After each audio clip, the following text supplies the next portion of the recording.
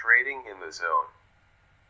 Master the market with confidence, discipline, and a winning attitude. Mark Douglas. Foreword by Thorn Hartle.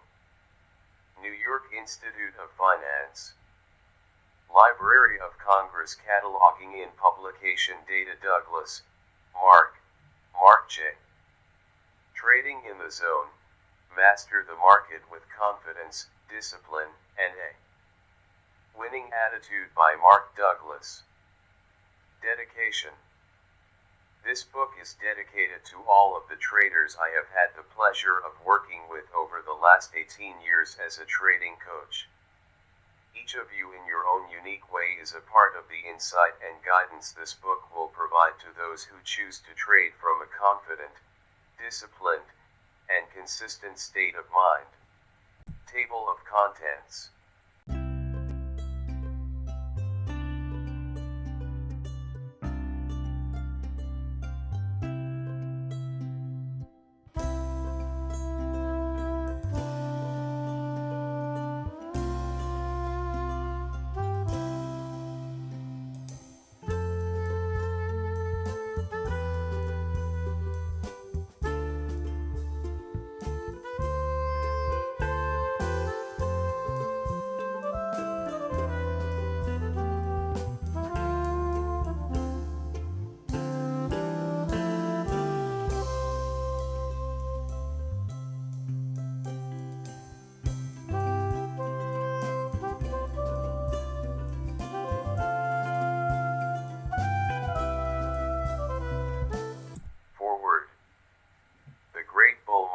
Stocks has led to an equally great bull market in the number of books published on the subject of how to make money trading the markets.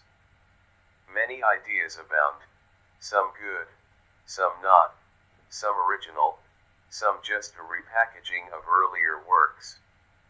Occasionally, though, a writer comes forward with something that really sets him or her apart from the pack, something special. One such writer is Mark Douglas.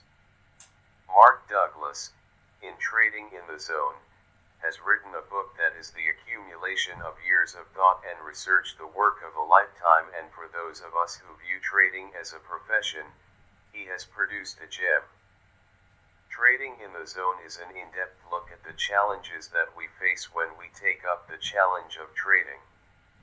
To the novice, the only challenge appears to be to find a way to make money.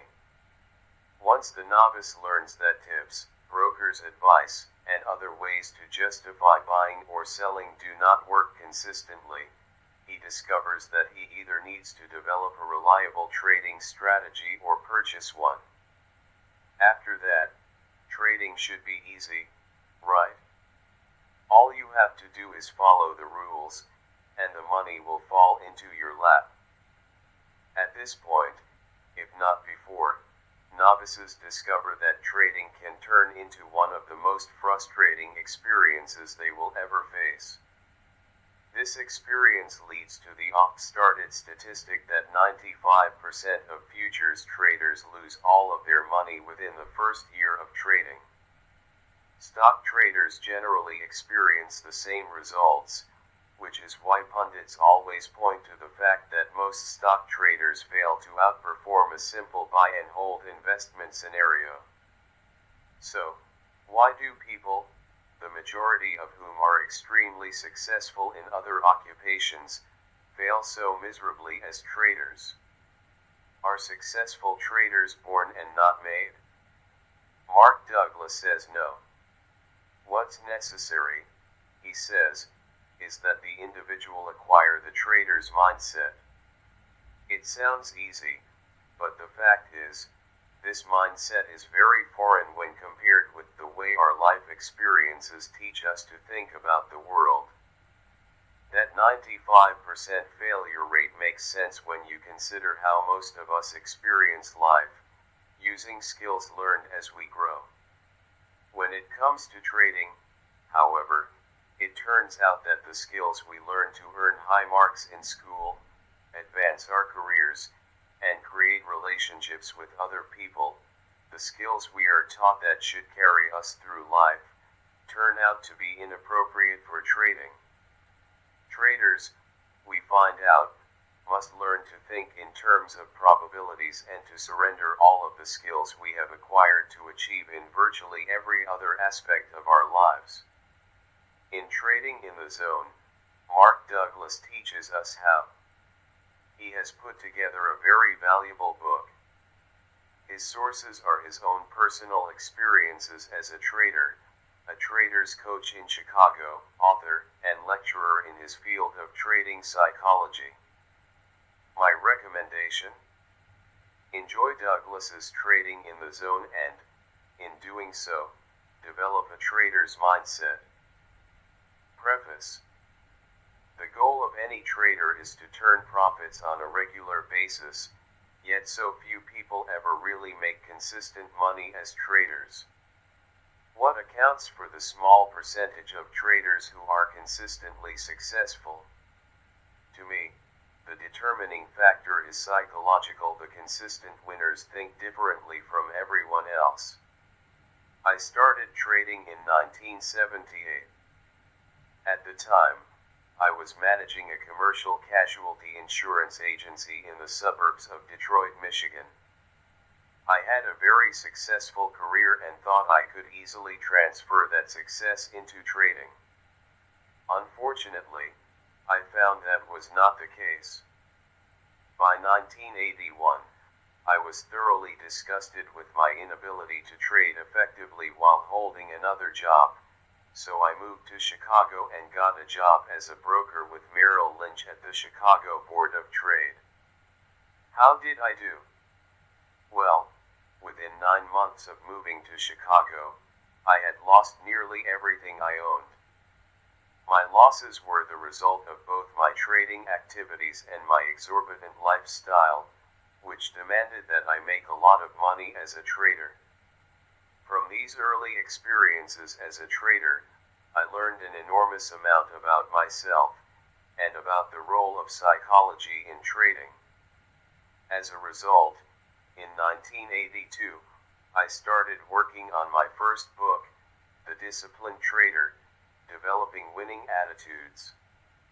When I began this project, I had no concept of how difficult it was to write a book or explain something that I understood for myself in a manner and form that would be useful to other people. I thought it was going to take me between 6 and 9 months to get the job done. It took 7.5 years and was finally published by Prentice Hall in 1990. In 1983, I left Merrill Lynch to start a consulting firm, Trading Behavior Dynamics, where I presently develop and conduct seminars on trading psychology and act in the capacity of what is commonly referred to as a trading coach. I've done countless presentations for trading companies, clearing firms, brokerage houses, banks, and investment conferences all over the world. I've worked at a personal level, one-on-one, with virtually every type of trader in the business, including some of the biggest floor traders, hedgers, option specialists, and CTAs, as well as neophytes. As of this writing, I have spent the last 17 years dissecting the psychological dynamics behind trading so that I could develop effective methods for teaching the proper principles of success. What I've discovered is that, at the most fundamental level, there is a problem with the way we think.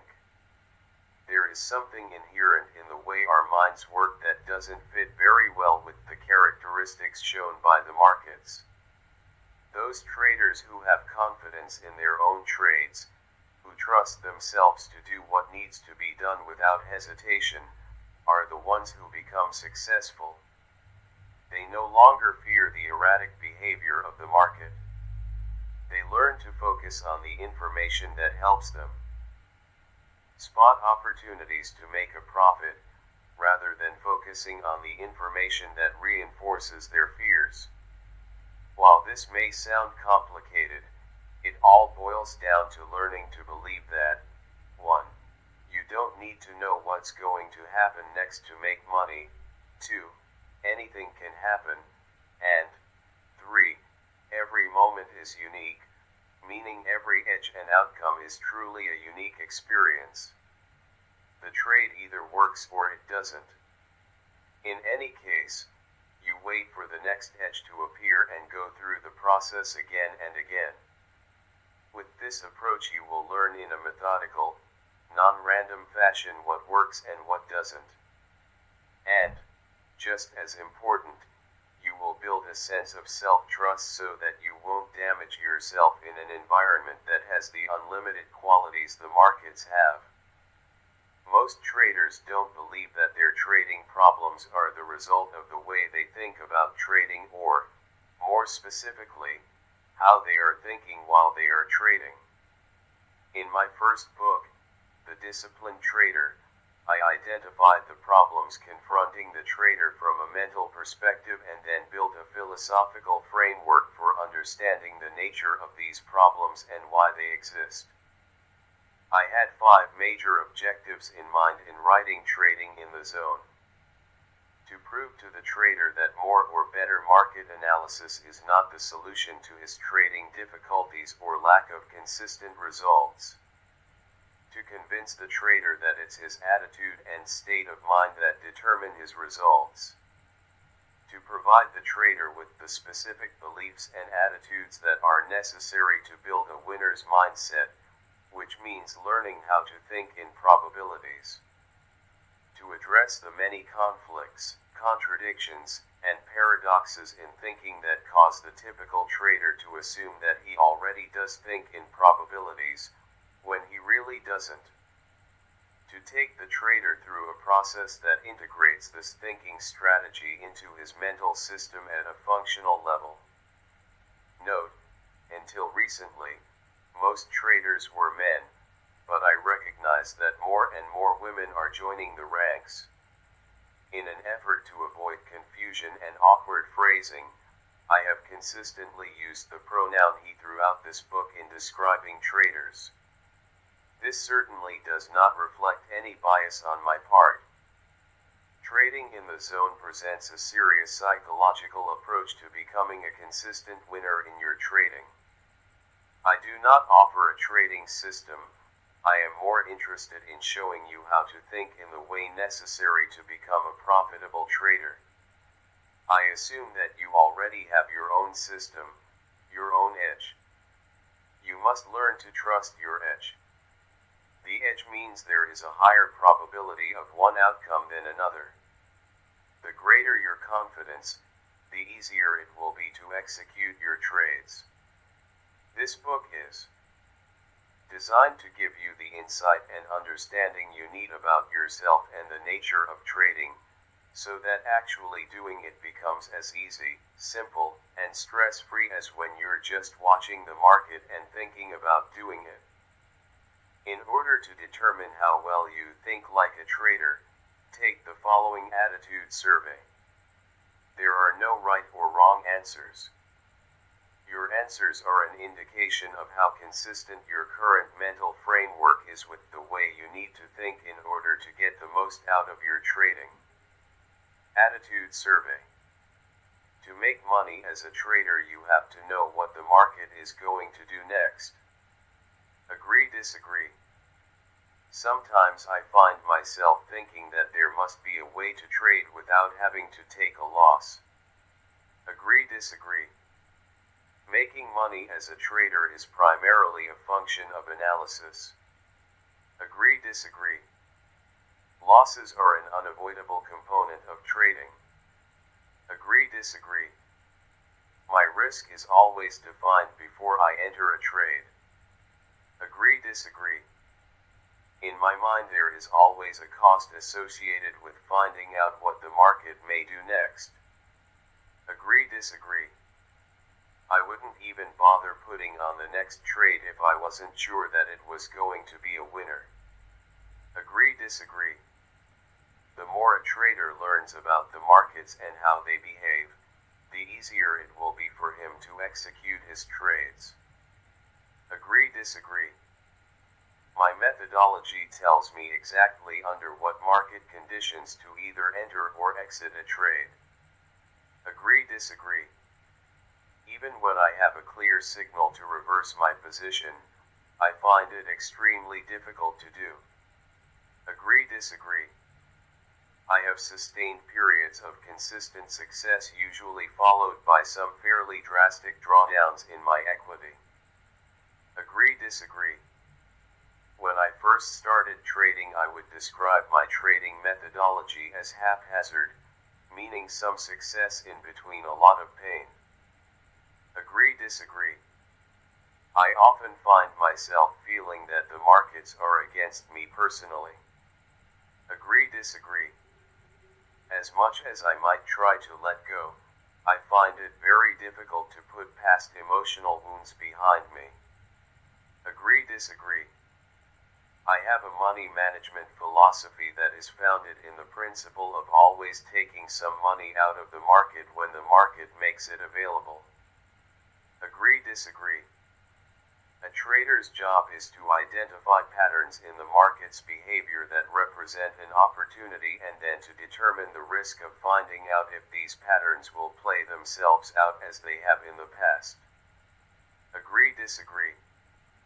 Sometimes I just can't help feeling that I am a victim of the market. Agree, disagree. When I trade, I usually try to stay focused in one time frame. Agree, disagree. Trading successfully requires a degree of mental flexibility far beyond the scope of most people. Agree, disagree. There are times when I can definitely feel the flow of the market. However, I often have difficulty acting on these feelings. Agree, disagree.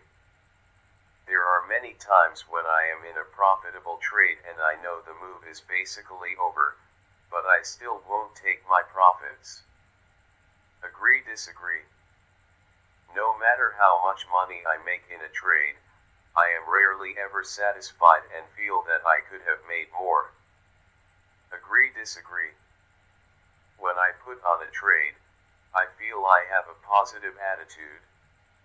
I anticipate all of the money I could make from the trade in a positive way. Agree, disagree. The most important component in a trader's ability to accumulate money over time is having a belief in his own consistency. Agree, disagree. If you were granted a wish to be able to instantaneously acquire one trading skill, what skill would you choose?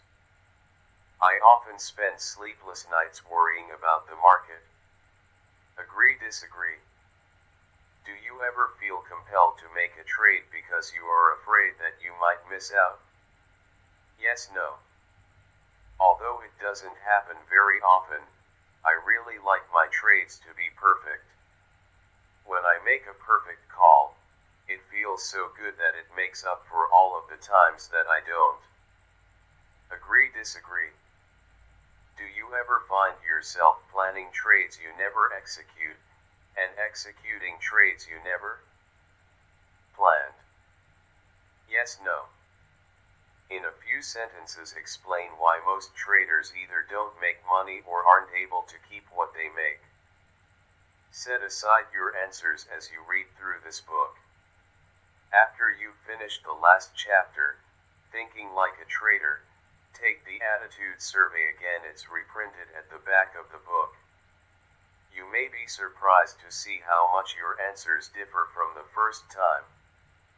Acknowledgements.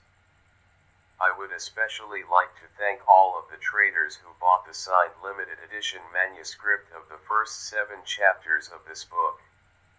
Your feedback gave me the inspiration to add the additional 4 chapters. Next, I would like to thank fellow traders Robert St. John, Greg Bieber, Larry Pasaventure, and Ted Hearn for their friendship and the special ways in which each of them contributed to the development of this book. I would also like to acknowledge my friend, Eileen Bruno, for editing the original manuscript, and, at Prentice Hall, Ellen Schneid-Coleman, Associate Publisher, for her professionalism and help in smoothing the path to publication, and Barry Richardson, Development Editor, for his help in shaping the introduction. His time and talent are greatly appreciated. Chapter 1. The Road to Success, Fundamental, Technical, or Mental Analysis. In the beginning, fundamental analysis. Who remembers when fundamental analysis was considered the only real or proper way to make trading decisions?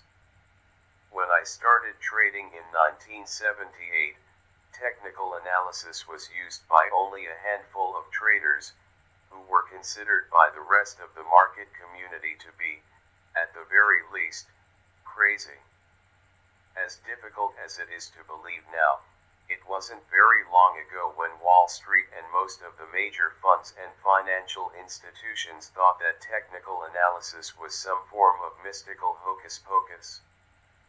Now, of course, just the opposite is true.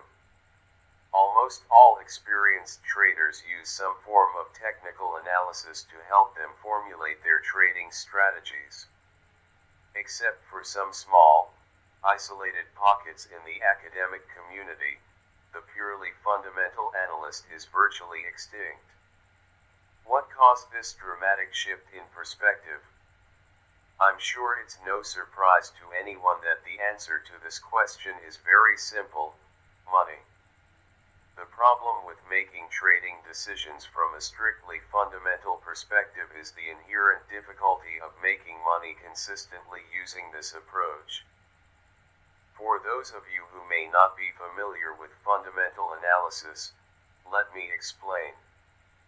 Fundamental analysis attempts to take into consideration all the variables that could affect the relative balance or imbalance between the supply of and the possible demand for any particular stock, commodity, or financial instrument. Using primarily mathematical models that weigh the significance of a variety of factors, interest rates, balance sheets, weather patterns, and numerous others, the analyst projects what the price should be at some point in the future.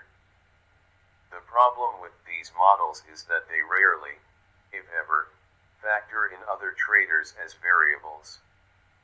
People, expressing their beliefs and expectations about the future, make prices move, not models. The fact that a model makes a logical and reasonable projection based on all the relevant variables is not of much value if the traders who are responsible for most of the trading volume are not aware of the model or don't believe in it. As a matter of fact, many traders, especially those on the floors of the futures exchanges who have the ability to move prices very dramatically in one direction or the other, usually don't have the slightest concept of the fundamental supply and demand factors that are supposed to affect prices.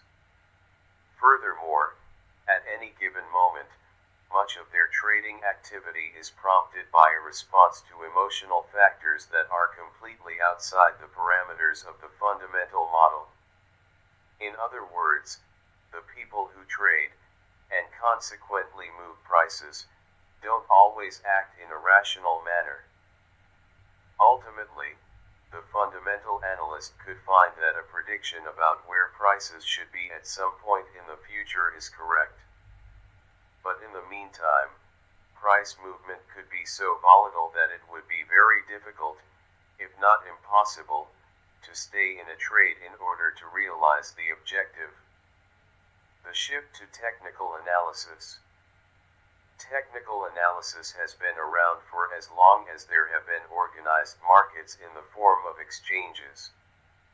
But the trading community didn't accept technical analysis as a viable tool for making money until the late 1970s or early 1980s. Here's what the technical analyst knew that it took the mainstream market community generations to catch on to. A finite number of traders participate in the markets on any given day, week, or month. Many of these traders do the same lines of things over and over in their attempt to make money. In other words, individuals develop behavior patterns, and a group of individuals, interacting with one another on a consistent basis, form collective behavior patterns. These behavior patterns are observable and quantifiable, and they repeat themselves with statistical reliability. Technical analysis is a method that organizes this collective behavior into identifiable patterns that can give a clear indication of when there is a greater probability of one thing happening over another.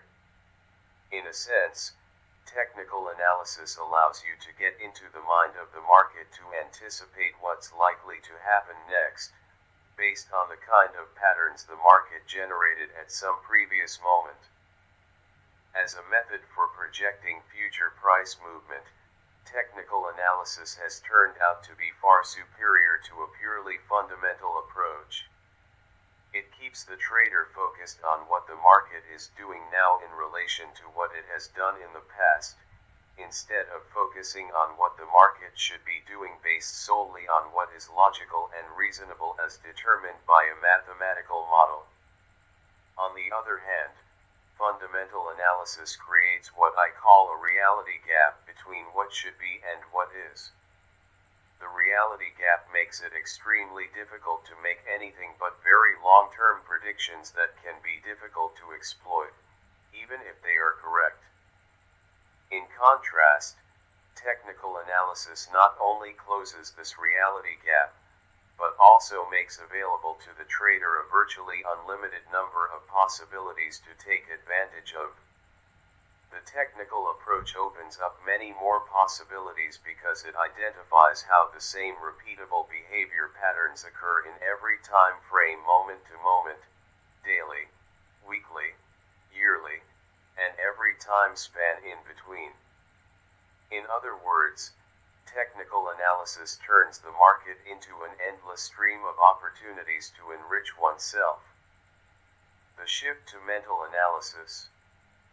If technical analysis works so well, why would more and more of the trading community shift their focus from technical analysis of the market to mental analysis of themselves, meaning their own individual trading psychology?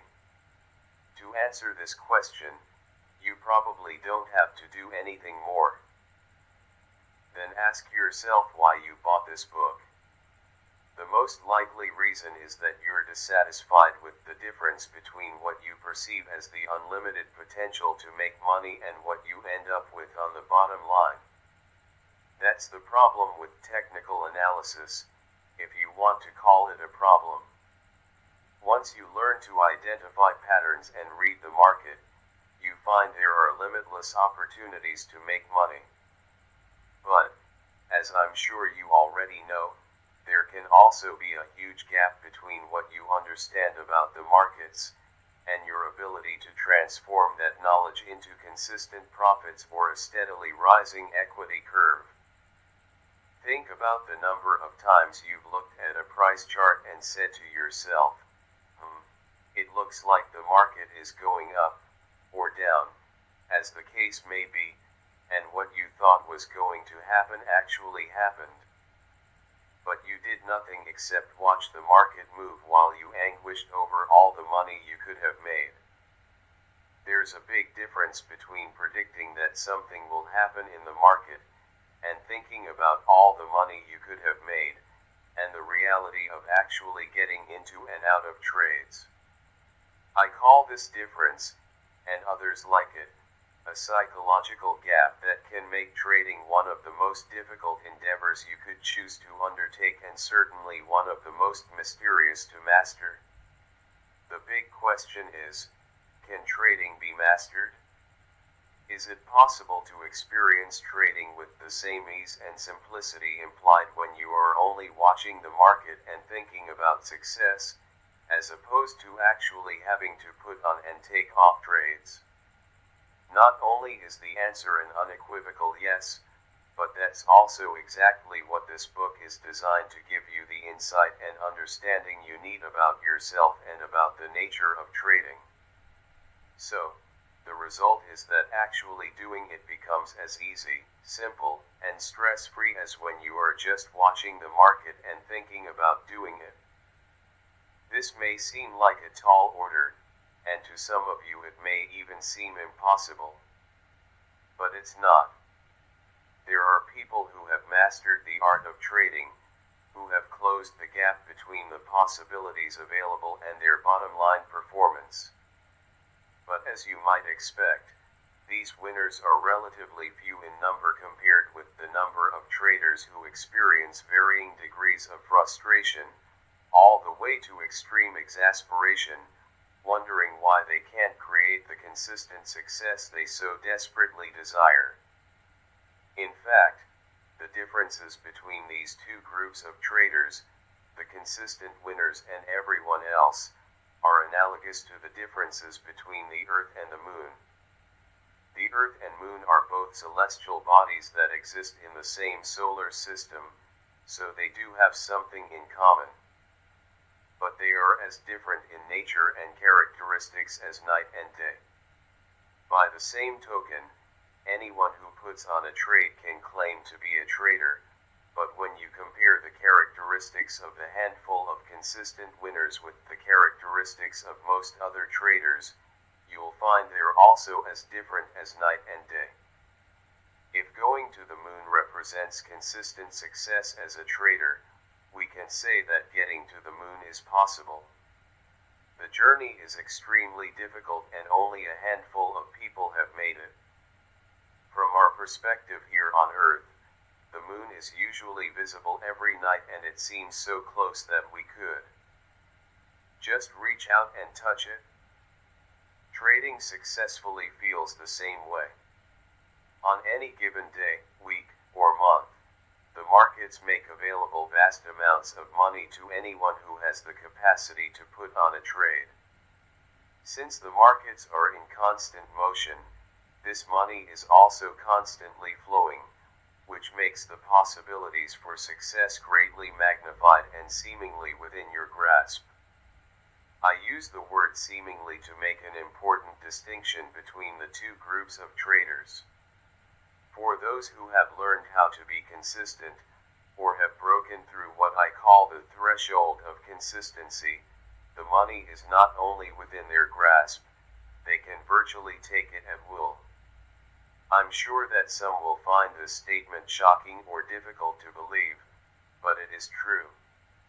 There are some limitations, but for the most part, money flows into the accounts of these traders with such ease and effortlessness that it literally boggles most people's minds. However, for the traders who have not evolved into this select group, the word seemingly means exactly what it implies.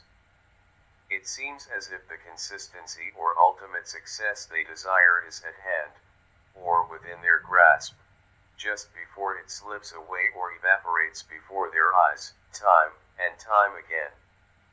The only thing about trading that is consistent with this group is emotional pain. Yes, they certainly have moments of elation, but it is not an exaggeration to say that most of the time they are in a state of fear, anger, frustration, anxiety, disappointment, betrayal, and regret. So, what separates these two groups of traders? Is it intelligence? Are the consistent winners just plain smarter than everyone else? Do they work harder? Are they better analysts, or do they have access to better trading systems? Do they possess inherent personality characteristics that make it easier for them to deal with the intense pressures of trading? All of these possibilities sound quite plausible, except when you consider that most of the trading industry's failures are also some of society's brightest and most accomplished people. The largest group of consistent losers is composed primarily of doctors, lawyers, engineers, scientists, CEOs, wealthy retirees, and entrepreneurs. Furthermore, most of the industry's best market analysts are the worst traders imaginable. Intelligence and good market analysis can the road to success certainly contribute to success, but they are not the defining factors that separate the consistent winners from everyone else. Well, if it isn't intelligence or better analysis, then what could it be? Having worked with some of the best and some of the worst traders in the business, and having helped some of the worst become some of the best, I can state without a doubt that there are specific reasons why the best traders consistently outperform everyone else. If I had to distill all of the reasons down to one, I would simply say that the best traders think differently from the rest. I know that doesn't sound very profound, but it does have profound implications if you consider what it means to think differently. To one degree or another, all of us think differently from everyone else. We may not always be mindful of this fact. It seems natural to assume that other people share our perceptions and interpretations of events. In fact, this assumption continues to seem valid until we find ourselves in a basic, fundamental disagreement with someone about something we both experienced. Other than our physical features, the way we think is what makes us unique, probably even more unique than our physical features do. Let's get back to traders. What is different about the way the best traders think as opposed to how those who are still struggling think? While the markets can be described as an arena of endless opportunities, they simultaneously confront the individual with some of the most sustained, adverse psychological conditions you can expose yourself to. At some point, everyone who trades learns something about the markets that will indicate when opportunities exist. But learning how to identify an opportunity to buy or sell does not mean that you have learned to think like a trader. The defining characteristic that separates the consistent winners from everyone else is this: the winners have attained a mindset, a unique set of attitudes that allows them to remain disciplined, focused, and, above all, confident in spite of the adverse conditions.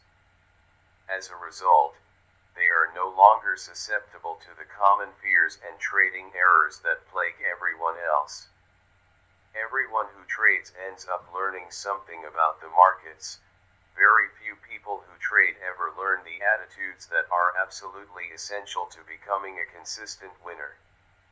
Just as people can learn to perfect the proper technique for swinging a golf club or tennis racket, their consistency, or lack of it, will without a doubt come from their attitude. Traders who make it beyond the threshold of consistency usually experience a great deal of pain, both emotional and financial, before they acquire the land of attitude that allows them to function effectively in the market environment. The rare exceptions are usually those who were born into successful trading families or who started their trading careers under the guidance of someone who understood the true nature of trading, and, just as important, knew how to teach it. Why are emotional pain and financial disaster common among traders? The simple answer is that most of us weren't fortunate enough to start our trading careers with the proper guidance. However, the reasons go much deeper than this. I have spent the last 17 years dissecting the psychological dynamics behind trading so that I could develop effective methods for teaching the principles of success. What I've discovered is that trading is chock full of paradoxes and contradictions in thinking that make it extremely difficult to learn how to be successful. In fact, if I had to choose one word that encapsulates the nature of trading, it would be paradox. According to the dictionary, a paradox is something that seems to have contradictory qualities or that is contrary to common belief or what generally makes sense to people. Financial and emotional disaster are common among traders because many of the perspectives, attitudes, and principles that would otherwise make perfect sense and work quite well in our daily lives have the opposite effect in the trading environment. They just don't work. Not knowing this, most traders start their careers with a fundamental lack of understanding of what it means to be a trader, the skills that are involved, and the depth to which those skills need to be developed. Here is a prime example of what I am talking about. Trading is inherently risky. To my knowledge, no trade has a guaranteed outcome, therefore, the possibility of being wrong and losing money is always present. So, when you put on a trade, can you consider yourself a risk taker? Even though this may sound like a trick question, it is not. The logical answer to the question is, unequivocally, yes. If I engage in an activity that is inherently risky, then I must be a risk taker. This is a perfectly reasonable assumption for any trader to make. In fact, not only do virtually all traders make this assumption, but most traders take pride in thinking of themselves as risk takers. The problem is that this assumption couldn't be further from the truth. Of course, any trader is taking a risk when you put on a trade, but that doesn't mean that you are correspondingly accepting that risk. In other words, all trades are risky because the outcomes are probable, not guaranteed.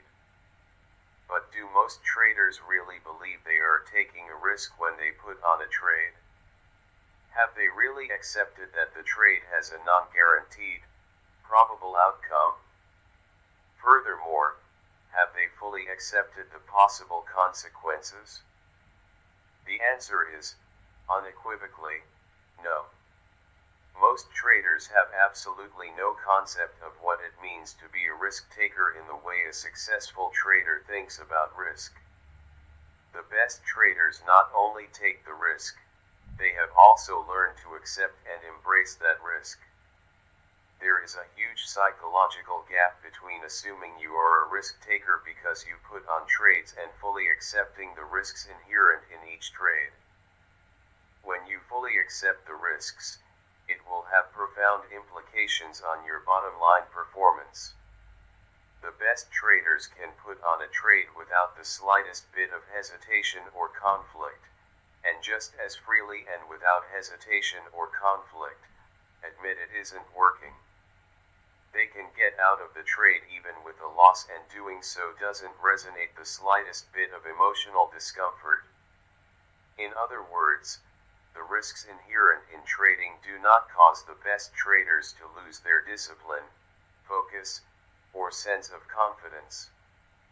If you are unable to trade without the slightest bit of emotional discomfort, specifically, fear, then you have not learned how to accept the risks inherent in trading.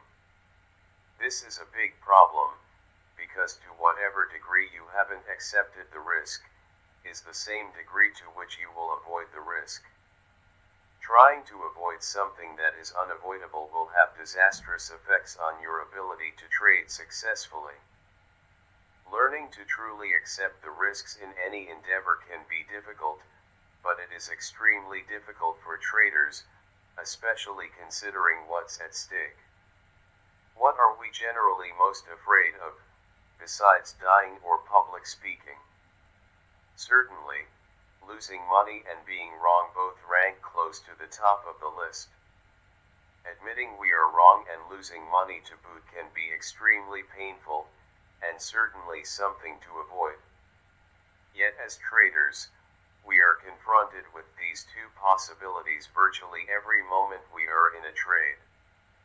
Now, you might be saying to yourself, apart from the fact that it hurts so much, it's natural to not want to be wrong and lose something, therefore, it's appropriate for me to do whatever I can to avoid it. I agree with you. But it is also this natural tendency that makes trading, which looks like it should be easy, extremely difficult. Trading presents us with a fundamental paradox. How do we remain disciplined, focused, and confident in the face of constant uncertainty? When you have learned how to think like a trader, that's exactly what you will be able to do. Learning learning how to redefine your trading activities in a way that allows you to completely accept the risk is the key to thinking like a successful trader. Learning to accept the risk is a trading skill, the most important skill you can learn. Yet it's rare that developing traders focus any attention or expend any effort to learn it. When you learn the trading skill of risk acceptance, the market will not be able to generate information that you define or interpret as painful. If the information the market generates doesn't have the potential to cause you emotional pain, there's nothing to avoid. It is just information, telling you what the possibilities are. This is called an objective perspective, one that is not skewed or distorted by what you are afraid is going to happen or not happen. I'm sure there isn't one trader reading this book who hasn't gotten into trades too soon before the market has actually generated a signal, or too late long after the market has generated a signal. What trader hasn't convinced himself not to take a loss and, as a result, had it turn into a bigger one, or got out of winning trades too soon, or found himself in winning trades but didn't take any profits at all, and then let the trades turn into losers, or moved stop losses closer to his entry point, only to get stopped out and have the market go back in his direction. These are but a few of the many errors traders perpetuate upon themselves time and time again. These are not market-generated errors. That is, these errors do not come from the market. The market is neutral, in the sense that it moves and generates information about itself. Movement and information provide each of us with the opportunity to do something, but that's all. The markets don't have any power over the unique way in which each of us perceives and interprets this information, or control of the decisions and actions we take as a result. The errors I already mentioned and many more are strictly the result of what I call faulty trading attitudes and perspectives. Faulty attitudes that foster fear instead of trust and confidence.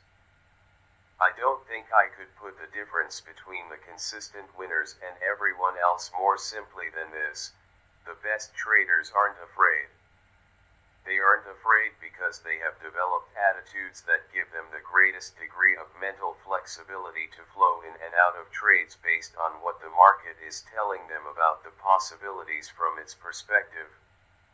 At the same time, the best traders have developed attitudes that prevent them from getting reckless. Everyone else is afraid, to some degree or another. When they're not afraid, they have the tendency to become reckless and to create the kind of experience for themselves that will cause them to be afraid from that point on. 95% of the trading errors you are likely to make causing the money to just evaporate before your eyes will stem from your attitudes about being wrong, losing money, missing out, and leaving money on the table. What I call the 4 primary trading fears. Now, you may be saying to yourself, I don't know about this. I've always thought traders should have a healthy fear of the markets. Again, this is a perfectly logical and reasonable assumption. But when it comes to trading, your fears will act against you in such a way that you will cause the very thing you are afraid of to actually happen. If you're afraid of being wrong, your fear will act upon your perception of market information in a way that will cause you to do something that ends up making you wrong. When you are fearful, no other possibilities exist. You can't perceive other possibilities or act on them properly, even if you did manage to perceive them, because fear is immobilizing. Physically, it causes us to freeze or run. Mentally, it causes us to narrow our focus of attention to the object of our fear. This means that thoughts about other possibilities, as well as other available information from the market, get blocked. You won't think about all the rational things you've learned about the market until you are no longer afraid and the event is over. Then you will think to yourself, I knew that. Why didn't I think of it then? Or, why couldn't I act on it then? It's extremely difficult to perceive that the source of these problems is our own inappropriate attitudes. That's what makes fear so insidious. Many of the thinking patterns that adversely affect our trading are a function of the natural ways in which we were brought up to think and see the world. These thinking patterns are so deeply ingrained that it rarely occurs to us that the source of our trading difficulties is internal, derived from our state of mind.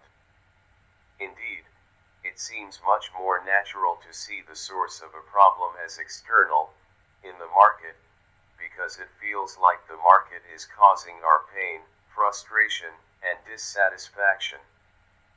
Obviously, these are abstract concepts and certainly not something most traders are going to concern themselves with. Yet understanding the relationship between beliefs, attitudes, and perception is as fundamental to trading as learning how to serve is to tennis, or as learning how to swing a club is to golf. Put another way, understanding and controlling your perception of market information is important only to the extent that you want to achieve consistent results. I say this because there is something else about trading that is as true as the statement I just made. You don't have to know anything about yourself or the markets to put on a winning trade, just as you don't have to know the proper way to swing a tennis racket or golf club in order to hit a good shot from time to time. The first time I played golf, I hit several good shots throughout the game even though I hadn't learned any particular technique, but my score was still over 120 for 18 holes. Obviously, to improve my overall score, I needed to learn technique. Of course, the same is true for trading. We need technique to achieve consistency. But what technique? This is truly one of the most perplexing aspects of learning how to trade effectively. If we aren't aware of, or don't understand, how our beliefs and attitudes affect our perception of market information, it will seem as if it is the market's behavior that is causing the lack of consistency. As a result, it would stand to reason that the best way to avoid losses and become consistent would be to learn more about the markets.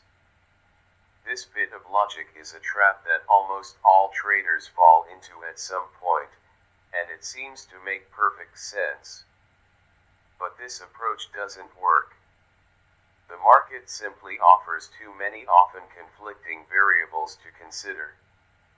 Furthermore, there are no limits to the market's behavior. It can do anything at any moment. As a matter of fact, because every person who trades is a market variable, it can be said that any single trader can cause virtually anything to happen.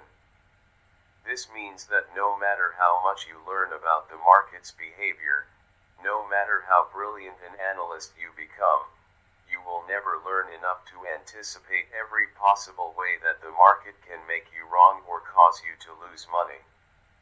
So, if you are afraid of being wrong or losing money, it means you will never learn enough to compensate for the negative effects these fears will have on your ability to be objective and your ability to act without hesitation. In other words, you won't be confident in the face of constant uncertainty. The hard, cold reality of trading is that every trade has an uncertain outcome. Unless you learn to completely accept the possibility of an uncertain outcome, you will try either consciously or unconsciously to avoid any possibility you define as painful.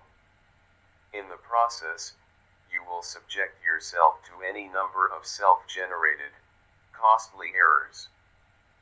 Now, I am not suggesting that we don't need some form of market analysis or methodology to define opportunities and allow us to recognize them, We certainly do. However, market analysis is not the path to consistent results. It will not solve the trading problems created by lack of confidence, lack of discipline, or improper focus. When you operate from the assumption that more or better analysis will create consistency, you will be driven to gather as many market variables as possible into your arsenal of trading tools. But what happens then? You are still disappointed and betrayed by the markets, time and again, because of something you didn't see or give enough consideration to. It will feel like you can't trust the markets, but the reality is, you can't trust yourself. Confidence and fear are contradictory states of mind that both stem from our beliefs and attitudes. To be confident, functioning in an environment where you can easily lose more than you intend to risk, requires absolute trust in yourself. However, you won't be able to achieve that trust until you have trained your mind to override your natural inclination to think in ways that are counterproductive to being a consistently successful trader. Learning how to analyze the market's behavior is simply not the appropriate training. You have two choices. You can try to eliminate risk by learning about as many market variables as possible. I call this the black hole ultimate frustration. Or you can learn how to redefine your trading activities in such a way that you truly accept the risk, and you're no longer afraid. When you've achieved the state of mind where you truly accept the risk, you won't have the potential to define and interpret market information in painful ways. When you eliminate the potential to define market information in painful ways, you also eliminate the tendency to rationalize, hesitate, jump the gun, hope that the market will give you money, or hope that the market will save you from your inability to cut your losses. As long as you are susceptible to the lens of errors that are the result of rationalizing, justifying, hesitating, hoping, and jumping the gun, you will not be able to trust yourself. If you can't trust yourself to be objective and to always act in your own best interests, achieving consistent results will be next to impossible. Trying to do something that looks so simple may well be the most exasperating thing you will ever attempt to do. The irony is that, when you have the appropriate attitude, when you have acquired a trader's mindset and can remain confident in the face of constant uncertainty, trading will be as easy and simple as you probably thought it was when you first started out. So, what is the solution? You will need to learn how to adjust your attitudes and beliefs about trading in such a way that you can trade without the slightest bit of fear, but at the same time keep a framework in place that does not allow you to become reckless. That's exactly what this book is designed to teach you. As you move ahead, I would like you to keep something in mind.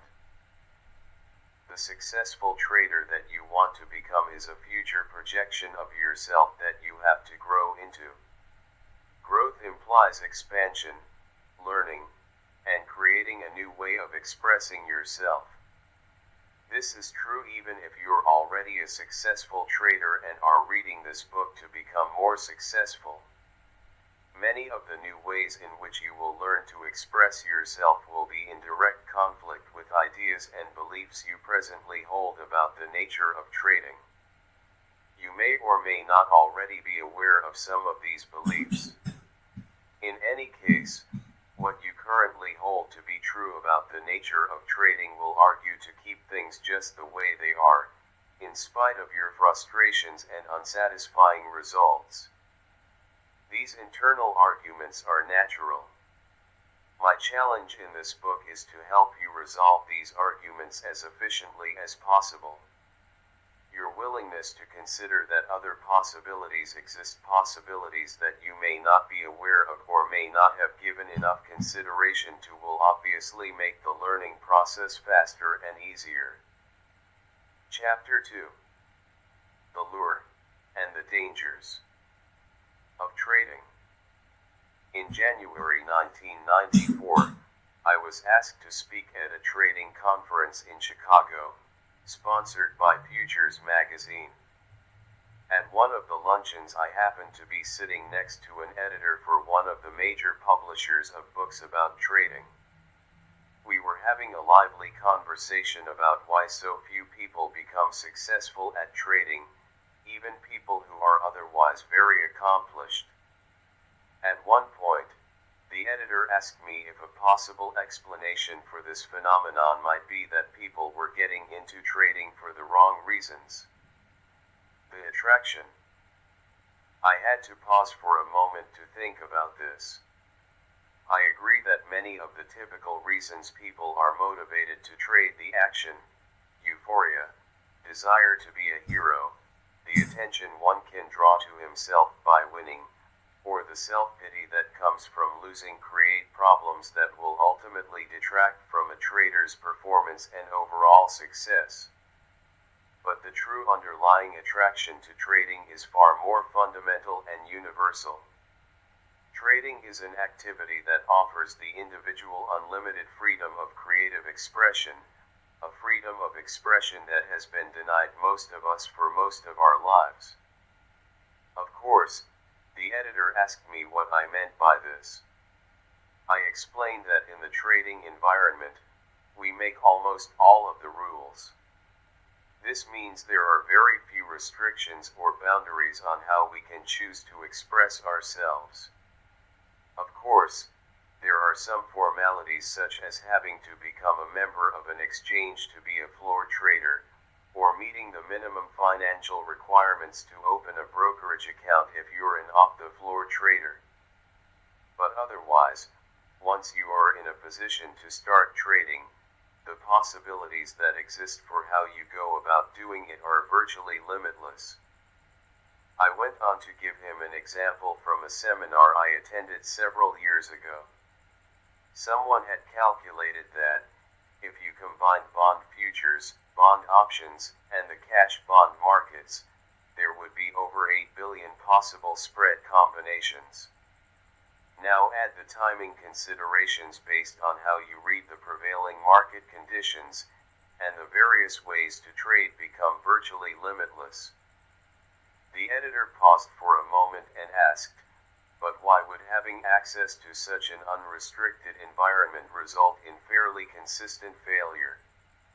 I answered, "Because unlimited possibilities coupled with the unlimited freedom to take advantage of those possibilities present the individual with unique and specialized psychological challenges, challenges that very few people are properly equipped to deal with, or have any awareness of for that matter, and people can't exactly work on overcoming something if they don't even know it's a problem.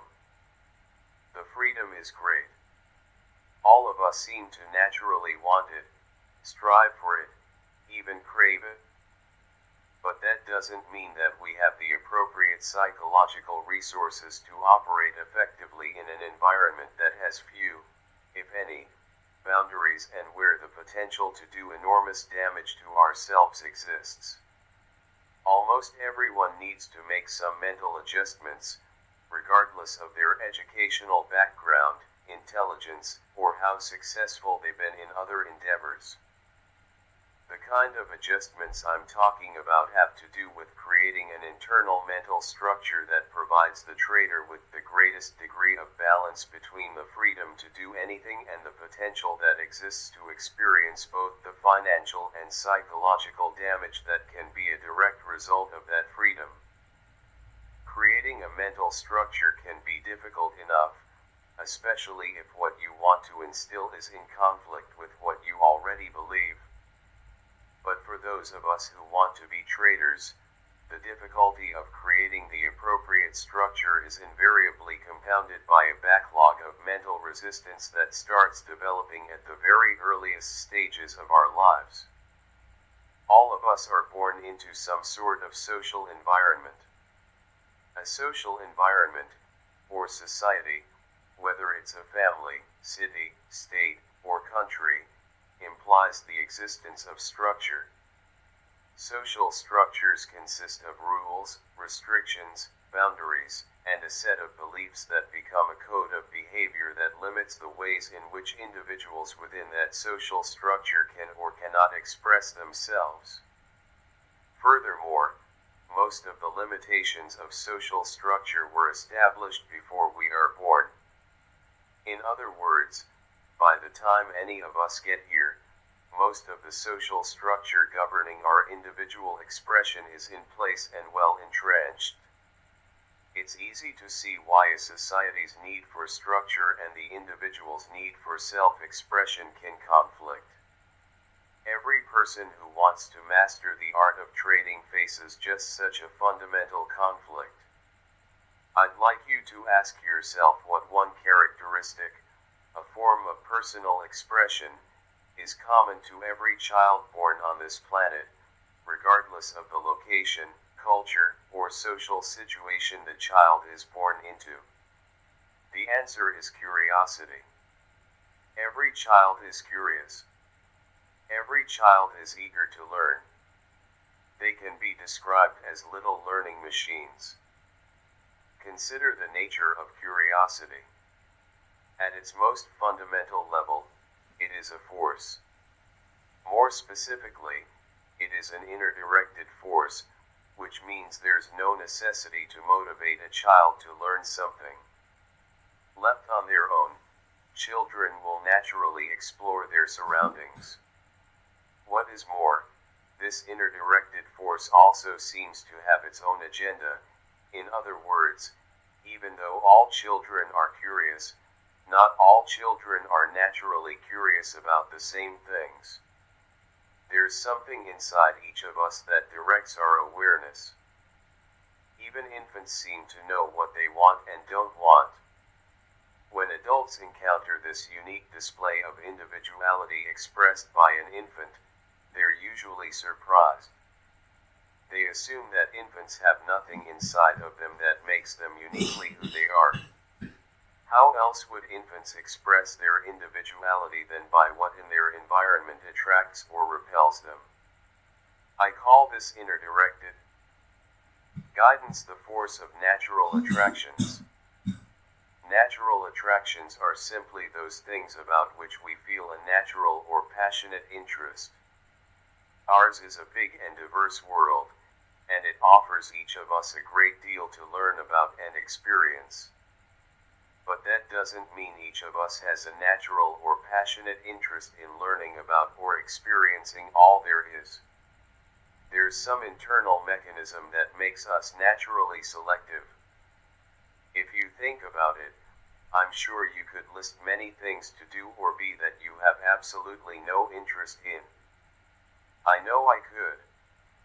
You could also make another list of the things you are only marginally interested in. Finally, you could list everything you have a passionate interest in. Of course, the lists get smaller as the interest levels rise.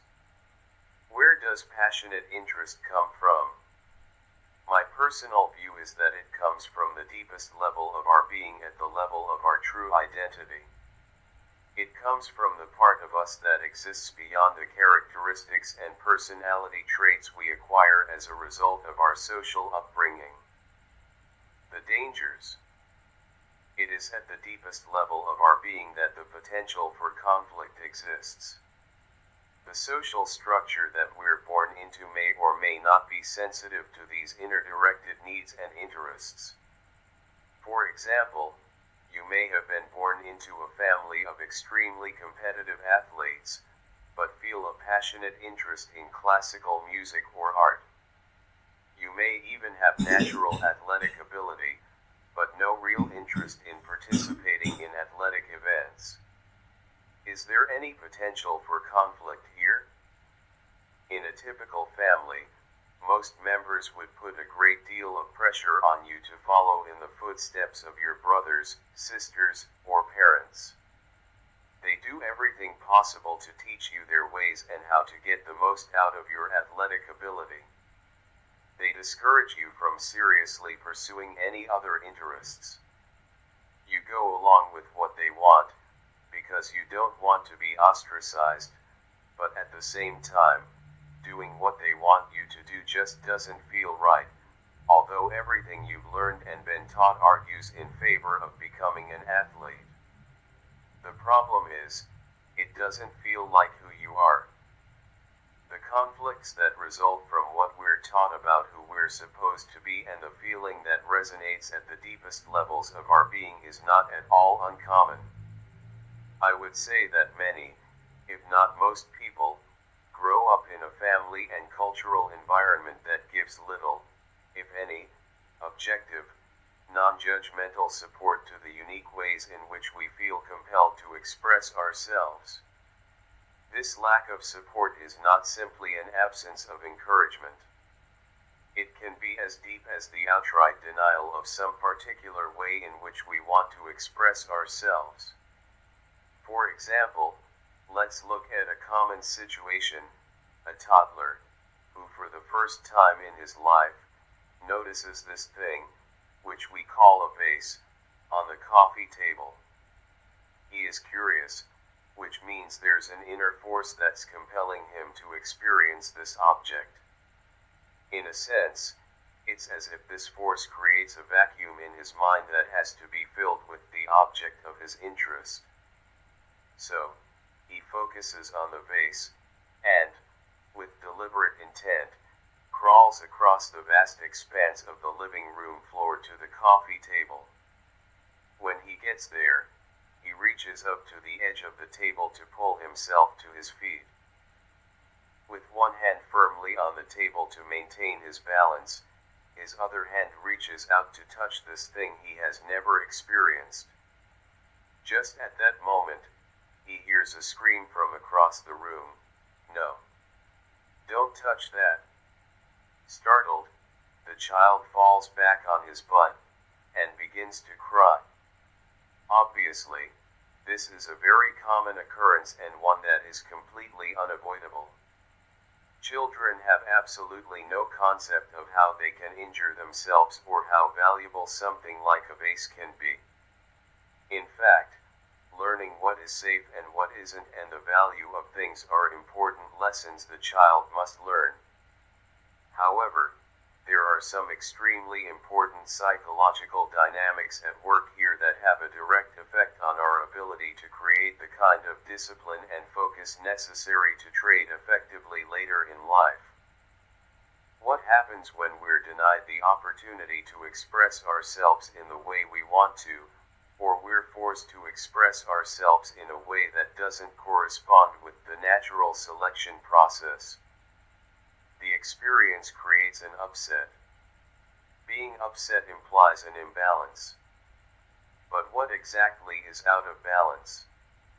For something to be out of balance, there has to be something that's in balance or in equal proportion in the first place.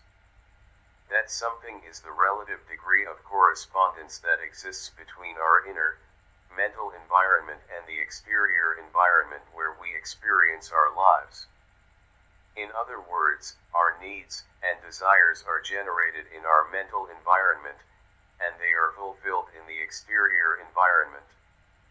If these two environments are in correspondence with one another, we're in a state of inner balance and we feel a sense of satisfaction or happiness. If these environments are not in correspondence, we experience dissatisfaction, anger, and frustration, or what is commonly referred to as emotional pain. Now, why would not getting what we want or being denied the freedom to express ourselves in some particular way cause us to experience emotional pain? My personal theory is that needs and desires create mental vacuums. The universe in which we live has a natural tendency to not tolerate a vacuum and moves to fill it, whenever one exists.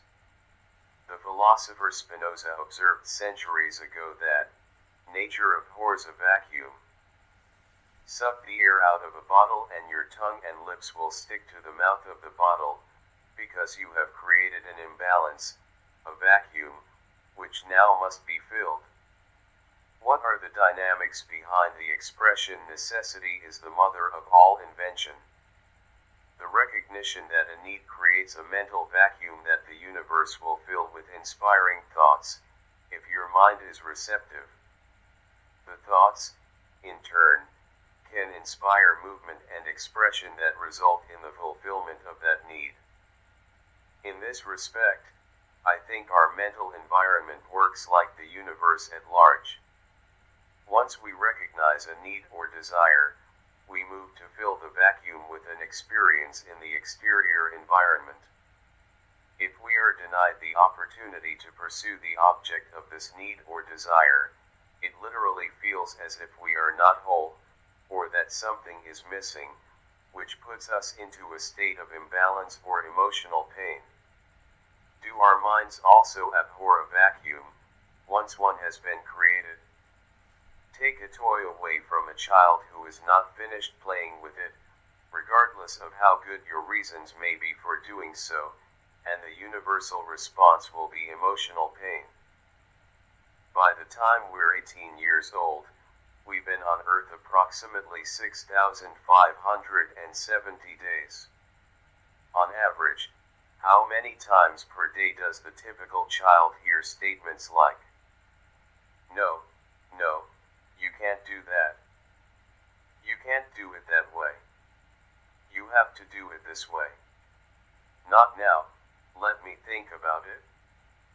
I'll let you know. It can't be done. What makes you think you can do it? You have to do it. You have no choice." These are just a few of the relatively nice ways in which all of us are denied individual expression as we grow up. Even if we only heard such statements once or twice a day, that still adds up to several thousand denials by the time we reach adulthood. I call these lands of experiences denied impulses to learn, impulses that are based on an inner need, originating from the deeper part of our identity, from the natural selection process. What happens to all of these impulses that have been denied and left unfulfilled? Do they just go away?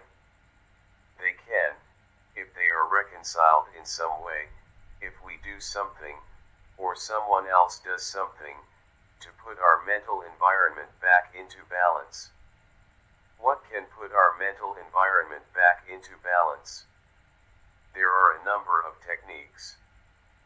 The most natural one, especially for a child, is simply to cry.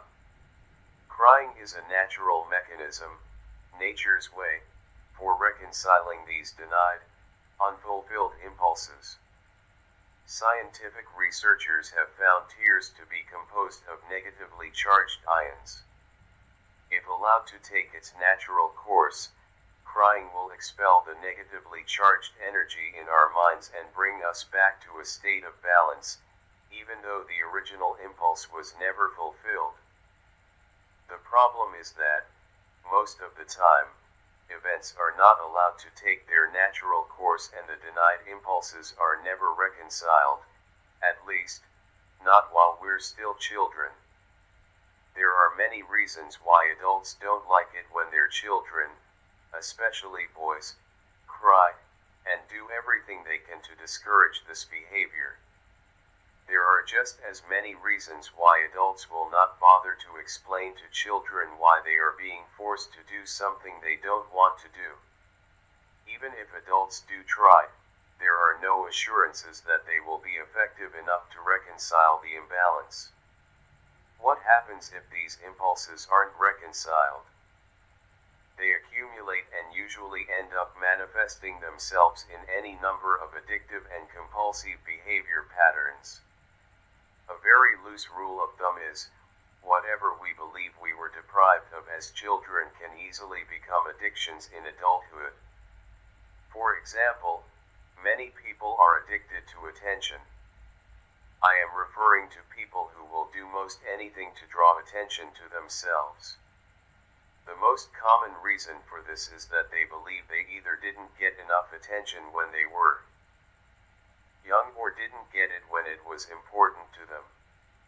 In any case, the deprivation becomes unresolved emotional energy that compels them to behave in ways that will satisfy the addiction. What's important for us to understand about these unreconciled, denied impulses that exist in all of us is how they affect our ability to stay focused and take a disciplined, consistent approach to our trading. The safeguards. To operate effectively in the trading environment, we need rules and boundaries to guide our behavior. It is a simple fact of trading that the potential exists to do enormous damage to ourselves, damage that can be way out of proportion to what we may think is possible. There are many kinds of trades in which the risk of loss is unlimited.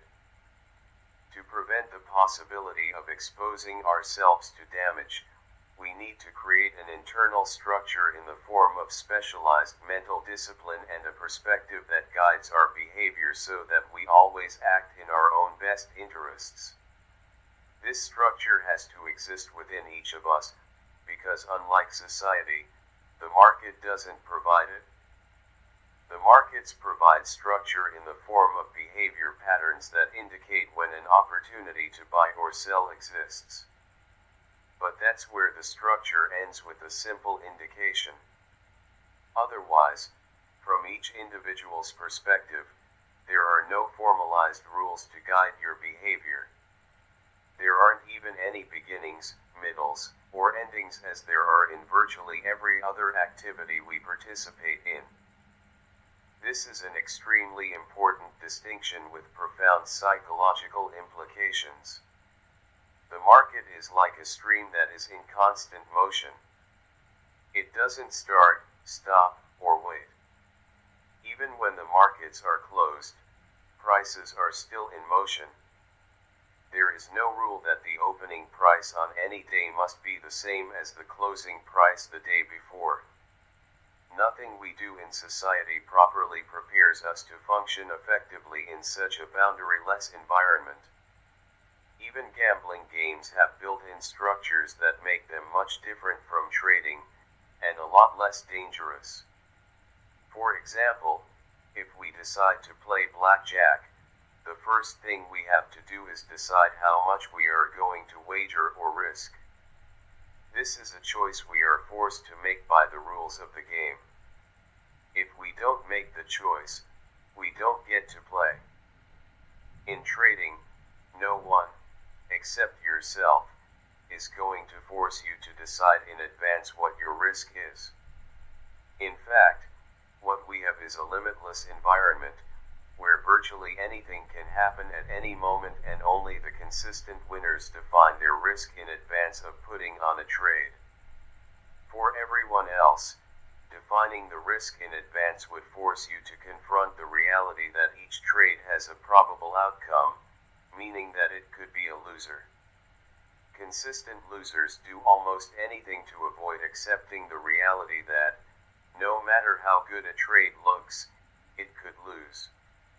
Without the presence of an external structure forcing the typical trader to think otherwise, he is susceptible to any number of justifications, rationalizations, and the kind of distorted logic that will allow him to get into a trade believing that it can't lose, which makes determining the risk in advance irrelevant.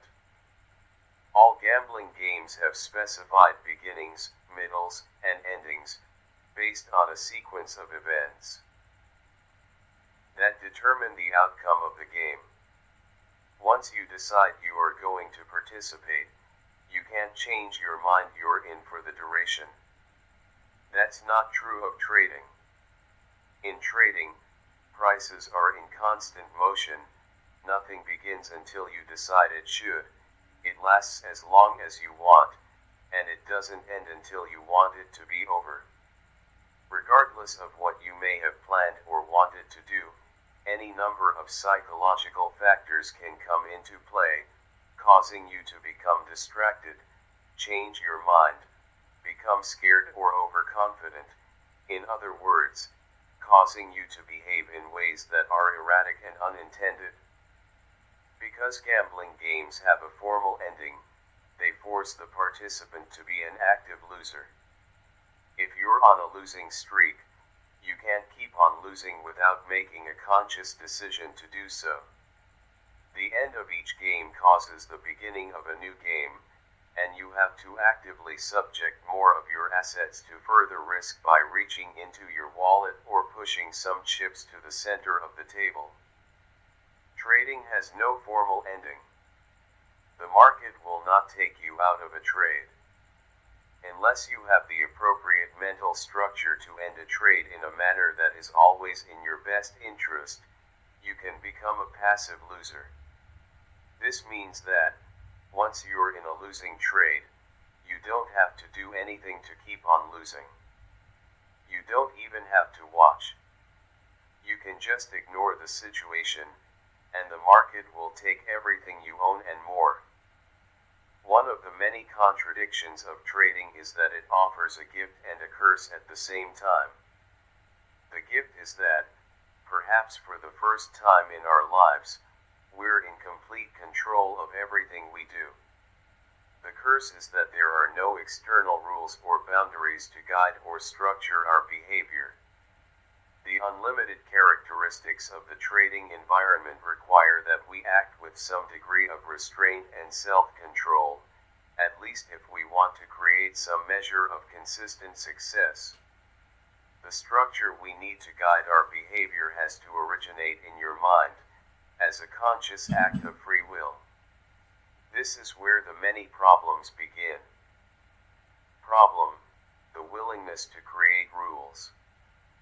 I have not yet encountered a person interested in trading who didn't resist the notion of creating a set of rules. The resistance isn't always overt. Quite the contrary, it's usually very subtle. We agree on the one hand that rules make sense, but we really have no intention of doing whatever is being suggested. This resistance can be intense, and it has a logical source. Most of the structure in our minds was given to us as a result of our social upbringing and based on choices made by other people. In other words, it was instilled in our minds, but did not originate in our minds. This is a very important distinction. In the process of instilling structure, many of our natural impulses to move, express, and learn about the nature of our existence through our own direct experience were denied. Many of these denied impulses were never reconciled and still exist inside of us as frustration, anger, disappointment, guilt, or even hatred. The accumulation of these negative feelings acts as a force inside our mental environment, causing us to resist anything that denies us the freedom to do and be whatever we want, when we want. In other words, the very reason we are attracted to trading in the first place, the unlimited freedom of creative expression, is the same reason we feel a natural resistance to creating the kinds of rules and boundaries that can appropriately guide our behavior. It's as if we have found a utopia in which there is complete freedom, and then someone taps us on the shoulder and says, "Hey, you have to create rules, and not only that, you also have to have the discipline to abide by them." The need for rules may make perfect sense, but it can be difficult to generate the motivation to create these rules when we've been trying to break free of them most of our lives. It usually takes a great deal of pain and suffering to break down the source of our resistance to establishing and abiding by a trading regime that is organized, consistent, and reflects prudent money management guidelines. Now, I'm not implying that you have to reconcile all of your past frustrations and disappointments to become a successful trader, because that's not the case. And you certainly don't have to suffer. I've worked with many traders who have achieved their objectives of consistency and haven't done anything to reconcile their backlog of denied impulses. However, I am implying that you can't take for granted how much effort and focus you may have to put into building the kind of mental structure that compensates for the negative effect denied impulses can have on your ability to establish the skills that will assure your success as a trader. Problem: failure to take responsibility. Trading can be characterized as a pure, unencumbered personal choice with an immediate outcome. Remember, nothing happens until we decide to start. It lasts as long as we want, and it doesn't end until we decide to stop. All of these beginnings, middles, and endings are the result of our interpretation of the information available and how we choose to act on our interpretation. Now, we may want the freedom to make choices, but that doesn't mean we are ready and willing to accept the responsibility for the outcomes. Traders who are not ready to accept responsibility for the outcomes of their interpretations and actions will find themselves in a dilemma. How does one participate in an activity that allows complete freedom of choice, and at the same time avoid taking responsibility if the outcome of one's choices are unexpected and not to one's liking? The hard reality of trading is that, if you want to create consistency, you have to start from the premise that no matter what the outcome, you are completely responsible. This is a level of responsibility few people have aspired to before they decide to become traders. The way to avoid responsibility is to adopt a trading style that is, to all intents and purposes, random.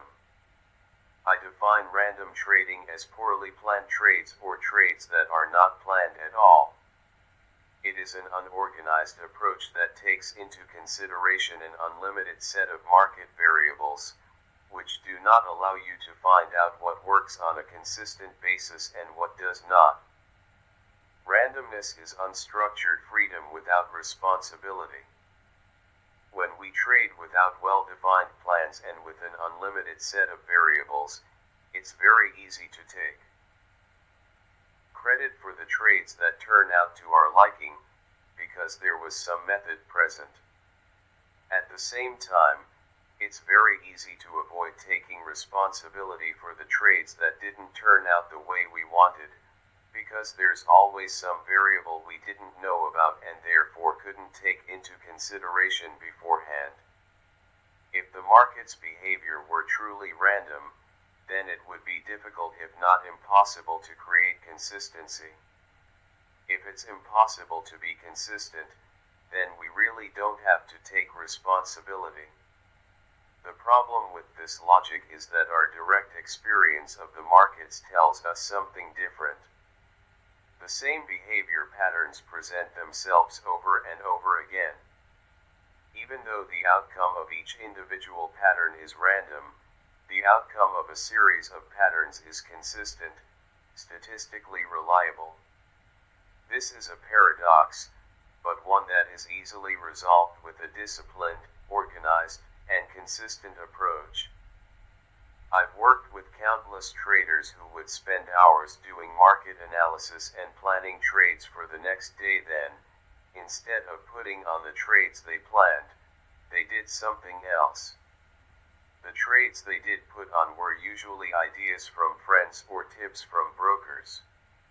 I probably don't have to tell you that the trades they originally planned, but didn't act on, were usually the big winners of the day.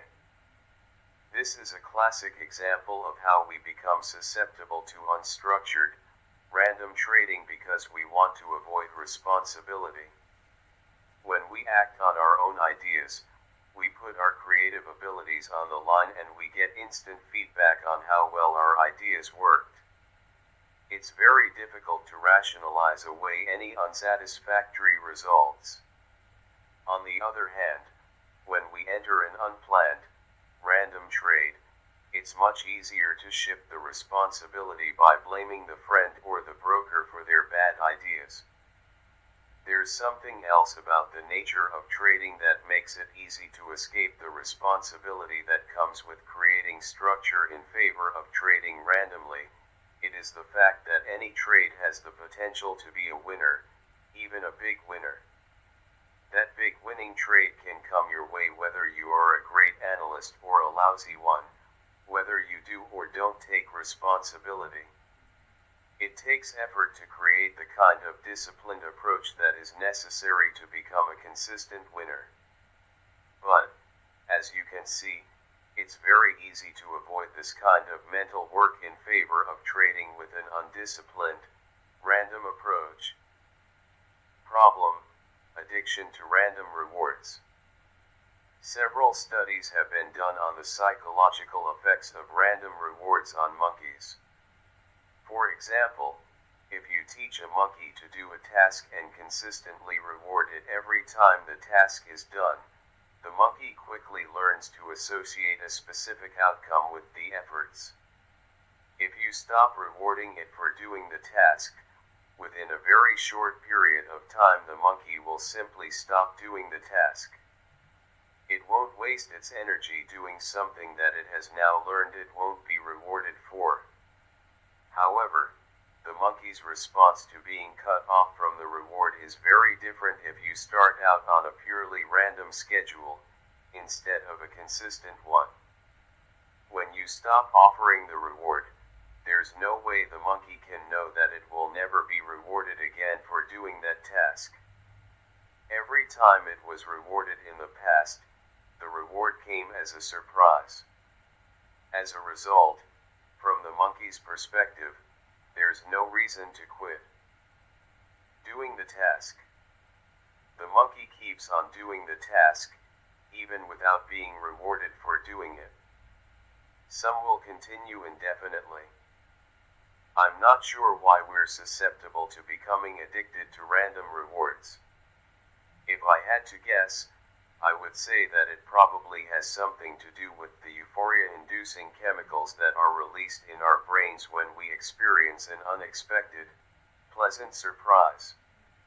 If a reward is random, we never know for sure if and when we might receive it, so expending energy and resources in the hope of experiencing that wonderful feeling of surprise again isn't difficult. In fact, for many people it can be very addicting. On the other hand, when we expect a particular outcome and it doesn't come about, we're disappointed and feel bad. If we do it again and get the same disappointing outcome, it isn't likely that we will keep doing something we know will cause us emotional pain. The problem with any addiction is that it leaves us in a state of choicelessness. To whatever degree the addiction dominates our state of mind, to that same degree our focus and efforts will be geared toward fulfilling the object of that addiction. Other possibilities that exist in any given moment to fulfill other needs, like the need to trust ourselves and not to subject too many of our assets to risk, are either ignored or dismissed. We feel powerless to act in any other way than to satisfy the addiction. An addiction to random rewards is particularly troublesome for traders, because it is another source of resistance to creating the kind of mental structure that produces consistency. Problem: external versus internal control. Our upbringing has programmed us to function in a social environment, which means we've acquired certain thinking strategies for fulfilling our needs, wants and desires that are geared towards social interaction. Not only have we learned to depend on each other to fulfill the needs, wants and desires we cannot fulfill completely on our own, but in the process, we've acquired many socially based controlling and manipulating techniques for assuring that other people behave in a manner that is consistent with what we want. The markets may seem like a social endeavor because there are so many people involved, but they're not. If, in today's modern society, we have learned to depend on each other to fulfill basic needs, then the market environment, even though it exists in the midst of modern society, can be characterized as a psychological wilderness, where it's truly every man or woman for himself or herself. Not only can we not depend on the market to do anything for us, but it is extremely difficult, if not impossible, to manipulate or control anything that the market does. Now, if we've become effective at fulfilling our needs, wants and desires by learning how to control and manipulate our environment, but suddenly find ourselves, as traders, in an environment that does not know, care, or respond to anything that is important to us, where does that leave us? You're right if you set up the proverbial creek without a paddle. One of the principal reasons so many successful people have failed miserably at trading is that their success is partly attributable to their superior ability to manipulate and control the social environment, to respond to what they want. To some degree, all of us have learned or developed techniques to make the external environment conform to our mental, interior, environment. The problem is that none of these techniques work with the market.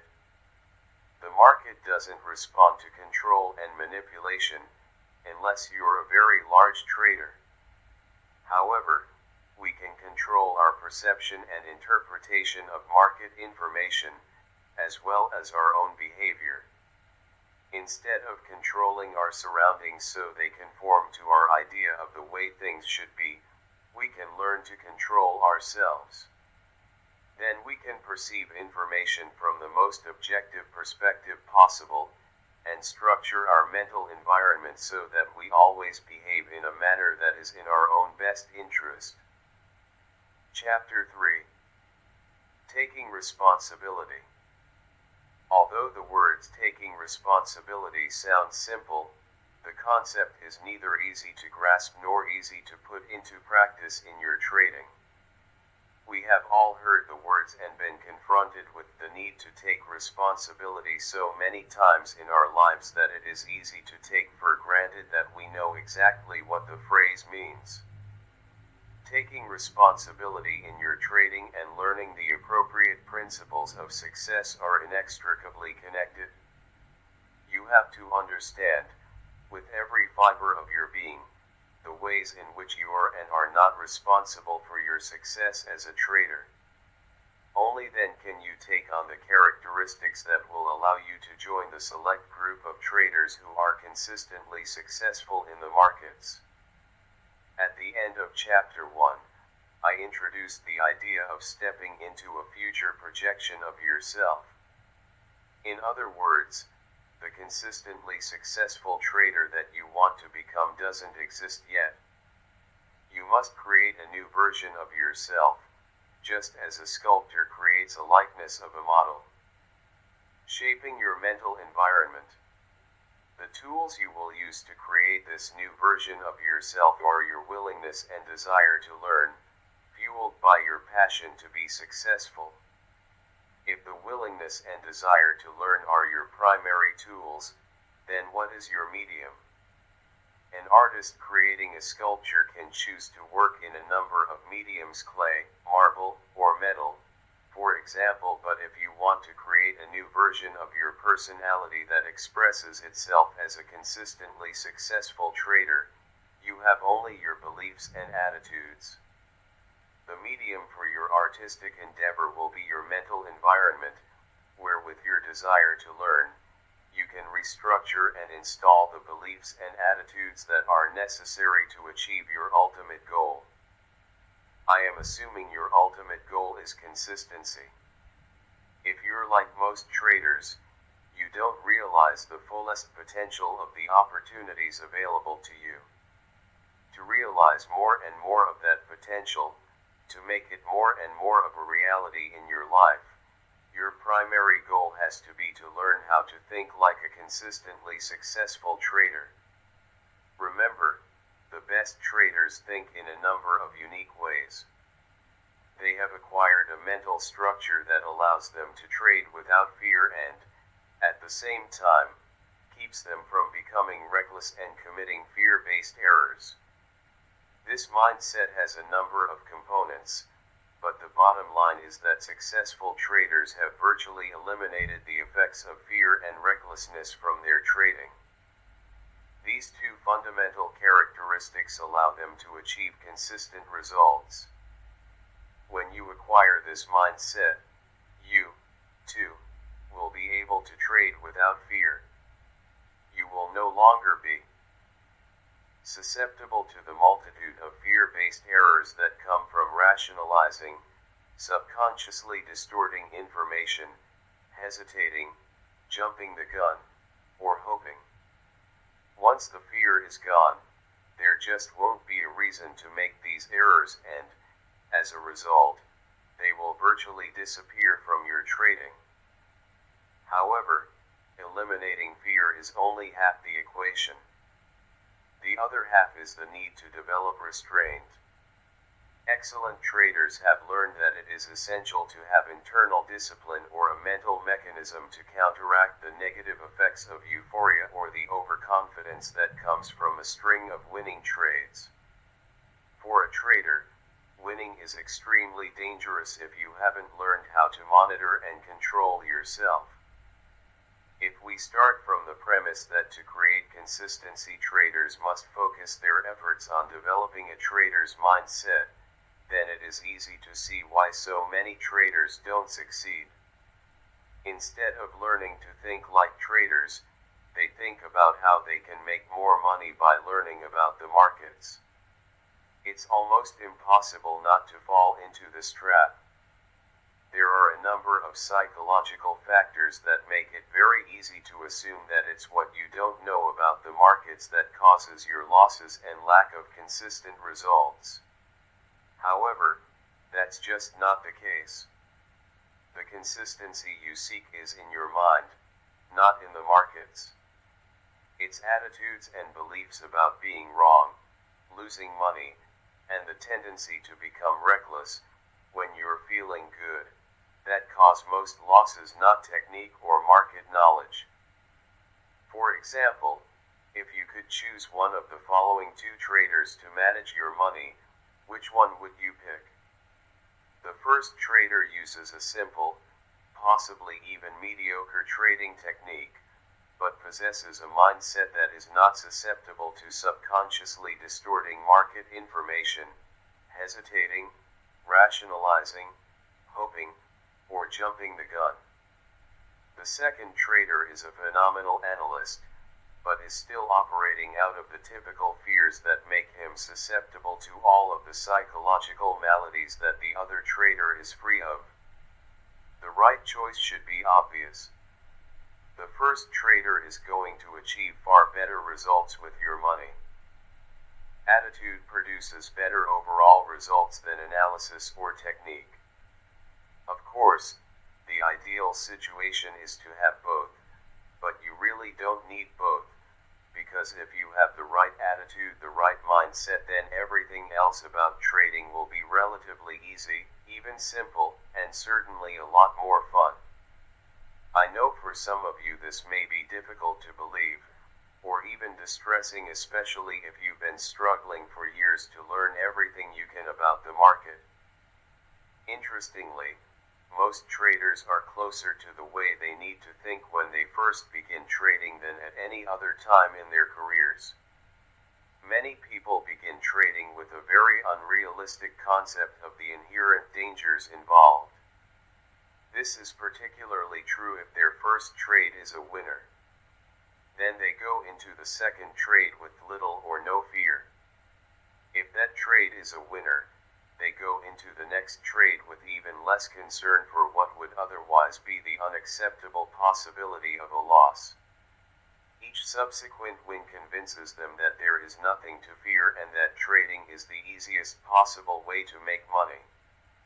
This lack of fear translates into a carefree state of mind, similar to the state of mind many great athletes describe as a zone. If you've ever had the occasion to experience the zone in some sport, then you know it is a state of mind in which there is absolutely no fear and you act and react instinctively. You don't weigh alternatives or consider consequences or second guess yourself. You are in the moment and just doing it. Whatever you do turns out to be exactly what needed to be done. Most athletes never reach this level of play, because they never get past the fear of making a mistake. Athletes who reach the point where there is absolutely no fear of the consequences of screwing up will usually, and quite spontaneously, enter into the zone. By the way, a psychological zone is not a condition you can will yourself into, the way you can will yourself into a feat of endurance. It is a state of mind you find yourself in that is inherently creative, and usually if you start thinking about your actions at a rational or conscious level, you pop right out of it. Even though you cannot force or will yourself into a zone, you can set up the kind of mental conditions that are most conducive to experiencing the zone, by developing a positive winning attitude. I define a positive winning attitude as expecting a positive result from your efforts, with an acceptance that whatever results you get are a perfect reflection of your level of development and what you need to learn to do better. That's what the great athletes have, a winning attitude that allows them to easily move beyond their mistakes and keep winning. Others get bogged down in negative self-criticism, regret, and self-pity. Not many people ever develop a positive winning attitude. The curious anomaly of trading is that, if you start with a winning trade, you will automatically experience the kind of carefree mindset that is a byproduct of a winning attitude, without having developed the attitude itself. I know this may sound a bit confusing, but it has some profound implications.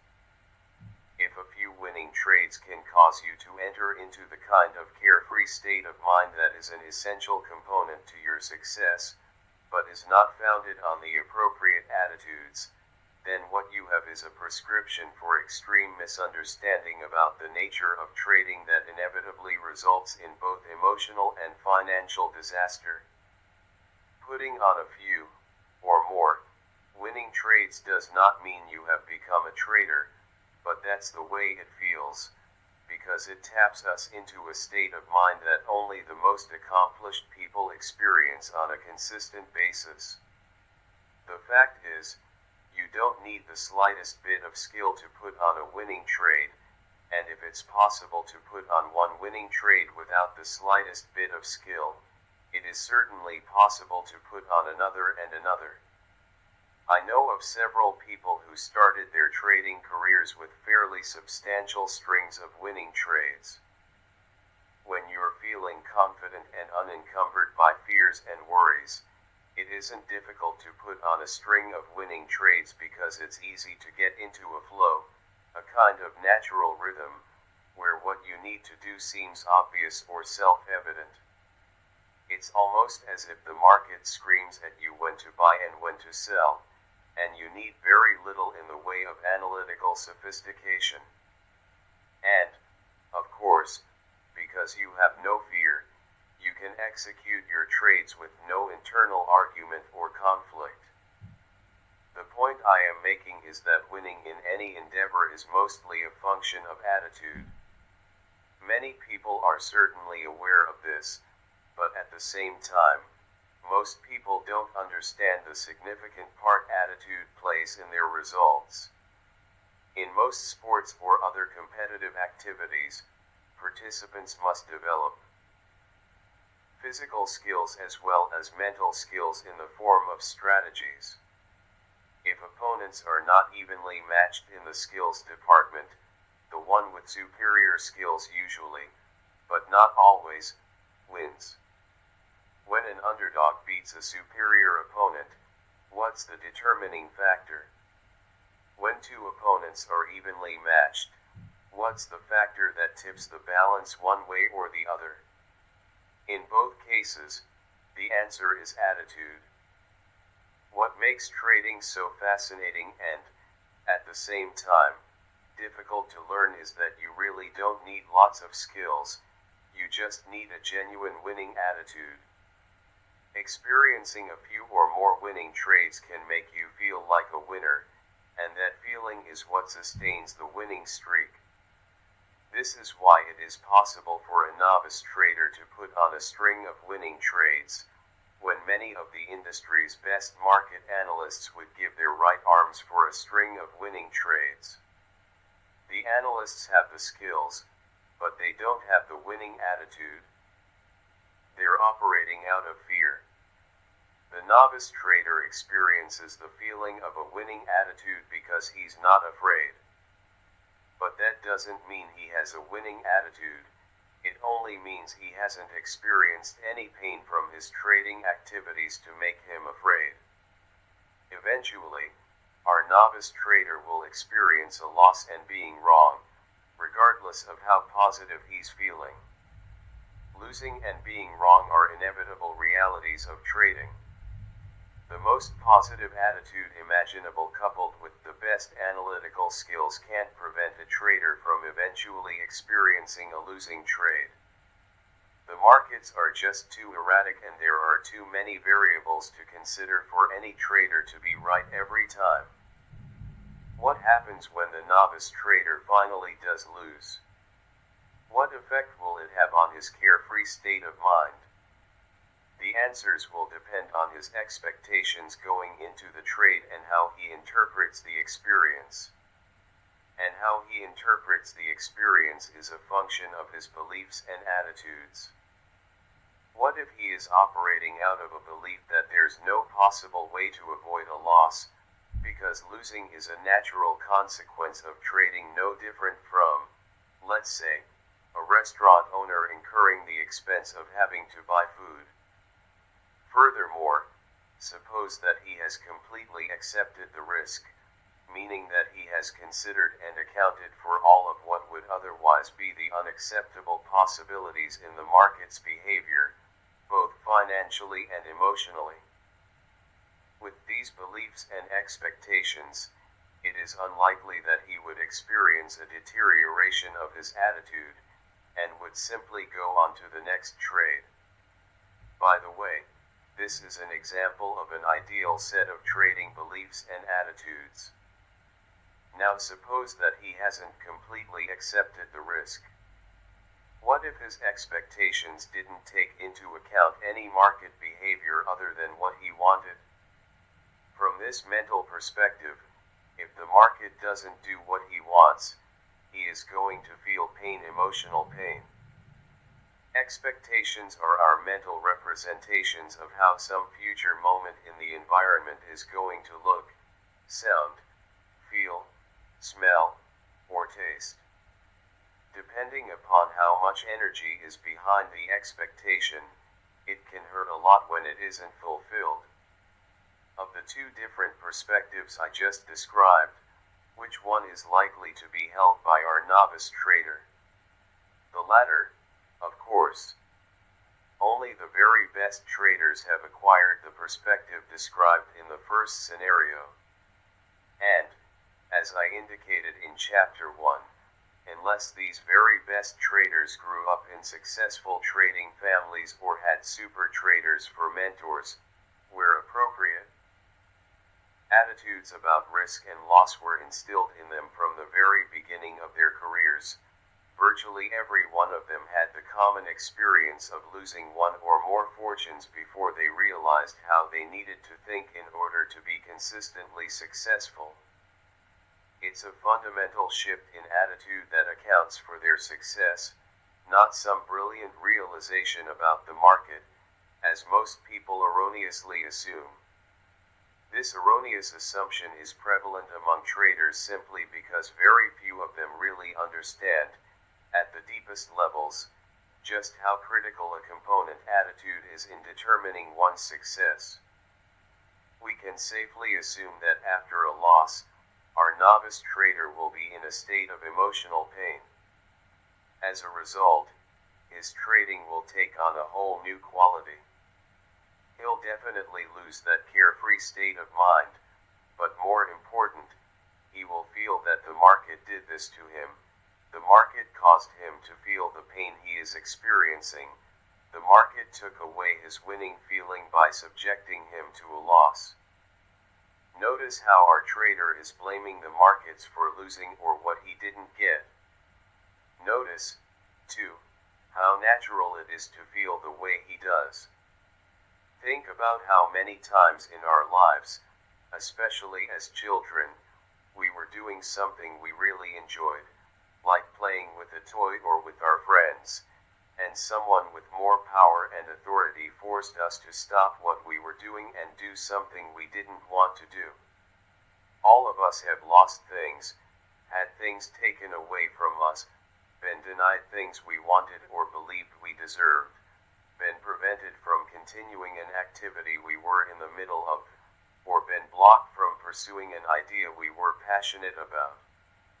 The point is that in many of these situations, we did not need to take personal responsibility for what happened to us or for the pain we experienced, because we were powerless to do anything about it.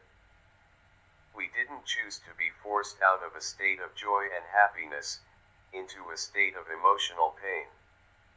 The decision was out of our hands, against our will, and usually quite abrupt.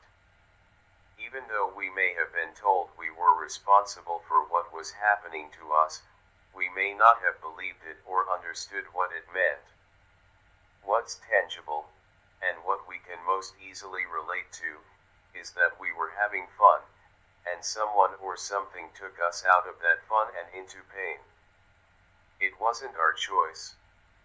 The cause of our pain came to us from the outside, therefore, whatever force acted upon us in that moment was to blame. We learned not only that feeling good can instantly be replaced with feeling bad through no fault of our own, we also learned about betrayal. We felt betrayed because many of these situations were completely unexpected or unanticipated, meaning, we were unprepared for how some people in our lives had the potential to behave. If their behavior caused us to flip into a state of emotional pain, then we quite naturally would have felt betrayed. As a side note, I feel it is important to say that many of our past, emotionally painful experiences were the result of well-meaning parents, teachers, and friends. Example, a child playing with a toy that is inherently dangerous. Take the toy away, and the child will cry to express the emotional pain he is experiencing, and, if we are dealing with a very young or immature child, in all likelihood he will not listen to anything reasonable that we say about why he cannot play with that toy. But, at the same time, many people are born to immature and unreasonable parents, or encounter emotionally disturbed teachers, coaches, and employees who subconsciously or intentionally inflict their personal problems on anyone they perceive as having less power. What's even worse is many of the people who have a tendency toward victimizing others are also clever enough to do it in a way that makes their victims believe they caused their own pain.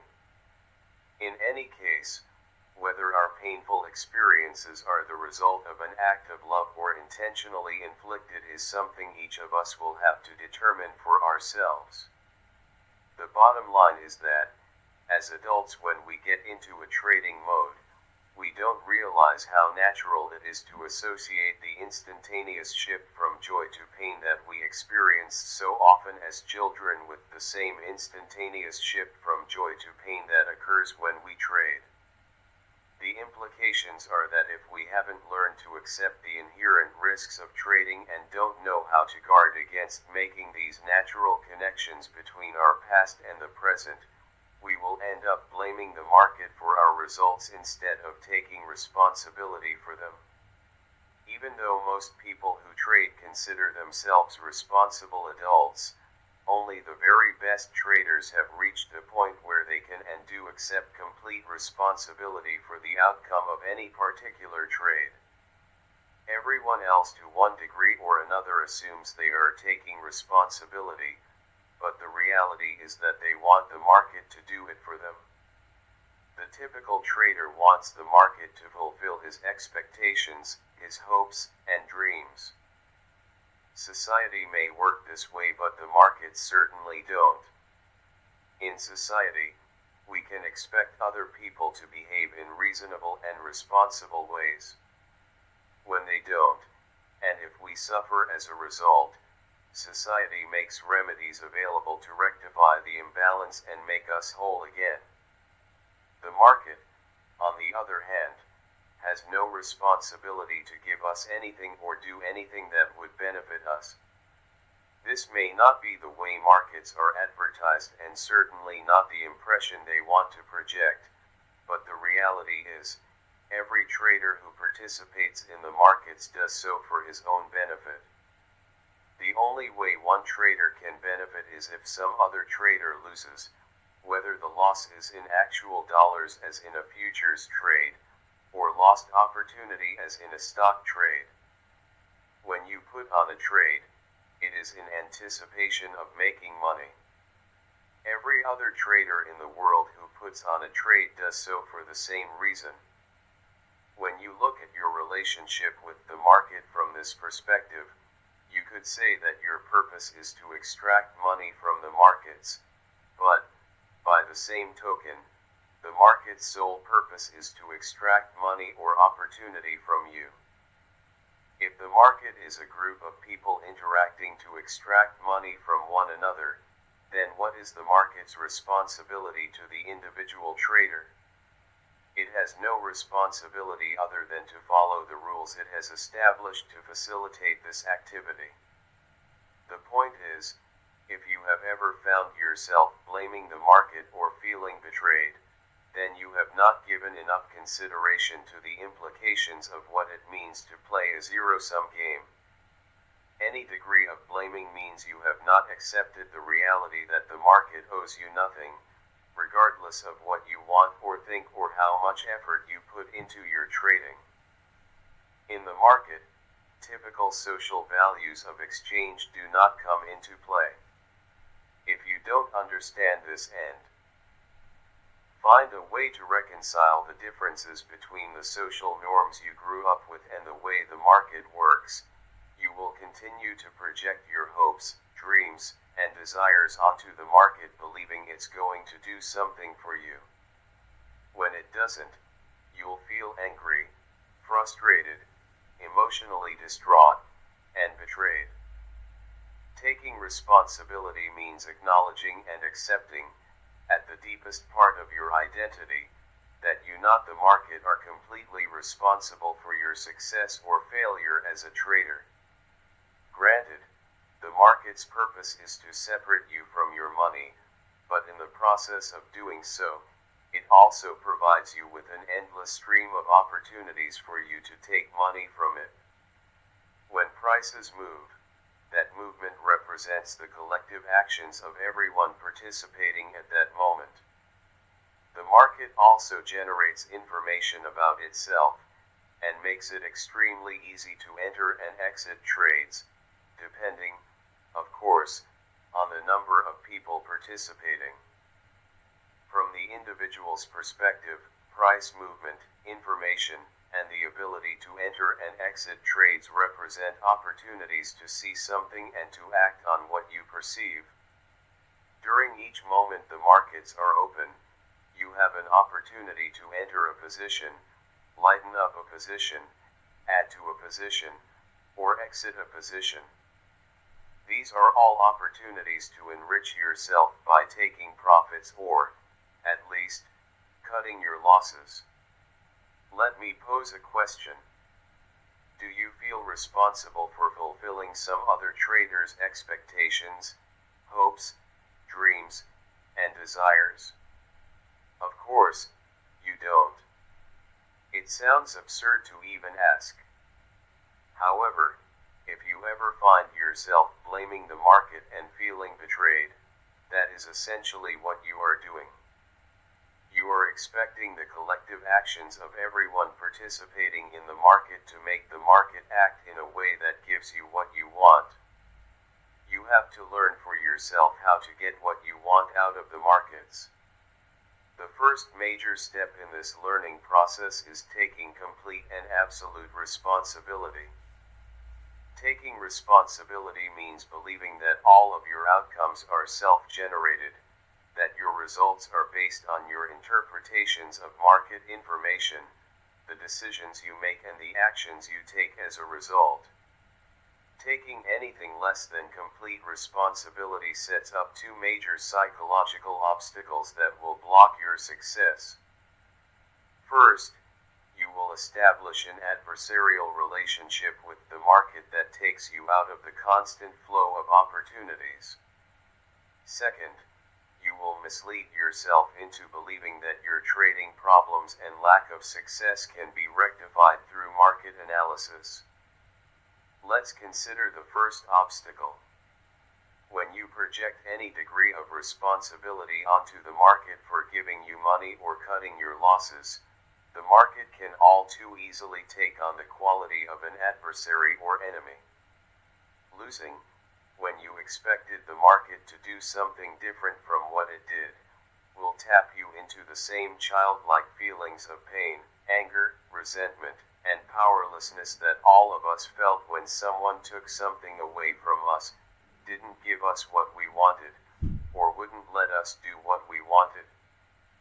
No one likes to feel denied, especially if we believe that getting what we want will make us happy.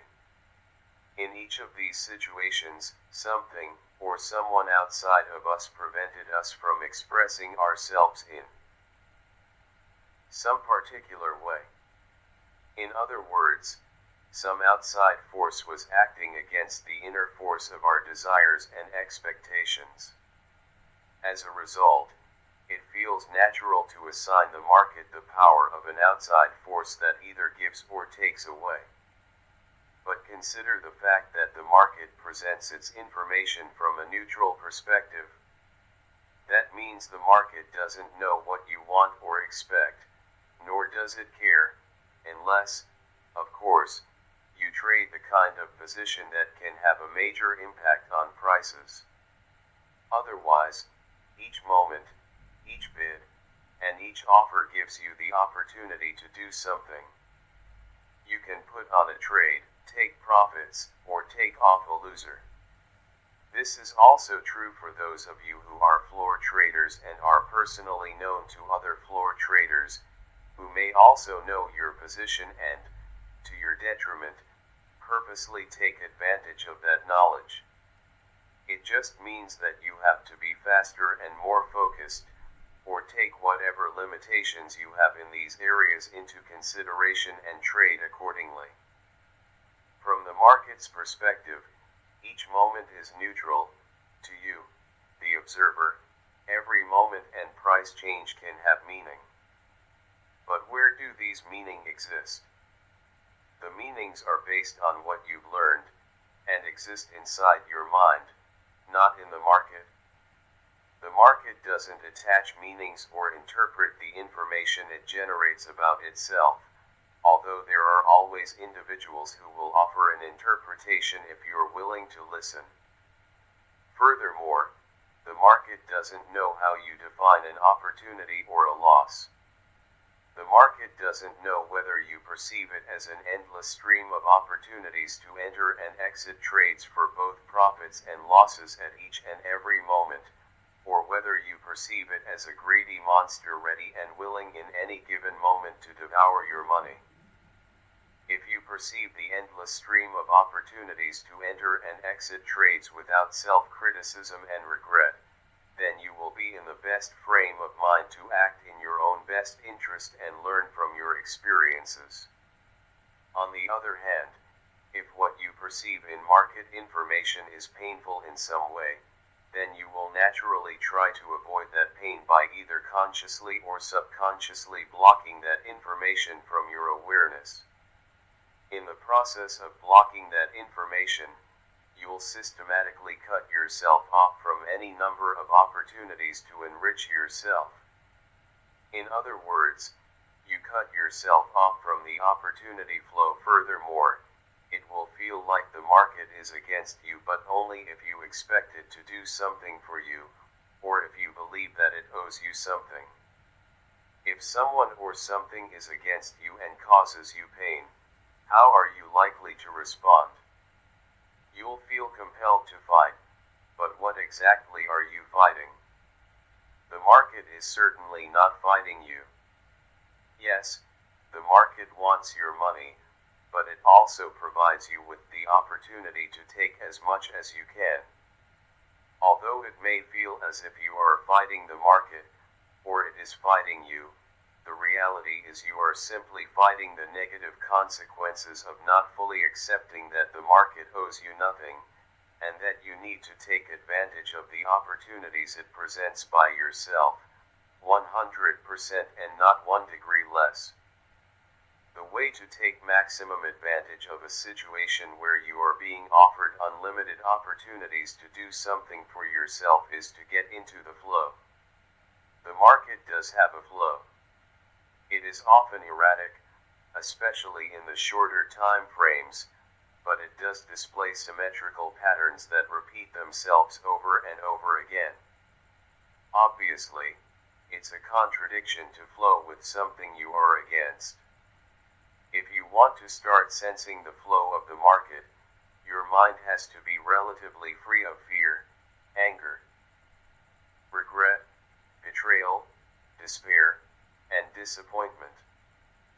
You won't have a reason to experience these negative emotions when you assume absolute responsibility. Earlier, I said that when you don't take responsibility, one of the major psychological obstacles that can block your success is that you will mislead yourself into believing that your trading problems and lack of consistency can be rectified through market analysis. To illustrate this point, let's go back to our novice trader who started out with a carefree state of mind until he experienced his first loss. After winning with such ease and effortlessness, the abrupt shift to emotional pain can be quite shocking, not shocking enough, however, to quit trading. Besides, in his mind the situation wasn't his fault anyway, the market did it to him. Instead of quitting, the great feeling that he experienced when he was winning will be fresh in his mind, and will inspire him with a sense of determination to continue trading. Only now he's going to be smarter about it. He's going to put some effort into it and learn everything he can about the markets. It's perfectly logical to think that if he can win not knowing anything, he'll be able to clean up when he does know something. But there's a big problem here that very few, if any, traders will have any awareness of until long after the damage is done. Learning about the markets is fine and doesn't cause a problem in itself. It's the underlying reason for learning about the market that will ultimately prove to be his undoing. As I said a moment ago, the sudden shift from joy to pain usually creates quite a psychological shock. Very few people ever learn how to reconcile these kinds of experiences in a healthy way. Techniques are available, but they aren't widely known. The typical response in most people, especially in the type of person attracted to trading, is revenge. For traders, the only way to extract that revenge is to conquer the market, and the only way to conquer the market is through market knowledge, or so they think. In other words, the underlying reason for why the novice trader is learning about the market is to overcome the market, to prove something to it and himself, and most important, to prevent the market from hurting him again.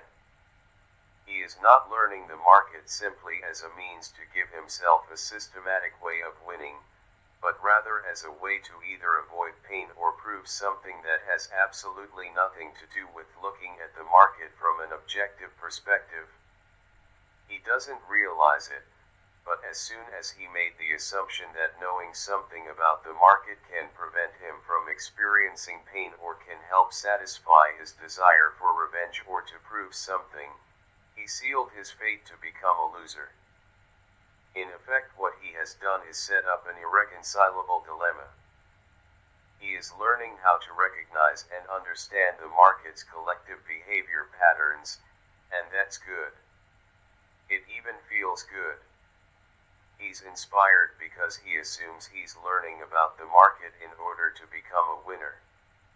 As a result, he will typically go on a knowledge quest, learning about trend lines, chart patterns, support and resistance, candlesticks, market profiles, point and line charts, Elliott waves, Fibonacci retracements, oscillators, relative strength, stochastics, and many more technical tools too numerous to mention.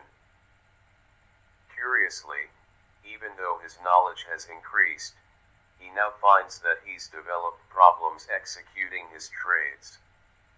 He hesitates, second guesses himself, or doesn't put on a trade at all, in spite of any number of clear signals to do so. It's all frustrating, even maddening, because what's happened doesn't make sense.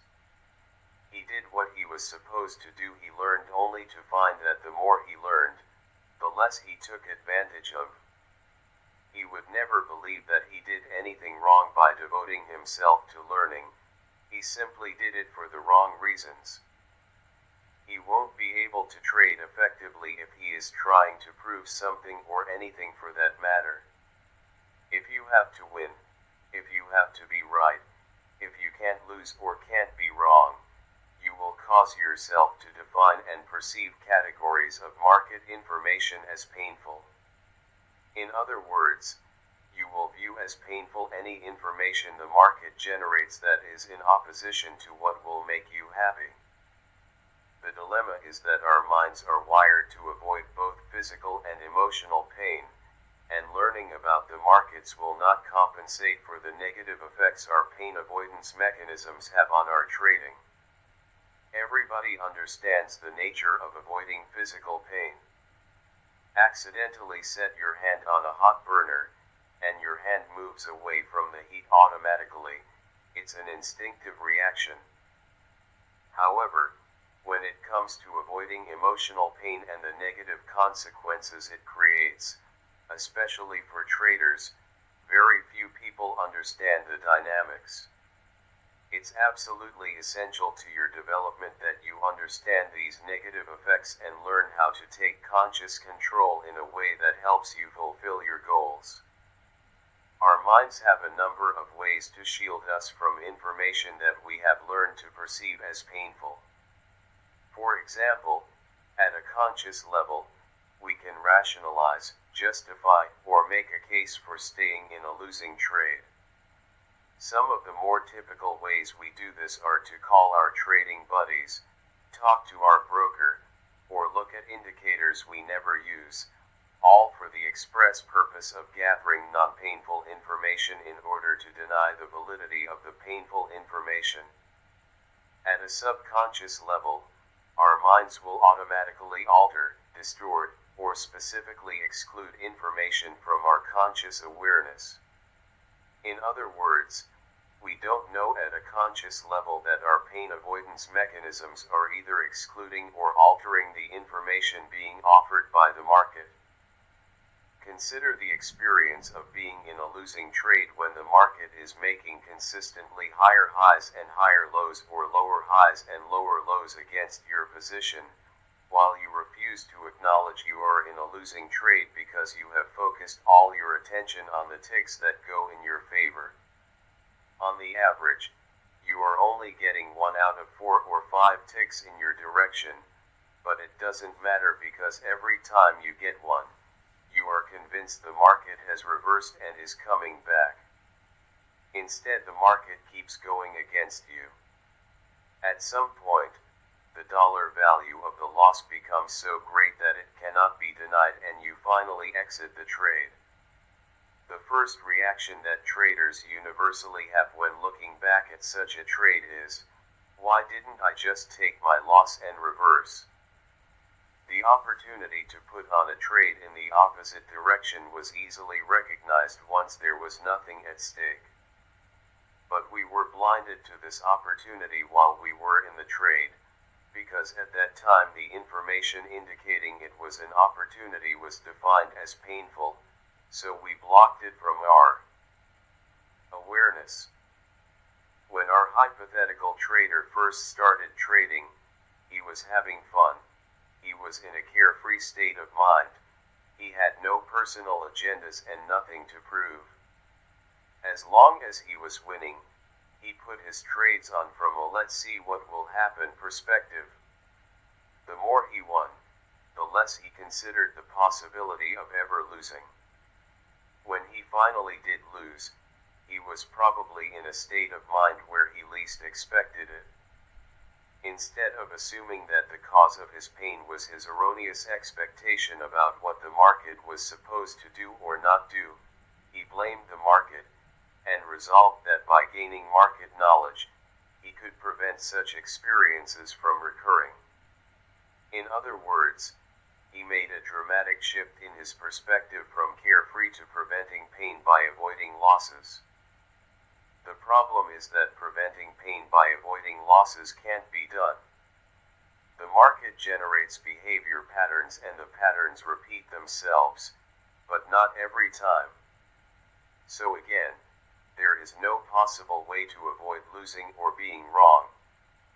Our trader won't sense these trading realities, because he is being driven forward by two compelling forces. 1. He desperately wants that winning feeling back, and 2. He is extremely enthusiastic about all of the market knowledge he is acquiring.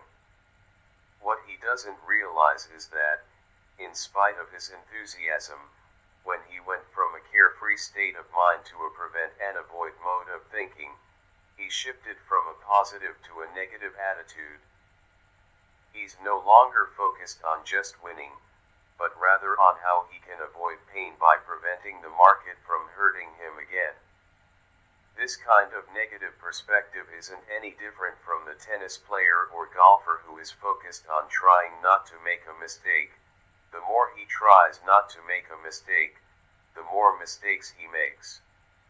However, this mode of thinking is much easier to recognize in sports because there's a more discernible connection between one's focus and one's results.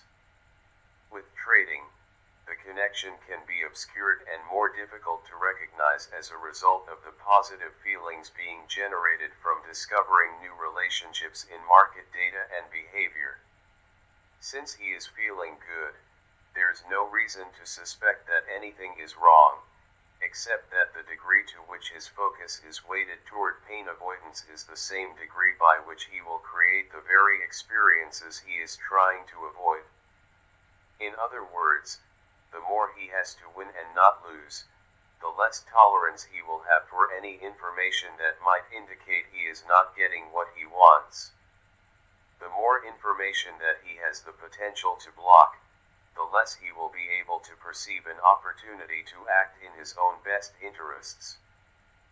Learning more and more about the markets only to avoid pain will compound his problems because the more he learns, the more he will naturally expect from the markets, making it all the more painful when the markets don't do their part.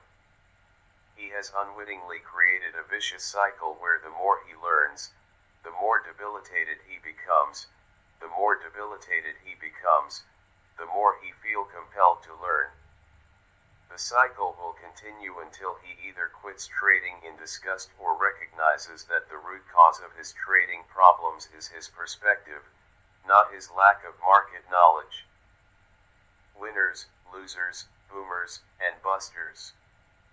It takes some time before most traders either throw in the towel or find out the true source of their success. In the meantime, some traders manage to get enough right about trading to enter into what is commonly referred to as the boom and bust cycle. Contrary to what some of you may have inferred from the example of the novice trader, not everyone has an inherently negative attitude and is therefore doomed to lose consistently. Yes, it is true that some traders do consistently lose, often until they lose everything or quit trading because they can't tolerate any more emotional pain. However, there are also many traders who are tenacious students of the market and have a sufficiently winning attitude going into trading so that, in spite of the many difficulties, they eventually learn how to make money. But, and I want to emphasize this, they learn how to make money only on a limited basis. They haven't yet learned how to counteract the negative effects of euphoria or how to compensate for the potential for self-sabotage. Euphoria and self-sabotage are two powerful psychological forces that will have an extremely negative effect on your bottom line. But, they are not forcing you have to concern yourself with until you start winning, or start winning on a consistent basis, and that's a big problem. When you're winning, you are least likely to concern yourself with anything that might be a potential problem, especially something that feels as good as euphoria. One of the primary characteristics of euphoria is that it creates a sense of supreme confidence where the possibility of anything going wrong is virtually inconceivable. Conversely, errors that result from self-sabotage have their root in any number of conflicts that traders have about deserving the money or deserving to win. It's when you're winning that you are most susceptible to making a mistake, overtrading, putting on too large a position, violating your rules, or generally operating as if no prudent boundaries on your behavior are necessary. You may even go to the extreme of thinking you are the market.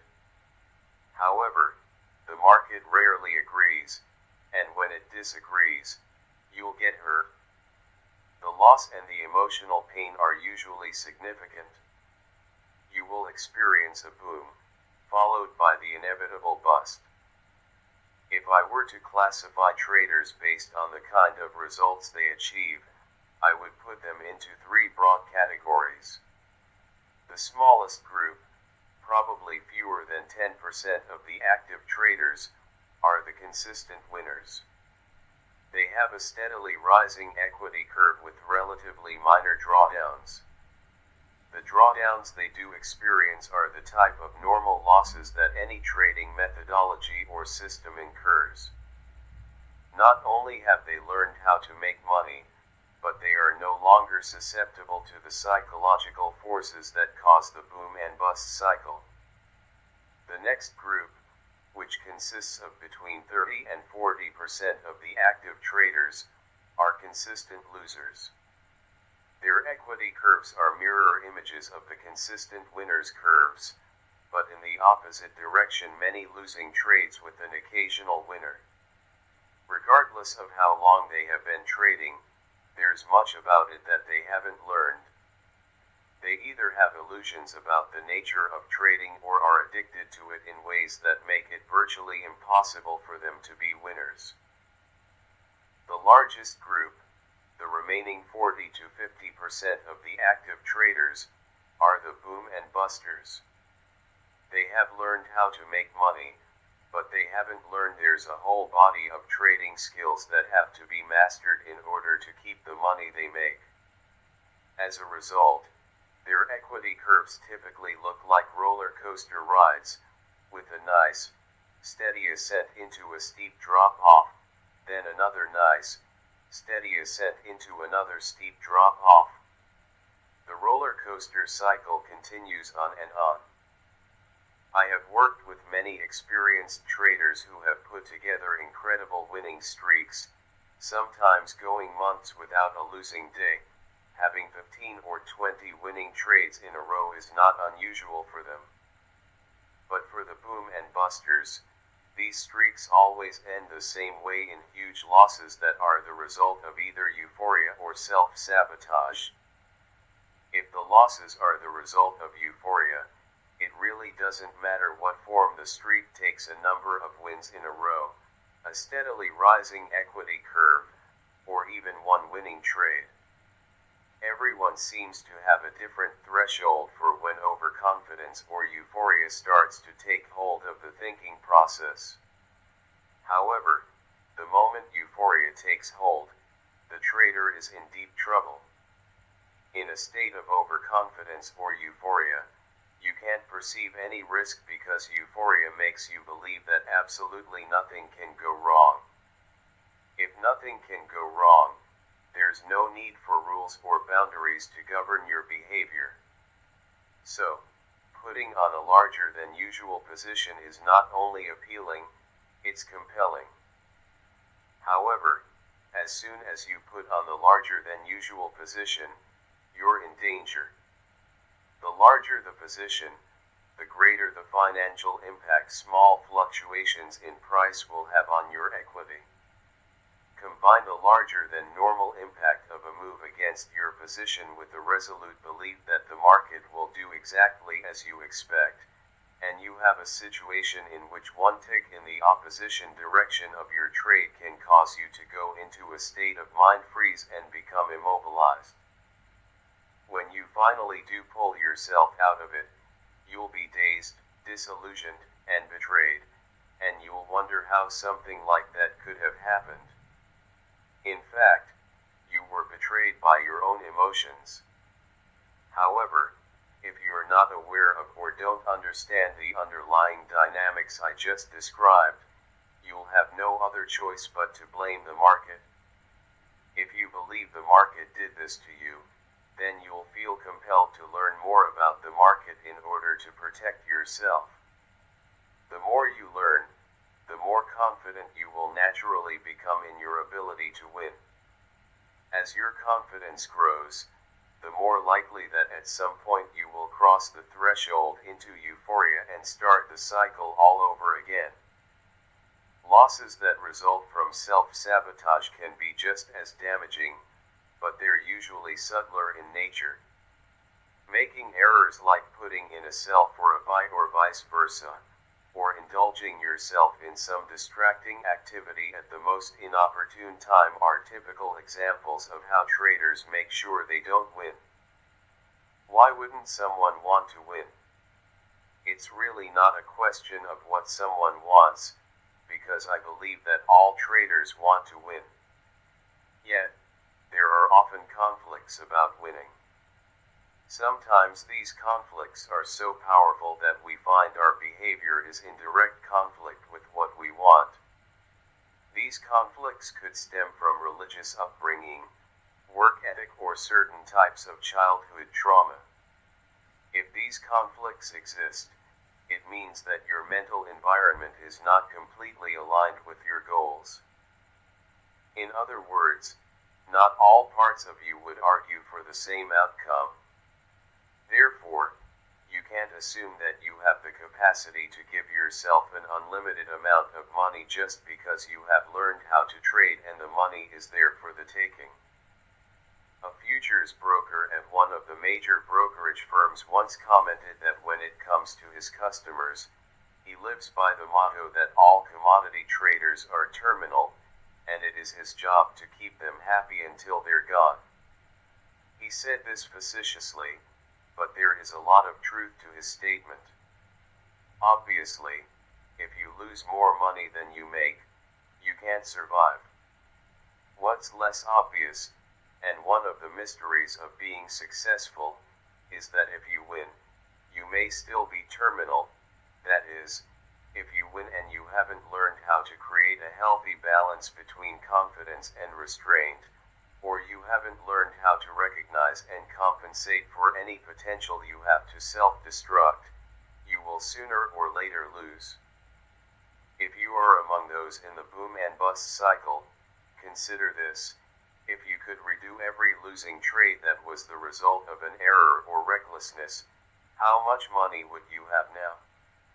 Based on these recalculated results, what would your equity curve look like? I'm sure many of you would fall into the category of consistent winners. Now think about how you responded to your losses when they occurred. Did you assume complete responsibility for them? Did you try to identify how you might change your perspective, attitude, or behavior? Or did you look to the market and wonder what you might learn about it to prevent such a thing from happening again? Obviously, the market has nothing to do with your potential for recklessness, nor does it have anything to do with the errors you make as a result of some internal conflict about deserving the money. Probably one of the hardest concepts for traders to effectively assimilate is that the market doesn't create your attitude or state of mind. It simply acts as a mirror reflecting what's inside back to you. If you are confident, it's not because the market is making you feel that way. It is because your beliefs and attitudes are aligned in a way that allows you to step forward into an experience, take responsibility for the outcome, and extract the insight that's been made available. You maintain your confident state of mind simply because you are constantly learning. Conversely, if you're angry and afraid, it's because you believe to some degree that the market creates your outcomes, not the other way around. Ultimately, the worst consequence of not taking responsibility is that it keeps you in a cycle of pain and dissatisfaction. Think about it for a moment. If you're not responsible for your results, then you can assume there's nothing for you to learn, and you can stay exactly as you are. You won't grow and you won't change. As a result, you will perceive events in exactly the same way, and therefore respond to them in the same way, and get the same dissatisfying results. Or, you might also assume the solution to your problems is to gain more market knowledge. It is always virtuous to learn, but in this case if you don't take responsibility for your attitudes and perspective, then you're learning something that will cause you to use what you've learned in inappropriate ways. Without realizing it, you'll be using your knowledge to avoid the responsibility of taking risks.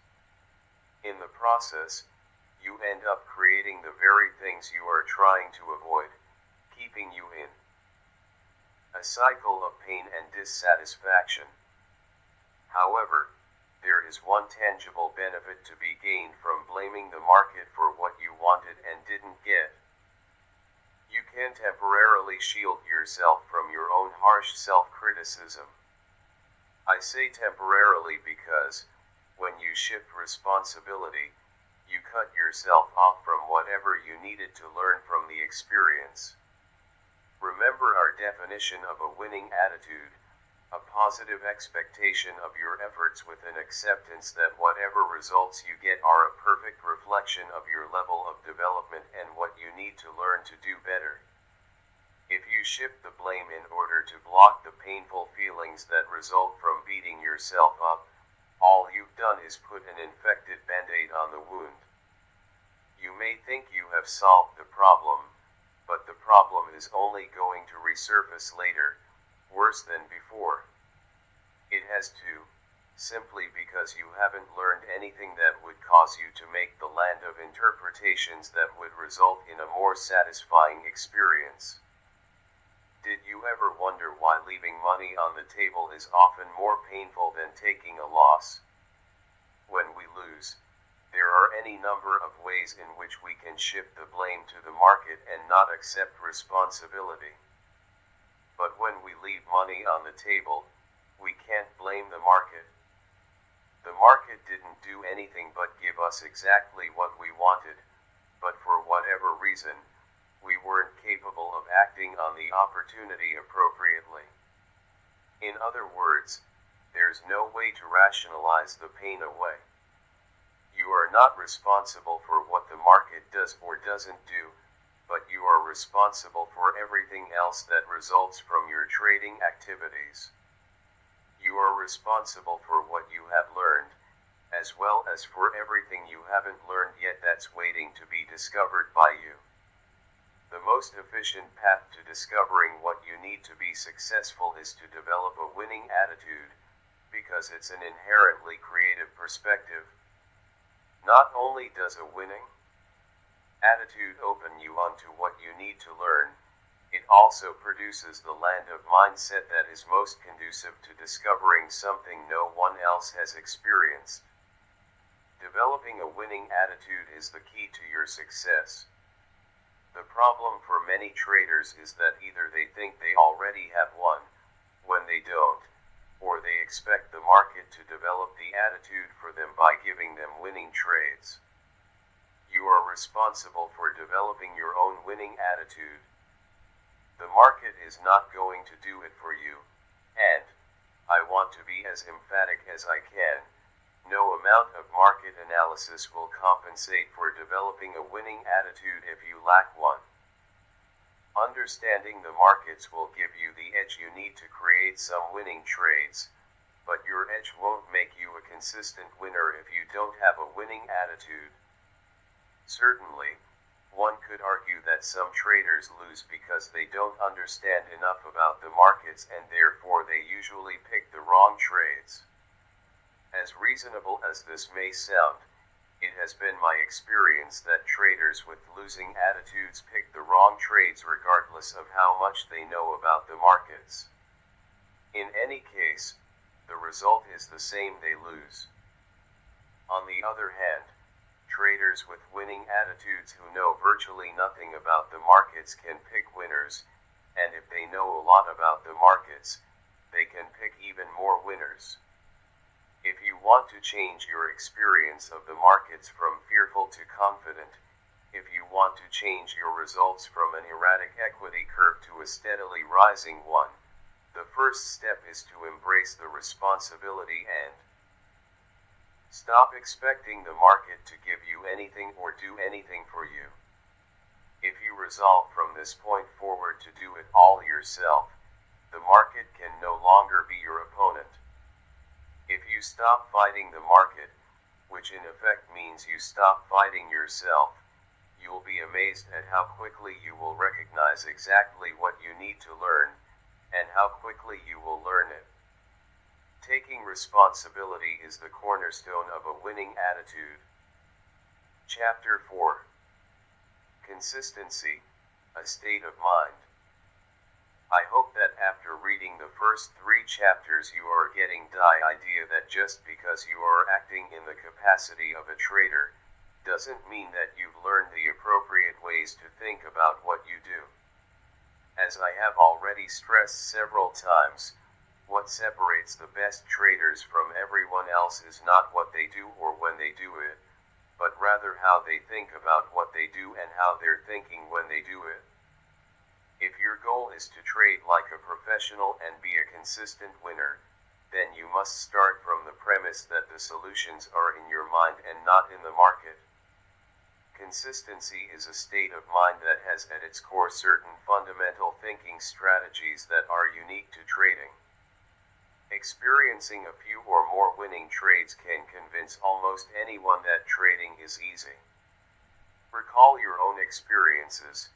Think back to those trades that brought a stream of money flowing into your account when all you had done was make a simple decision to buy or sell.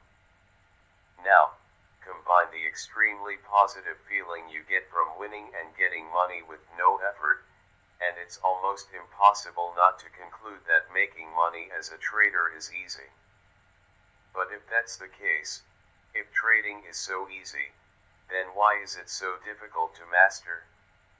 Why are so many traders at their wits' end, grappling with the obvious contradiction?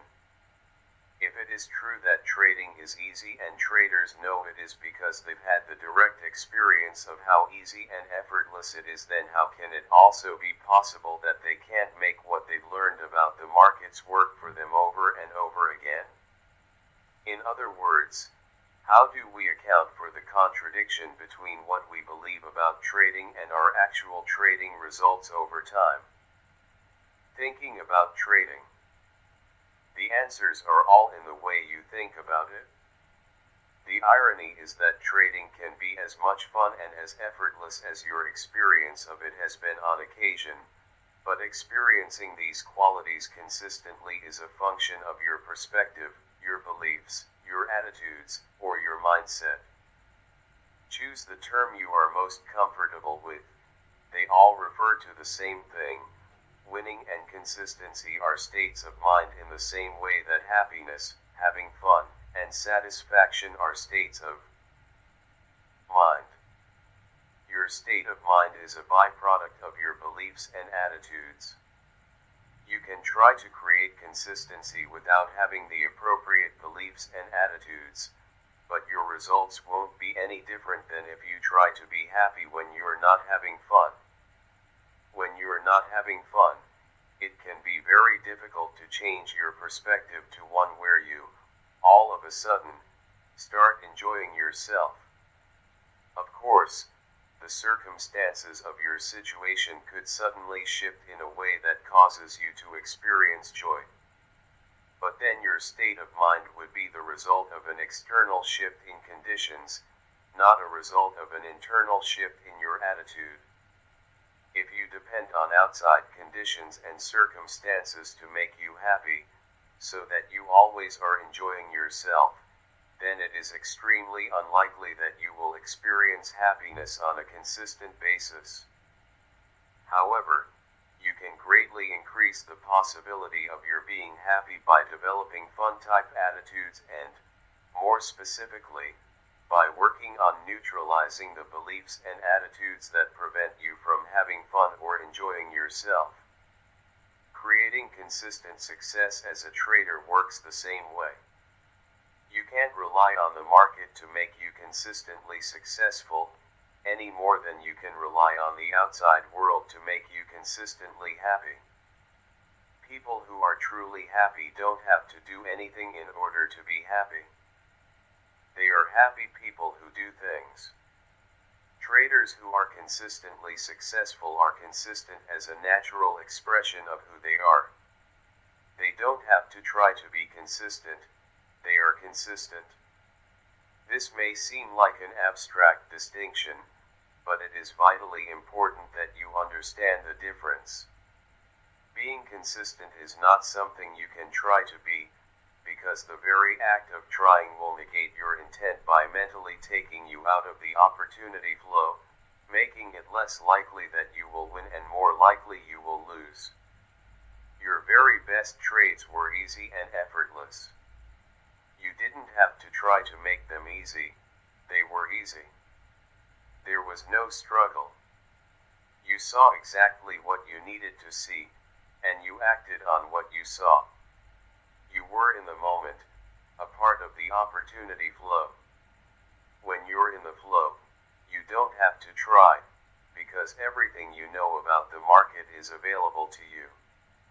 Nothing is being blocked or hidden from your awareness, and your actions seem effortless because there's no struggle or resistance. On the other hand, having to try indicates that there is some degree of resistance or struggle. Otherwise, you would just be doing it and not have to try to be doing it. It also indicates that you're trying to get what you want from the market.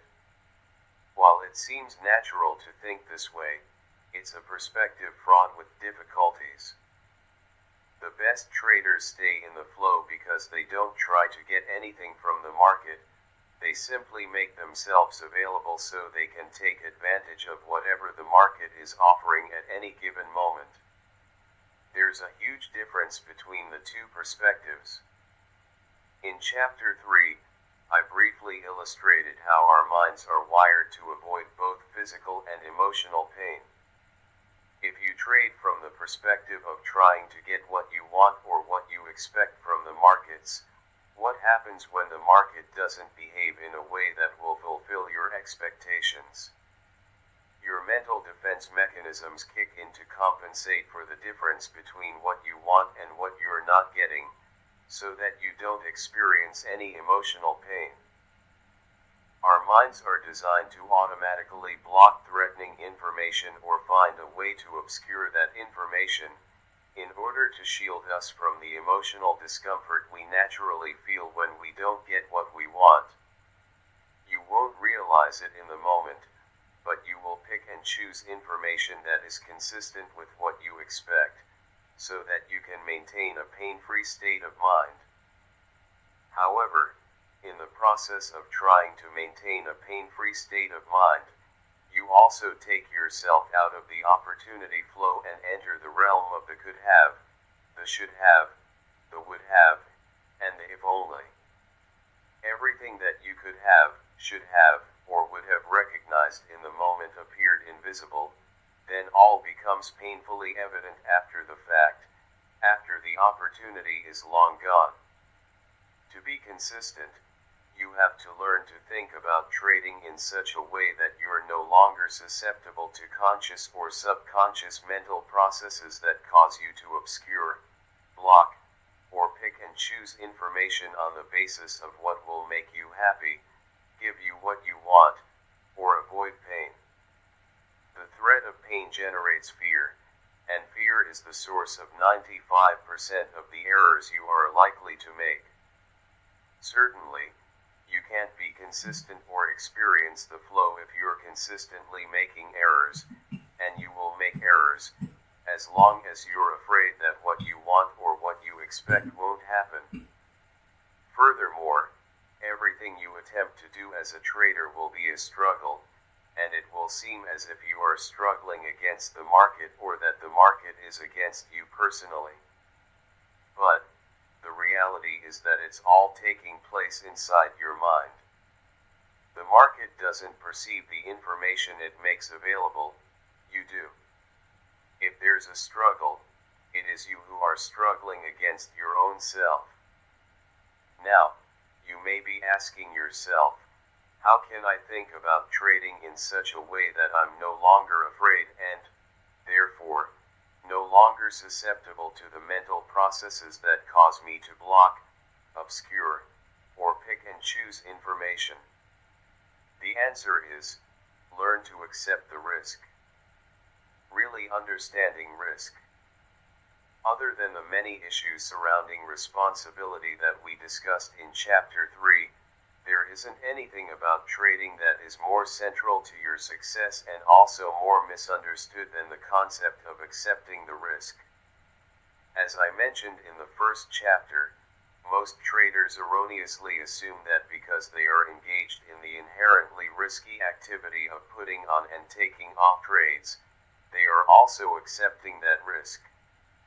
I will repeat that this assumption couldn't be further from the truth. Accepting the risk means accepting the consequences of your trades without emotional discomfort or fear.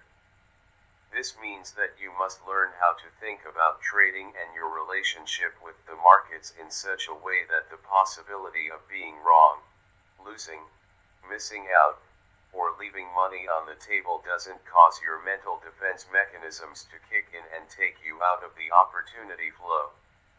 It doesn't do you any good to take the risk of putting on a trade if you are afraid of the consequences, because your fears will act on your perception of information and your behavior in a way that will cause you to create the very experience you fear the most, the one you are trying to avoid. I am offering you a specific thinking strategy composed of a set of beliefs that will keep you focused, in the moment, and in the flow. With this perspective, you will not be trying to get anything from the market or to avoid anything. Rather, you will let the market unfold and you will make yourself available to take advantage of whatever situations you define as opportunities. When you make yourself available to take advantage of an opportunity, you don't impose any limitations or expectations on the market's behavior. You are satisfied to let the market do whatever it's going to do. However, in the process of doing something, the market will create certain conditions you define and perceive as opportunities. You act on those opportunities to the best of your ability, but your state of mind is not dependent upon or affected by the market's behavior. If you can learn to create a state of mind that is not affected by the market's behavior, the struggle will cease to exist. When the internal struggle ends, everything becomes easy. At that point, you can take full advantage of all your skills, analytical or otherwise, to eventually realize your potential as a trader. Here's the challenge.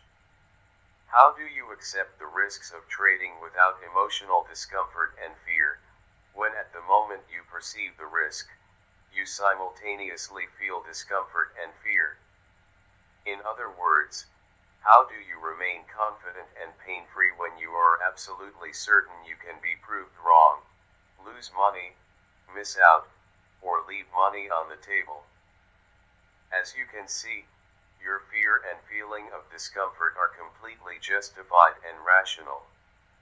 Each of those possibilities becomes real the moment you contemplate interacting with the market. However, as true as all of these possibilities are for every trader, what isn't true or the same for every trader is what it means to be wrong, lose, miss out, or leave money on the table. Not everyone shares the same beliefs and attitudes about these possibilities and, therefore, we don't share the same emotional sensitivities. In other words, not everyone is afraid of the same things. This may seem obvious, but I assure you it is not.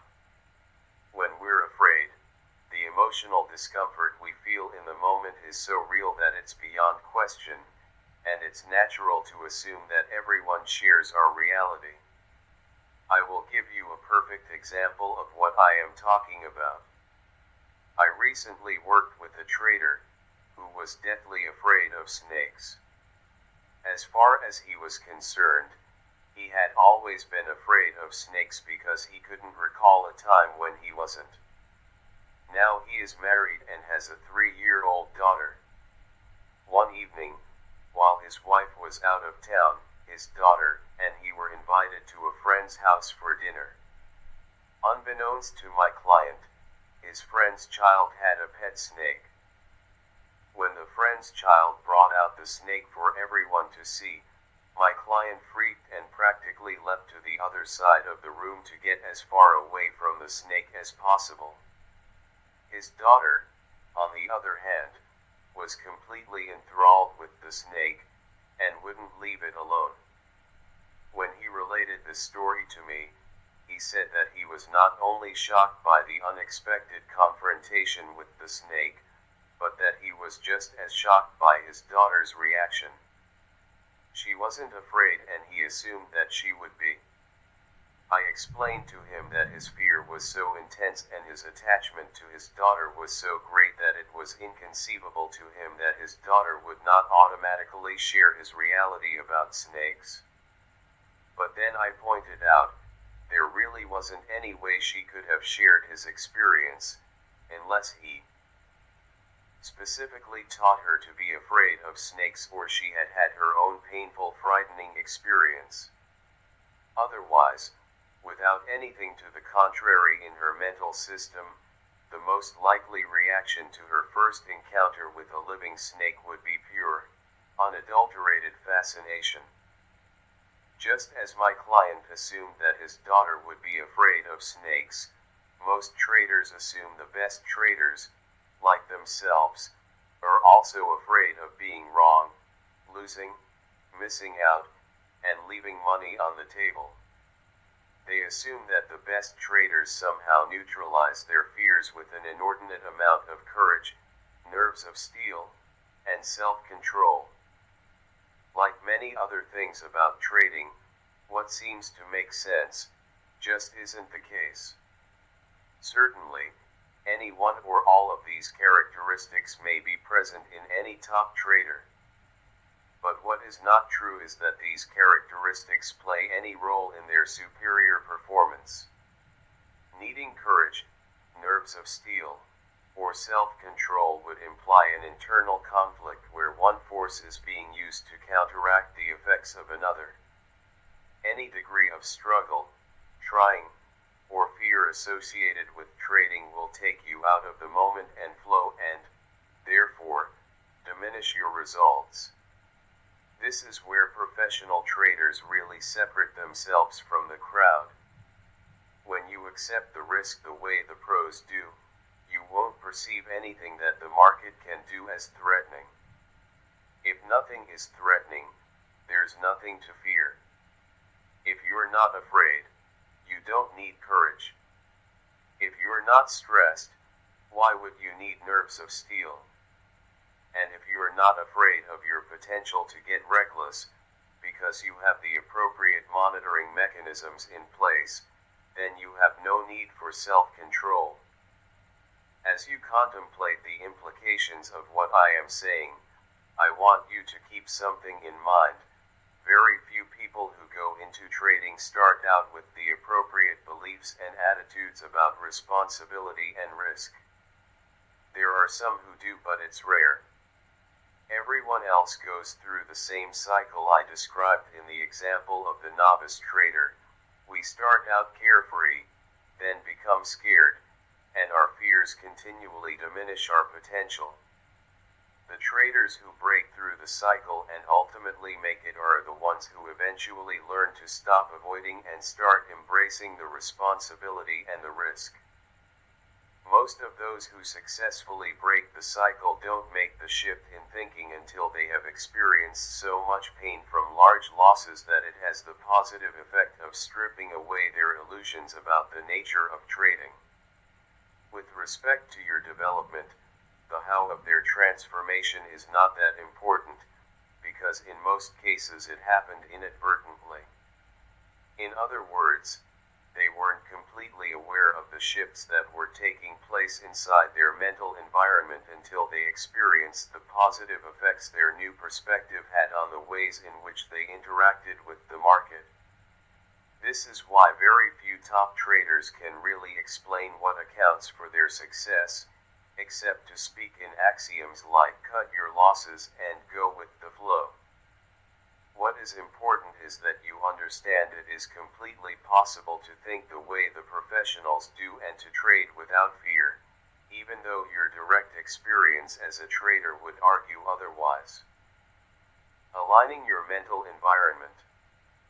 Now we're going to start zeroing in on exactly how you can align your mental environment in order to accept the risk and function like a professional trader. Most of what I've discussed up to this point was designed to get you ready to do the real work. I'm going to teach you a thinking strategy that has, at its core, a firm belief in probabilities and edges. With this new thinking strategy, you'll learn how to create a new relationship with the market, one that disassociates your trading from what it typically means to be wrong or to lose, and that precludes you from perceiving anything about the market as threatening. When the threat of pain is gone, the fear will correspondingly disappear, as will the fear-based errors you are susceptible to. You will be left with a mind that is free to see what is available and to act on what you see. Getting to this carefree, fearless state of mind, in spite of being burned over and over again, will take some work, but it's not going to be so difficult as you may think. In fact, by the time you've finished reading this book, most of you will be amazed at how simple the solutions to your problems really are. In many respects, a state of mind or perspective is like software code.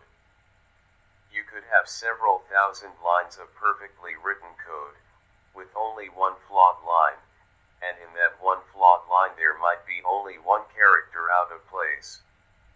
Depending on the purpose of the software and where that flaw is in relation to everything else, that one misplaced character could ruin the performance of an otherwise perfectly written system.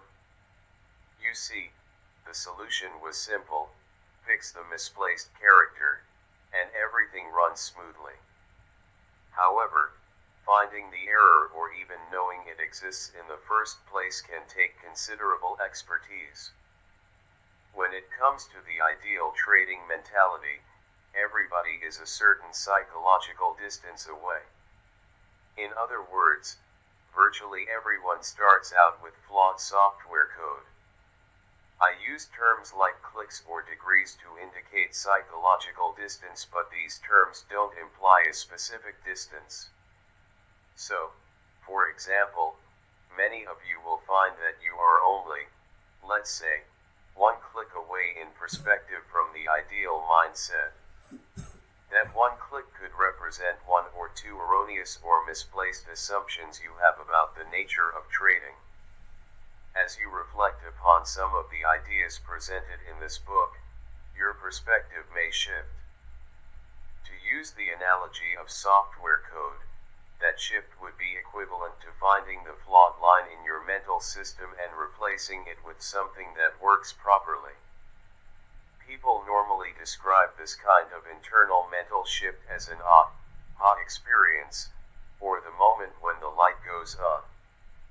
Everyone has had these kinds of experiences, and there are some common qualities associated with them. First, we usually feel different. The world even seems different, as if it had suddenly changed. Typically, we might say at the moment of the breakthrough something like, "Why didn't you tell me this before?" Or, "It was right in front of me the whole time, but I just didn't see it," or, "It's so simple, why couldn't I see it?" Another interesting phenomenon of the aha experience is that sometimes within moments, although the amount of time can vary, we feel as if this new part of our identity has always been a part of who we are.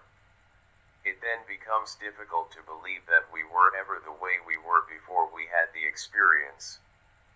In short, you may already have some awareness of much of what you need to know to be a consistently successful trader. But being aware of something doesn't automatically make it a functional part of who you are. Awareness is not necessarily a belief. You can't assume that learning about something new and agreeing with it is the same as believing it at a level where you can act on it. Take the example of my client who is afraid of snakes. He is certainly aware that not all snakes are dangerous, and that learning how to make a distinction between the ones that are dangerous and the ones that aren't would not be difficult. Will learning how to make these distinctions suddenly cause him not to be afraid of non-dangerous snakes? Can we assume that his awareness will drop down to a level in his mental environment where he can now interact with snakes without fear or immobility? No, we cannot make this assumption. His awareness that some snakes aren't dangerous and his fear of snakes can exist side by side in his mental environment, as a contradiction to each other. You could confront him with a snake and he might readily acknowledge that he knows the snake is not dangerous and wouldn't hurt him, but, at the same time, he would still find it extremely difficult to touch the snake, even if he wanted to. Does this mean that he is doomed to be afraid of snakes for the rest of his life?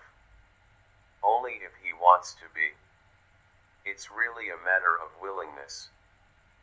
It's certainly possible to neutralize his fear, but he will have to work at it, and working at anything requires sufficient motivation.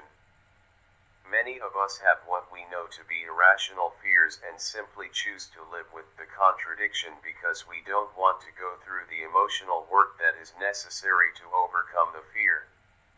In this example, the contradiction is obvious. However, in my many years of working with traders, I have uncovered several typical contradictions and conflicts surrounding the issues of risk and responsibility, where holding two or more conflicting beliefs can easily cancel out your positive intentions, no matter how motivated you are to be successful. The problem is that none of these contradictions are really obvious, at least not at first glance. Contradictory beliefs, however, aren't the only problems. What about assertions like "I'm a risk taker," that traders typically assume have dropped down to the functional level of a belief when, in fact, the underlying dynamics of the way they perceive the market indicates they are doing everything possible to avoid risk? Contradictory beliefs and non-functional awareness represent flawed mental software code that destroys your ability to stay focused and accomplish your goals, code that makes it seem as if you simultaneously have one foot on the accelerator and the other on the brake, code that gives gives learning how to trade a mysterious quality that will be challenging in a fun way at first, but usually turns into pure, unadulterated exasperation. When I was in college in the late 1960s, one of my favorite movies was Cool Hand Luke, starring Paul Newman. It was a very popular movie back then, so I'm sure some of you have seen it on late-night TV. Luke was in a Georgia chain gang. After he escaped and was caught for the second time, the warden and guards were determined not to let Luke make fools of them a third time. So, while forcing him to do an inordinate amount of work with no rest and giving him intermittent beatings, they kept asking, "Have you got your mind right yet, Luke?" Eventually, after considerable suffering, Luke finally told the prison bosses that he had his mind right. They said that if he didn't, and tried to escape again, they'd kill him for sure. Of course, Luke attempted another escape, and true to their word, the guards killed him. Like Luke, many traders, whether they realize it or not, are trying to have it their way by beating the market. As a result, they get financially and emotionally killed. There are easier, infinitely more satisfying ways of getting what you want from the market, but first you have to be willing to get your mind right. Chapter 5. The Dynamics of Perception. One of the primary objectives of this book is to teach you how to take the threat of pain out of market information. The market doesn't generate happy or painful information. From the market's perspective, it's all simply information. It may seem as if the market is causing you to feel the way you do at any given moment, but that's not the case.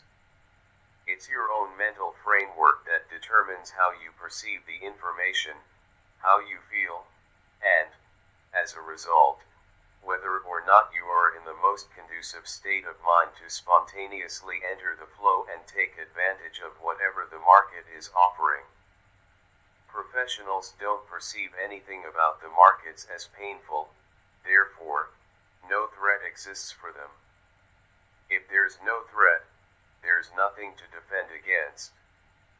As a result, there isn't any reason for their conscious or subconscious defense mechanisms to kick in. That's why professionals can see and do things that mystify everyone else. They're in the flow, because they're perceiving an endless stream of opportunities, and when they're not in the flow, the very best of the best can recognize that fact and then compensate by either scaling back or not trading at all. If your goal is to be able to trade like the professionals, you must be able to see the market from an objective perspective, without distortion. You must be able to act without resistance or hesitation, but with the appropriate amount of positive restraint to counteract the negative effects of overconfidence or euphoria. In essence, your objective is to be able to create a unique state of mind, a trader's mentality. When you've accomplished this, everything else about your success as a trader will fall into place. To help you achieve that objective, I'm going to give you a way to redefine your relationship to market information so that there will be little or no potential to perceive any of it as threatening. By redefine, I mean to change your perspective and operate out of a mental framework that keeps you focused on the opportunities available instead of tapping you into emotional pain. Debugging your mental software. In other words, we want to get the bugs out of our mental software code and get our minds right. Doing this effectively will require an understanding of the nature of mental energy and how you can use that energy to change a perspective that is generating an unwanted, negative, emotional response to market information. There's much to learn, but I think you will be amazed at how some simple changes can make a huge difference in your trading results. The process of trading starts with perceiving an opportunity. Without the perception of an opportunity, we wouldn't have a reason to trade. So, I think it is only fitting that we start our examination of mental energy by breaking down the process of perception. What are the underlying dynamics of perception? What factors determine how we perceive information or what we perceive in relationship to what is available? How is perception connected with what we experience at any given moment? Probably the easiest way to understand the dynamics of perception and answer these questions is to think of everything, the forces that generate information about the properties, characteristics, and traits that make them uniquely what they are. Everything that exists outside of our bodies, all plants and all categories of life, all planetary phenomena in the form of weather conditions, earthquakes, and volcanic eruptions, all active and inert physical matter, and all non-corporeal phenomena such as light, sound waves, microwaves, and radiation generates information about the nature of its existence. That information has the potential to act as a force on one of our 5 physical senses. Before we go any further, notice that I use the verb generate in an all-inclusive way, implying that everything is in an active state of expression, including inanimate objects. To illustrate why I do that, let's look at something as simple as a rock. It's an inanimate object, composed of unique atoms and molecules expressing themselves as a rock. I can use the active verb expressing because the atoms and molecules that make up the rock are in constant motion. So, even though the rock doesn't appear active except in the most abstract sense, it has characteristics and properties that will act as forces on our senses, causing us to experience and make distinctions about the nature of its existence. For example, a rock has texture, and that texture acts as a force on our sense of touch if we run our fingers across the rock's surface. A rock has shape and color, which act as a force on our vision. The rock takes up space that no other object can occupy, so that we see it instead of an empty space or some other object. A rock can also have an odor that acts as a force on our sense of smell, or taste like something, although I haven't licked any rocks lately to find out. When we encounter anything in the environment that expresses its properties and characteristics, an exchange of energy takes place. Energy from the outside, in the form of whatever is expressing itself, gets transformed by our nervous system into electrical impulses and then gets stored in our inner, mental environment. To be more specific, whatever we are seeing, hearing, tasting, smelling, or feeling through our senses gets transformed into electrical impulses of energy and stored in our mental environment as a memory and or dis. I think all of this is fairly self-evident to most people, but there are some profound implications here that aren't self-evident, and we typically take them completely for granted. First of all, there's a cause and effect relationship that exists between ourselves and everything else that exists in the external environment. As a result, our encounters with external forces create what I am going to call energy structures inside our minds. The memories, distinctions, and, ultimately, the beliefs we acquire throughout our lives exist in our mental environment in the form of structured energy. Structured energy is an abstract concept. You might be asking yourself, how does energy take shape or form? Before I answer this question, an even more fundamental question needs to be addressed. How do we know that memories, distinctions, and beliefs exist in the form of energy in the first place? I don't know if it's been scientifically proven or completely accepted by the scientific community, but ask yourself, in what other form could these mental components exist? Here's what we know for sure. Anything composed of atoms and molecules takes up space and, therefore, can be observed. If memories, distinctions, and beliefs existed in some physical form, then we should be able to observe them. To my knowledge, no such observations have been made. The scientific community has dissected brain tissue, both living and dead, examined it at the level of the individual atom, mapped various regions of the brain in terms of their functions, but nobody, as yet, has observed a memory, distinction, or belief in its natural form. By in its natural form I mean that although a scientist can observe the individual brain cells that contain certain memories, he can't experience those memories firsthand. He can only experience them if the person to whom the memories belong is alive and chooses to express them in some way. If memories, distinctions, and beliefs don't exist as physical matter, then there really isn't any alternative way for them to exist except as some form of energy. If this is in fact the case, can this energy take on a specific shape? Can it be structured in a way that reflects the external forces that caused it to come into existence? Most definitely. Is there anything in the environment that is analogous to energy having shape? Thoughts are energy. Because you think in a language, your thoughts are structured by the limitations and rules that govern the particular language in which you think. When you express those thoughts aloud, you create sound waves, which are a form of energy. The sound waves created by the interaction of your vocal cords and tongue are structured by the content of your message. Microwaves are energy.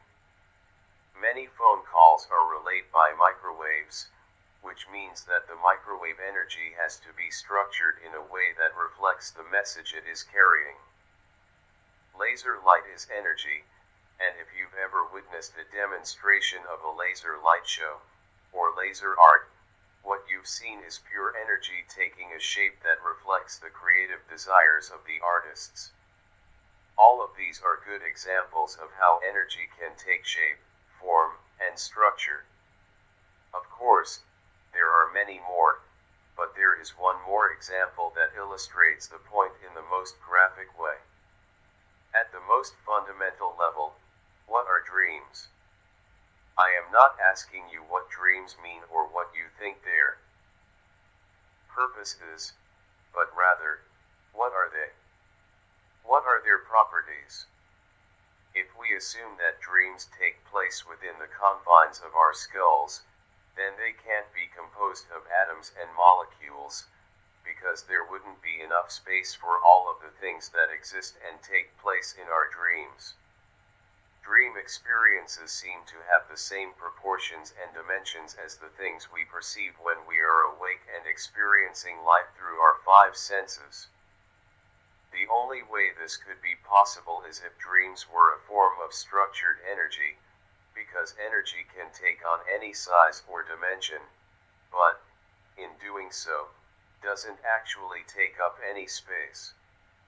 Now, if it hasn't already occurred to you, there's something here that's really profound.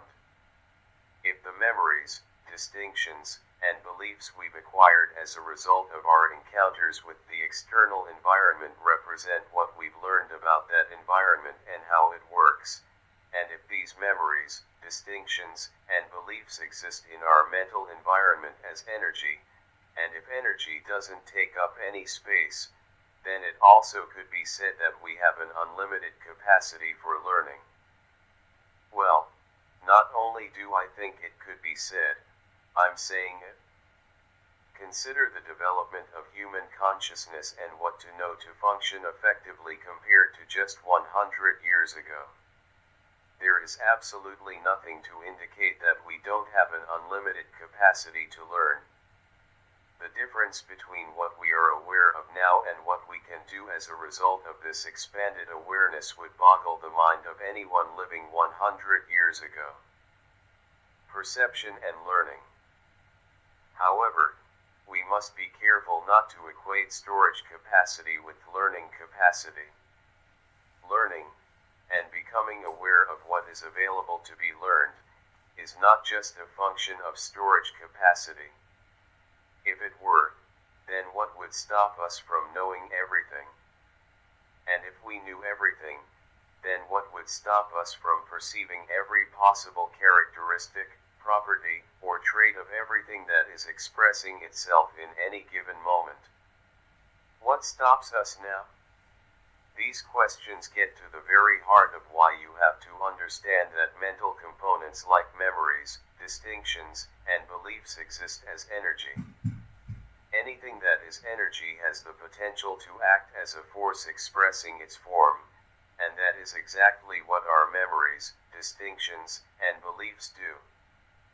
They act as a force on our senses from the inside, expressing their form and content, and, in the process of doing so, they have a profoundly limiting effect on the information we perceive in any given moment, making much of the information that is available from the environment's perspective, and the possibilities inherent within that information, literally invisible. I am saying here that, in any given moment, the environment is generating an enormous amount of information about its properties, characteristics, and traits. Some of that information is beyond the physiological range of our senses. For example, our eyes can't see every wavelength of light, nor can our ears hear every frequency of sound the environment produces, so there's definitely a range of information that is beyond the physiological capabilities of our senses. What about the rest of the information the environment is generating about itself? Do we see, hear, taste, smell, or feel through our senses every possible distinction, trait, and characteristic being senses? Absolutely not. The energy that's inside of us will categorically limit and block our awareness of much of this information by working through the same sensory mechanisms the external environment works through. Now, if you take a moment and think about it, some of what I just said should be self-evident. For example, there are many ways in which the external environment can express itself that we don't perceive simply because we haven't learned about them yet. This is easy to illustrate. Think back to the first time you ever looked at a price chart. What did you see? Exactly what did you perceive? With no previous exposure, I'm sure, like everyone else, you saw a bunch of lines that had no meaning. Now, if you're like most traders, when you look at a price chart you see characteristics, traits, and behavior patterns that represent the collective actions of all the traders who participated in those particular trades. Initially, the chart represented undifferentiated information. Undifferentiated information usually creates a state of confusion, and that's probably what you experienced when you first encountered a chart. Gradually, however, you learn to make distinctions about that information, such as trends and trend lines, consolidations, support, and resistance, retracements or significant relationships between volume, and open interest and price action, just to name a few. You learn that each of these distinctions in the market's behavior represented an opportunity to fulfill some personal need, goal, or desire. Each distinction now had a meaning and some relative degree of significance or importance attached to it. Now, I want you to use your imagination and pretend that I just set before you the very first price chart you ever saw. Would there be a difference between what you see now and what you saw then? Absolutely. Instead of a bunch of undifferentiated lines, you would see everything you've learned about those lines between then and now. In other words, you would see all the distinctions you've learned to make, as well as all the opportunities those distinctions represent. Yet, everything you can see as you look at that chart now existed then, and, furthermore, was available to be perceived. What's the difference? The structured energy that's inside of you now, the knowledge you have gained, acts as a force on your eyes, causing you to recognize the various distinctions that you've learned about. Since that energy wasn't there the first time you looked at the chart, all the opportunities that you now see were there, but at the same time invisible to you. Furthermore, unless you've learned to make every possible distinction based on every possible relationship between the variables in that chart, what you haven't learned yet is still invisible. Most of us have no concept of the extent to which we are continually surrounded by the invisible opportunities inherent in the information we're exposed to. More often than not, we never learn about these opportunities and, as a result, they remain invisible. The problem, of course, is that unless we're in a completely new or unique situation, or we're operating out of an attitude of genuine openness, we won't perceive something that we haven't learned about yet. To learn about something, we have to be able to experience it in some way. So, what we have here is a closed loop that prevents us from learning. Perceptual closed loops exist in all of us, because they are natural functions of the way mental energy expresses itself on our senses. Everyone has heard the expression, people see what they want to see. I would put it a little differently, people see what they've learned to see, and everything else is invisible until they learn how to counteract the energy that blocks their awareness of whatever is unlearned and waiting to be discovered. To illustrate this concept and make it even clearer, I am going to give you another example, one that demonstrates how mental energy can affect how we perceive and experience the environment in a way that it actually reverses the cause and effect relationship. Let's look at a very young child's first encounter with a dog. Because it's a first-time experience, the child's mental environment is a clean slate, so to speak, with respect to dogs. He won't have any memories and certainly no distinctions about a dog's nature. Therefore, up to the moment of his first encounter, from the child's perspective, dogs don't exist. Of course, from the environment's perspective, dogs do exist and they have the potential to act as a force on the child's senses to create an experience. In other words, dogs expressing their nature can act as a cause to produce an effect inside the child's mental environment. What kind of effect are dogs capable of producing? Well, dogs have a range of expression.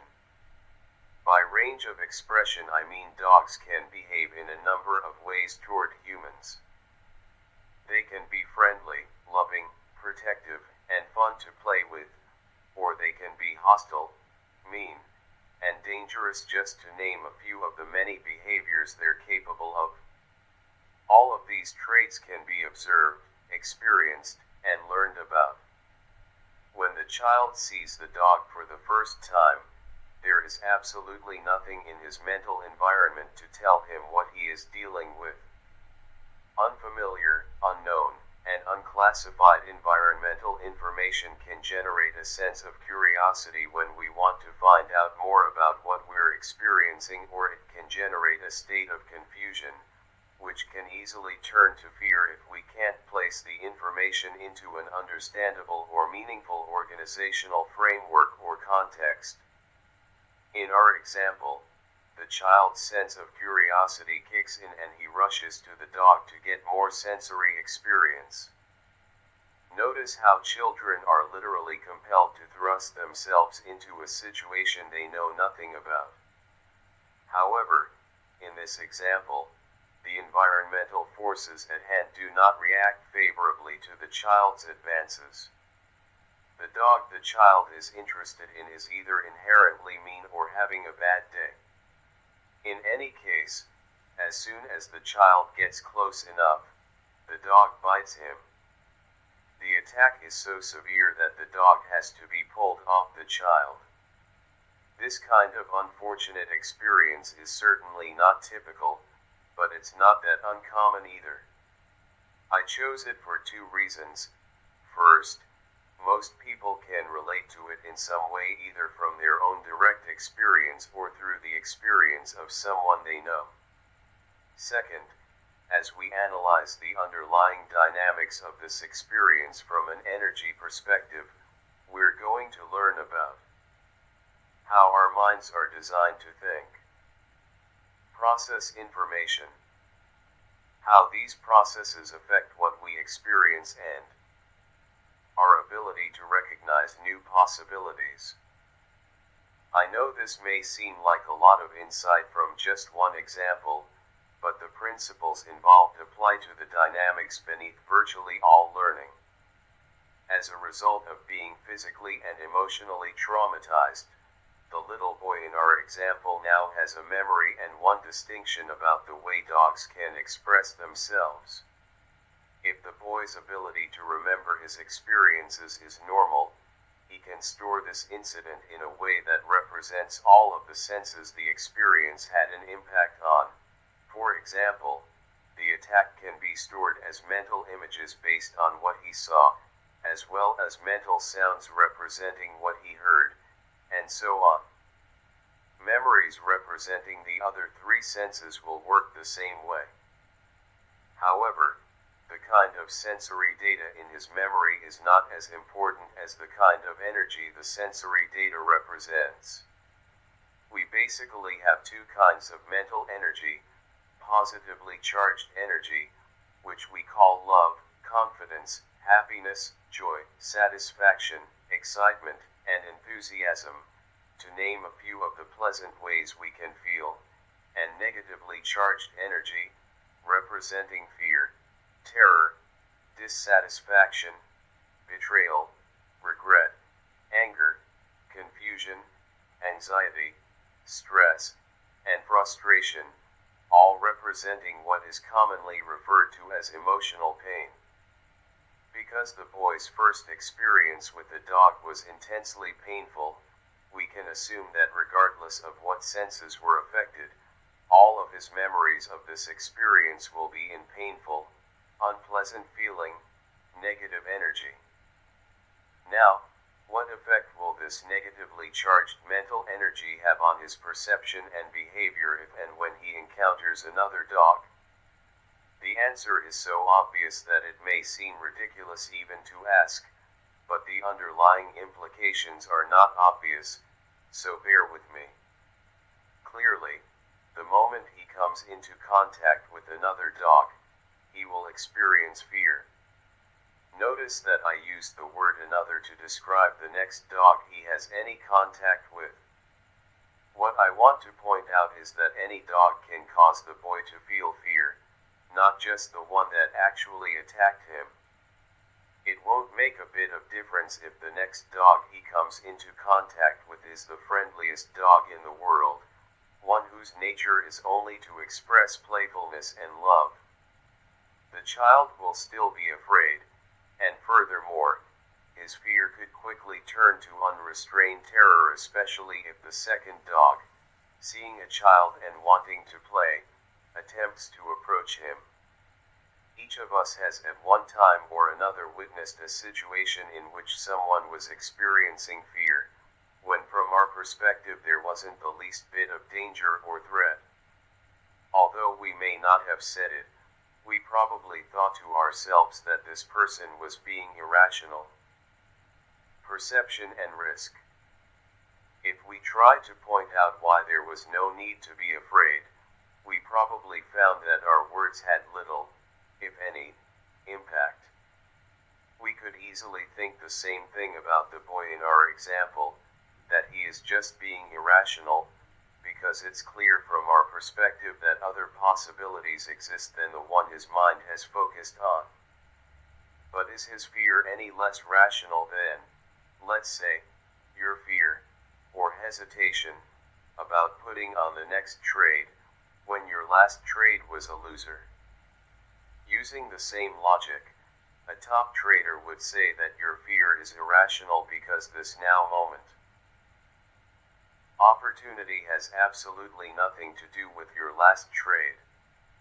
Each trade is simply an edge with a probable outcome, and statistically independent of every other trade. If you believe otherwise, then I can see why you're afraid, but I can assure you that your fears are completely unfounded. As you can see, one person's perception of risk can easily be perceived as irrational thinking by another. Risk is relative, but to the person who perceives it in the moment, it seems absolute and beyond question.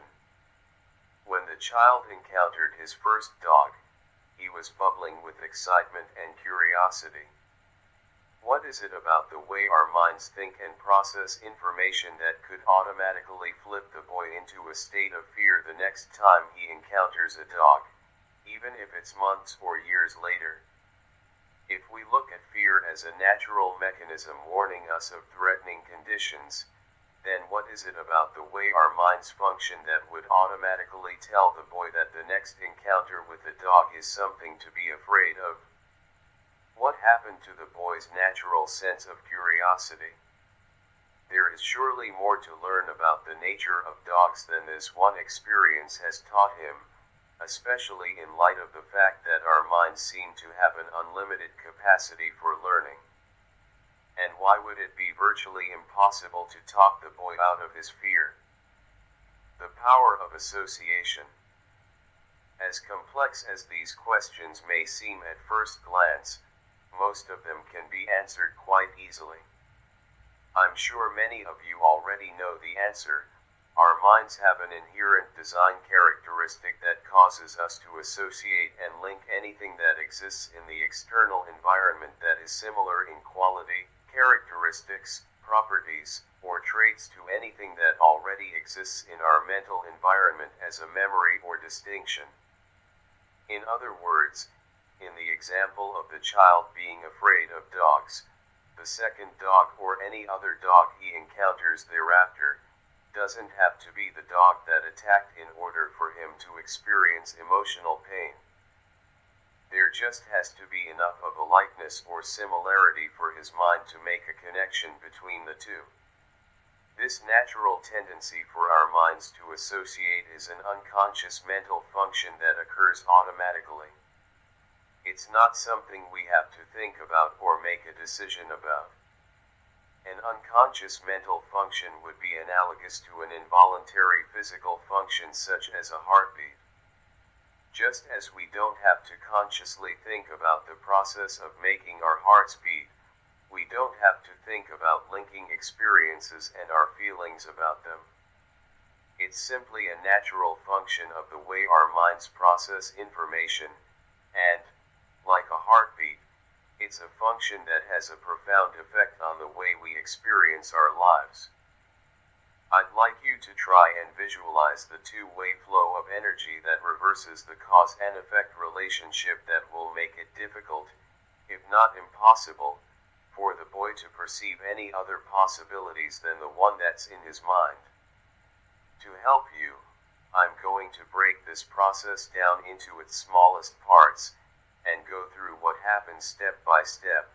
All of this may seem a bit abstract, but understanding this process plays a big part in unlocking your potential to achieve consistent success as a big trader.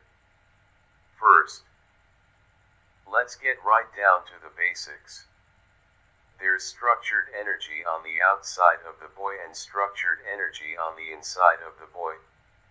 The outside energy is positively charged in the form of a friendly dog that wants to express itself by playing.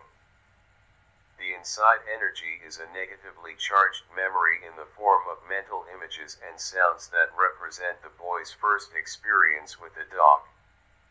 Both the inside and the outside energy have the potential to make themselves felt on the boy's senses and, as a result, create two different kinds of situations for him to experience. The outside energy has the potential to act as a force on the boy in a way that he could find very enjoyable. This particular dog expresses behavior characteristics like playfulness, friendliness, and even love. But keep in mind that these are characteristics that the child still has not experienced in a dog, so from his perspective they don't exist. Just as in the price chart example I presented earlier, the child won't be able to perceive what he hasn't yet learned about, unless he is in a state of mind that is conducive to learning. The inside energy also has potential and is just waiting, so to speak, to express itself. But it will act on the boy's eyes and ears in a way that causes him to feel threatened. This in turn will create an experience of emotional pain, fear, and possibly even terror. From the way I've set this up, it may seem as if the boy has a choice between experiencing fun or experiencing fear, but that's really not the case, at least not in the moment. Of the two possibilities that exist in this situation, he will undoubtedly experience the pain and fear, instead of the fun. This is true for several reasons. First, as I've already indicated, our minds are wired to automatically and instantaneously associate and link information that has similar characteristics, properties, and traits. What's outside of the child in the form of a dog looks and sounds similar to the one that's in his mind. However, the degree of similarity that is necessary for his mind to link the two is an unknown variable, meaning I don't know the mental mechanism that determines how much or how little similarity is required for our minds to associate and link two or more sets of information. Since everyone's mind functions in a similar way, but, at the same time is unique, I would assume there is a range of tolerance for similarity or dissimilarity and each of us has a unique capacity somewhere within the range. Here's what we do know. As this next dog comes into contact with the boy's eyes or ears, if there is enough similarity between the way it looks or sounds and the dog that's embedded in his memory, then his mind will automatically connect the two. This connection, in turn, will cause the negatively charged energy in his memory to be released throughout his body, causing him to be overcome with a very uncomfortable sense of foreboding or terror. The degree of discomfort or emotional pain that he experiences will be equivalent to the degree of trauma that he suffered as a result of his first encounter with the dog. What happens next is what psychologists call a projection. I'm going to refer to it simply as another instantaneous association that makes the reality of the situation from the boy's perspective seem like the absolute, unquestionable truth. The boy's body is now filled with negatively charged energy. At the same time, he is in sensory contact with the dog. Next, his mind associates whatever sensory information his eyes or ears perceive with the painful energy he's experiencing inside himself, which makes it seem as if the source of his pain and fear is the dog he is seeing or hearing in that moment. Psychologists call the dynamics of what I just described the projection because, in a sense, the boy is projecting the pain he is experiencing in the moment onto the dog. That painful energy then gets reflected back to him, so that he perceives a dog that is threatening, painful, and dangerous. This process makes the second dog identical in character, properties, and traits to the one that is in the boy's memory bank, even though the information the second dog is generating about its behavior is not identical, or even similar, to the behavior of the dog that actually attacked the boy.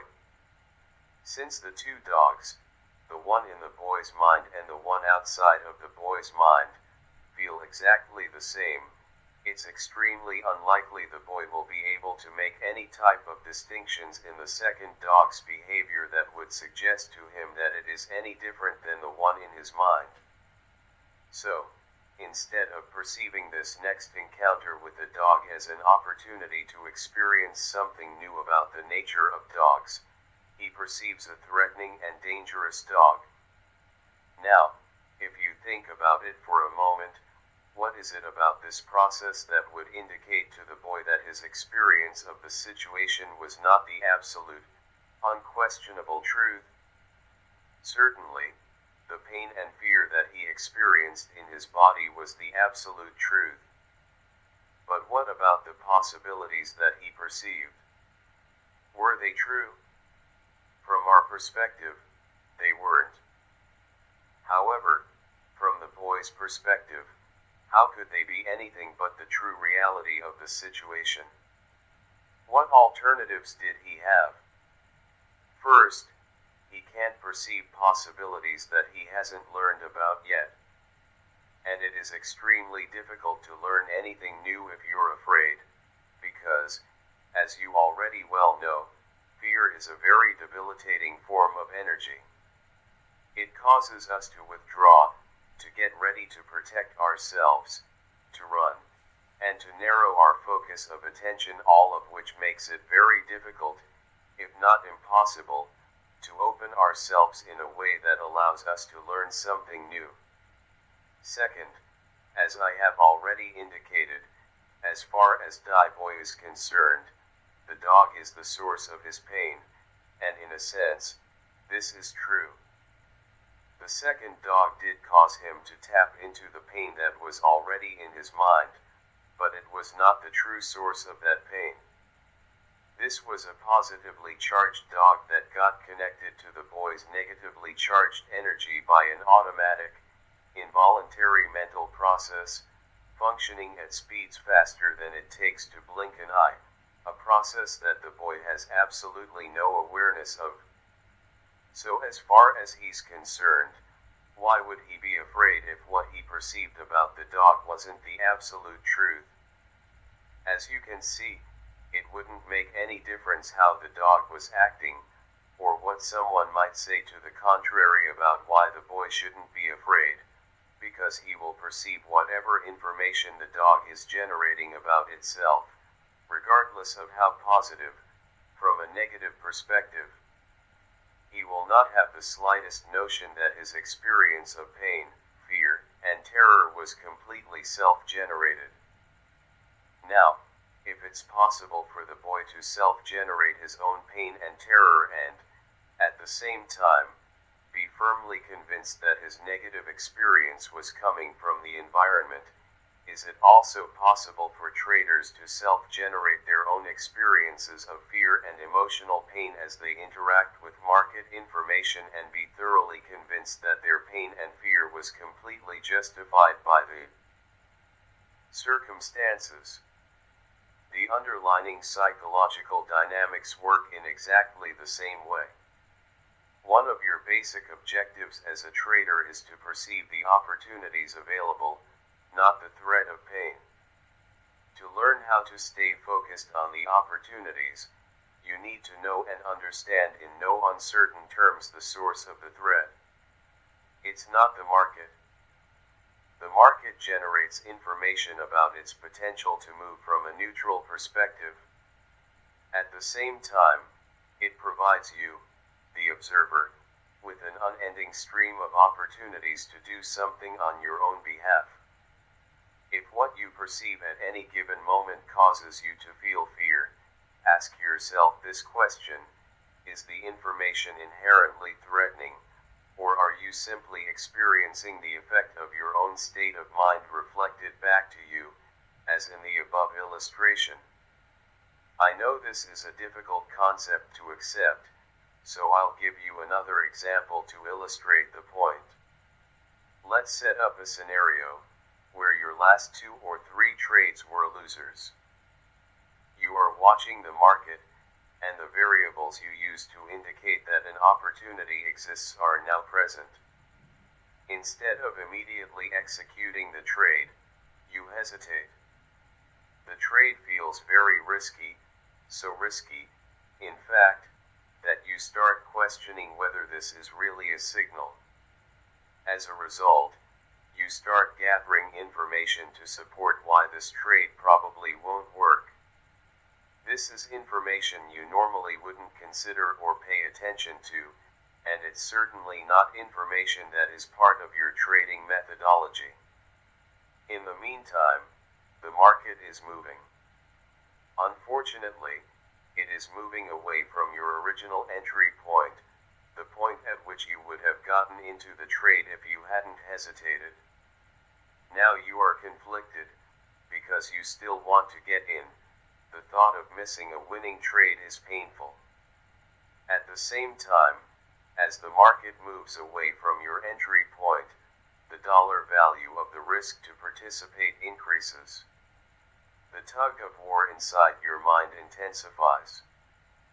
You don't want to miss out, but you don't want to get whipsawed either. In the end, you do nothing, because you are paralyzed by the conflict. You justify your state of immobility by telling yourself that it's just too risky to chase the market, while you agonize over every tick the market moves in the direction of what would have been a nice winning trade. If this scenario sounds familiar, I want you to ask yourself whether, at the moment you hesitated, were you perceiving what the market was making available, or perceiving what was in your mind reflected back to you? The market gave you a signal, but you didn't perceive the signal from an objective or positive perspective. You didn't see it as an opportunity to experience the positive feeling you would get from winning or making money, but that's exactly what the market was making available to you. Think about this for a moment. If I change the scenario so that your last 2 or 3 trades were winners instead of losers, would you have perceived the signal any differently? Would you have perceived it more as an opportunity to win than you did in the first scenario? If you were coming off 3 winners in a row, would you have hesitated to put that trade on? Very unlikely. In fact, if you're like most traders, you probably would have been giving very strong consideration to loading up, putting on a position much larger than your normal size. In each situation, the market generated the same signal. But your state of mind was negative and fear-based in the first scenario, and that caused you to focus on the possibility of failure, which in turn caused you to hesitate. In the second scenario, you hardly perceived any risk at all. You may even have thought the market was making a dream come true. That, in turn, would make it easy, if not compelling, to financially overcommit yourself. If you can accept the fact that the market doesn't generate positively or negatively charged information as an inherent characteristic of the way it expresses itself, then the only other way information can take on a positive or negative charge is in your mind, and that is a function of the way the information is processed. In other words, the market doesn't cause you to focus on failure and pain, or on winning and pleasure. What causes the information to take on a positive or negative quality is the same unconscious mental process that caused the boy to perceive the second dog as threatening and dangerous, when all the dog was offering was playfulness and friendship. Our minds constantly associate what's outside of us, information, with something that's already in our mind, what we know, making it seem as if the outside circumstances and the memory, distinction, or belief these circumstances are associated with are exactly the same. As a result, in the first scenario, if you were coming off 2 or 3 losing trades, the next signal the market gives you that an opportunity was present will feel overly risky. Your mind is automatically and unconsciously linking the now moment with your most recent trading experiences. The link taps you into the pain of losing, creating a fearful state of mind and causing you to perceive the information you're exposed to in that moment from a negative perspective. It seems as if the market is expressing threatening information, so, of course, your hesitation is justified. In the second scenario, the same process causes you to perceive the situation from an overly positive perspective, because you are coming off 3 winners in a row.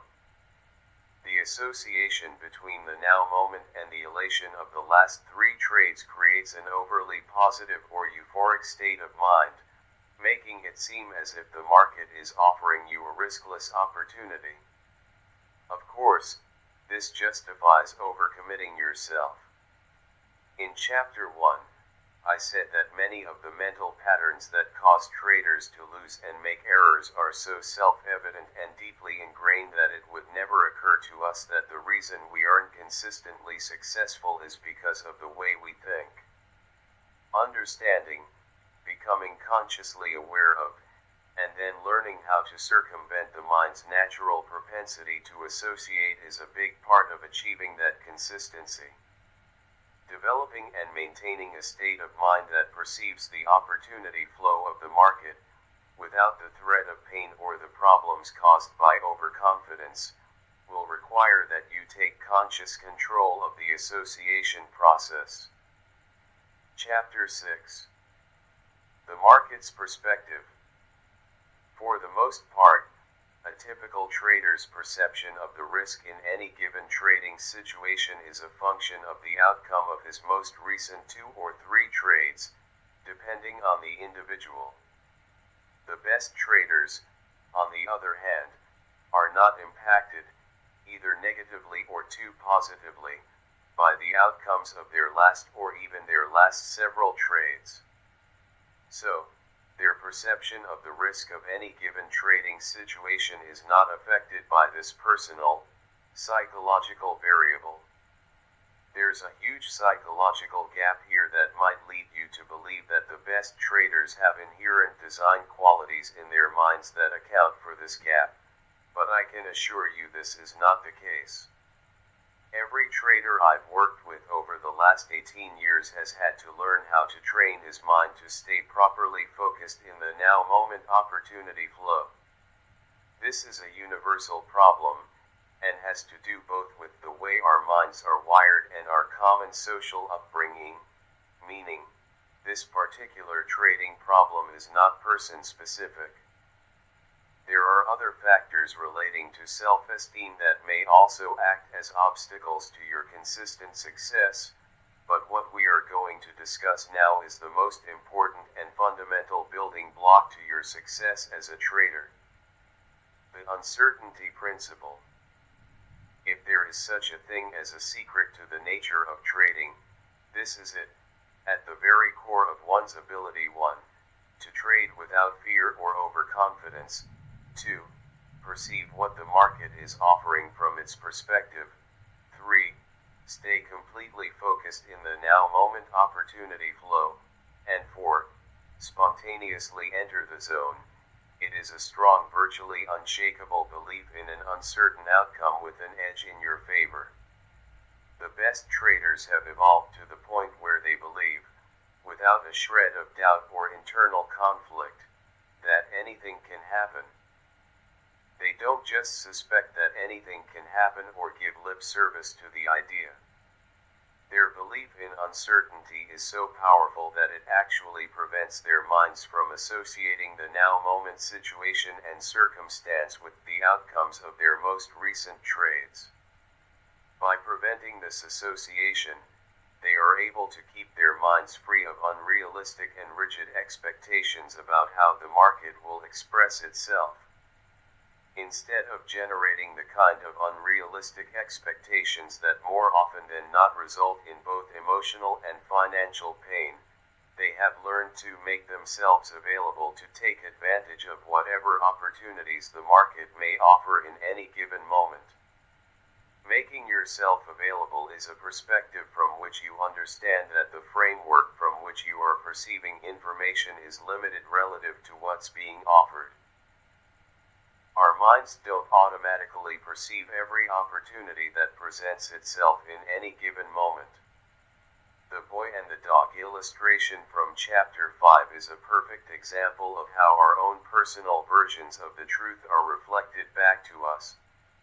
This same land of perceptual blindness happens all the time in trading.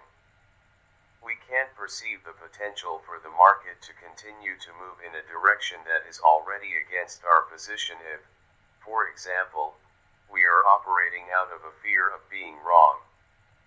The fear of admitting we are wrong causes us to place an inordinate amount of significance on information that tells us that we're right. This happens even if there's ample information to indicate that the market has in fact established a trend in the opposite direction of our position. A trending market is a distinction about the market's behavior we can ordinarily perceive, but this distinction can easily become invisible if we are operating out of fear.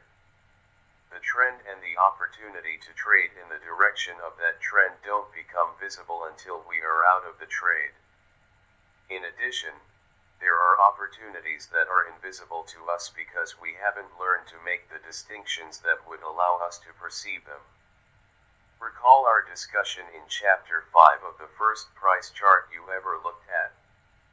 What we haven't learned yet is invisible to us, and remains invisible until our minds are open to an exchange of energy. A perspective from which you make yourself available takes into consideration both the known and the unknown.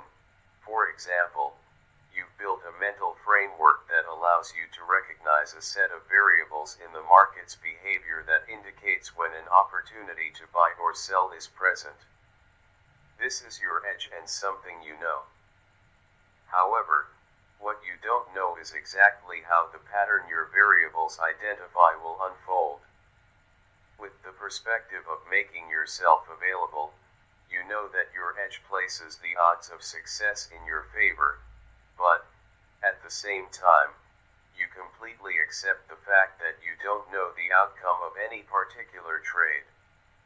By making yourself available, you consciously open yourself up to find out what will happen next, instead of giving way to an automatic mental process that causes you to think you already know. Adopting this perspective leaves your mind free of internal resistance that can prevent you from perceiving whatever opportunity the market is making available from its perspective, its truth. Your mind is open for an exchange of energy. Not only can you learn something about the market that you previously didn't know, but you also set up the mental condition most conducive to entering the zone. The essence of what it means to be in the zone is that your mind and the market are in sync. As a result, you sense what the market is about to do as if there is no separation between yourself and the collective consciousness of everyone else participating in the market. The zone is a mental space where you are doing more than just reading the collective mind. You are also in complete harmony with it. If this sounds a bit strange to you, ask yourself how it is that a flock of birds or a school of fish can change direction simultaneously. There must be a way in which they are linked to one another. If it is possible for people to become linked in the same way, then there will be times when information from those with whom we are linked can and will bleed through to our consciousness. Traders who have experienced being tapped into the collective consciousness of the market can anticipate a change in direction just as a bird in the middle of a flock or a fish in the middle of a school will turn at the precise moment that all of the others turn. However, setting up the kind of mental conditions most conducive to experiencing the seemingly magical synchronicity between you and the market is no easy task.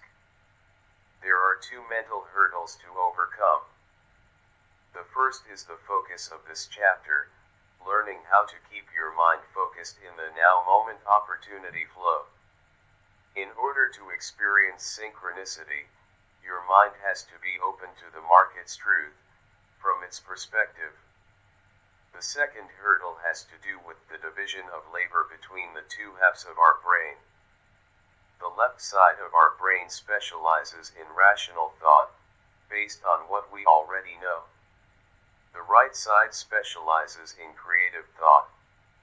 It is capable of tapping into an inspiration, an intuition, a hunch, or a sense of knowing that usually can't be explained at a rational level. It can't be explained because if the information is really creative in nature, then it is something that we wouldn't know at a rational level. By definition, true creativity brings forth something that didn't previously exist. There's an inherent conflict between these two modes of thought, that the rational, logical part will almost always win, unless we take specific steps to train our minds to accept and trust creative information. Without that training, we will usually find it very difficult to act on our hunches, intuitive impulses, inspirations, or sense of knowing. Acting appropriately on anything requires belief and clarity of intent, which keeps our minds and senses focused on the purpose at hand. If the source of our actions is creative in nature, and our rational mind hasn't been properly trained to trust this source, then at some point in the process of acting on this information, our rational brain will flood our consciousness with conflicting and competing thoughts. Of course, all of these thoughts will be sound and reasonable in nature, because they will be coming from what we already know at a rational level, but they will have the effect of flipping us out of the zone or any other creative state of mind. There are few things in life more frustrating than recognizing the possibilities evident from a hunch, intuition, or an inspired idea, and not taking advantage of that potential because we talked ourselves out of it. I realize that what I've just said is still much too abstract to implement on a practical basis. So, I'm going to take you step by step through what it means to be completely focused in the now moment opportunity flow. My objective is that by the time you've read this chapter and chapter 7, you will understand without a shred of doubt why your ultimate success as a trader cannot be realized until you develop a resolute, unshakable belief in uncertainty. The first step on the road toward getting your mind and the market in sync is to understand and completely accept the psychological realities of trading. This step is where most of the frustrations, disappointments, and mysteriousness associated with trading begin. Very few people who decide to trade ever take the time or expend the effort to think about what it means to be a trader. Most people who go into trading think that being a trader is synonymous with being a good market analyst. As I have mentioned, this couldn't be further from the truth. Good market analysis can certainly contribute to and play a supporting role in one's success, but it doesn't deserve the attention and importance most traders mistakenly attach to it. Beneath the market behavior patterns that are so easy to become fixated on are some very unique psychological characteristics. It's the nature of these psychological characteristics that determines how one needs to be in order to operate effectively in the market environment. Operating effectively in an environment that has qualities, traits, or characteristics that are different from what we're used to requires making some adjustments or changes in the way we normally think about things. For example, if you were to travel to an exotic place with certain objectives or goals to accomplish, the first thing you would do is familiarize yourself with the local traditions and customs. By doing so, you would learn about the various ways in which you would have to adapt in order to function successfully in that environment. Traders frequently ignore the fact that they may have to adapt in order to become consistently successful traders. There are two reasons for this. The first is that you need absolutely no skill of any kind to put on a winning trade. For most traders, it usually takes years of pain and suffering before they figure out or finally admit to themselves that there's more to being consistent than the ability to pick an occasional winner. The second reason is that you don't have to travel anywhere to trade. All you need is access to a phone. You don't even have to roll out of bed in the morning. Even traders who normally trade from an office don't have to be in the office to put on or take off their trades. Because we can access and interact with the market from personal environments that we are intimately familiar with, it seems as if trading won't require any special adaptations in the way we think. To some degree, you are probably already aware of many of the fundamental truths, psychological characteristics, about the nature of trading. But having an awareness or an understanding of some principle, insight, or concept doesn't necessarily equate to acceptance and belief. When something has been truly accepted, it isn't in conflict with any other component of our mental environment. When we believe in something, we operate out of that belief as a natural function of who we are, without struggle or extra effort. To whatever degree there is a conflict with any other component of our mental environment, to the same degree there is a lack of acceptance. It isn't difficult, therefore, to understand why so few people make it as traders. They simply don't do the mental work necessary to reconcile the many conflicts that exist between what they've already learned and believe, and how that learning contradicts and acts as a source of resistance to implementing the various principles of successful trading.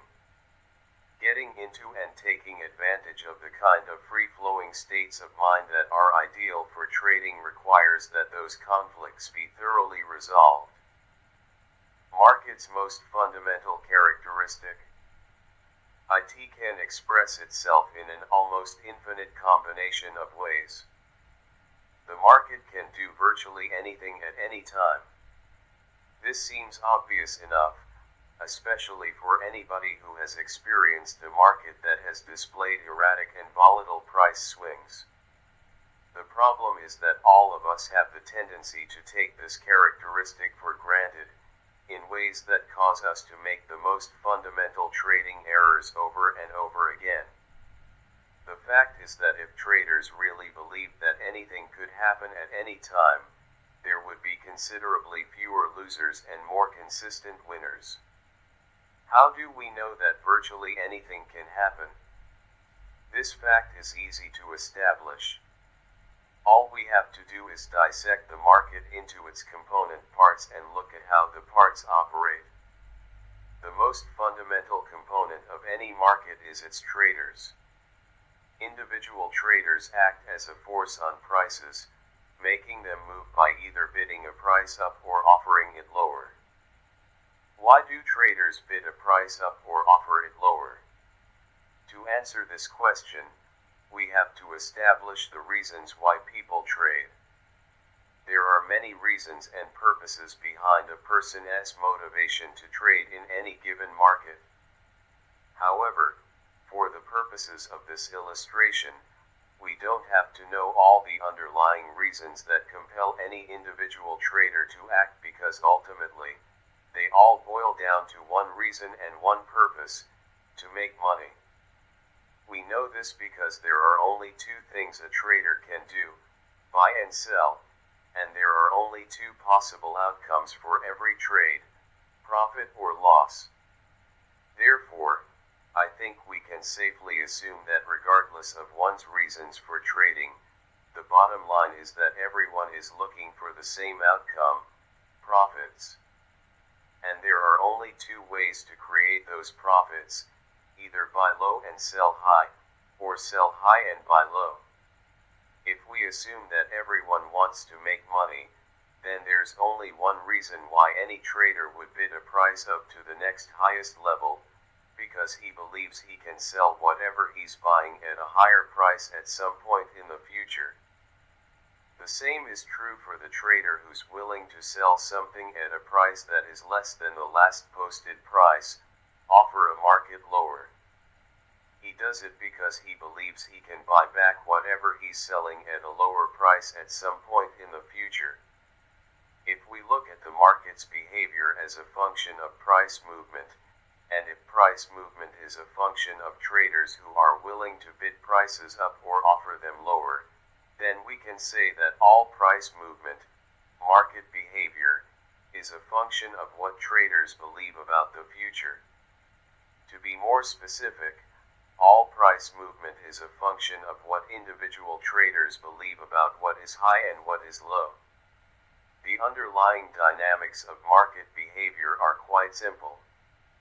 Only three primary forces exist in any market: traders who believe the price is low, traders who believe the price is high, and traders who are watching and waiting to make up their minds about whether the price is low or high. Technically, the third group constitutes a potential force. The reasons that support any given trader's belief that something is high or low are usually irrelevant, because most people who trade act in an undisciplined, unorganized, haphazard, and random manner.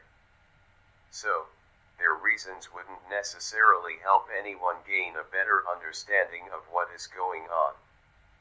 But, understanding what's going on isn't that difficult, if you remember that all price movement or lack of movement is a function of the relative balance or imbalance between two primary forces: traders who believe the price is going up, and traders who believe the price is going down.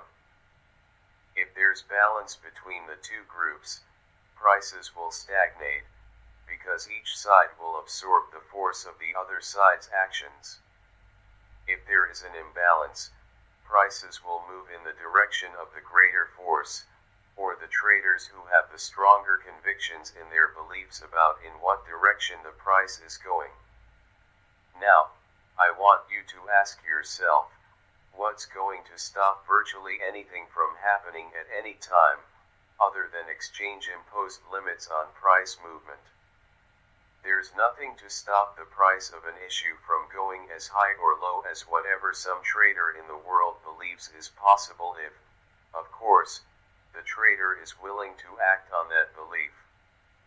So, the range of the market's behavior in its collective form is limited only by the most extreme beliefs about what is high and what is low held by any given individual participating in that market. I think the implications are self-evident. There can be an extreme diversity of beliefs present in any given market in any given moment, making virtually anything possible. When we look at the market from this perspective, it's easy to see that every potential trader who is willing to express his belief about the future becomes a market variable. On a more personal level, this means that it only takes one other trader, anywhere in the world, to negate the positive potential of your trade. Put another way, it takes only one other trader to negate what you believe about what is high or what is low. That's all, only one. Here's an example to illustrate this point. Several years ago, a trader came to me for help. He was an excellent market analyst. In fact, he was one of the best I've ever met. But after years of frustration during which he lost all his money and a lot of other people's money, he was finally ready to admit that, as a trader, he left a lot to be desired. After talking to him for a while, I determined that a number of serious psychological obstacles were preventing him from being successful. One of the most troublesome obstacles was that he was a know-it-all and extremely arrogant, making it impossible for him to achieve the degree of mental flexibility required to trade effectively. It didn't matter how good an analyst he was. When he came to me, he was so desperate for money and help that he was willing to consider anything. The first suggestion I made was that instead of looking for another investor to back what ultimately would be another failed attempt at trading, he would be better off taking a job, doing something he was truly good at. He could be paid a steady income while working through his problems, and at the same time provide someone with a worthwhile service. He took my advice and quickly found a position as a technical analyst with a fairly substantial brokerage house and clearing firm in Chicago. The semi-retired chairman of the board of the brokerage firm was a longtime trader with nearly 40 years of experience in the grain pits at the Chicago Board of Trade. He didn't know much about technical analysis, because he never needed it to make money on the floor. But he no longer traded on the floor and found the transition to trading from a screen difficult and somewhat mysterious. So, he asked the firm's newly acquired star technical analyst to sit with him during the trading day and teach him technical trading. The new hire jumped at the opportunity to show off his abilities to such an experienced and successful trader. The analyst was using a method called point and line, developed by Charlie Drummond. Among other things, point and line can accurately define support and resistance. One day, as the two of them were watching the soybean market together, the analyst had projected major support and resistance points, and the market happened to be trading between these 2 points. As the technical analyst was explaining to the chairman the significance of these 2 points, he stated in very emphatic, almost absolute terms that if the market goes up to resistance, it will stop and reverse, and if the market goes down to support, it will also stop and reverse. Then he explained that if the market went down to the price level he calculated as support, his calculations indicated that would also be the low of the day.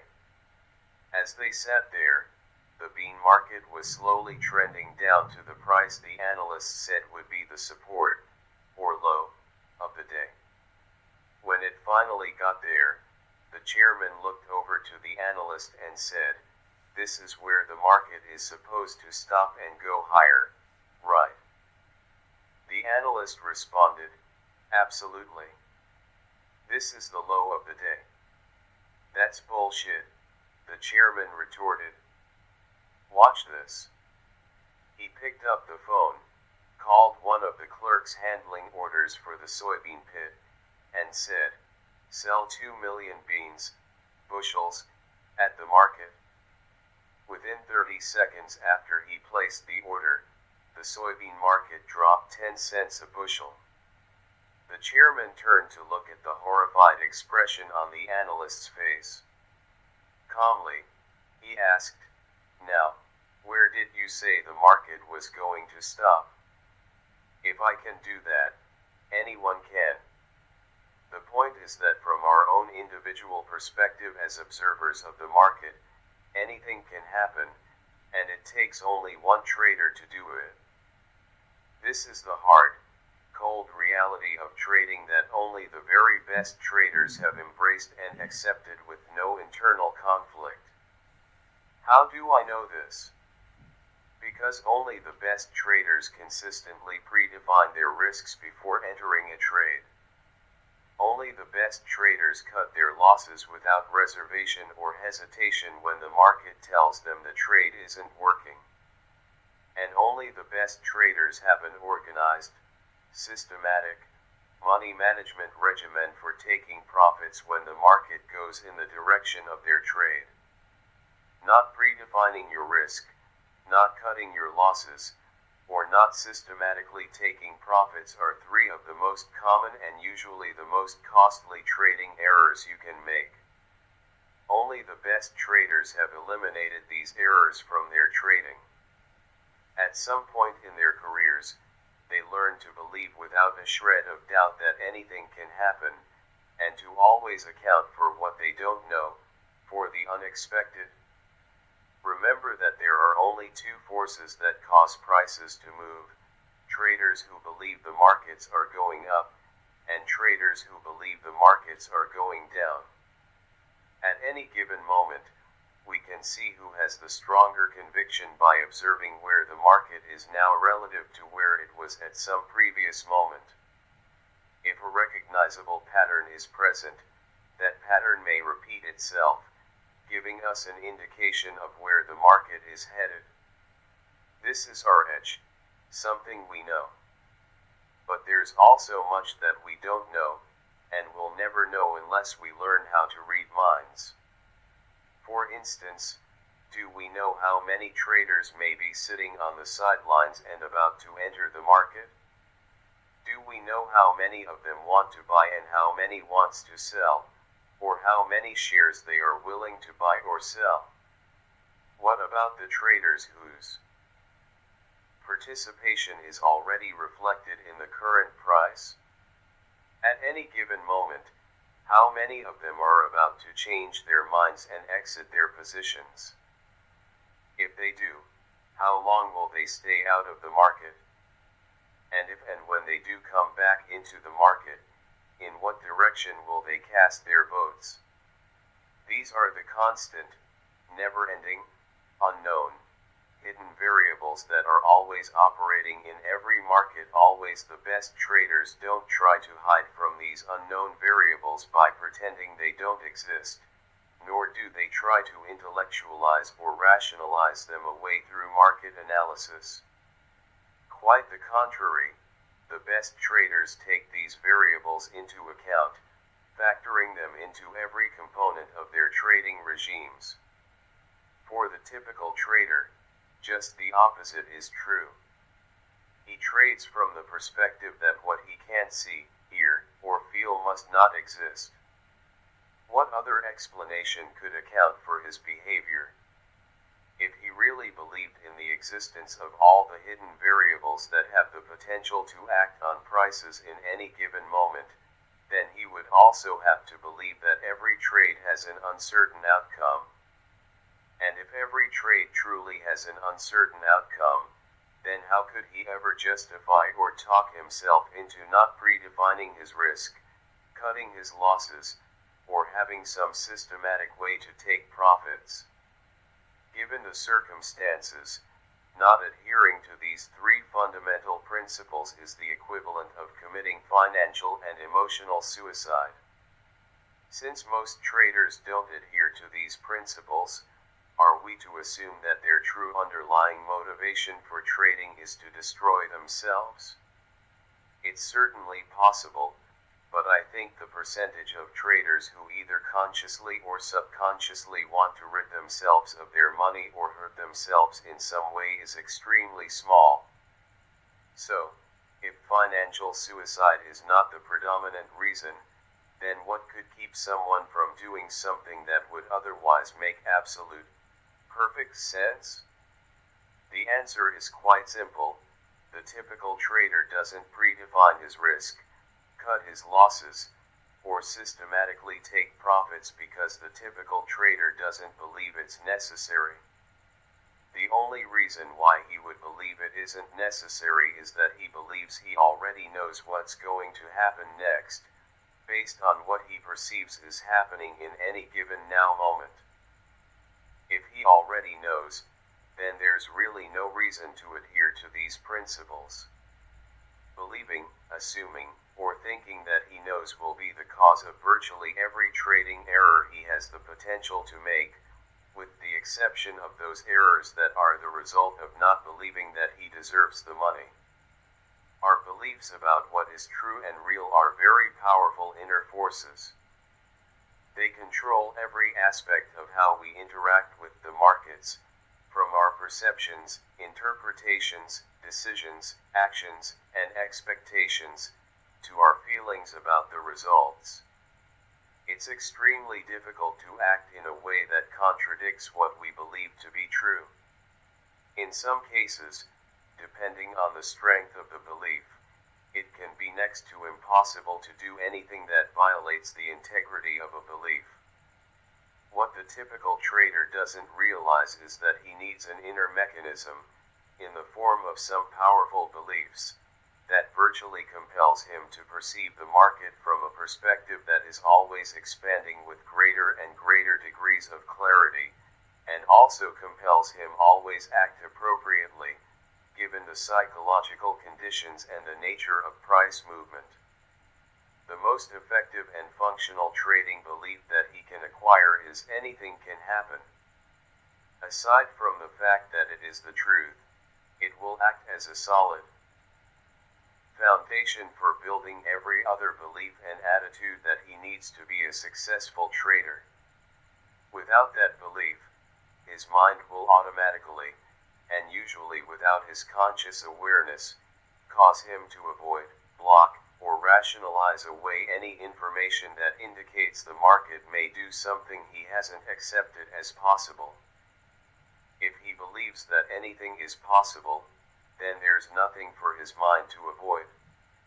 Because anything includes everything, this belief will act as an expansive force on his perception of the market that will allow him to perceive information that might otherwise have been invisible to him. In essence, he will be making himself available, opening his mind, to perceive more of the possibilities that exist from the market's perspective. Most important, by establishing a belief that anything can happen, he will be training his mind to think in probabilities. This is by far the most essential as well as the most difficult principle for people to grasp and to effectively integrate into their mental systems. Chapter 7. The Trader's Edge. Thinking in Probabilities. Exactly what does it mean to think in probabilities, and why is it so essential to one's consistent success as a trader? If you take a moment and analyze the last sentence, you will notice that I made consistency a function of probabilities. It sounds like a contradiction. How can someone produce consistent results from an event that has an uncertain probabilistic outcome? To answer this question, all we have to do is look to the gambling industry. Corporations spend vast amounts of money, in the hundreds of millions, if not billions, of dollars, on elaborate hotels to attract people to their casinos. If you've been to Las Vegas, you know exactly what I am talking about. Gaming corporations are just like other corporations, in that they have to justify how they allocate their assets to a board of directors and ultimately to their stockholders. How do you suppose they justify spending vast sums of money on elaborate hotels and casinos, whose primary function is to generate revenue from an event that has a purely random outcome? Probabilities paradox: random outcome, consistent results. Here's an interesting paradox. Casinos make consistent profits day after day and year after year, facilitating an event that has a purely random outcome.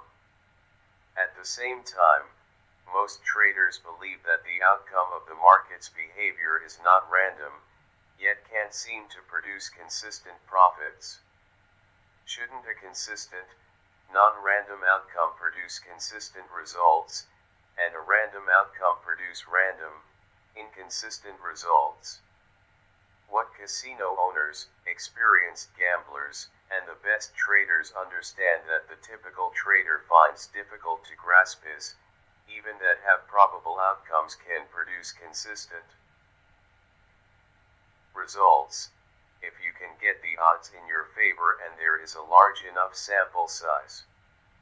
The best traders treat trading like a numbers game, similar to the way in which casinos and professional gamblers approach gambling. To illustrate, let's look at the game of blackjack.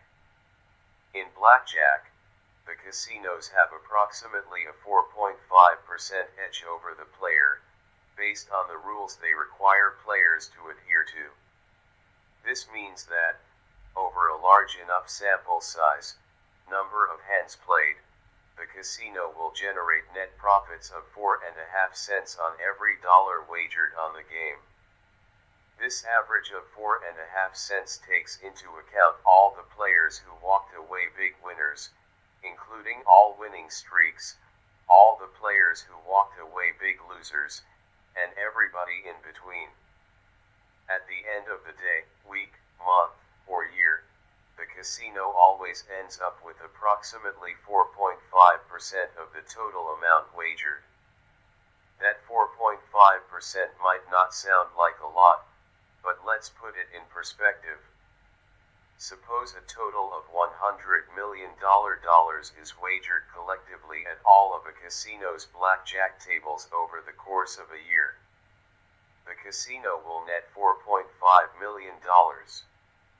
What casino owners and professional gamblers understand about the nature of probabilities is that each individual hand played is statistically independent of every other hand. This means that each individual hand is a unique event, where the outcome is random relative to the last hand played or the next hand played. If you focus on each hand individually, there will be a random, unpredictable distribution between winning and losing hands. But on a collective basis, just the opposite is true. If a large enough number of hands is played, patterns will emerge that produce a consistent, predictable, and statistically reliable outcome. Here's what makes thinking in probabilities so difficult. It requires two layers of beliefs that on the surface seem to contradict each other. We'll call the first layer the micro level. At this level, you have to believe in the uncertainty and unpredictability of each individual hand. You know the truth of this uncertainty, because there are always a number of unknown variables affecting the consistency of the deck that each new hand is drawn from. For example, you can't know in advance how any of the other participants will decide to play their hands, since they can either take or decline additional cards. Any variables acting on the consistency of the deck that can't be controlled or known in advance will make the outcome of any particular hand both uncertain and random, statistically independent, in relationship to any other hand. The second layer is the macro level. At this level, you have to believe that the outcome over a series of hands played is relatively certain and predictable. The degree of certainty is based on the fixed or constant variables that are known in advance and specifically designed to give an advantage, edge, to one side or the other. The constant variables I am referring to are the rules of the game.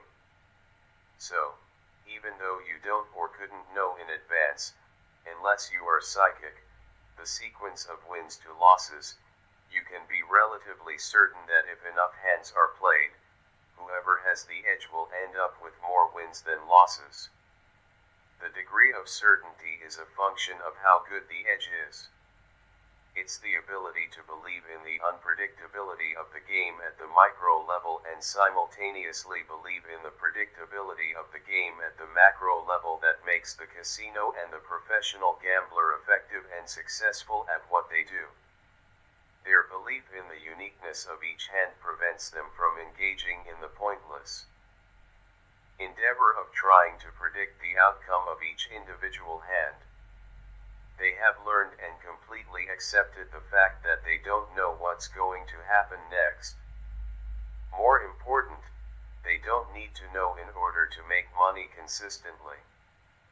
Because they don't have to know what's going to happen next, they don't place any special significance, emotional or otherwise, on each individual hand, spin of the wheel, or roll of the dice.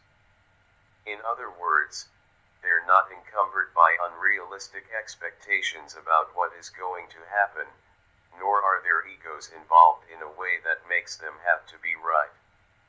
As a result, it's easier to stay focused on keeping the odds in their favor and executing flawlessly, which in turn makes them less susceptible to making costly mistakes. They stay relaxed because they are committed and willing to let the probabilities, their edges, play themselves out, all the while knowing that if their edges are good enough and the sample sizes are big enough, they will come out net winners. The best traders use the same thinking strategy as the casino and professional gambler.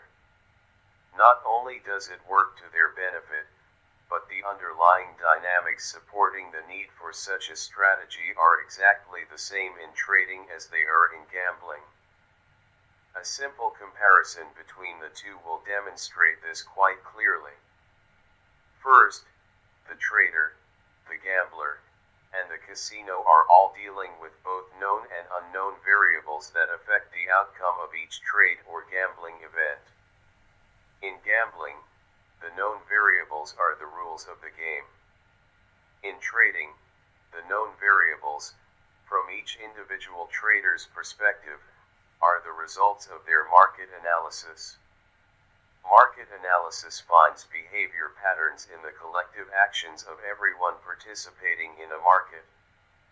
We know that individuals will act the same way under similar situations and circumstances, over and over again, producing observable patterns of behavior. By the same token, groups of individuals interacting with one another, day after day, week after week, also produce behavior patterns that repeat themselves. These collective behavior patterns can be discovered and sub-identified by analytical tools such as trend lines, moving averages, oscillators, or retracements, just to name a few of the thousands that are available to any trader. Each analytical tool uses a set of criteria to define the boundaries of each behavior pattern identified. The set of criteria and the boundaries identified are the trader's known market variables. They are to the individual trader what the rules of the game are to the casino and gambler. By this I mean, the trader's analytical tools are the known variables that put the odds of success, the edge, for any given trade in the trader's favor, in the same way that the rules of the game put the odds of success in favor of the casino. Second, we know that in gambling a number of unknown variables act on the outcome of each game. In blackjack, the unknowns are the shuffling of the deck and how the players choose to play their hands. In craps, it's how the dice are thrown. And in roulette, it's the amount of force applied to spin the wheel. All these unknown variables act as forces on the outcome of each individual event, in a way that causes each event to be statistically independent of any other individual event, thereby creating a random distribution between wins and losses. Trading also involves a number of unknown variables that act on the outcome of any particular behavior pattern a trader may identify and use as his edge. In trading, the unknown variables are all other traders who have the potential to come into the market to put on or take off a trade. Each trade contributes to the market's position at any given moment, which means that each trader, acting on a belief about what is high and what is low, contributes to the collective behavior pattern that is displayed at that moment.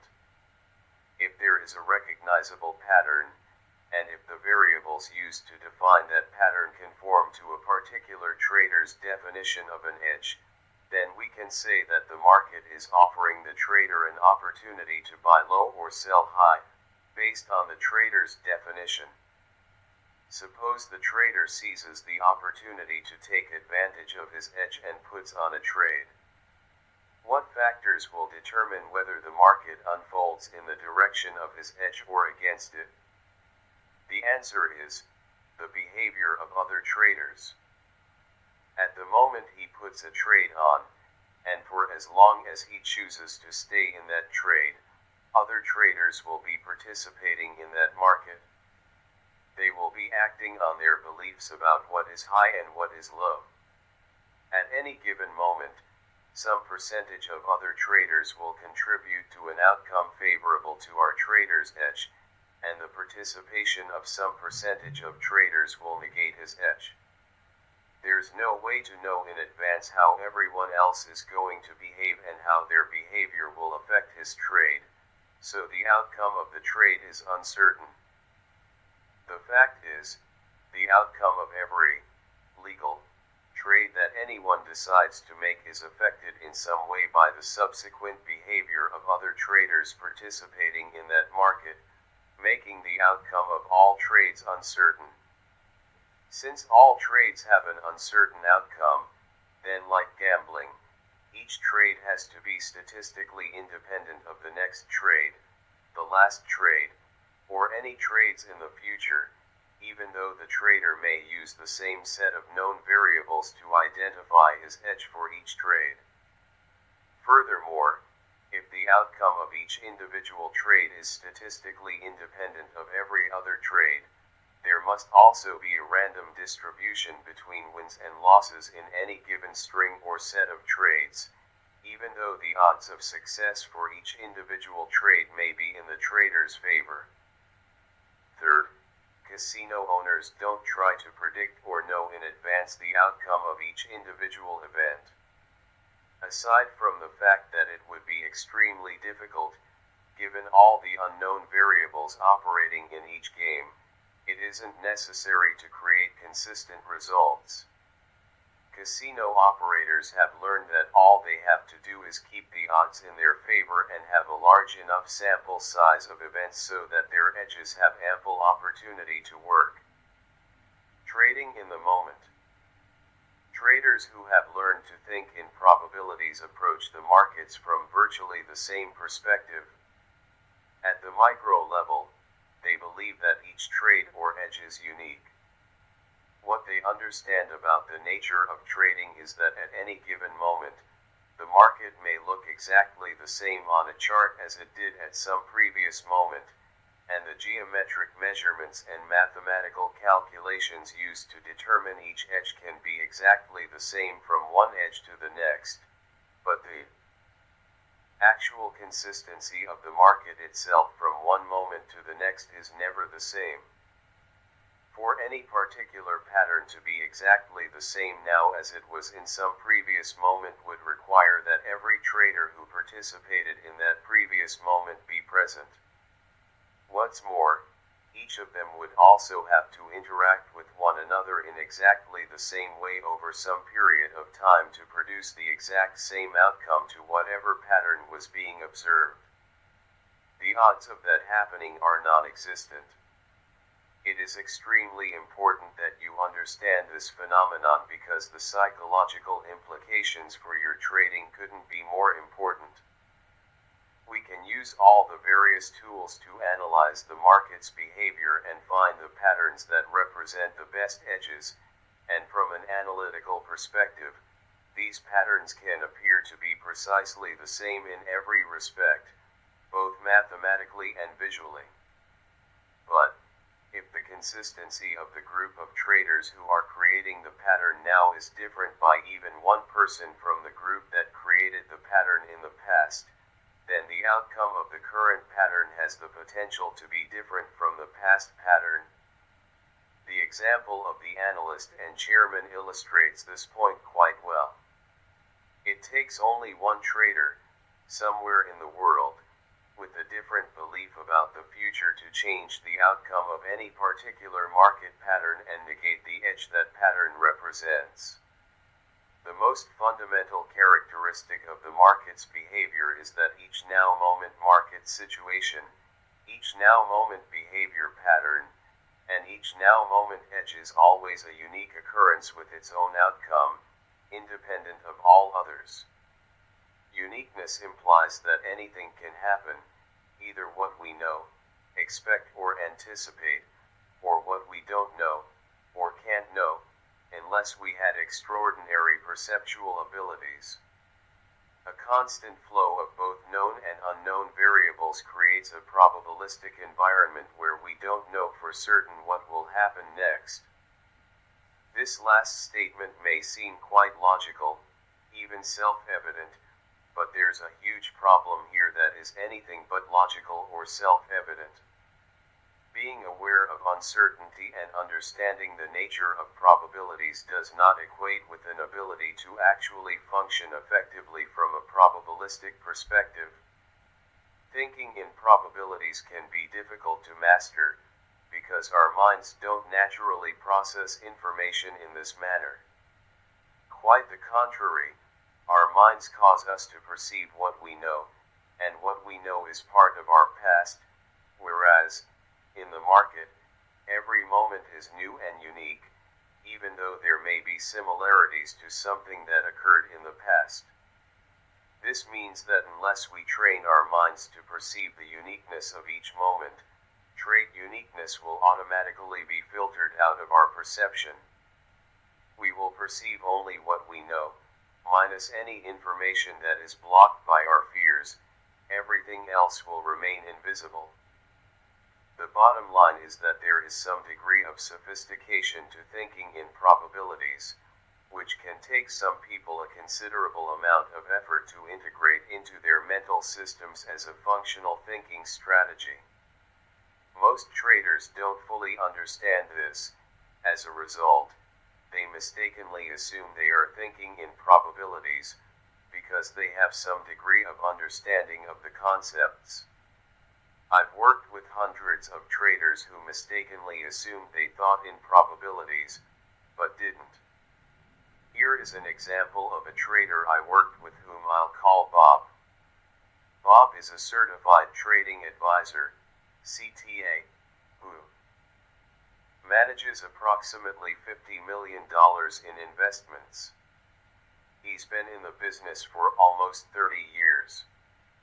He came to one of my workshops because he was never able to produce more than a 12 to 18% annual return on the accounts he managed.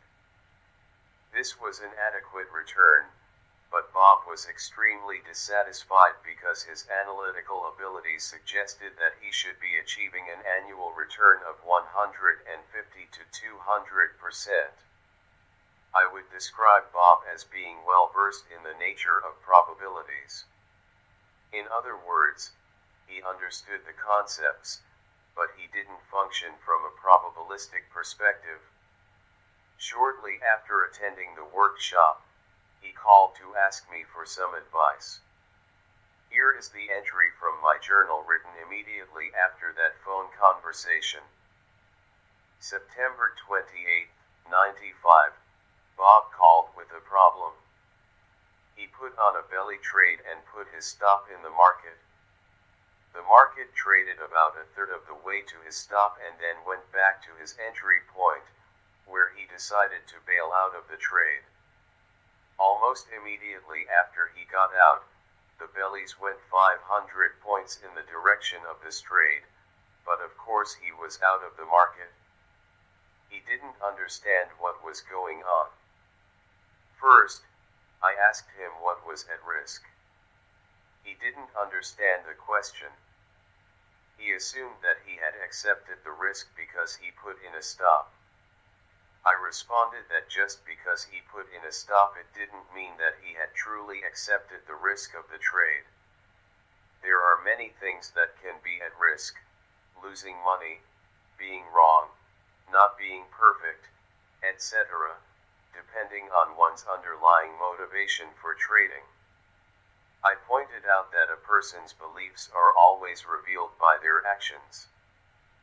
We can assume that he was operating out of a belief that to be a disciplined trader one has to define the risk and put a stop in. And so, he did. But a person can put in a stop and at the same time not believe that he is going to be stopped out or that the trade will ever work against him, for that matter. By the way he described the situation, it sounded to me as if this is exactly what happened to him. When he put on the trade, he didn't believe he would be stopped out. Nor did he believe the market would trade against him. In fact, he was so adamant about this, that when the market came back to his entry point, he got out of the trade to punish the market with an "I'll show you" attitude for even going against him by one tick. After I pointed this out to him, He said this was exactly the attitude he had when he took off the trade. He said that he had been waiting for this particular trade for weeks, and when the market finally got to this point, he thought it would immediately reverse. I responded by reminding him to look at the experience as simply pointing the way to something that he needs to learn. A prerequisite for thinking in probabilities is that you accept the risk, because if you don't, you will not want to face the possibilities that you haven't accepted, if and when they do present themselves. When you've trained your mind to think in probabilities, it means you have fully accepted all the possibilities, with no internal resistance or conflict, and you always do something to take the unknown forces into account. Thinking this way is virtually impossible unless you've done the mental work necessary to let go of the need to know what is going to happen next or the need to be right on each trade. In fact, the degree by which you think you know, assume you know, or in any way need to know what is going to happen next, is equal to the degree to which you will fail as a trader. Traders who have learned to think in probabilities are confident of their overall success, because they commit themselves to taking every trade that conforms to their definition of an edge. They don't attempt to pick and choose the edges they think, assume, or believe are going to work and act on those, nor do they avoid the edges that for whatever reason they think, assume, or believe aren't going to work. If they did either of those things, they would be contradicting their belief that the now moment situation is always unique, creating a random distribution between wins and losses on any given string of edges. They have learned, usually quite painfully, that they don't know in advance which edges are going to work and which ones aren't. They have stopped trying to predict outcomes. They have found that by taking every edge, they correspondingly increase their sample size of trades, which in turn gives whatever edge they use ample opportunity to play itself out in their favor, just like the casinos. On the other hand, why do you think unsuccessful traders are obsessed with market analysis? They crave the sense of certainty that analysis appears to give them. Although few would admit it, the truth is that the typical trader wants to be right on every single trade. He is desperately trying to create certainty where it just doesn't exist. The irony is that if he completely accepted the fact that certainty doesn't exist, he would create the certainty he craves. He would be absolutely certain that certainty doesn't exist. When you achieve complete acceptance of the uncertainty of each edge and the uniqueness of each moment, your frustration with trading will end. Furthermore, you will no longer be susceptible to making all the typical trading errors that detract from your potential to be consistent and destroy your sense of self-confidence. For example, not defining the risk before entering into a trade is one of the most common of all trading errors, and starts the whole process of trading from an inappropriate perspective. In light of the fact that anything can happen, wouldn't it make perfect sense to decide before executing a trade what the market has to look, sound, or feel like to tell you your edge isn't working? So why doesn't the typical trader decide to do it or do it every single time? I have already given you the answer in the last chapter, but there's more to it and there's also some tricky logic involved, but the answer is simple. The typical trader won't predefine the risk of getting into a trade because he doesn't believe it's necessary. The only way he could believe it isn't necessary is if he believes he knows what's going to happen next. The reason he believes he knows what's going to happen next is because he won't get into a trade until he is convinced that he's right. At the point where he's convinced the trade will be a winner, it's no longer necessary to define the risk, because if he's right, there is no risk. Typical traders go through the exercise of convincing themselves that they're right before they get into a trade, because the alternative, being wrong, is simply unacceptable. Remember that our minds are wired to associate. As a result, being wrong on any given trade has the potential to be associated with any, or every, other experience in a trader's life where he's been wrong. The implication is that any trade can easily tap him into the accumulated pain of every time he has been wrong in his life. Given the huge backlog of unresolved, negative energy surrounding what it means to be wrong that exists in most people, it's easy to see why each and every trade can literally take on the significance of a life or death situation. So, for the typical trader, determining what the market would have to look, sound, or feel like to tell him that a trade isn't working would create an irreconcilable dilemma. On one hand, he desperately wants to win, and the only way he can do that is to participate, but the only way he will participate is if he's sure the trade will win. On the other hand, if he defines his risk, he is willfully gathering evidence that would negate something he has already convinced himself of. He will be contradicting the decision-making process he went through to convince himself that the trade will work. If he exposed himself to conflicting information, it would surely create some degree of doubt about the viability of the trade. If he allows himself to experience doubt, it's very unlikely he will participate. If he doesn't put the trade on and it turns out to be a winner, he will be in extreme agony. For some people, nothing hurts more than an opportunity recognized but missed because of self-doubt.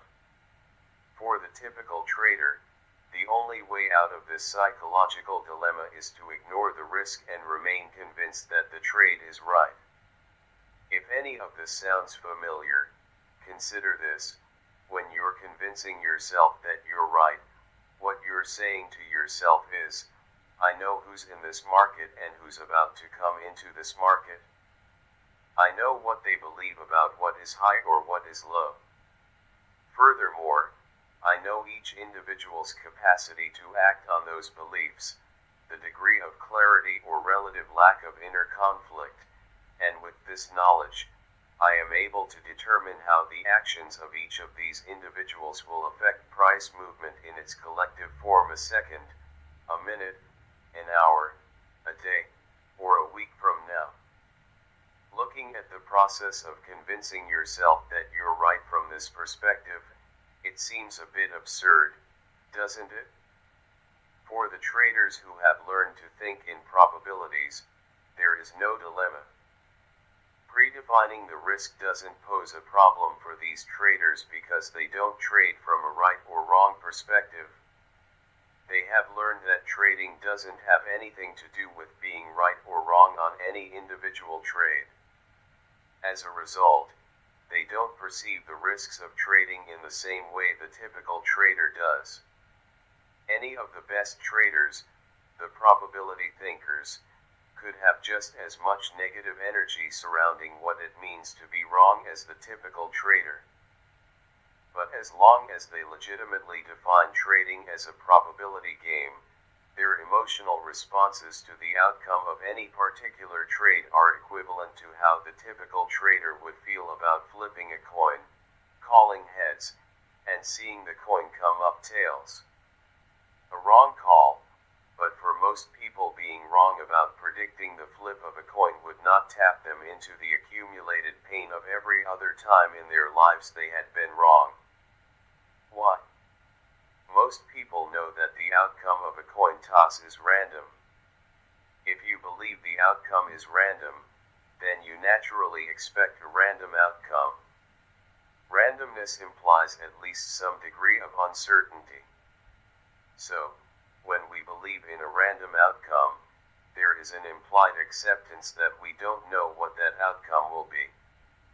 When we accept in advance of an event that we don't know how it will turn out, that acceptance has the effect of keeping our expectations neutral and open-ended. Now we're getting down to the very core of what ails the typical trader.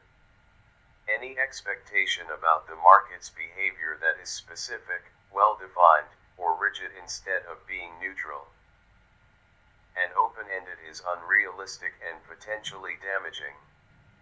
I define an unrealistic expectation as one that does not correspond with the possibilities available from the market's perspective. If each moment in the market is unique, and anything is possible, then any expectation that does not reflect these boundaryless characteristics is unrealistic. Managing expectations. The potential damage caused by holding unrealistic expectations comes from how it affects the way we perceive information. Expectations are mental representations of what some future moment will look, sound, taste, smell, or feel like. Expectations come from what we know. This makes sense, because we can't expect something that we have no knowledge or awareness of.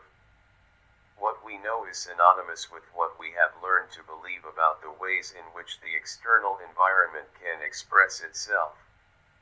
What we believe is our own personal version of the truth. When we expect something, we are projecting out into the future what we believe to be true. We are expecting the outside environment a minute, an hour, a day, a week, or a month from now to be the way we have represented it in our minds. We have to be careful about what we project out into the future, because nothing else has the potential to create more unhappiness and emotional misery than an unfulfilled expectation. When things happen exactly as you expect them to, how do you feel? The response is generally wonderful, including feelings like happiness, joy, satisfaction, and a greater sense of well-being, unless, of course, you were expecting something dreadful and it manifested itself. Conversely, how do you feel when your expectations are not fulfilled? The universal response is emotional pain. Everyone experiences some degree of anger, resentment, despair, regret, disappointment, dissatisfaction, or betrayal when the environment doesn't turn out to be exactly as we expected it to be, unless, of course, we are completely surprised by something much better than we imagined. Here's where we run into problems. Because our expectations come from what we know, when we decide or believe that we know something, we naturally expect to be right. At that point, we're no longer in a neutral or open state of mind, and it's not difficult to understand why. If we're going to feel great if the market does what we expect it to do, or feel horrible if it doesn't, then we're not exactly neutral or open-minded. Quite the contrary, the force of the belief behind the expectation will cause us to perceive market information in a way that confirms what we expect. We naturally like feeling good, and our pain avoidance mechanisms will shield us from information that doesn't confirm what we expect, to keep us from feeling bad. As I've already indicated, our minds are designed to help us avoid pain, both physical and emotional. These pain avoidance mechanisms exist at both conscious and subconscious levels. For example, if an object is coming toward your head, you react instinctively to get out of the way. Ducking does not require a conscious decision-making process. On the other hand, if you clearly see the object and have time to consider the alternatives, you may decide to catch the object, bat it away with your hand, or duck. These are examples of how we protect ourselves from physical pain. Protecting ourselves from emotional or mental pain works in the same way, except that we are now protecting ourselves from information. For example, The market expresses information about itself and its potential to move in a particular direction. If there's a difference between what we want or expect and what the market is offering or making available, then our pain avoidance mechanisms kick in to compensate for the differences. As with physical pain, these mechanisms operate at both the conscious and subconscious levels. To protect ourselves from painful information at the conscious level, we rationalize, justify, make excuses, willfully gather information that will neutralize the significance of the conflicting information, get angry, to ward off the conflicting information, or just plain lie to ourselves. At the subconscious level, the pain avoidance process is much more subtle and mysterious. At this level, our minds may block our ability to see other alternatives, even though in other circumstances we would be able to perceive them. Now, because they are in conflict with what we want or expect, our pain avoidance mechanisms can make them disappear, as if they didn't exist. To illustrate this phenomenon, the best example is one I have already given you. We are in a trade where the market is moving against us. In fact, the market has established a trend in the opposite direction to what we want or expect.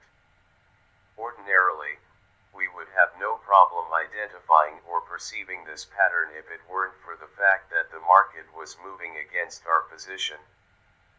But the pattern loses its significance, becomes invisible, because we find it too painful to acknowledge. To avoid the pain, we narrow our focus of attention and concentrate on information that keeps us out of pain, regardless of how insignificant or minute. In the meantime, the information that clearly indicates the presence of a trend and the opportunity to trade in the direction of that trend becomes invisible.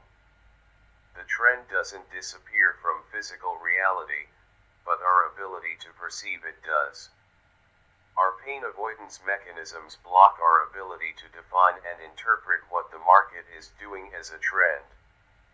The trend will then stay invisible until the market either reverses in our favor or we are forced out of the trade because the pressure of losing too much money becomes unbearable.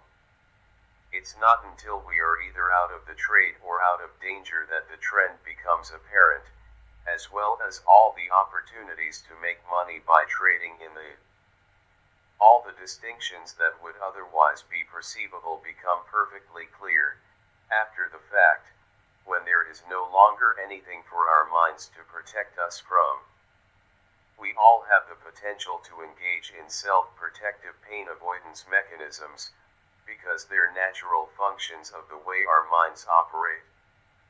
There may be times when we are protecting ourselves from information that has the potential to bring up deep-seated emotional wounds or trauma that we're just not ready to face, or don't have the appropriate skills or resources to deal with.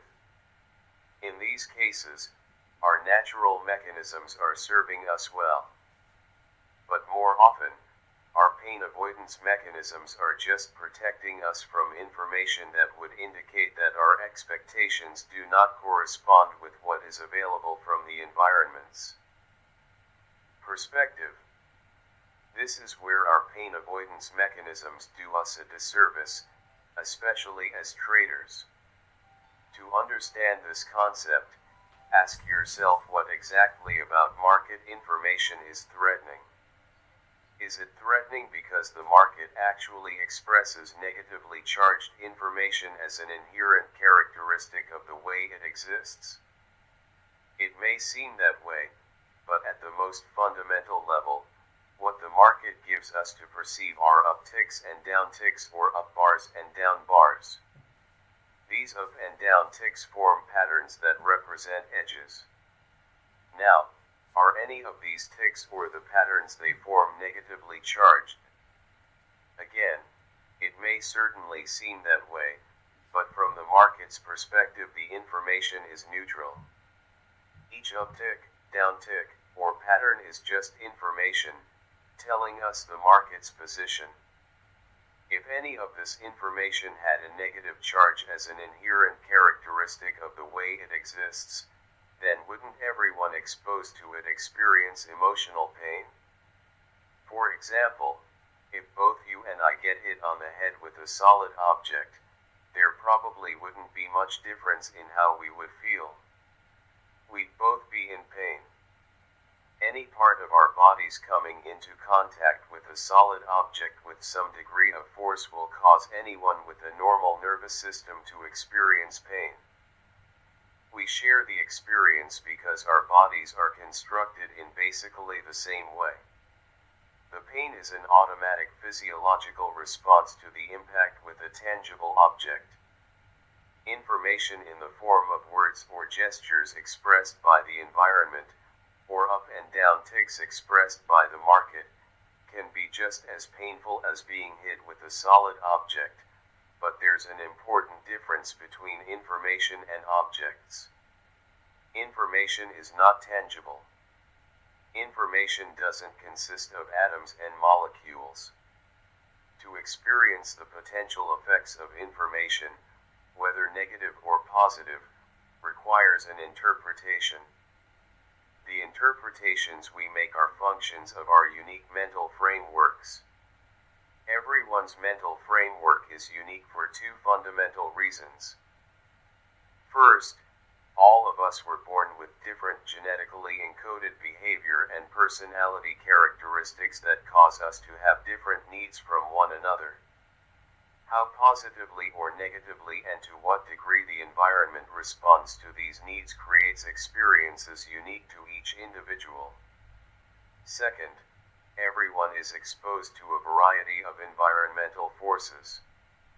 Some of these forces are similar from one individual to the next, but none are exactly the same.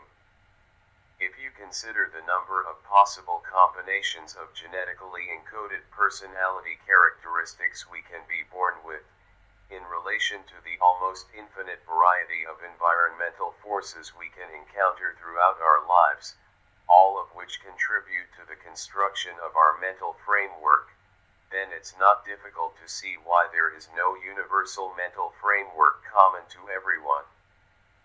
Unlike our bodies, which have a common molecular structure that experiences physical pain, there is no universal mindset to assure us that we will share the potential negative or positive effects of information in the same way.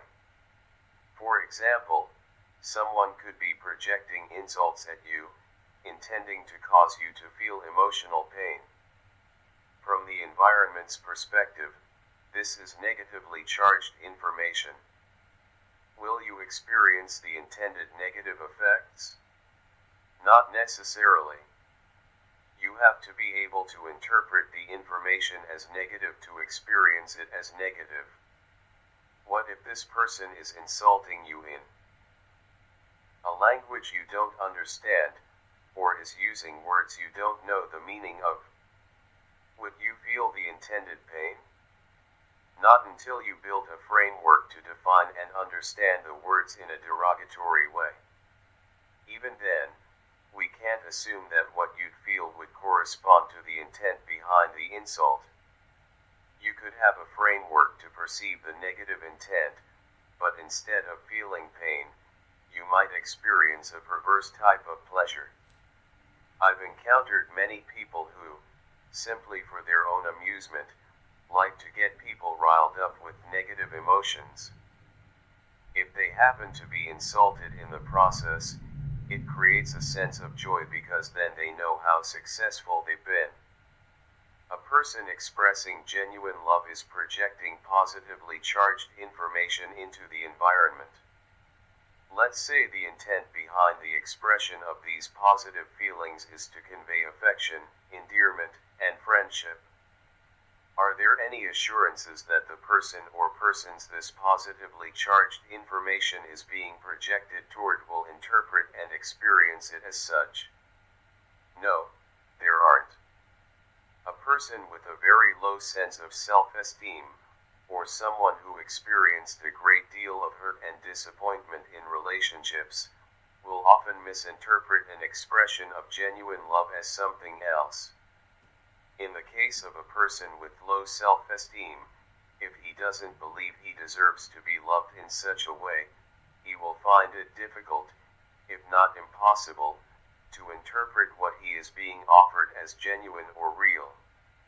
In the second case, where one has a significant backlog of hurt and disappointment in relationships, a person could easily come to believe that a genuine expression of love is extremely rare, if not non-existent, and would probably interpret the situation either as someone wanting something or trying to take advantage of him in some way. I'm sure that I don't have to go on and on, citing examples of all the possible ways there are to misinterpret what someone is trying to communicate to us, or how what we express to someone can be misconstrued and experienced in ways completely unintended by us. The point that I am making is that each individual will define, interpret, and consequently experience whatever information he is exposed to in his own unique way. There's no standardized way to experience what the environment may be offering, whether it's positive, neutral, or negative information, simply because there is no standardized mental framework in which to perceive information. Consider that, as traders, the market offers us something to perceive at each moment. In a sense, you could say that the market is communicating with us. If we start out with the premise that the market does not generate negatively charged information as an inherent characteristic of the way it exists, we can then ask, and answer, the question, what causes information to take on a negative quality? In other words, where exactly does the threat of pain come from? If it's not coming from the market, then it has to be coming from the way we define and interpret the available information. Defining and interpreting information is a function of what we assume we know or what we believe to be true. If what we know or believe is in fact true, and we wouldn't believe it if it weren't, then when we project our beliefs out into some future moment as an expectation, we naturally expect to be right. When we expect to be right, any information that doesn't confirm our version of the truth automatically becomes threatening. Any information that has the potential to be threatening also has the potential to be blocked, distorted, or diminished in significance by our pain avoidance mechanisms. It's this particular characteristic of the way our minds function that can really do us a disservice.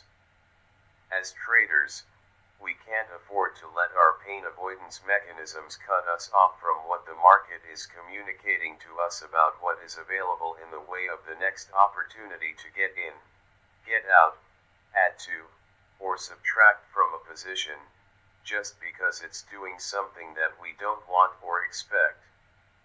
For example, when you're watching a market, one you rarely, if ever, trade in, with no intention of doing anything, do any of the up or down ticks cause you to feel angry, disappointed, frustrated, disillusioned, or betrayed in any way?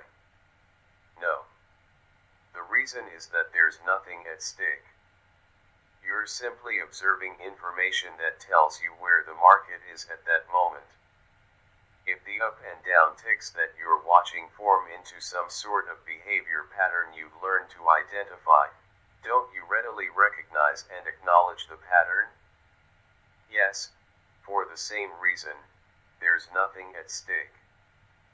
There is nothing at stake because there's no expectation. You haven't projected what you believe, assume, or think you know about that market into some future moment. As a result, there's nothing to be either right about or wrong about, so the information has no potential to take on a threatening or negatively charged quality. With no particular expectation, you haven't placed any boundaries on how the market can express itself. Without any mental boundaries, you will be making yourself available to perceive everything you've learned about the nature of the ways in which the market moves. There's nothing for your pain avoidance mechanisms to exclude, distort, or diminish from your awareness in order to protect you. In my workshops, I always ask participants to resolve the following primary trading paradox.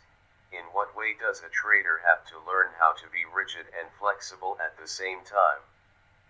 The answer is, we have to be rigid in our rules and flexible in our expectations. We need to be rigid in our rules so that we gain a sense of self-trust that can, and will always, protect us in an environment that has few, if any, boundaries. We need to be flexible in our expectations so we can perceive, with the greatest degree of clarity and objectivity, what the market is communicating to us from its perspective. At this point, it probably goes without saying that the typical trader does just the opposite. He is flexible in his rules and rigid in his expectations. Interestingly enough, the more rigid the expectation, the more he has to either bend, violate, or break his rules in order to accommodate his unwillingness to give up what he wants in favor of what the market is offering. Eliminating the emotional risk. To eliminate the emotional risk of trading, you have to neutralize your expectations about what the market will or will not do at any given moment or in any given situation. You can do this by being willing to think from the market's perspective. Remember, the market is always communicating in probabilities. At the collective level, your edge may look perfect in every respect, but at the individual level, every trader who has the potential to act as a force on price movement can negate the positive outcome of that edge. To think in probabilities, you have to create a mental framework or mindset that is consistent with the underlying principles of a probabilistic environment. A probabilistic mindset pertaining to trading consists of 5 fundamental truths. Anything can happen. You don't need to know what is going to happen next in order to make money. There is a random distribution between wins and losses for any given set of variables that define an edge. An edge is nothing more than an indication of a higher probability of one thing happening over another. Every moment in the market is unique. Keep in mind that your potential to experience emotional pain comes from the way you define and interpret the information you're exposed to. When you adopt these 5 truths, your expectations will always be in line with the psychological realities of the market environment. With the appropriate expectations, you will eliminate your potential to define and interpret market information as either painful or threatening, and you thereby effectively neutralize the emotional risk of trading. The idea is to create a carefree state of mind that completely accepts the fact that there are always unknown forces operating in the market. When you make these truths a fully functional part of your belief system, the rational part of your mind will defend these truths in the same way it defends any other belief you hold about the nature of trading. This means that, at least at the rational level, your mind will automatically defend against the idea or assumption that you can know for sure what will happen next. It's a contradiction to believe that each trade is a unique event with an uncertain outcome and random in relationship to any other trade made in the past, and at the same time to believe you know for sure what will happen next and to expect to be right. If you really believe in an uncertain outcome, then you also have to expect that virtually anything can happen. Otherwise, the moment you let your mind hold onto the notion that you know, you stop taking all of the unknown variables into consideration. Your mind won't let you have it both ways. If you believe you know something, the moment is no longer unique. If the moment isn't unique, then everything is known or knowable. That is, there's nothing not to know. However, The moment you stop factoring in what you don't or can't know about the situation instead of being available to perceive what the market is offering, you make yourself susceptible to all of the typical trading errors. For example, if you really believed in an uncertain outcome, would you ever consider putting on a trade without defining your risk in advance? Would you ever hesitate to cut a loss if you really believed you didn't know? What about trading errors like jumping the gun? How could you anticipate a signal that hasn't yet manifested itself in the market if you weren't convinced that you were going to miss out? Why would you ever let a winning trade turn into a loser, or not have a systematic way of taking profits if you weren't convinced the market was going your way indefinitely? Why would you hesitate to take a trade or not put it on at all, unless you were convinced that it was a loser when the market was at your original entry point? Why would you break your money management rules by trading too large a position relative to your equity or emotional tolerance to sustain a loss, if you weren't positive that you had a sure thing? Finally, if you really believed in a random distribution between wins and losses, could you ever feel betrayed by the market? If you flipped a coin and guessed right, you wouldn't necessarily expect to be right on the next flip simply because you were right on the last. Nor would you expect to be wrong on the next flip if you were wrong on the last. Because you believe in a random distribution between the sequence of heads and tails, your expectations would be perfectly aligned with the reality of the situation. You would certainly like to be right, and if you were, that would be great. But if you were wrong, then you would not feel betrayed by the flip, because you know and accept that there are unknown variables at work that affect the outcome. Unknown means not something your rational thinking process can take into consideration in advance and fully accept that you don't know. As a result, there is little, if any, potential to experience the kind of emotional pain that wells up when you feel betrayed. As a trader, when you're expecting a random outcome, you will always be at least a little surprised at whatever the market does, even if it conforms exactly to your definition of an edge and you end up with a winning trade. However, expecting a random outcome doesn't mean that you can't use your full reasoning and analytical abilities to project an outcome, or that you can't guess what's going to happen next, or have a hunch or feeling about it, because you can. Furthermore, you can be right in each instance. You just can't expect to be right. And if you are right, you can't expect that whatever you did that worked the last time will work again the next time, even though the situation may look, sound, or feel exactly the same. Anything that you are perceiving now in the market will never be exactly the same as some previous experience that exists in your mental environment. But that doesn't mean that your mind, as a natural characteristic of the way it functions, won't try to make the two identical. There will be similarities between the now moment and something that you know from the past, but those similarities only give you something to work with by putting the odds of success in your favor.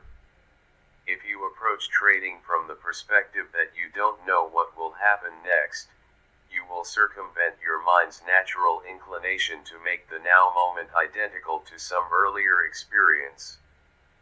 As unnatural as it seems to do so, you can't let some previous experience, either negative or extremely positive, dictate your state of mind.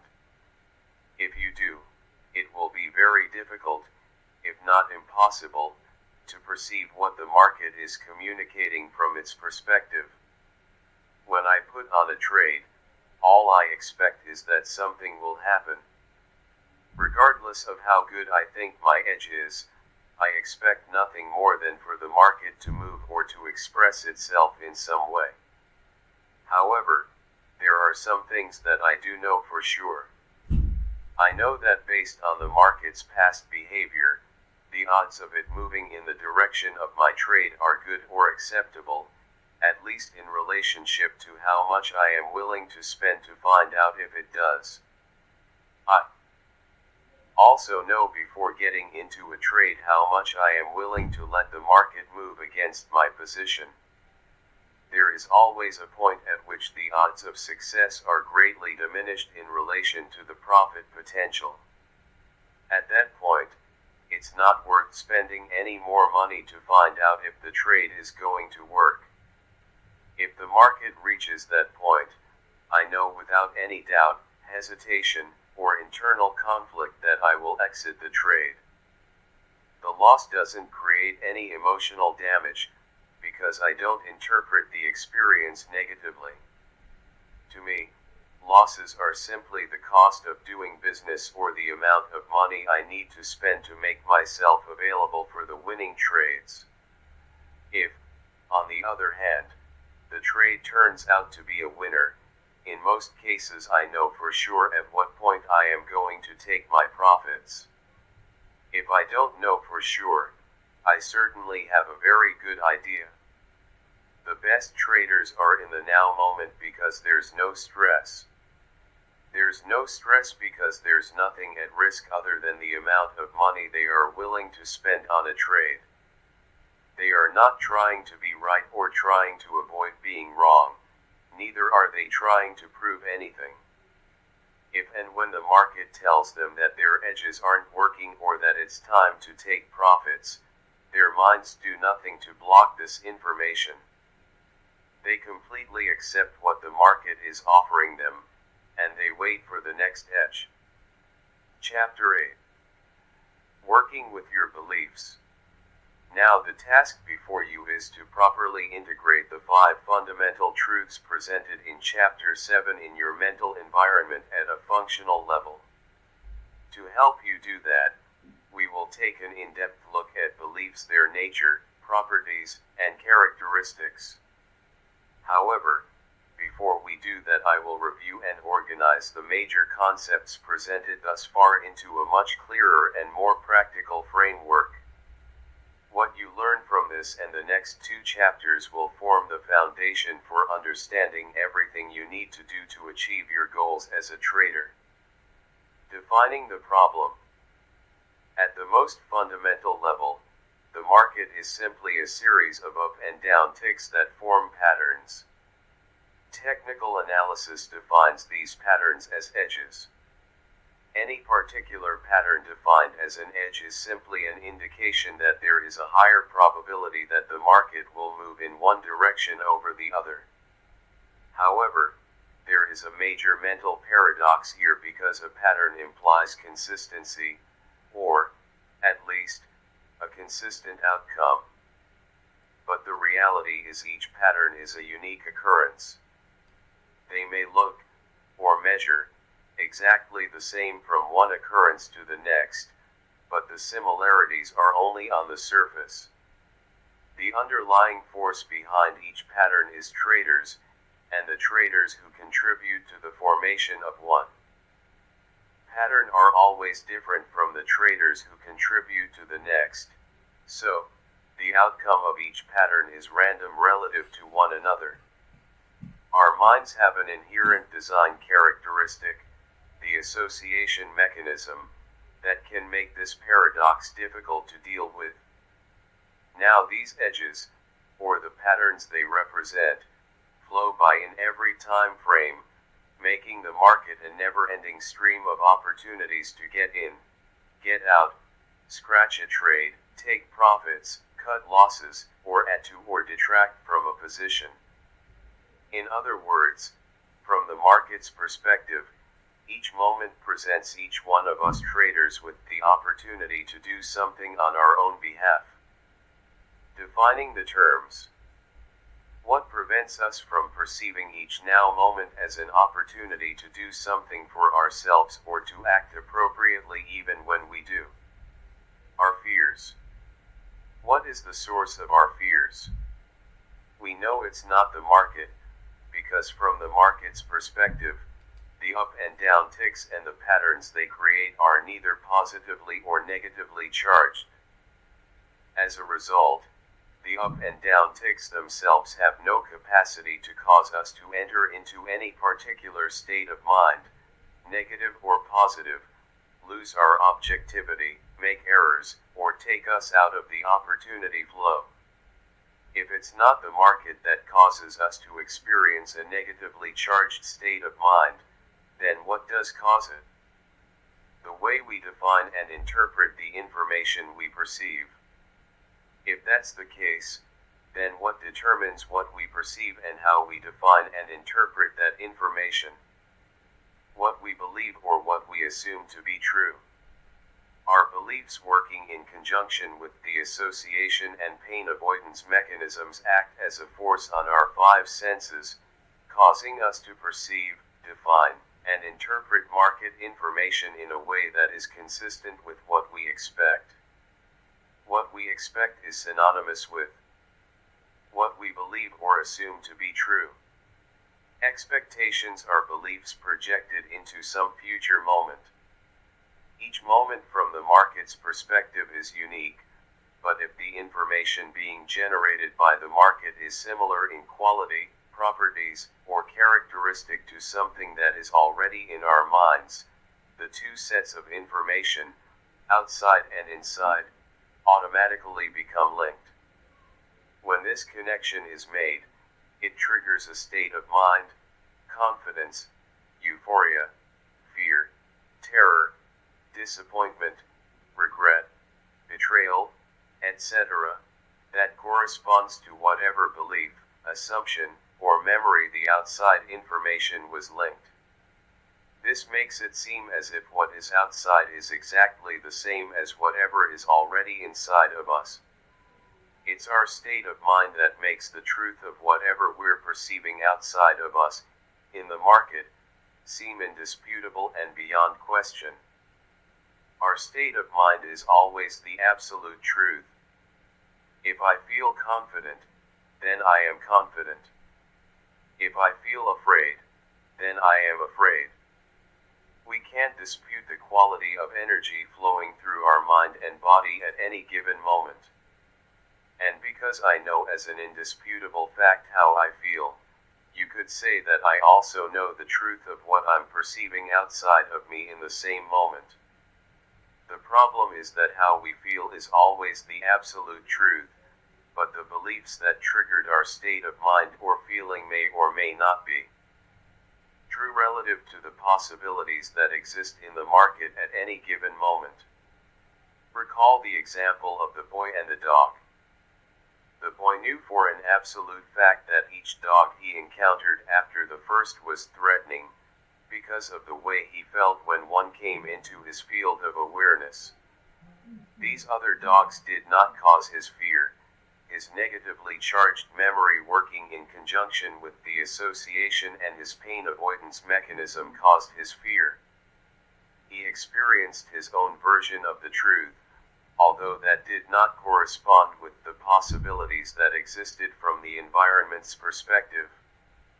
His belief about the nature of dogs was limited relative to the possible characteristics and traits expressed by dogs. Yet the state of mind he experienced every time he encountered a dog caused him to believe that he knew exactly what to expect from them. This same process causes us to believe that we know exactly what to expect from die market, when the reality is there are always unknown forces operating at every moment. The trouble is, the instant we think we know what to expect, we simultaneously stop taking all the unknown forces and die various possibilities created by those forces into consideration. The unknown forces are other traders waiting to enter or exit trades, based on their beliefs about the future. In other words, we really can't know exactly what to expect from the market, until we can read the minds of all the traders who have the potential to act as a force on price movement. Not a very likely possibility. As traders, We can't afford to indulge ourselves in any form of "I know what to expect from the market." We can know exactly what an edge looks, sounds, or feels like, and we can know exactly how much we need to risk to find out if that edge is going to work. We can know that we have a specific plan as to how we are going to take profits if a trade works. But that's it. If what we think we know starts expanding to what the market is going to do, we're in trouble. And all that's required to put us into a negatively charged, "I know what to expect from the market" state of mind is for any belief, memory, or attitude to cause us to interpret the up and down ticks or any market information as anything but an opportunity to do something on our own behalf. What are the objectives? Ultimately, of course, making money is everyone's objective. But if trading were only a matter of making money, reading this book wouldn't be necessary. Putting on a winning trade or even a series of winning trades requires absolutely no skill. On the other hand, creating consistent results and being able to keep what we've created does require skill. Making money consistently is a byproduct of acquiring and mastering certain mental skills. The degree to which you understand this is the same degree to which you will stop focusing on the money and focus instead on how you can use your trading as a tool to master these skills. What are the skills? Consistency is the result of a carefree, objective state of mind, where we are making ourselves available to perceive and act upon whatever the market is offering us, from its perspective, in any given now moment. What is a carefree state of mind? Carefree means confident, but not euphoric. When you are in a carefree state of mind, you won't feel any fear, hesitation, or compulsion to do anything, because you've effectively eliminated the potential to define and interpret market information as threatening. To remove the sense of threat, you have to accept the risk completely. When you have accepted the risk, you will be at peace with any outcome. To be at peace with any outcome, you must reconcile anything in your mental environment that conflicts with the 5 fundamental truths about the market. What's more, you also have to integrate these truths into your mental system as core beliefs. What is objectivity? Objectivity is a state of mind where you have conscious access to everything you have learned about the nature of market movement. In other words, nothing is being blocked or altered by your pain avoidance mechanisms. What does it mean to make yourself available? Making yourself available means trading from the perspective that you have nothing to prove. You aren't trying to win or to avoid losing.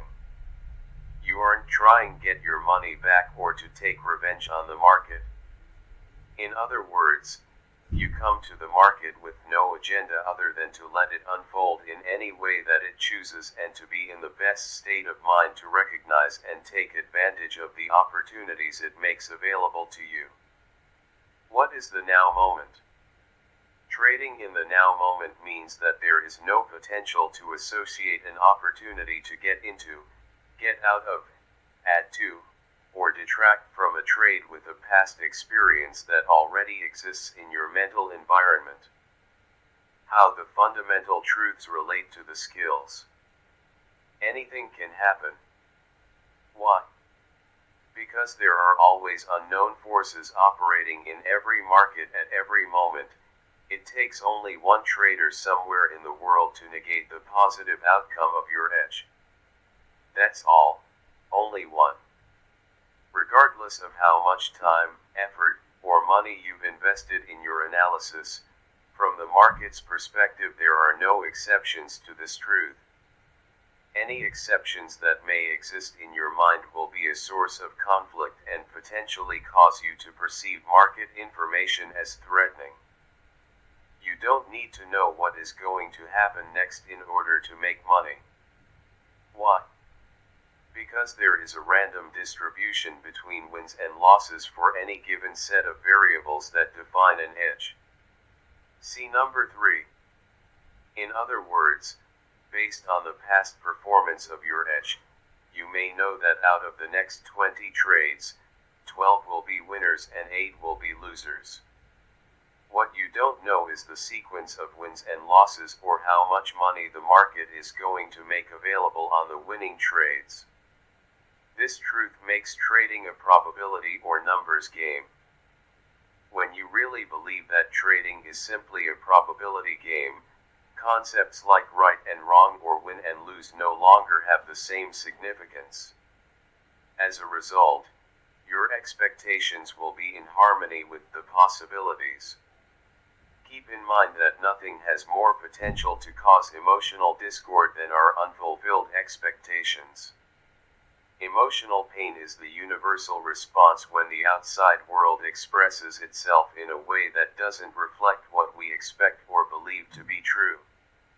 As a result, any market information that does not confirm our expectations is automatically defined and interpreted as threatening.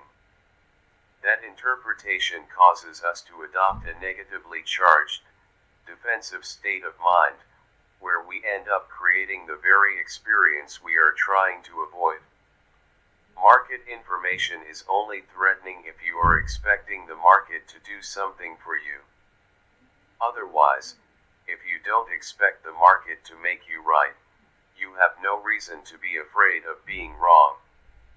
If you don't expect the market to make you a winner, you have no reason to be afraid of losing. If you don't expect the market to keep going in your direction indefinitely, there is no reason to leave money on the table. Finally, if you don't expect to be able to take advantage of every opportunity just because you perceived it and it presented itself, you have no reason to be afraid of missing out. On the other hand, if you believe that all you need to know is the odds are in your favor before you put on a trade, how much it's going to cost to find out if the trade is going to work. You don't need to know what's going to happen next to make money on that trade, and anything can happen. Then how can the market make you wrong?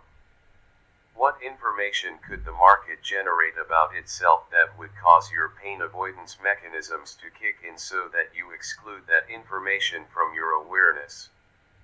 None that I can think of. If you believe that anything can happen and that you don't need to know what is going to happen next to make money, then you will always be right. Your expectations will always be in harmony with the conditions as they exist from the market's perspective, effectively neutralizing your potential to experience emotional pain. By the same token, how can a losing trade or even a series of losers have the typical negative effect, if you really believe that trading is a probability or numbers game? If your edge puts the odds in your favor, then every loss puts you that much closer to a win. When you really believe this, your response to a losing trade will no longer take on a negative emotional quality. There is a random distribution between wins and losses for any given set of variables that define an edge. If every loss puts you that much closer to a win, you will be looking forward to the next occurrence of your edge, ready and waiting to jump in without the slightest reservation or hesitation. On the other hand, if you still believe that trading is about analysis or about being right, then after a loss you will anticipate the occurrence of your next edge with trepidation, wondering if it's going to work. This, in turn, will cause you to start gathering evidence for or against the trade. You will gather evidence for the trade if your fear of missing out is greater than your fear of losing. And you will gather information against the trade if your fear of losing is greater than your fear of missing out. In either case, you will not be in the most conducive state of mind to produce consistent results. An edge is nothing more than an indication of a higher probability of one thing happening over another. Creating consistency requires that you completely accept that trading isn't about hoping, wondering, or gathering evidence one way or the other to determine if the next trade is going to work. The only evidence you need to gather is whether the variables you use to define an edge are present at any given moment. When you use other information outside the parameters of your edge to decide whether you will take the trade, you are adding random variables to your trading regime. Adding random variables makes it extremely difficult, if not impossible, to determine what works and what doesn't. If you're never certain about the viability of your edge, you won't feel too confident about it. To whatever degree you lack confidence, you will experience fear. The irony is, you will be afraid of random, inconsistent results, without realizing that your random, inconsistent approach is creating exactly what you are afraid of. On the other hand, if you believe that an edge is simply a higher probability of one thing happening over another, and there's a random distribution between wins and losses for any given set of variables that define an edge, why would you gather other evidence for or against a trade? To a trader operating out of these two beliefs, gathering other evidence wouldn't make any sense. Or let me put it this way, gathering other evidence makes about as much sense as trying to determine whether the next flip of a coin will be heads, after the last 10 flips came up tails. Regardless of what evidence you find to support heads coming up, there is still a 50% chance that the next flip will come up tails. By the same token, regardless of how much evidence you gather to support acting or not acting on a trade, it still only takes one trader somewhere in the world to negate the validity of any, if not all, of your evidence. The point is, why bother? If the market is offering you a legitimate edge, determine the risk and take the trade. Every moment in the market is unique. Take a moment and think about the concept of uniqueness. Unique means not like anything else that exists or has ever existed. As much as we may understand the concept of uniqueness, our minds don't deal with it very well on a practical level. As we have already discussed, our minds are hardwired to automatically associate, without conscious awareness, anything in the exterior environment that is similar to anything that is already inside of us in the form of a memory, belief, or attitude. This creates an inherent contradiction between the way we naturally think about the world and the way the world exists. No two moments in the external environment will ever exactly duplicate themselves. To do so, every atom or every molecule would have to be in the exact same position they were in some previous moment. Not a very likely possibility. Yet, based on the way our minds are designed to process information, we will experience the now moment in the environment as being exactly the same as some previous moment as it exists inside our minds. If each moment is like no other, then there's nothing at the level of your rational experience that can tell you for sure that you know what will happen next. So, I will say again, why bother trying to know? When you try to know, you are, in essence, trying to be right. I am not implying here that you can't predict what the market will do next and be right, because you most certainly can. It's in the trying that you run into all of the problems. If you believe that you correctly predicted the market once, you will naturally try to do it again. As a result, your mind will automatically start scanning the market for the same pattern, circumstance, or situation that existed the last time you correctly predicted its movement. When you find it, Your state of mind will make it seem as if everything is exactly as it was the last time. The problem is that, from the market's perspective, it is not the same. As a result, you are setting yourself up for disappointment. What separates the best traders from all the rest is that they have trained their minds to believe in the uniqueness of each moment, although this training usually takes the form of losing several fortunes before they really believe in the concept of uniqueness. This belief acts as a counteracting force, neutralizing the automatic association mechanism. When you truly believe that each moment is unique, then by definition there isn't anything in your mind for the association mechanism to link that moment to. This belief acts as an internal force causing you to disassociate the now moment in the market from any previous moment filed away in your mental environment. The stronger your belief in the uniqueness of each moment, the lower your potential to associate. The lower your potential to associate, the more open your mind will be to perceive what the market is offering you from its perspective. Moving toward the zone. When you completely accept the psychological realities of the market, you will correspondingly accept the risks of trading. When you accept the risks of trading, you eliminate the potential to define market information in painful ways.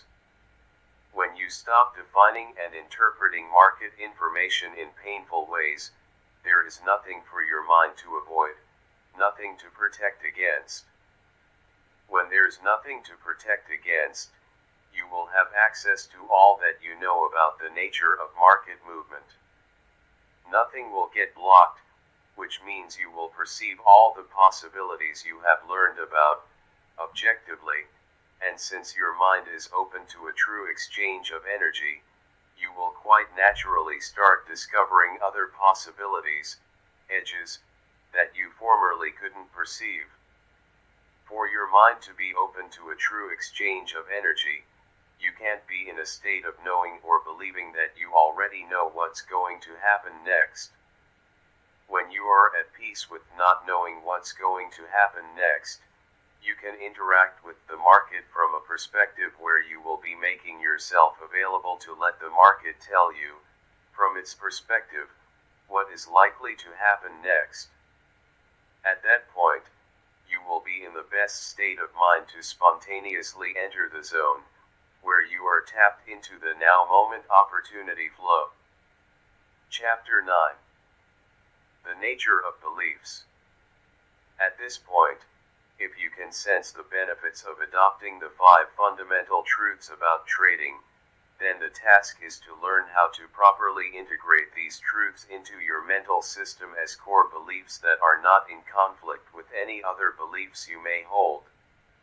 At first glance, this may seem like a daunting task, and under other circumstances I would agree with you, but it won't be, because in Chapter 11 I'll give you a simple trading exercise specifically designed to properly install these truths as beliefs at a functional level. A functional level is one where you find yourself just naturally operating out of a carefree state of mind, perceiving exactly what you need to do and doing it without hesitation or internal conflict. However, I do have a word of caution for those of you who have already looked at the exercise.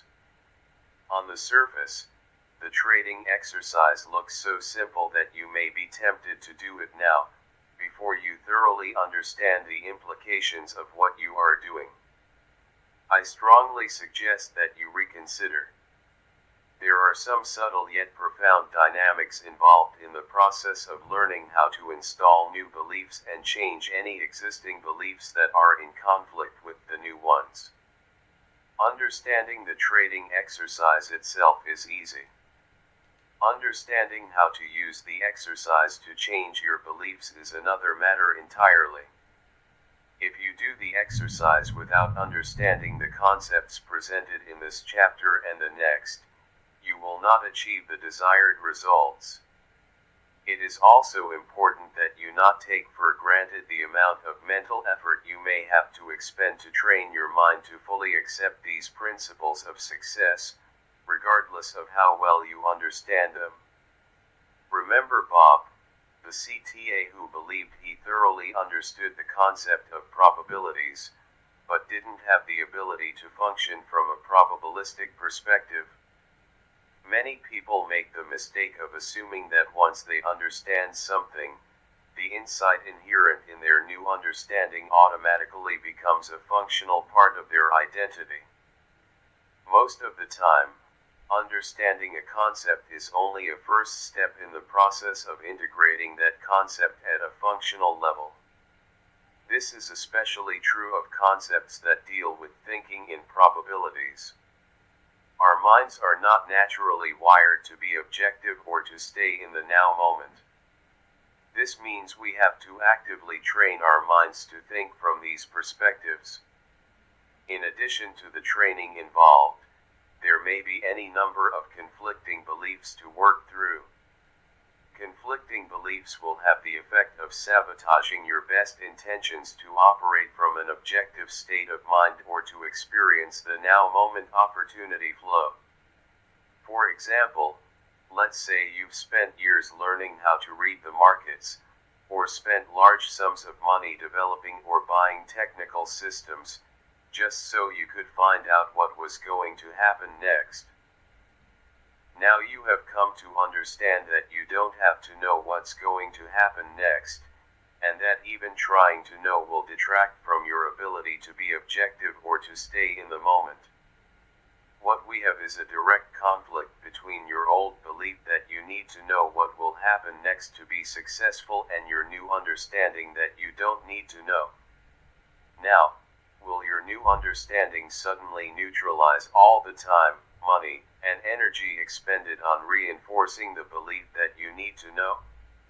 I wish it were that easy. And for some lucky few, it may be. If you will recall in Chapter 4 when I talked about psychological distance in relationship to software code, I said that some traders may already be so close to these new perspectives that all they need is to put together a few of the missing pieces to create a mind-altering, aha experience. However, based on my experience of working with well over 1,000 traders, I can say that most are not close to these perspectives at all. For those of you who are not, it may take a considerable amount of mental work, over a considerable amount of time, to properly integrate your new understandings about trading into your mental environment. The good news is that, ultimately, the exercise I present in Chapter 11 will install the 5 fundamental truths and resolve many of the potential conflicts, but only if you know exactly what you are doing and why you are doing it. That is the subject of this and the next chapter. The origins of a belief.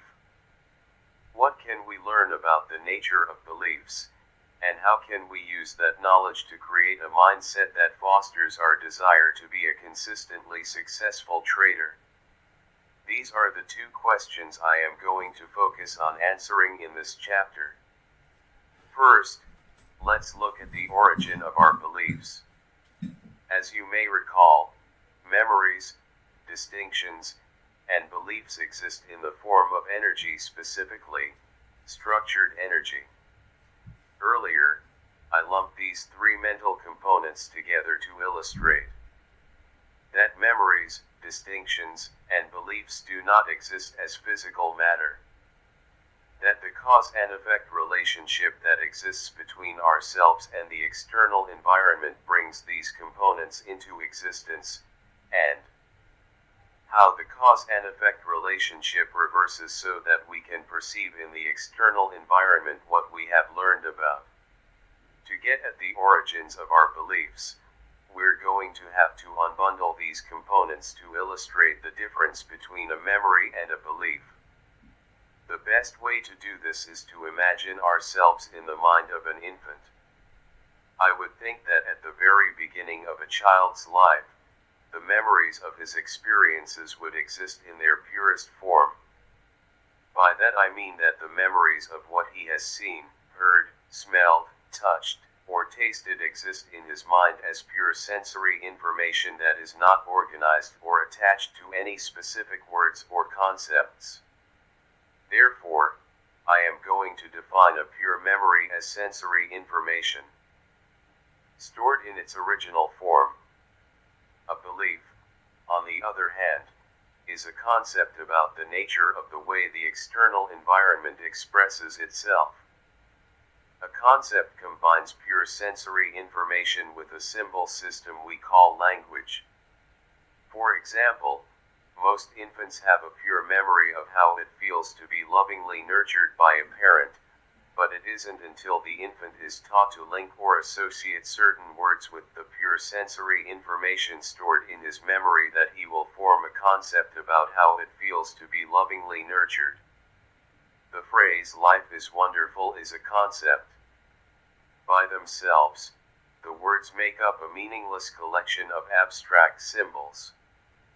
But if a child is either taught or decides to connect these words to his positively charged feelings of being nurtured, then the letters are no longer a collection of abstract symbols and the words are no longer an abstract phrase. Life is wonderful becomes a definitive distinction about the nature of existence or the way the world works. By the same token, if the child didn't get enough nurturing, relative to his needs, he could just as easily link his feelings of emotional pain to a concept like life isn't fair or the world is an awful place. In any case, when the positive or negative energy from our memories or experiences become linked to a set of words we call a concept, the concept becomes energized and, as a result, is transformed into a belief about the nature of reality.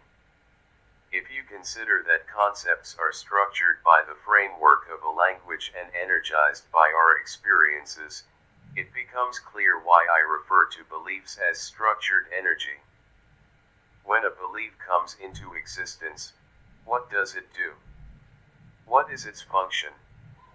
In some ways it seems ludicrous to ask those questions. After all, we all have beliefs. We are constantly expressing our beliefs both verbally and through our actions. Furthermore, we are constantly interacting with other people's beliefs as they express them. Yet, if I ask, what exactly does a belief do, chances are your mind will go blank. On the other hand, if I were to ask about the functions of your eyes, ears, nose, or teeth, you would have no problem answering. Since beliefs are such important component parts of our makeup, in terms of their impact on the quality of our lives, it certainly has to be one of life's great ironies that they are also the least thought about and understood.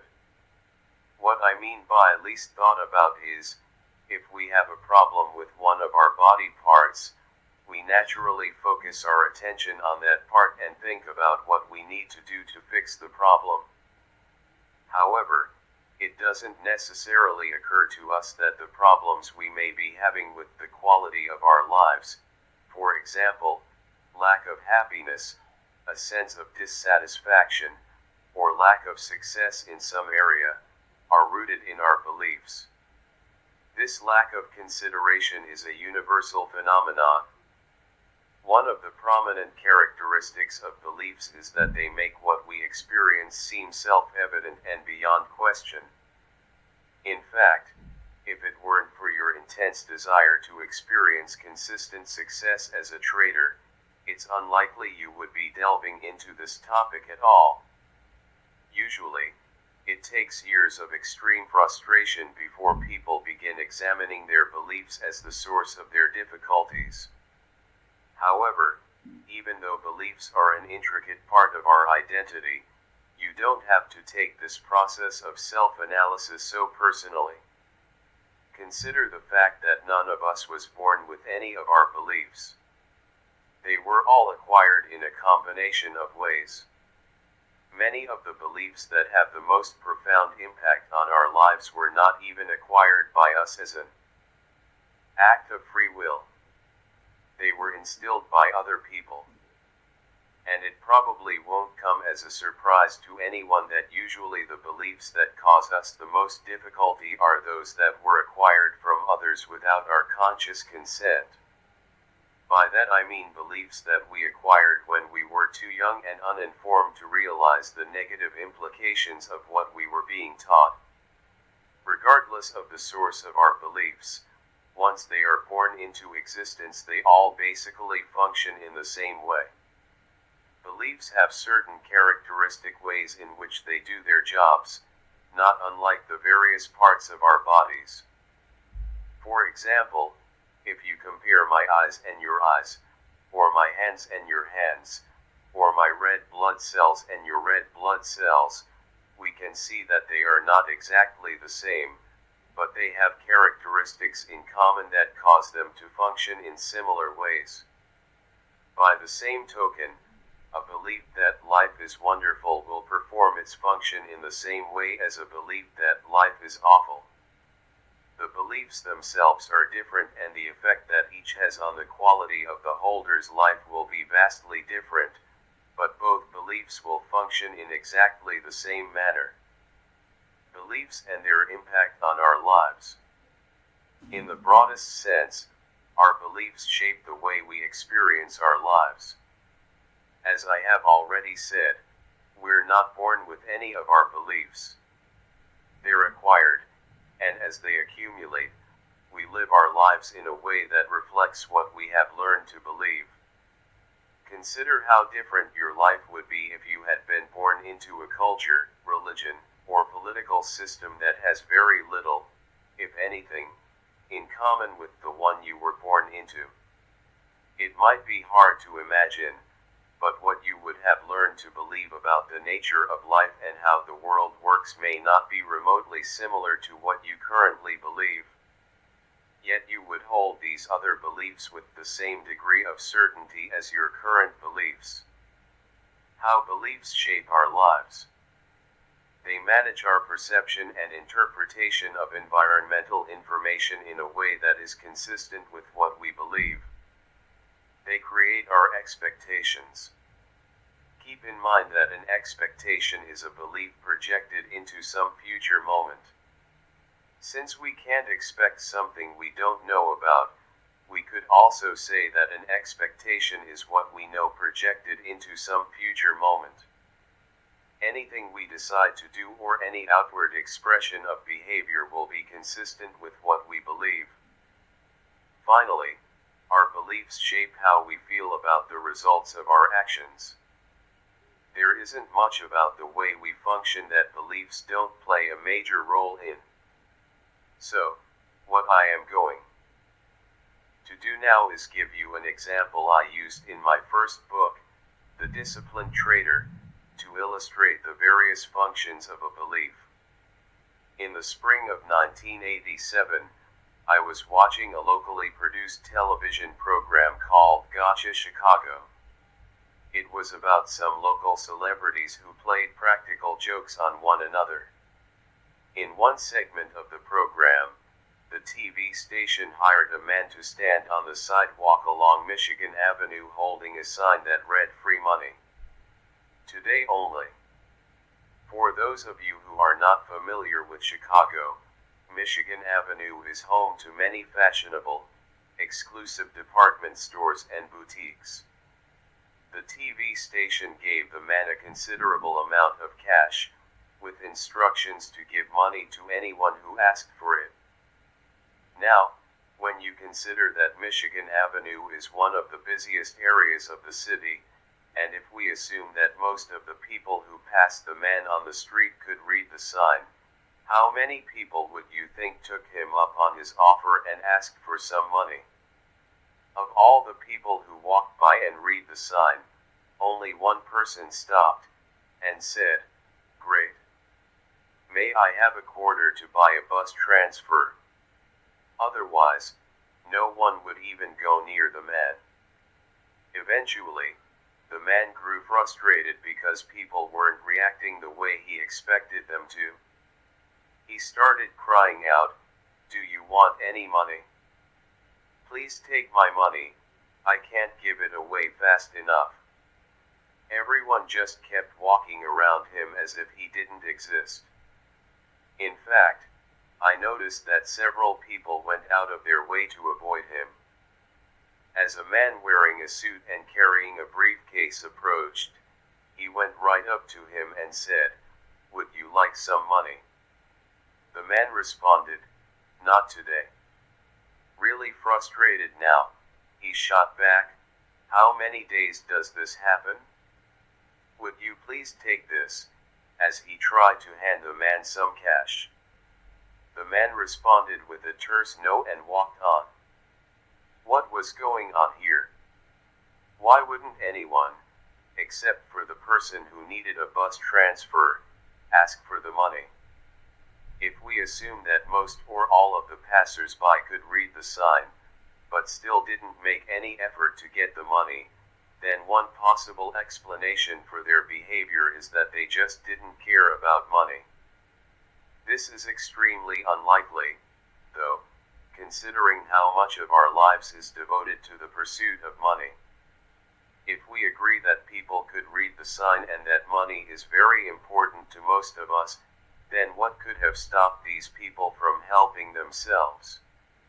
The environment was making available an experience that most people would love to have, someone giving them money with no strings attached.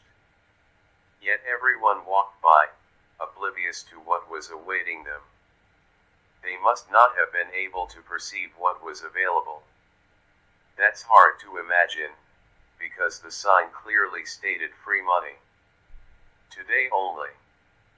However, it's not hard to imagine if you consider that most people have a belief, an energized concept about how the world works, that free money doesn't exist. If free money really doesn't exist, then how does someone reconcile the obvious contradiction between that belief and the sign saying that it does? That's easy. Just decide the man with the sign is crazy. What else could account for such bizarre behavior if, in fact, free money doesn't exist? The reasoning process that could compensate for the contradiction might go something like this. Everyone knows getting money with no strings attached rarely happens. Certainly not from a stranger on one of the busiest streets in the city.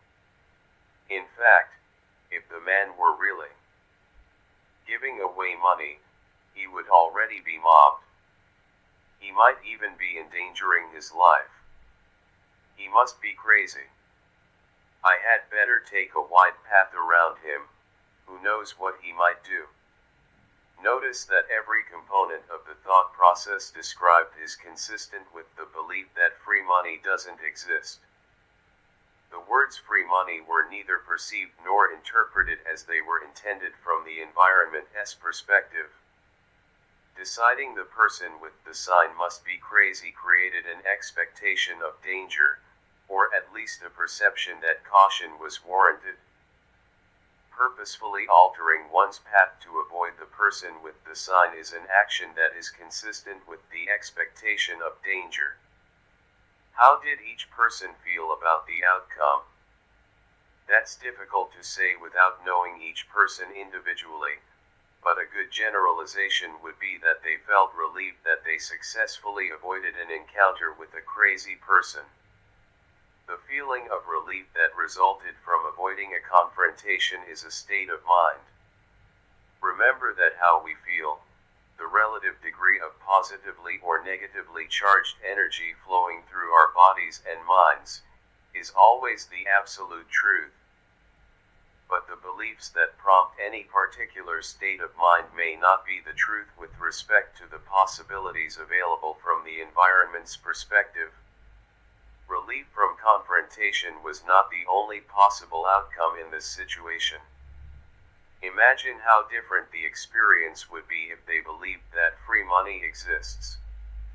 The process described above would be the same, except it would make the belief that free money exists seem self-evident and beyond question, just as it made the belief that free money doesn't exist seem self-evident and beyond question. A perfect example would be the one person who said, "Great, may I have a quarter for a bus transfer?" When I saw this, I had the anybody for a quarter. A panhandler is someone who definitely believes in the existence of free money. Therefore, his perception and interpretation of the sign were exactly what was intended by the TV station. His expectation and behavior were consistent with his belief that free money exists. And how would he feel about the results? He got his quarter, so I would assume he felt a sense of satisfaction. Of course, what he didn't know is that he could have gotten a lot more. There's another possible outcome for our scenario. Let's look at a hypothetical example of someone who believes that free money doesn't exist, but who takes a what-if approach to the situation. In other words, some people can be so intrigued and curious about the possibilities that they decide to temporarily suspend their belief that free money doesn't exist. This temporary suspension allows them to act outside the boundaries created by a belief, in order to see what happens. So instead of ignoring the man with the sign, which would be our hypothetical person's first inclination, he walks up to him and says, "Give me $10. The man promptly pulls a $10 bill out of his pocket and gives it to him. What happens now? How does he feel, having experienced something unexpected that completely contradicted his belief? For most people, the belief that free money doesn't exist is acquired through unpleasant circumstances, to put it mildly. The most common way is being told that we can't have something because it's too expensive. How many times does the typical child hear, "Who do you think you are anyway? Money doesn't grow on trees, you know." In other words, it is probably a negatively charged belief. So, the experience of having money handed to him with no strings attached and without any negative comments would likely create a state of mind of pure elation.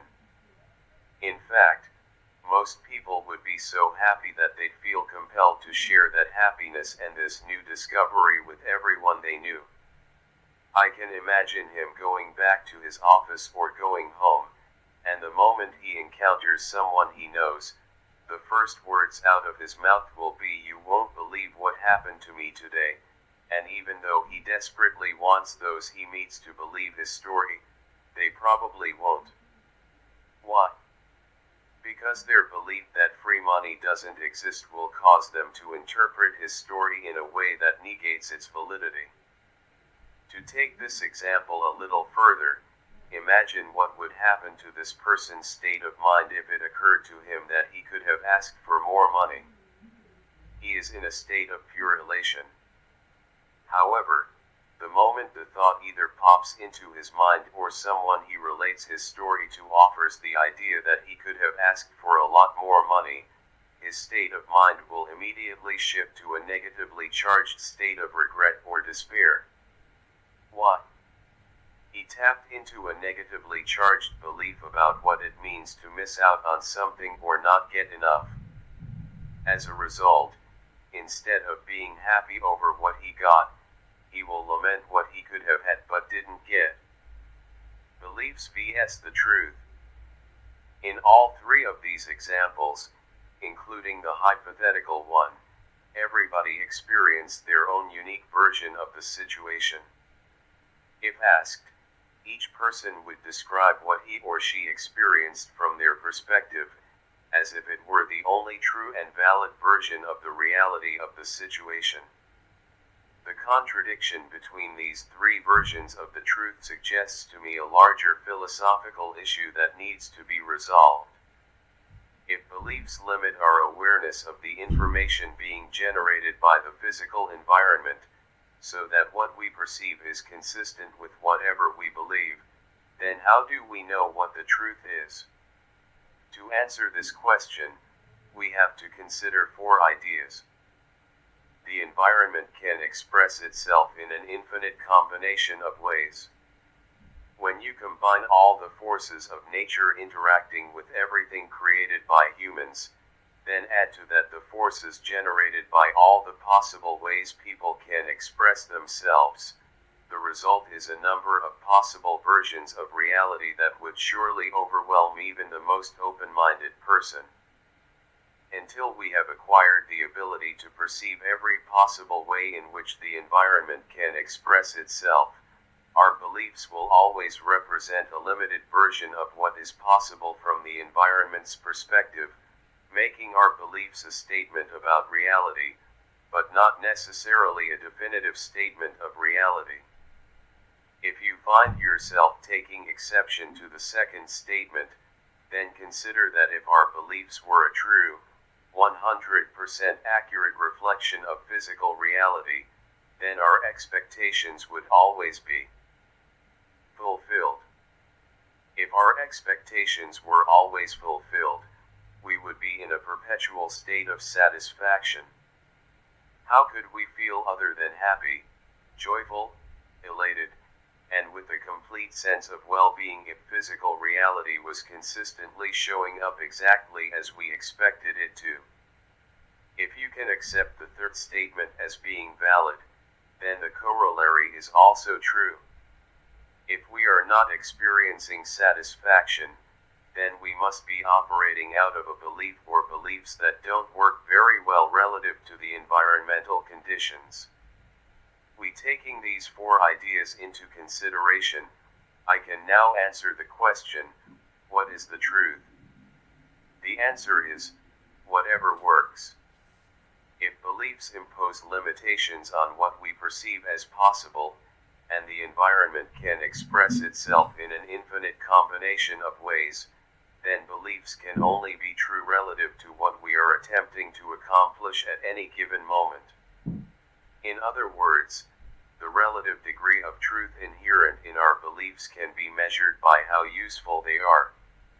Each of us has internally generated forces, curiosity, needs, wants, desires, goals, and aspirations, that compel or motivate us to interact with the physical environment.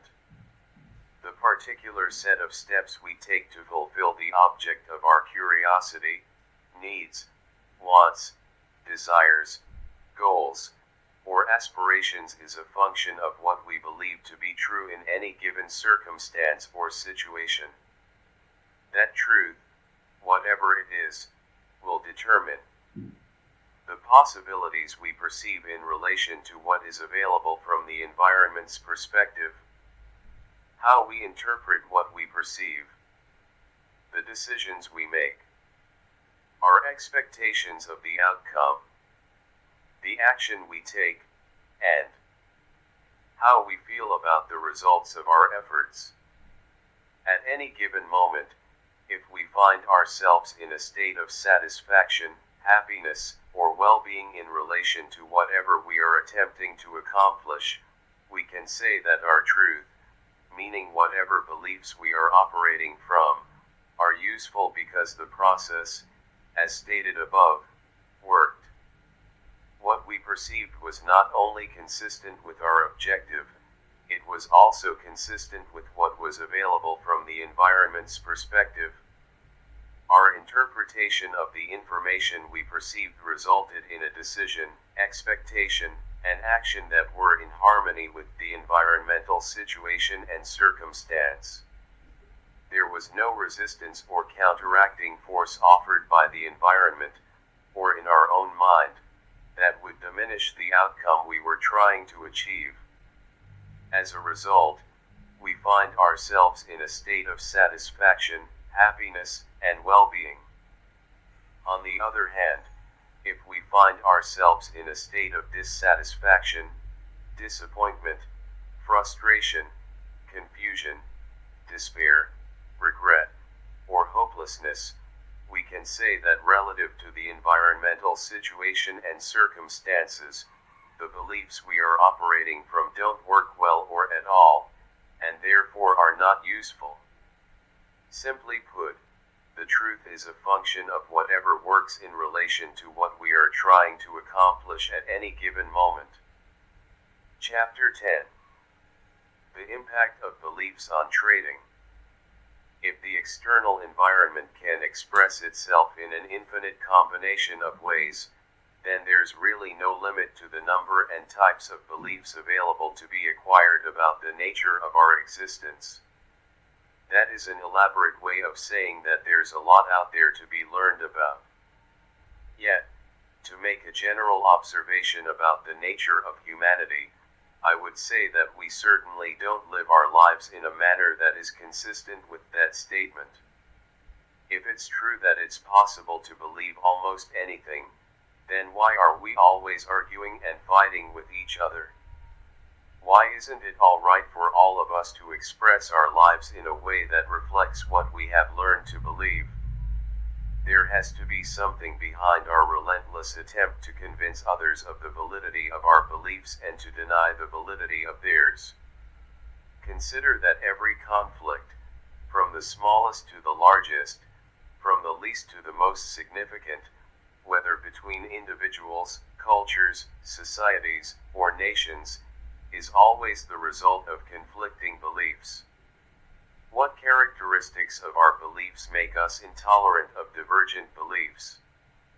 In some cases, we are so intolerant that we are willing to kill each other to get our point across. My personal theory is that beliefs are not only structured energy, but also energy that seems to be conscious, at least to the extent of having some degree of awareness. Otherwise, how can we account for our ability to recognize on the outside what is on the inside?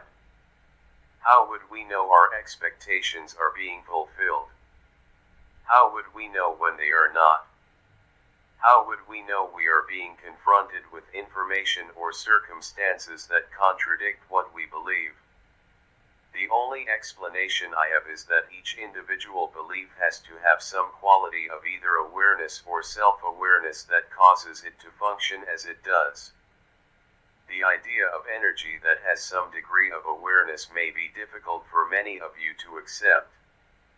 But there are several observations we can make about our individual and collective natures that support that possibility. First, everyone wants to be believed. It doesn't matter what the belief is, the experience of being believed feels good.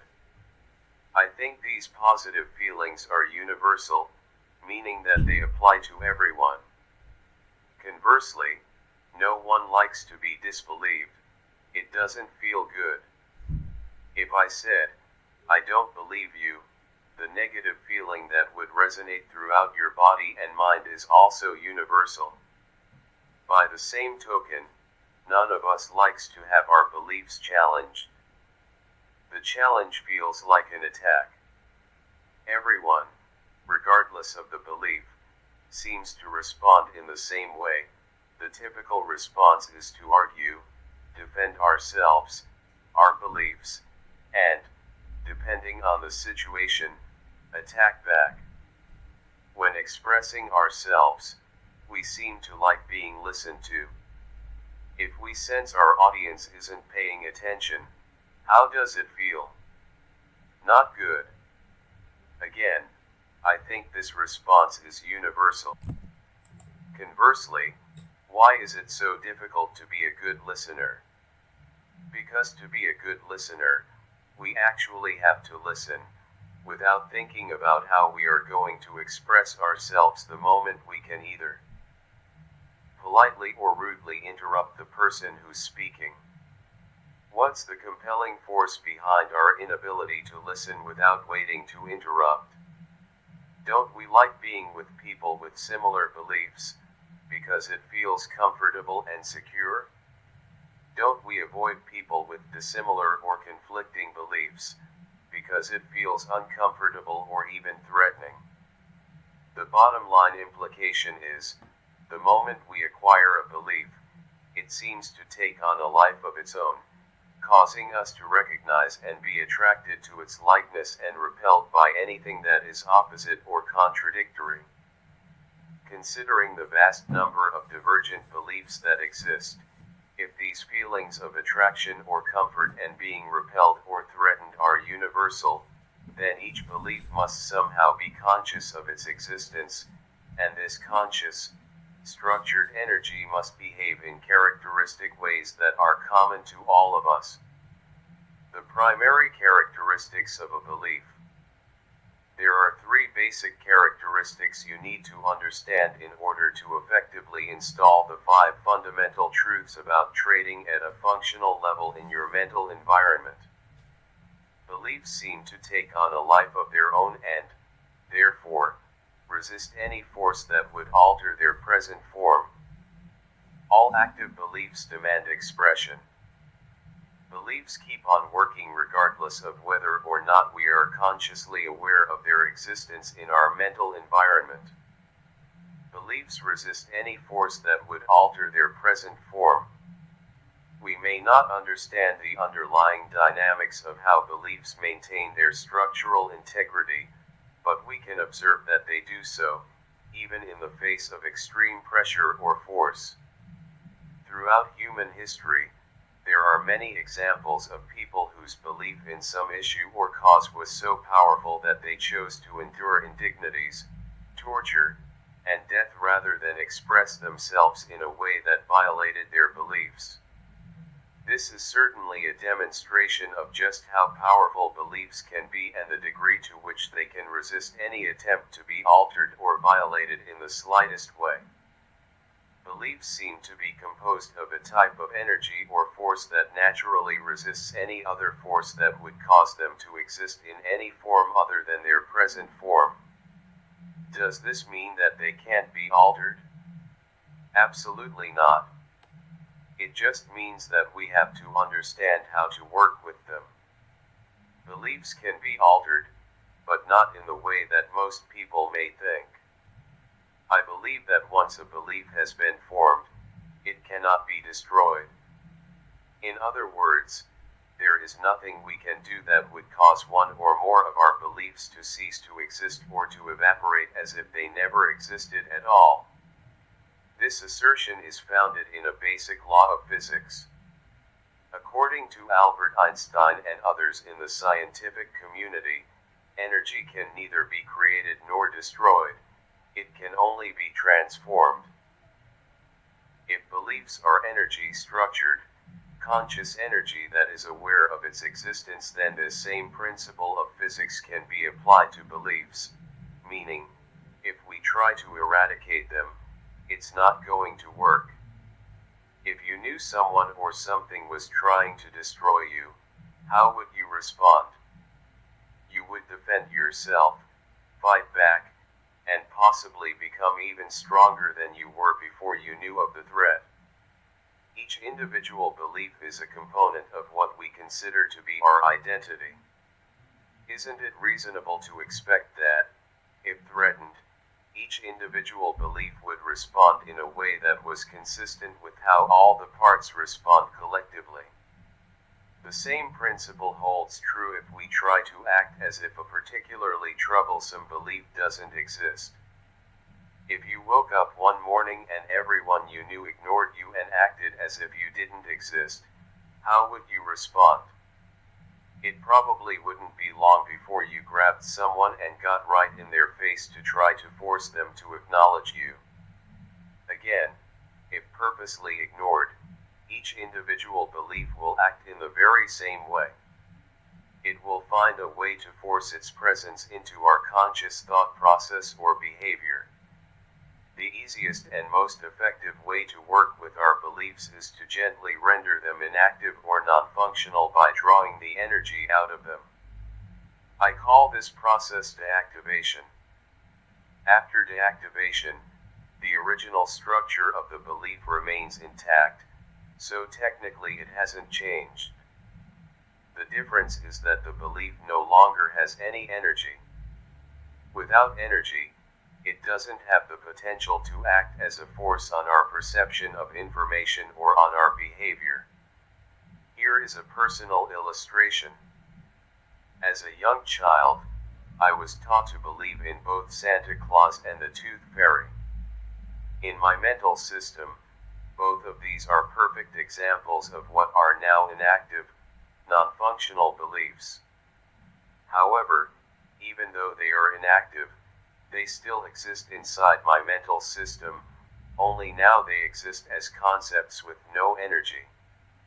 If you recall from the last chapter, I defined beliefs as a combination of sensory experience and words that form an energized concept. The energy can be drawn out of the concept, but the concept itself remains intact, in its original form. However, without energy, I cannot act on my perception of information or on my behavior. So, as I'm sitting here typing into my computer, if someone came up to me and said that Santa Claus was at the door, how do you think I would define and interpret this information? I would treat it as being irrelevant or a joke, of course. However, if I were 5 years old and my mother told me that Santa Claus was at the front door, her words would have instantly tapped me into a huge reservoir of positively charged energy that would have compelled me to jump up and run to the front door as fast as I could. Nothing would have been able to stop me. I would have overcome any obstacle in my path. At some point, my parents told me Santa Claus didn't exist. Of course, my first reaction was disbelief. I didn't believe them, nor did I want to believe them. Eventually, they convinced me.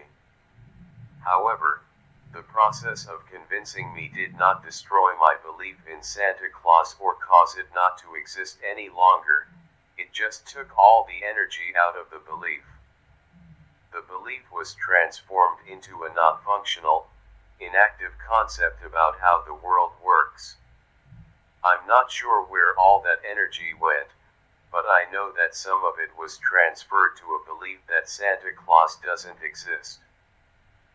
Now I have two contradictory distinctions about the nature of the world that exist in my mental system.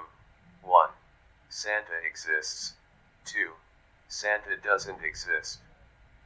The difference between them is in the amount of energy they contain. The first has virtually no energy, the second has energy. So, from a functional perspective, there is no contradiction or conflict. I propose that, if it's possible to render one belief inactive, then it's possible to deactivate any belief, despite the fact that all beliefs seem to resist any force that would alter their present form. The secret to effectively changing our beliefs is in understanding and, consequently, believing that we really aren't changing our beliefs. We are simply transferring energy from one concept to another concept, one that we find more useful in helping us to fulfill our desires or achieve our goals. All active beliefs demand expression. Beliefs fall into two basic categories, active and inactive. The distinction between the two is simple. Active beliefs are energized. They have enough energy to act as a force on our perception of information and on our behavior. An inactive belief is just the opposite. It is a belief that for any number of reasons, no longer has energy, or has so little energy that it's no longer able to act as a force on how we perceive information or how we express ourselves. When I say that all active beliefs demand expression, I don't mean to imply that every belief in our mental environment is demanding to express itself simultaneously. For example, if I ask you to think about what's wrong with the world today, the word wrong would bring to your mind ideas about the nature of the world that reflect what you believe to be troubling or disturbing. Unless, of course, there is nothing about the state of the world you find troubling. The point is, if there is something you do believe is wrong, you weren't necessarily thinking about those ideas before I asked the question, but the moment I did, your beliefs about these issues instantly moved to the forefront of your conscious thinking process. In effect, they demanded to be heard. I say that beliefs demand to be expressed because once something causes us to tap into our beliefs, it seems as if we can't stop the flood of energy that's released.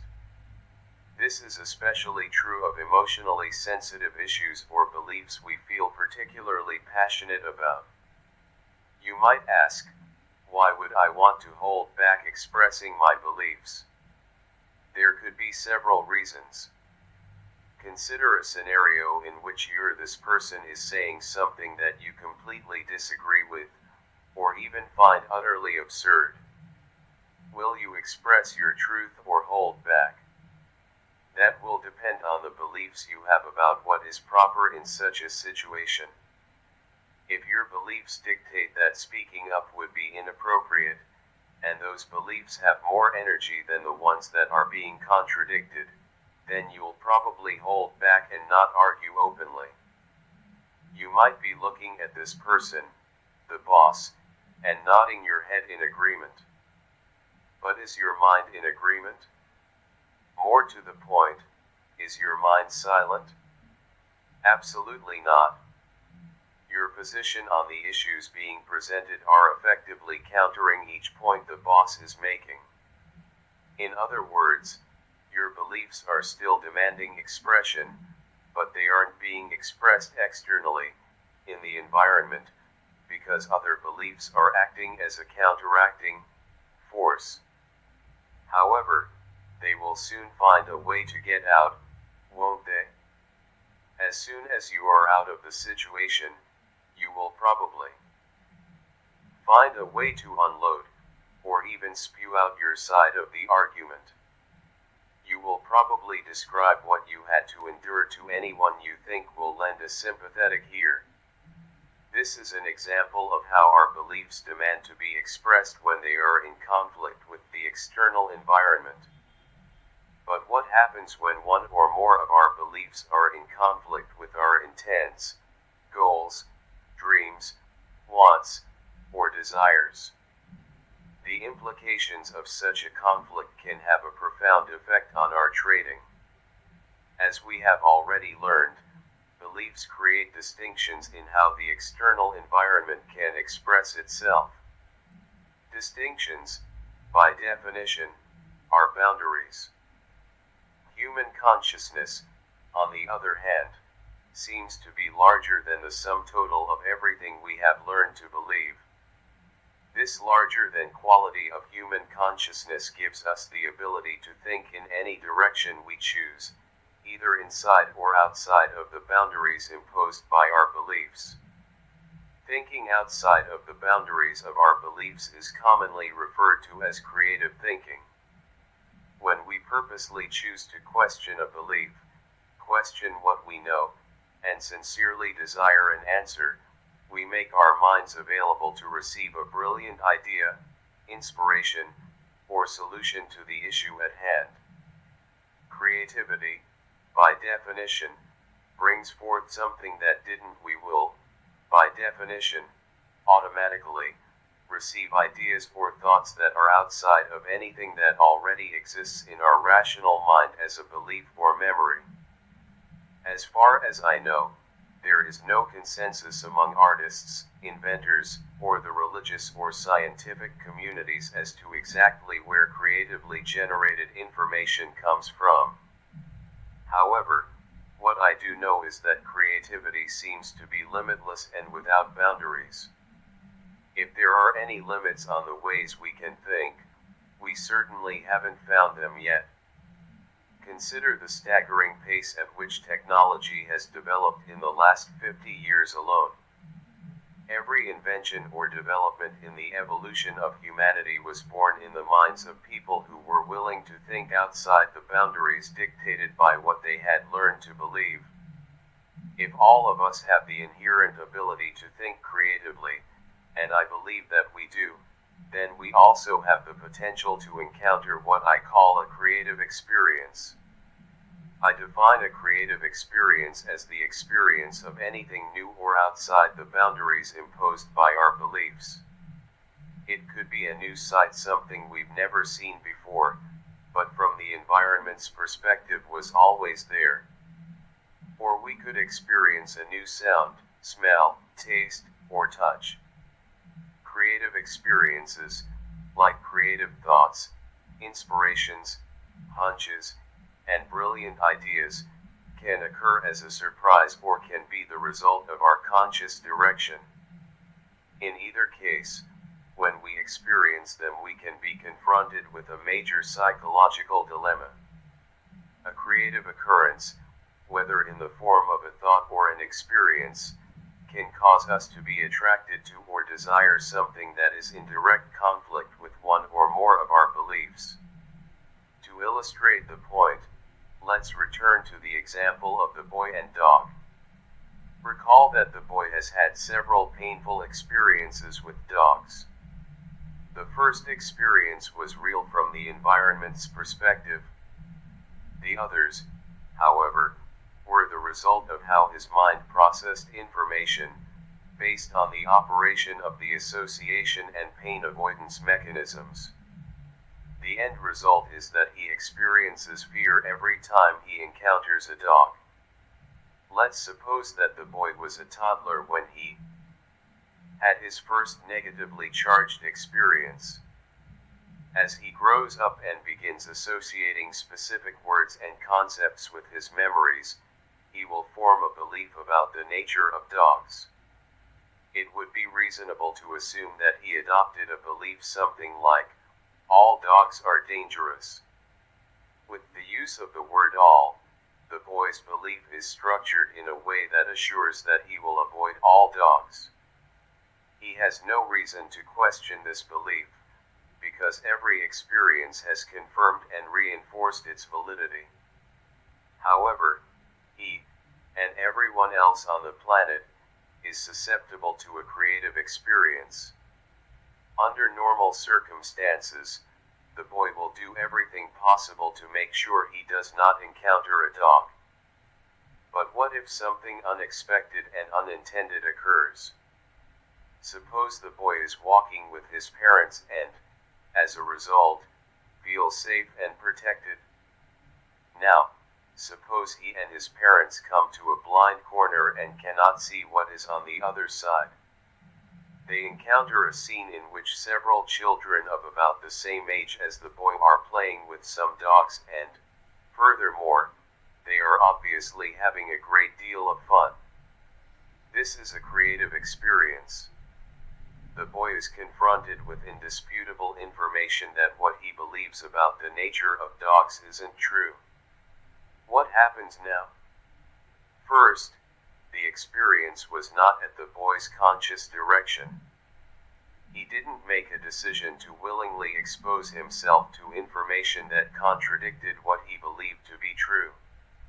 We might call this an inadvertent creative experience, because the external environment forced him to confront other possibilities that he didn't believe existed. Second, the experience of seeing other children playing with dogs and not getting hurt will throw his mind into a state of confusion. After the confusion wears off, meaning as he begins to accept the possibility that not all dogs are dangerous, several scenarios are possible. Seeing other children his own age, with whom he could strongly identify, having such a great time playing with dogs could cause the boy to decide that he wants to be like the other children and have fun with dogs, too. If that's the case, this inadvertent creative encounter has caused him to become attracted to express himself in a way that he formerly didn't believe was possible, interacting with dogs. In fact, the notion was so impossible that it wouldn't have even occurred to him to consider it. Now, he not only considers it, he desires it.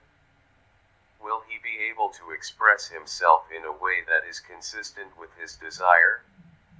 The answer to this question is a matter of energy dynamics. There are two forces within the boy that are in direct conflict with each other, competing for expression: his belief that all dogs are dangerous and his desire to have fun and be like the other children. What he will do the next time he encounters a dog will be determined by which has more energy, his belief or his desire. Given the intensity of the energy in his belief that all dogs are dangerous, we can reasonably assume that his belief will have far more energy than his desire. If that's the case, then he will find his next encounter with the dog very frustrating. Even though he may want to touch or pet the dog, he'll find that he can't interact with it in any way. The word all in his belief will act as a paralyzing force, preventing him from fulfilling his desire. He might be well aware of the fact that the dog he wants to pet is not dangerous and won't hurt him. But he won't be able to pet it until the balance of energy tips in favor of his desire. If the boy genuinely wants to interact with dogs, he will have to overcome his fear. This means that he will have to deactivate his belief that all dogs are dangerous so he can properly install a belief about dogs that is more consistent with his desire. We know that dogs can express themselves in a wide range of ways, from loving and gentle to mean and nasty. However, very few dogs on a percentage basis fall into the mean and nasty category.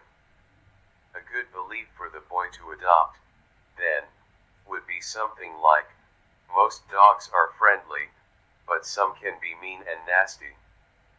This belief would allow him to learn to recognize characteristics and behavior patterns that will tell him which dogs he can play with and which ones to avoid.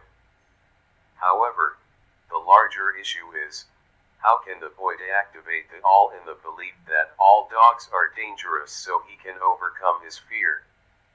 Remember that all beliefs naturally resist any force that would alter their present form, but, as I indicated above, the appropriate approach is not to try to alter the belief, but rather to draw the energy out of it and channel that energy into another belief that is better suited to our purposes.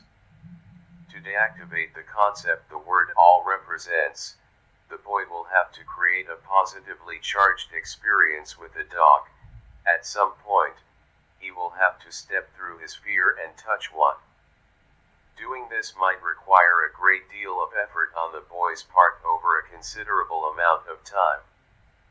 Early in the process, his new realization about dogs might be strong enough only to allow him to be in the presence of a dog, at a distance, and not run away.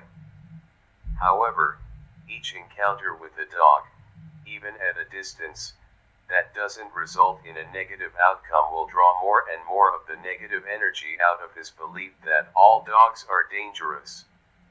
Eventually, each new positive experience will allow him to close the gap between himself and a dog, little by little, to the point that he can actually touch one. From an energy dynamics perspective, he will be able to touch a dog when his desire to do so is at least 1 degree greater in intensity than his belief that all dogs are dangerous. The moment he actually does touch a dog, it will have the effect of drawing most of the remaining negative energy out of the all concept and transfer it to a belief that reflects his new experience. Although it's probably not that common, there are people who, for various reasons, are motivated enough to purposely put themselves through the above-described process. However, they may not be consciously aware of the dynamics involved. People who work through a childhood fear of this magnitude usually do so somewhat haphazardly over a period of years, without knowing for sure exactly how they did it, unless they seek and get competent professional help. Later on, as adults, If they are asked or if they happen to encounter a situation that reminds them of their past, for instance, observing a child who is terrified of dogs, they typically characterize the process they went through as "I remember when I was afraid of dogs, but I grew out of it." The end result of the first scenario was that the boy worked through his fear by deactivating his limiting belief about the nature of dogs. This allowed him to express himself in a way that he finds pleasing and that otherwise would have been impossible. The second scenario that could result from the child's inadvertent creative experience with dogs is that he isn't attracted to the possibility of playing with a dog. In other words, he could not care less about being like the other children or interacting with dogs.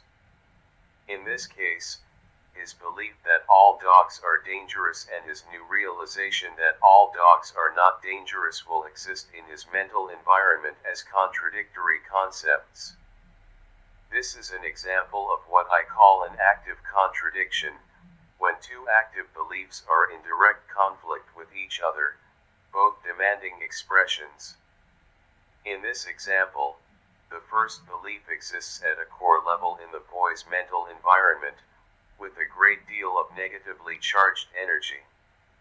The second belief is at a more superficial level, and has very little positively charged energy. The dynamics of this situation are interesting, and extremely important. We have stated that beliefs control our perception of information.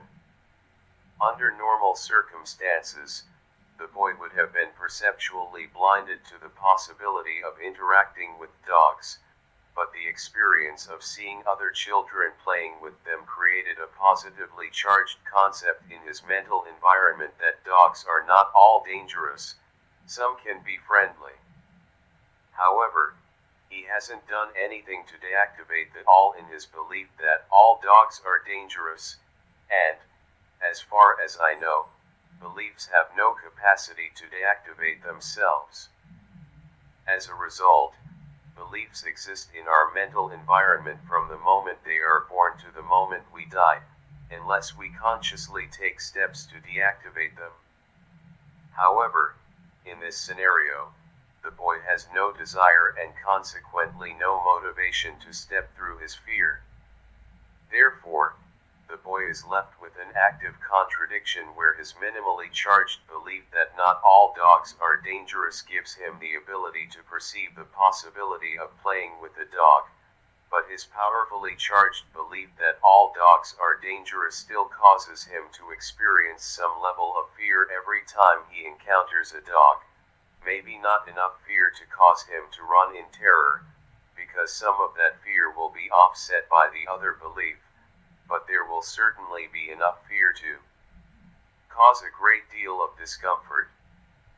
The ability to see and consequently know that a situation is not dangerous, but at the same time find ourselves immobilized with fear, can be quite baffling if we don't understand that what we discover as the result of thinking creatively or realized from an inadvertent creative experience doesn't necessarily have enough energy to become a dominant force in our mental environment. In other words, our new awareness or discovery could very well have enough energy to act as a credible force on our perception of information, thereby causing us to perceive possibilities that would otherwise be invisible, but it might not have enough energy to act as a credible force on our behavior. In making this statement, I am operating out of the assumption that it takes more energy to act or express ourselves than the amount of energy it takes to observe something. On the other hand, new awareness and discoveries instantly and effortlessly become dominant forces if there's nothing inside us that's in conflict with them. But if there are conflicting beliefs and we aren't willing to deactivate the conflicting forces, expending some effort, especially if they're negatively charged, then acting on what we've discovered will be a struggle at the very least, and perhaps downright impossible. What I have just described is the psychological dilemma that virtually every trader has to resolve. Let's say you have a firm grasp of the nature of probabilities. And, as a result, you know that the next trade is simply another trade in a series of trades that has a probable outcome. Yet you find you're still afraid to put that next trade on, or you're still susceptible to several of the fear-based trading errors we've discussed in previous chapters. Remember that the underlying cause of fear is the potential to define and interpret market information as threatening. What is the source of our potential to interpret market information as threatening? Our expectations. When the market generates information that doesn't conform to what we expect, the up and down ticks seem to take on a threatening quality, become negatively charged. Consequently, we experience fear, stress, and anxiety. What is the underlying source of our expectations? Our beliefs.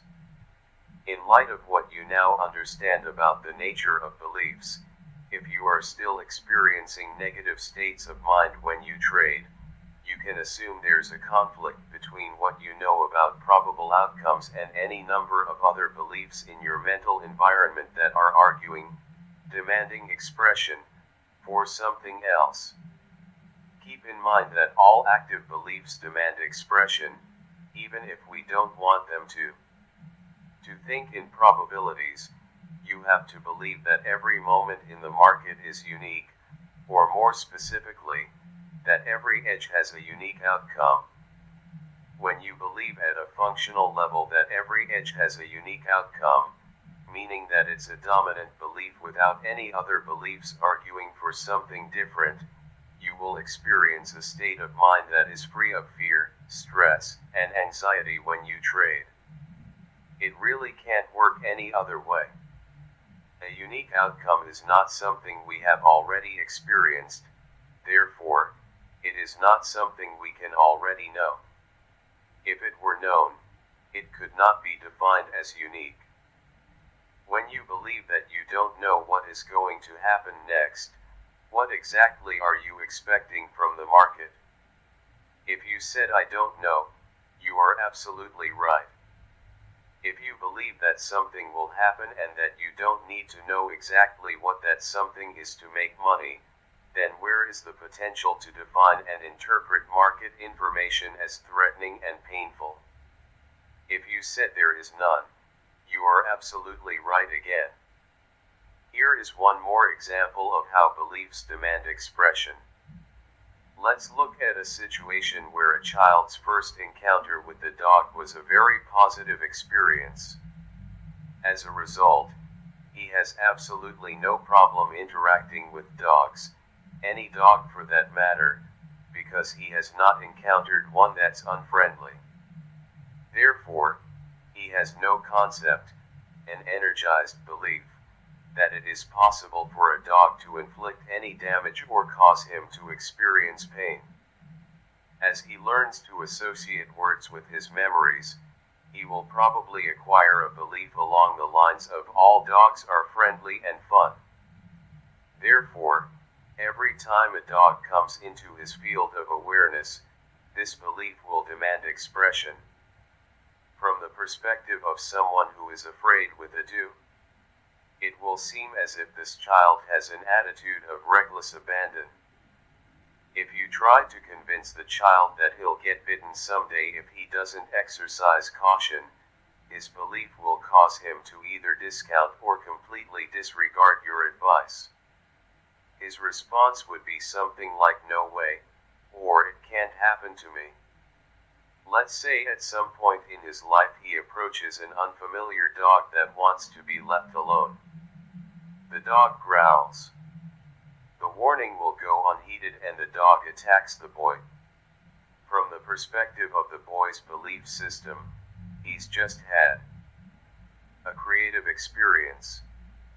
What effect will this experience have on his belief that all dogs are friendly? Will he now be afraid of all dogs as the child in the first example was? Unfortunately, the answers to these questions are not cut and dried, because there may be other beliefs, also demanding expression, that don't have anything specifically to do with dogs that come into play in a situation like this. For example, what if this child has a highly developed belief in betrayal? He believes he's been betrayed by some very significant people in some very significant situations that have caused him to experience intense emotional pain. If he associates the attack by this one dog as a betrayal by dogs in general, in essence a betrayal of his belief in dogs, then he could easily find himself afraid of all dogs. All of the positive energy contained in his original belief could instantly be transformed into negatively charged energy. The boy could justify this shift with a rationalization like, if one dog can betray me, then any dog can. However, I do think this is an extreme and very unlikely occurrence. What is more likely is the word all in his original belief will instantly be deactivated, and that energy will get transferred to a new belief that better reflects the true nature of dogs. This new experience caused an energy shift that forced him to learn something about the nature of dogs that he otherwise refused to consider possible. His belief in the friendliness of dogs remains intact. He will still play with dogs, but he will now exercise some discretion by consciously looking for signs of friendliness or unfriendliness. I think that a fundamental truth about the nature of our existence is every moment in the market, as well as in everyday life, has elements of what we know, similarities, and elements that we don't or can't know because we haven't experienced it yet. Until we actively train our minds to expect a unique outcome, we will continue experiencing only what we know. Everything else, other information and possibilities that are not consistent with what we know and expect, will pass us by, unperceived, discounted, distorted, outright denied, or attacked. When you truly believe that you don't need to know, you will be thinking in probabilities, the market perspective, and will have no reason to block, discount, distort, deny, or attack anything the market is offering about its potential to move in any particular direction.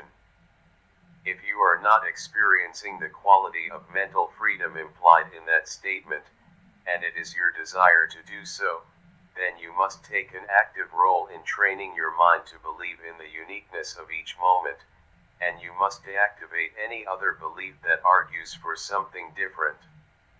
This process isn't any different from the one the boy in the first scenario went through, nor is it going to happen by itself. He wanted to interact with dogs without fear, but to do so he had to create a new belief and deactivate the conflicting ones. This is the secret to achieving consistent success as a trader. Beliefs keep on working regardless of whether we are consciously aware of their existence in our mental environment. In other words, we don't have to actively remember or have conscious access to any particular belief for that belief to act as a force on our perception of information or on our behavior. I know it's hard to believe that something we can't even remember can still have an impact on our lives. But when you think about it, much of what we learn throughout our lives is stored at an unconscious or subconscious level. If I asked you to remember each specific skill you had to learn so that you could drive a car with confidence, chances are you wouldn't remember all the things you needed to concentrate and focus on while you were in the process of learning. The first time I had the opportunity to teach a teenager how to drive, I was absolutely amazed at how much there was to learn, how much of the process I took for granted and no longer thought about at a conscious level. Possibly the best example that illustrates this characteristic is people who drive under the influence of alcohol. On any given day or night, there are probably thousands of people who have had so much to drink that they have no idea that they have no conscious awareness of how they drove from point A to point B. It is difficult to imagine how this is possible, unless you consider that driving skills and one's belief in his ability to drive operate automatically on a much deeper level than waking consciousness.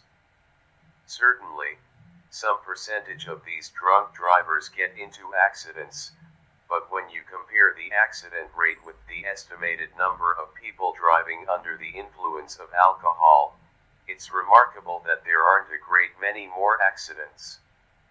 In fact, a drunk driver is probably most likely to cause an accident when he either falls asleep or something requires a conscious decision and a fast reaction.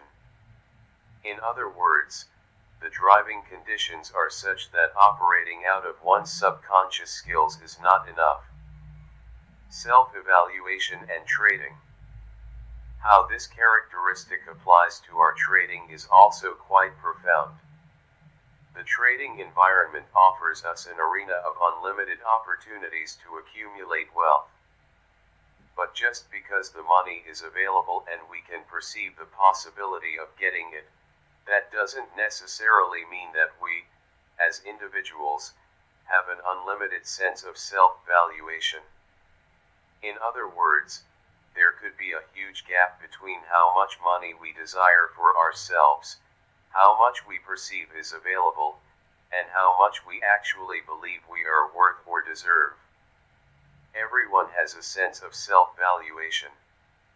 The easiest way to describe this sense is to list every active belief, both conscious and subconscious, that has the potential to argue either for or against accumulating or achieving greater and greater levels of success and prosperity. Then match the energy from the positively charged beliefs against the energy from the negatively charged beliefs. If you have more positively charged energy arguing for success and prosperity than negatively charged energy arguing against them, then you have a positive sense of self-valuation.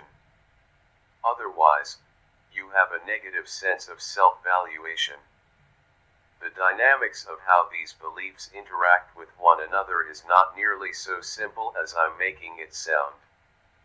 In fact, it can be so complex that it could take years of sophisticated mental work to organize and sort out. What you need to know is that it's almost impossible to grow up in any social environment and not acquire some negatively charged beliefs that would argue against success or accumulating vast sums of money. Most of these self-sabotaging beliefs have long been forgotten and operate at a subconscious level, but the fact that we may have forgotten them doesn't mean they've been deactivated. How do we acquire self-sabotaging beliefs? Unfortunately, it's extremely easy. Probably the most common way is when a child engages in some activity that a parent or teacher doesn't want him to do and the child accidentally injures himself.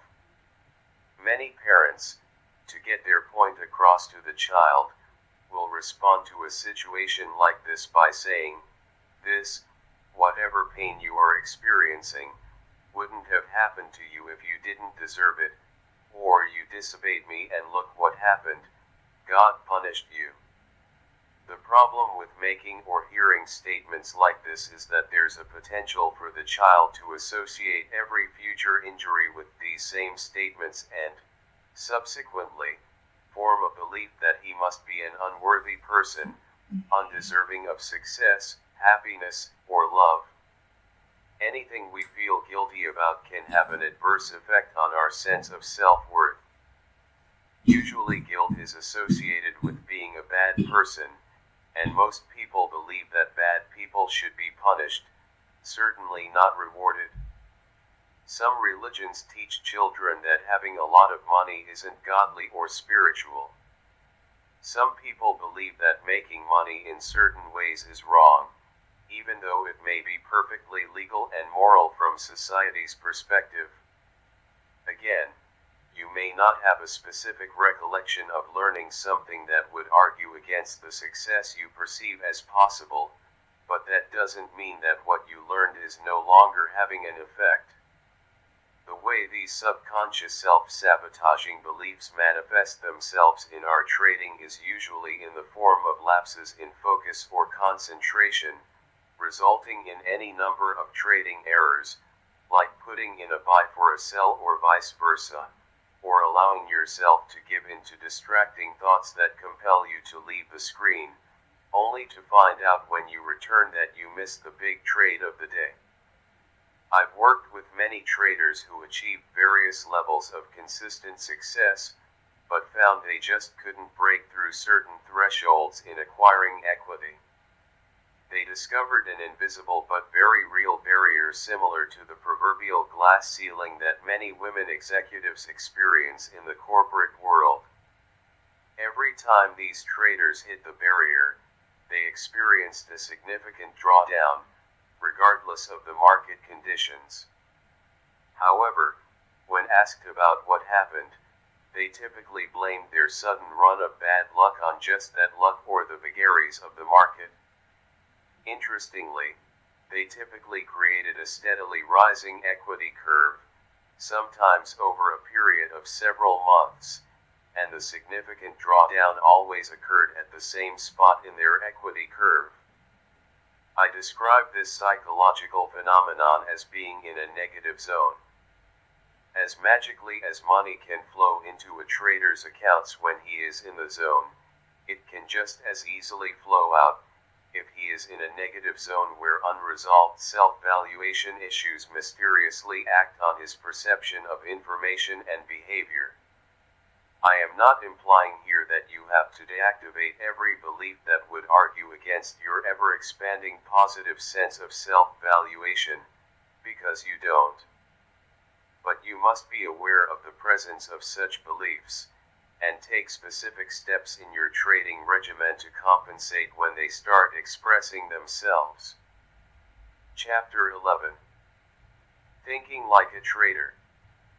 If you ask me to distill trading down to its simplest form, I would say that it is a pattern recognition numbers game. We use market analysis to identify the patterns, define the risk, and determine when to take profits. The trade either works or it doesn't. In any case, we go on to the next trade. It's that simple, but it's certainly not easy. In fact, trading is probably the hardest thing you'll ever attempt to be successful at. That's not because it requires intellect, quite the contrary. But because the more you think you know, the less successful you'll be. Trading is hard because you have to operate in a state of not having to know, even though your analysis may turn out at times to be perfectly correct.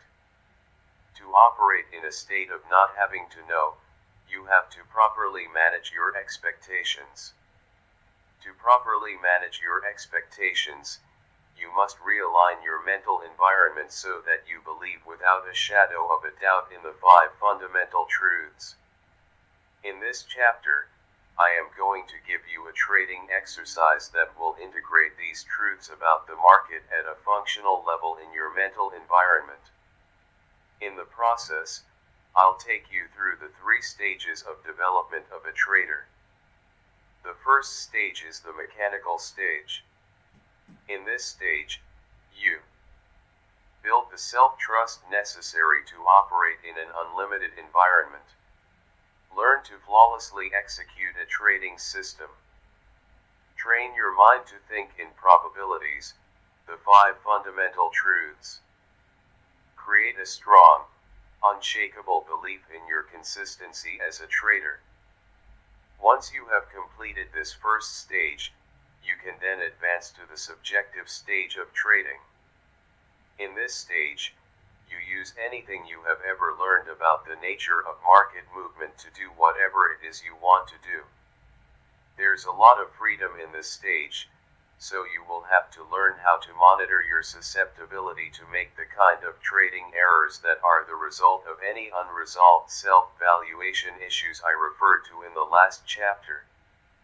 The third stage is the intuitive stage. Trading intuitively is the most advanced stage of development. It is the trading equivalent of earning a black belt in the martial arts. The difference is that you can't try to be intuitive, because intuition is spontaneous. It doesn't come from what we know at a rational level. The rational part of our mind seems to be inherently mistrustful of information received from a source that it doesn't understand. Sensing that something is about to happen is a form of knowing that is very different from anything we know rationally. I've worked with many traders who frequently had a very strong intuitive sense of what was going to happen next, only to be confronted with the rational part of themselves that consistently argued for another course of action.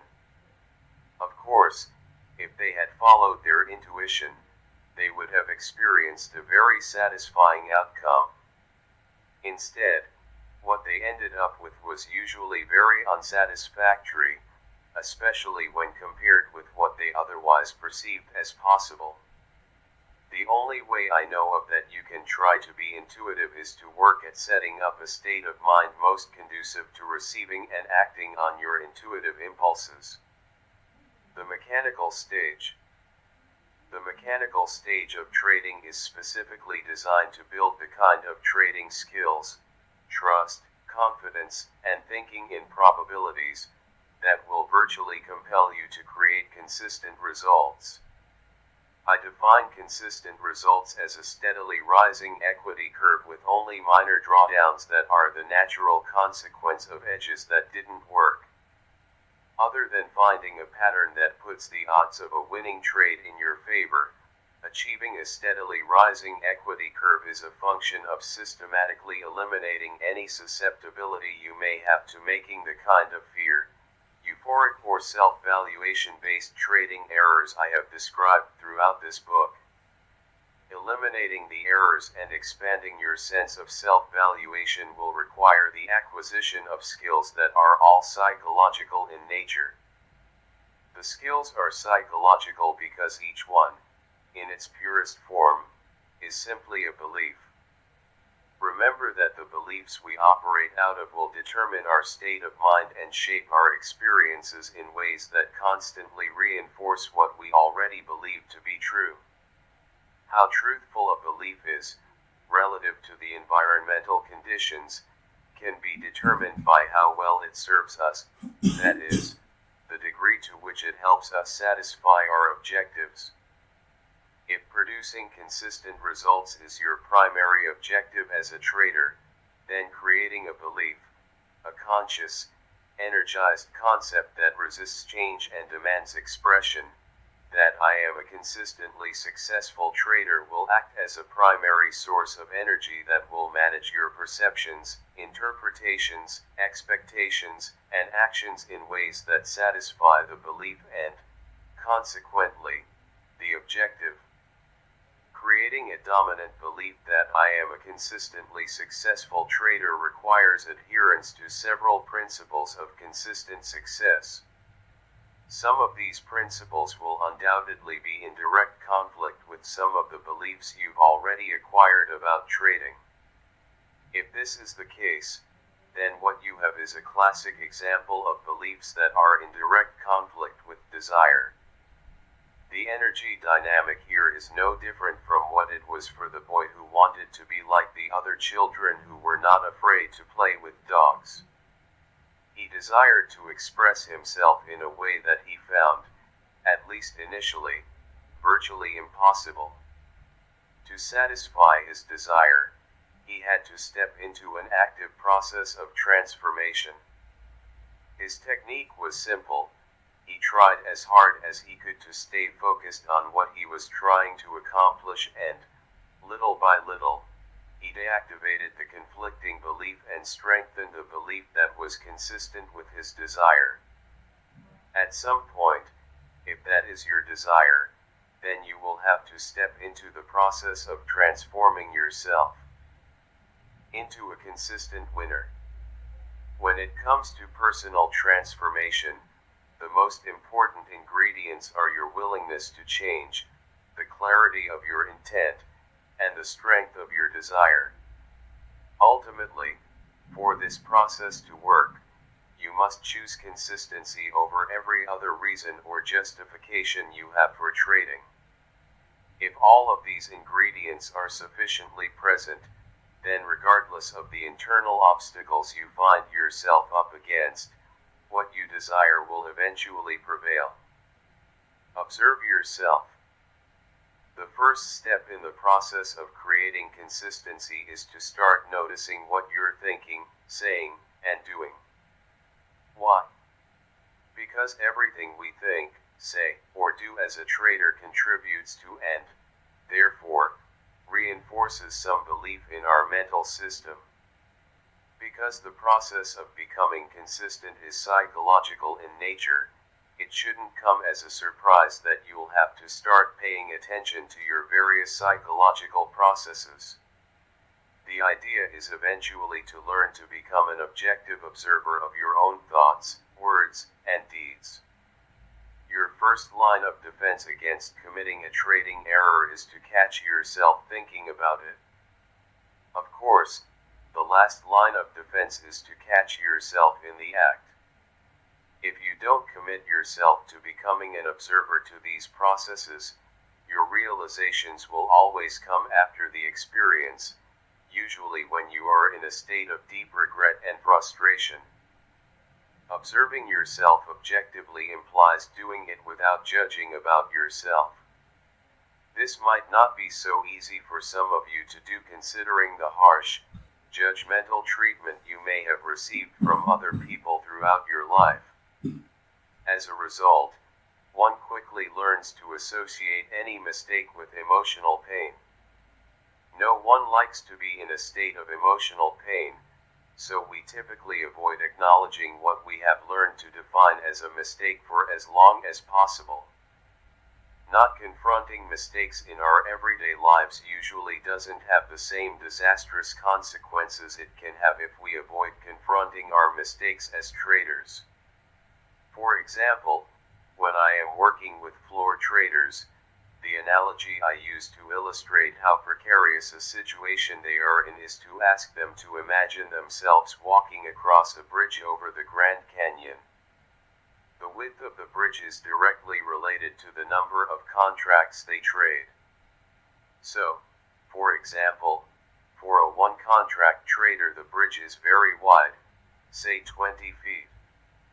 A bridge 20 feet wide allows you a great deal of tolerance for error, so you don't have to be inordinately careful or focused on each step you take.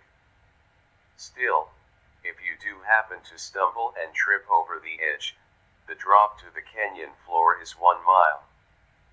I don't know how many people would walk across a narrow bridge with no guardrails, where the ground is a mile down, but my guess is relatively few. Similarly, few people will take the kinds of risks associated with trading on the floor of the futures exchanges. Certainly, a one-contract floor trader can do a great deal of damage to himself, not unlike falling off a mile-high bridge. But a one-contract trader also can give himself a wide tolerance for errors, miscalculations, or unusually violent market moves where he could find himself on the wrong side. On the other hand, one of the biggest floor traders I ever worked with trades for his own account with an average position of 500 Treasury bond futures at a time. He often puts on a position of well over 1,000 contracts. A position of 1,000 T-bond contracts amounts to $31,500 per tick, the smallest incremental price change that a bond contract can make.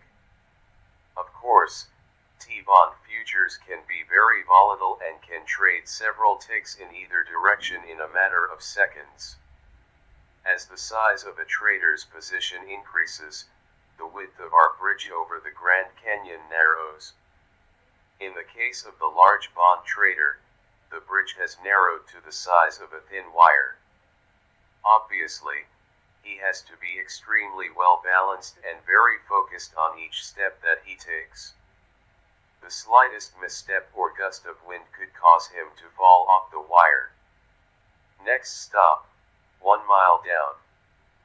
Now, when he's in the trading pit, that tiny misstep or slight gust of wind is the equivalent to one distracting thought. That's all, just a thought or anything else where he allows himself to lose his focus for even a second or two. In that moment of distraction, he could miss his last favorable opportunity to liquidate his position. The next price level with enough volume to take him out of his trade could be several ticks away, either creating a huge loss or forcing him to give a substantial winning trade back to the market. If producing consistent results is a function of eliminating errors, then it is an understatement to say that you will encounter great difficulty in achieving your objective if you can't acknowledge a mistake. Obviously, this is something very few people can do, and it accounts for why there are so few consistent winners. In fact, the tendency not to acknowledge a mistake is so pervasive throughout mankind, it could lead one to assume that it's an inherent characteristic of human nature. I do not believe this is the case, nor do I believe we are born with the capacity to ridicule or think less of ourselves for making a mistake, miscalculation, or error. Making mistakes is a natural function of living and will continue to be until we reach a point at which all our beliefs are in absolute harmony with our desires, and all our beliefs are structured in such a way that they are completely consistent with what works from the environment's perspective.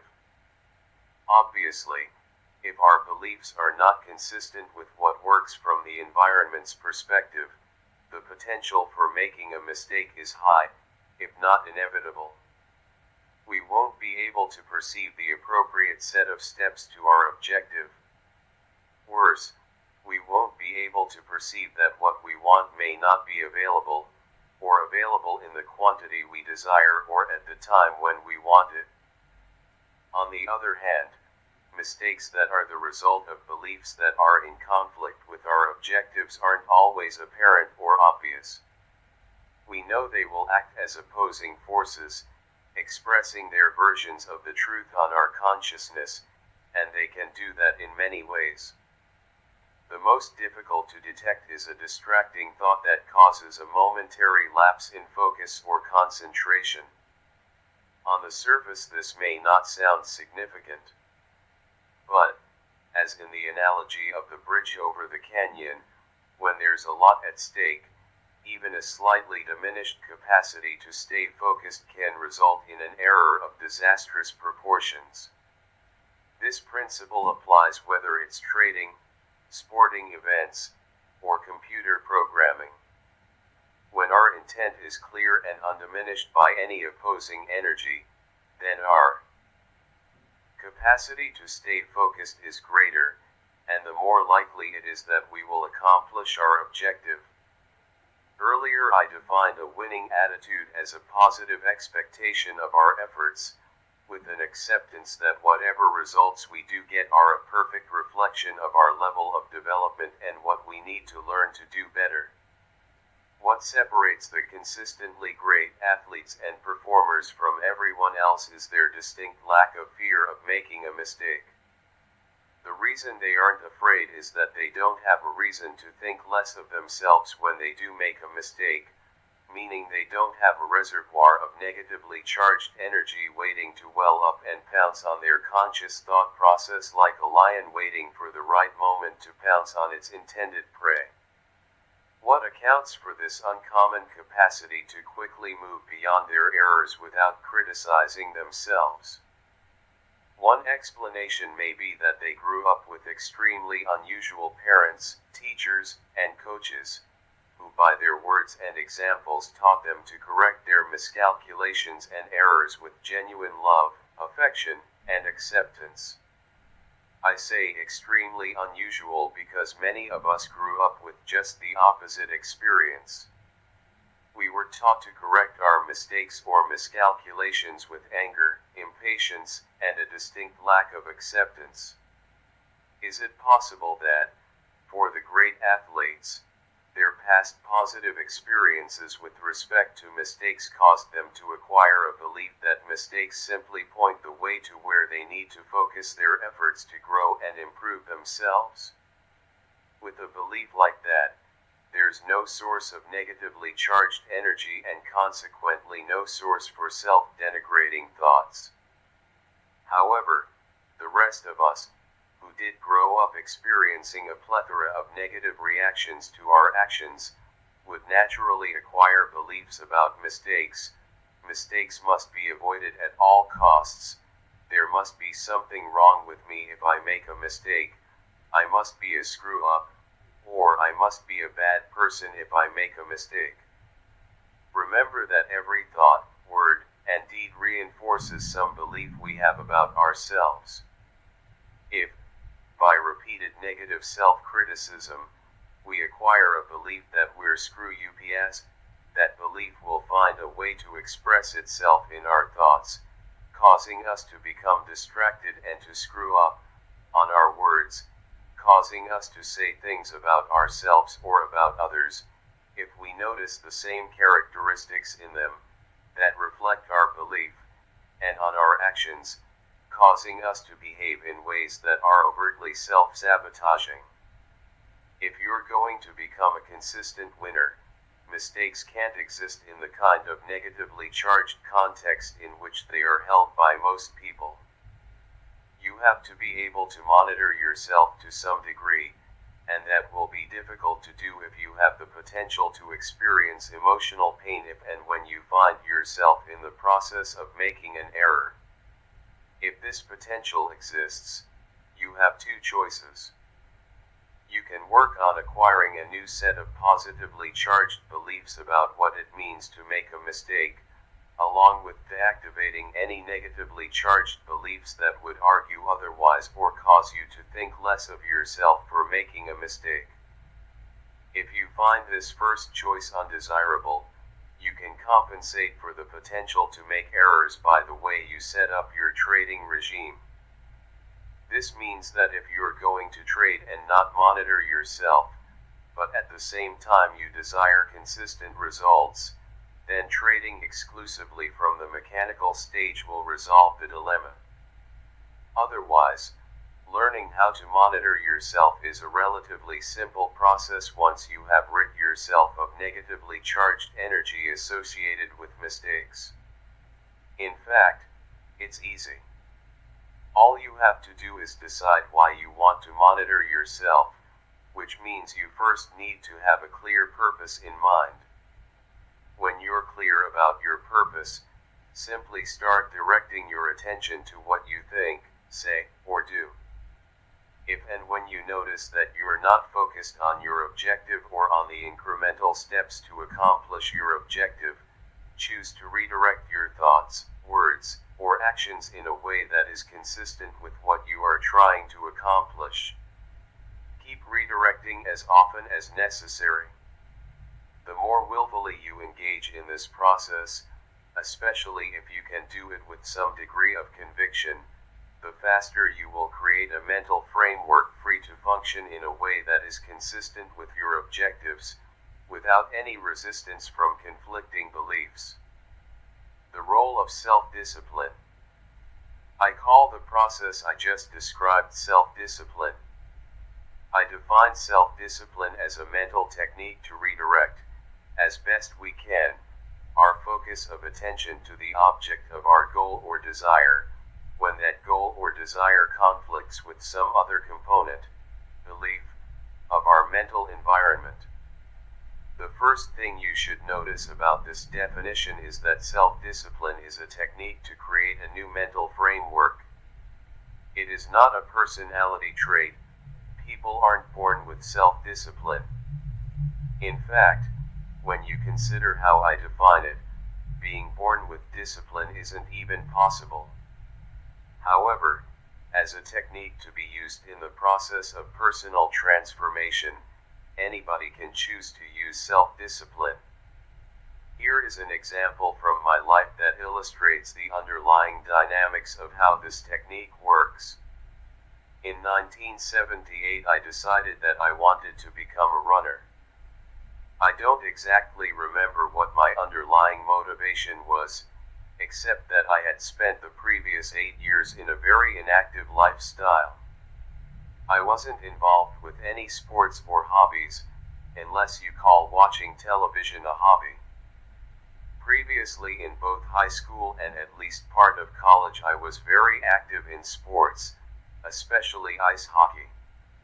However, coming out of college, my life was unfolding in the way that was very different from what I had expected. It was not to my liking, but at the time I felt powerless to do anything about it. This led to a period of inactivity, which is a nice way of saying that I was severely depressed.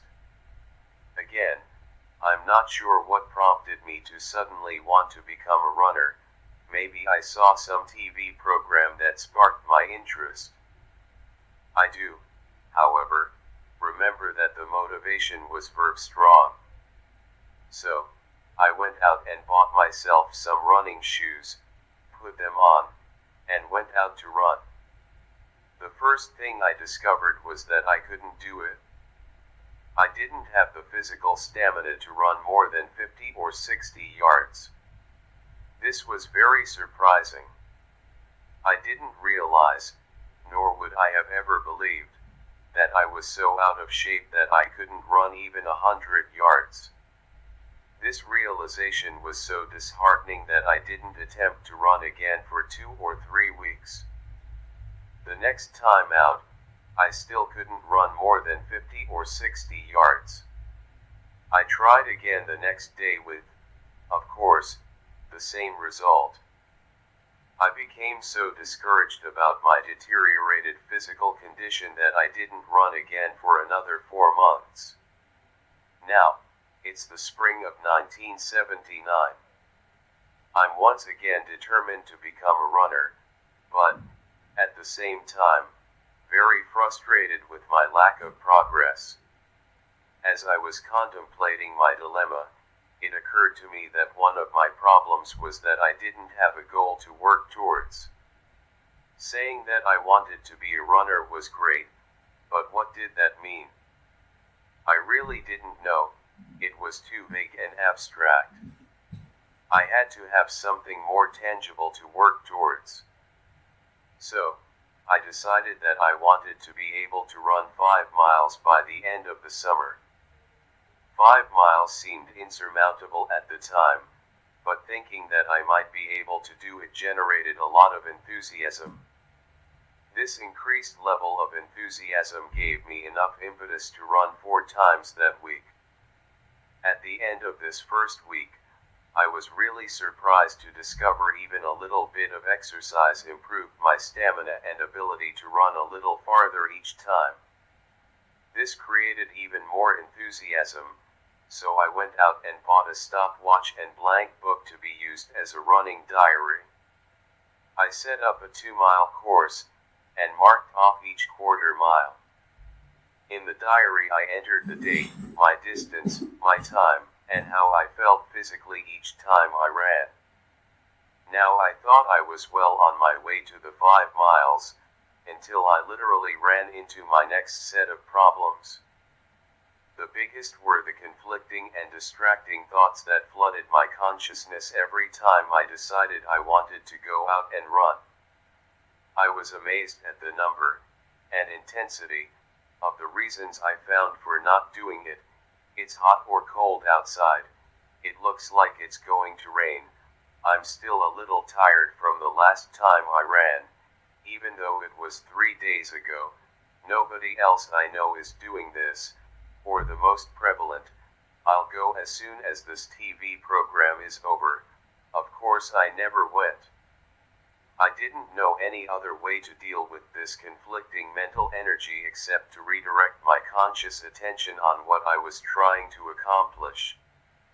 I really wanted to get to 5 miles by the end of the summer. I found that sometimes my desire was stronger than the conflict.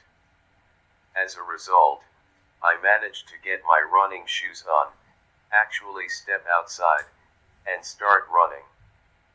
However, more times than not, my conflicting and distracting thoughts caused me to stay put.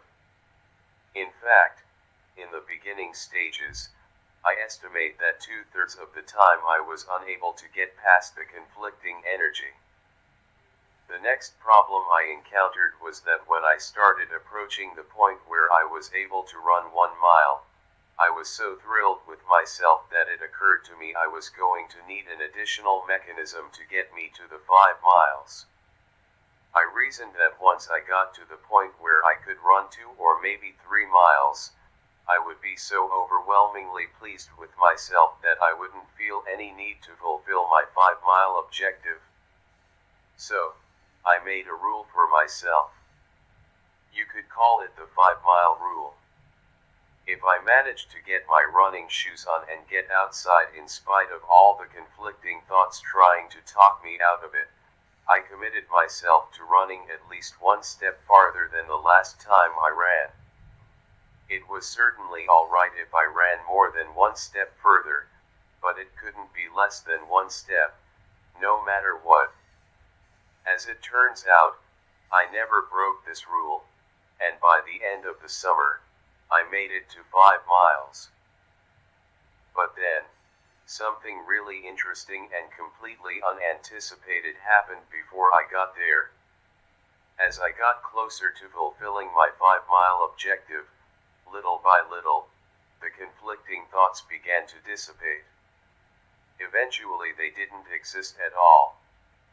At that point, I found that if I wanted to run, I was completely free to do so without any mental resistance, conflict, or competing thoughts.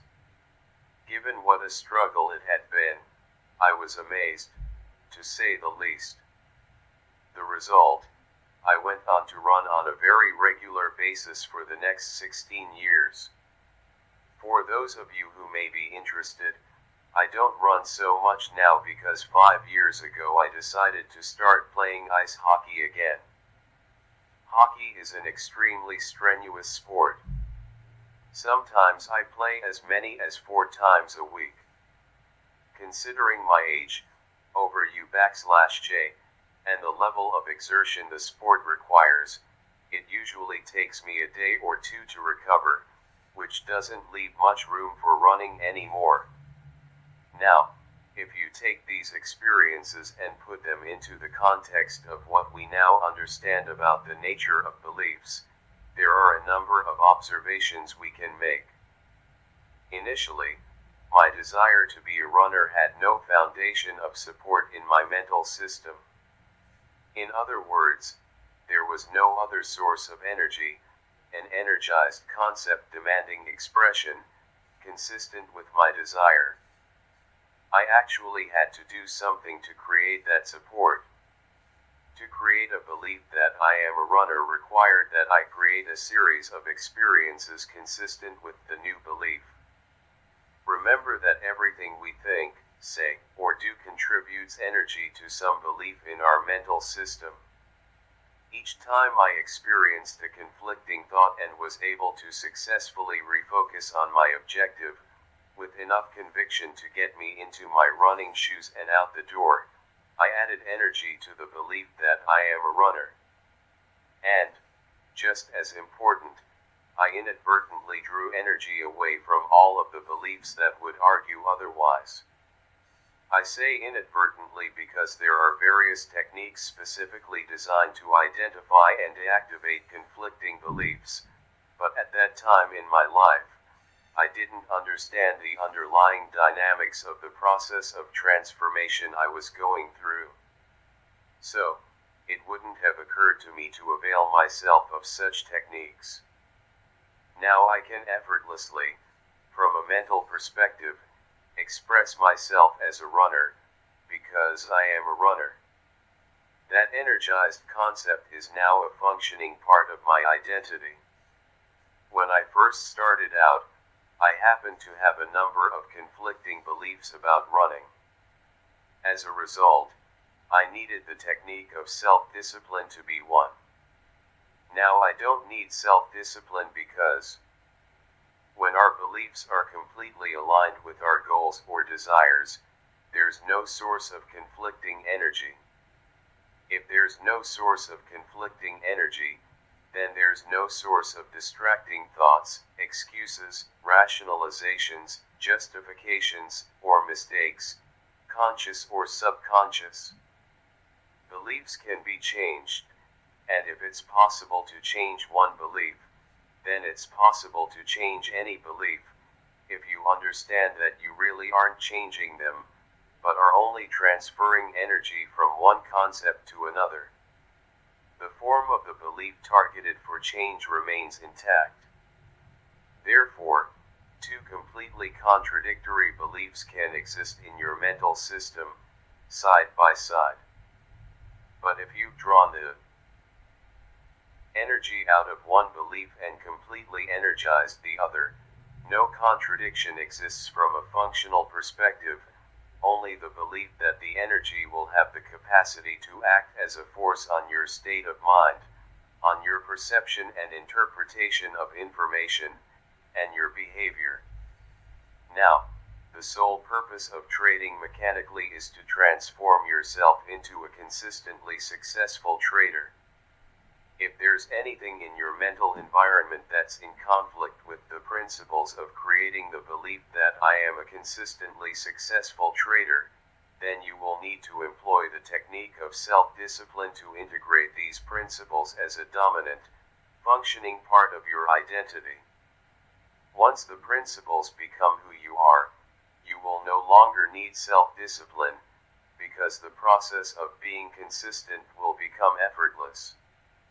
Remember that consistency is not the same as the ability to put on a winning trade, or even a string of winning trades for that matter, because putting on a winning trade requires absolutely no skill. All you have to do is guess correctly, which is no different than guessing the outcome of a coin toss, whereas consistency is a state of mind that, once achieved, won't allow you to be any other way. You won't have to try to be consistent because it will be a natural function of your identity. In fact, if you have to try, it's an indication that you haven't completely integrated the principles of consistent success as dominant, unconflicted beliefs. For example, predefining your risk is a step in the process of being consistent. If it takes any special effort to predefine your risk, if you have to consciously remind yourself to do it, if you experience any conflicting thoughts, in essence, trying to talk you out of doing it, or if you find yourself in a trade where you haven't predefined your risk, then this principle is not a dominant, functioning part of your identity. It isn't who you are. If it were, it wouldn't even occur to you not to predefine your risk. If and when all of the sources of conflict have been deactivated, there's no longer a potential for you to be any other way. What was once a struggle will become virtually effortless. At that point, it may seem to other people that you are so disciplined, because you can do something they find difficult, if not impossible, but the reality is that you aren't being disciplined at all. You are simply functioning from a different set of beliefs that compel you to behave in a way that is consistent with your desires, goals, or objectives. Creating a belief in consistency. Creating a belief that I am a consistent winner is the primary objective, but like my intention to become a runner, it's too broad and abstract to implement without breaking it down into a step-by-step process. So, what I'm going to do is break this belief down into its smallest definable parts and then give you a plan to integrate each part as a dominant belief. The following sub-beliefs are the building thinking like a trader 185 blocks that provide the underlying structure for what it means to be a consistent winner. I am a consistent winner because I objectively identify my edges. I predefine the risk of every trade. I completely accept risk, or I am willing to let go of the trade. I act on my edges without reservation or hesitation. I pay myself as the market makes money available to me. I continually monitor my susceptibility for making errors. I understand the absolute necessity of these principles of consistent success and, therefore, I never violate them. These beliefs are the 7 principles of consistency. To integrate these principles into your mental system at a functional level requires that you purposely create a series of experiences that are consistent with them. This is no different from the boy who wanted to play with dogs or my desire to be a runner. Before he could play with the dog, the boy first had to make several attempts just to get close to one. Eventually, as the balance of energy in his mental system shifted, he could play with dogs without any internal resistance. To become a runner, I had to create the experience of running in spite of everything inside me that argued otherwise. Eventually, as the energy shifted more and more in favor of this new definition of myself, running became a natural expression of my identity. Obviously, what we're trying to accomplish here is far more complex than becoming a runner or petting a dog, but the underlying dynamics of the process are identical. We'll start with a specific objective.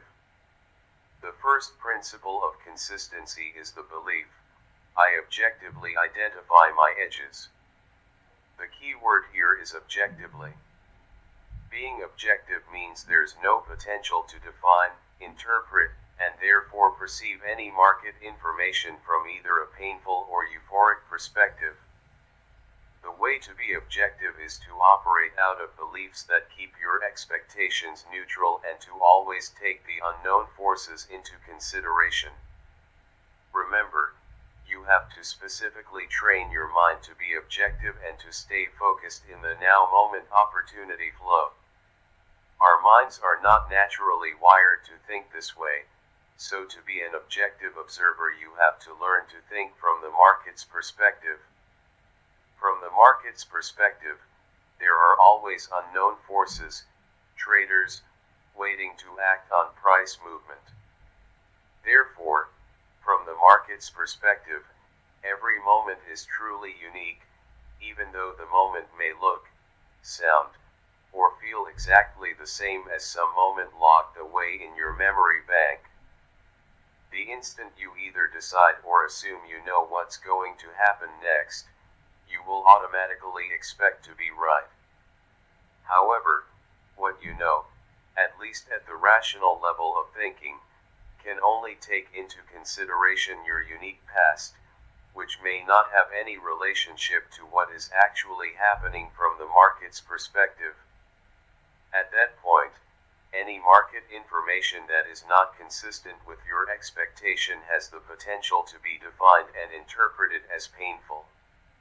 To avoid experiencing the pain, your mind will automatically compensate, with both conscious and subconscious pain avoidance mechanisms, for any differences between what you expect and what the market is offering. What you will experience is commonly referred to as an illusion. In a state of illusion, you are neither objective nor connected to the now moment opportunity flow. Instead, you become susceptible to committing all the typical trading errors, hesitating, jumping the gun, not predefining your risk, defining your risk but refusing to take the loss and letting the trade turn into a bigger loser, getting out of a winning trade too soon, not taking any profits out of a winning trade, letting a winning trade turn into a loser, moving a stop closer to your entry point, getting stopped out and watching the market trade back in your favor, or trading too large a position in relationship to your equity. The 5 fundamental truths about the market will keep your expectations neutral, focus your mind in the now moment opportunity flow, by disassociating the present moment from your past, and, therefore, eliminate your potential to commit these errors.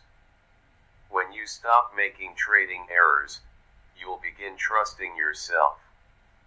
As your sense of self-trust increases, so will your sense of self-confidence. The greater your confidence, the easier it will be to execute your trades, act on your edges without reservation or hesitation. The 5 truths will also create a state of mind in which you will genuinely accept the risks of trading. When you genuinely accept the risks, you will be at peace with any outcome. When you're at peace with any outcome, you will experience a carefree, objective state of mind, where you make yourself available to perceive and act upon whatever the market is offering you, from its perspective, at any given now moment. The first objective is to integrate as a dominant belief: I objectively identify my edges. The challenge now is, how do you get there? How do you transform yourself into a person who can consistently think in the market's perspective? The process of transformation starts with your desire and your willingness to refocus on the object of your desire: self-discipline. Desire is a force. It does not have to coincide or agree with anything that you currently believe to be true about the nature of trading. A clear desire aimed squarely at a specific objective is a very powerful tool. You can use the force of your desire to create an entirely new version or dimension to your identity, shift energy between 2 or more conflicting concepts, or change the context or polarity of your memories from negative to positive. I'm sure you are familiar with the saying, make up your mind. The implication of making up our minds is that we decide exactly what we desire with so much clarity, absolutely no lingering doubts, and with so much conviction that literally nothing stands in our way, either internally or externally. If there's enough force behind our resolve, it's possible to experience a major shift in our mental structure virtually instantaneously. Deactivating internal conflicts is not a function of time, it's a function-focused desire, although it can take a considerable amount of time to get to the point where we really make up our minds. Otherwise, in the absence of extreme clarity and conviction, the technique of self-discipline, over time, will do the job quite nicely, if, of course, you're willing to use it. To get there, you must make up your mind. With as much conviction and clarity as possible, that more than anything else you desire consistency, the state of mind of trust, confidence, and objectivity, from your trading. This is necessary because if you're like most traders, you're going to be up against some very formidable conflicting forces. For example, if you've been trading to get high from the euphoria of catching a big move, to impress your family and friends, to be a hero, to fulfill an addiction to random rewards, to be right about your predictions, or for any other reason that has nothing to do with being consistent, then you'll find the force of these other motivations will not only act as an obstacle, making the trading exercise I'm about to give you very difficult, but it could very well be strong enough even to keep you from doing the exercise at all. Remember the boy who had no desire to be like the other children and interact with dogs. In essence, he decided to live with the active contradiction between his minimally charged positive belief that not all dogs are dangerous and his core, negatively charged belief that all dogs are dangerous. He had the ability to perceive friendly dogs, but at the same time found it impossible to interact with them. Unless he desires to change it, the imbalance of energy between these two beliefs will stay exactly as it is for his entire life. To even start this process, you have to want consistency so much that you would be willing to give up all the other reasons, motivations, or agendas you have for trading that aren't consistent with the process of integrating the beliefs that create consistency. A clear, intense desire is an absolute prerequisite if you're going to make this process work for you. Exercise, learning to trade an edge like a casino. The object of this exercise is to convince yourself that trading is just a simple game of probabilities, numbers, not much different from pulling the handle of a slot machine. At the micro level, the outcomes to individual edges are independent occurrences and random in relationship to one another. At the macro level, the outcomes over a series of trades will produce consistent results. From a probabilities perspective, this means that instead of being the person playing the slot machine, as a trader, you can be the casino, if you have an edge that genuinely puts the odds of success in your favor. You can think about trading in the appropriate manner, the 5 fundamental truths, and you can do everything you need to do over a series of trades. Then, like the casinos, you will own the game and be a consistent winner. Setting up the exercise. Pick a market. Choose one actively traded stock or futures contract to trade.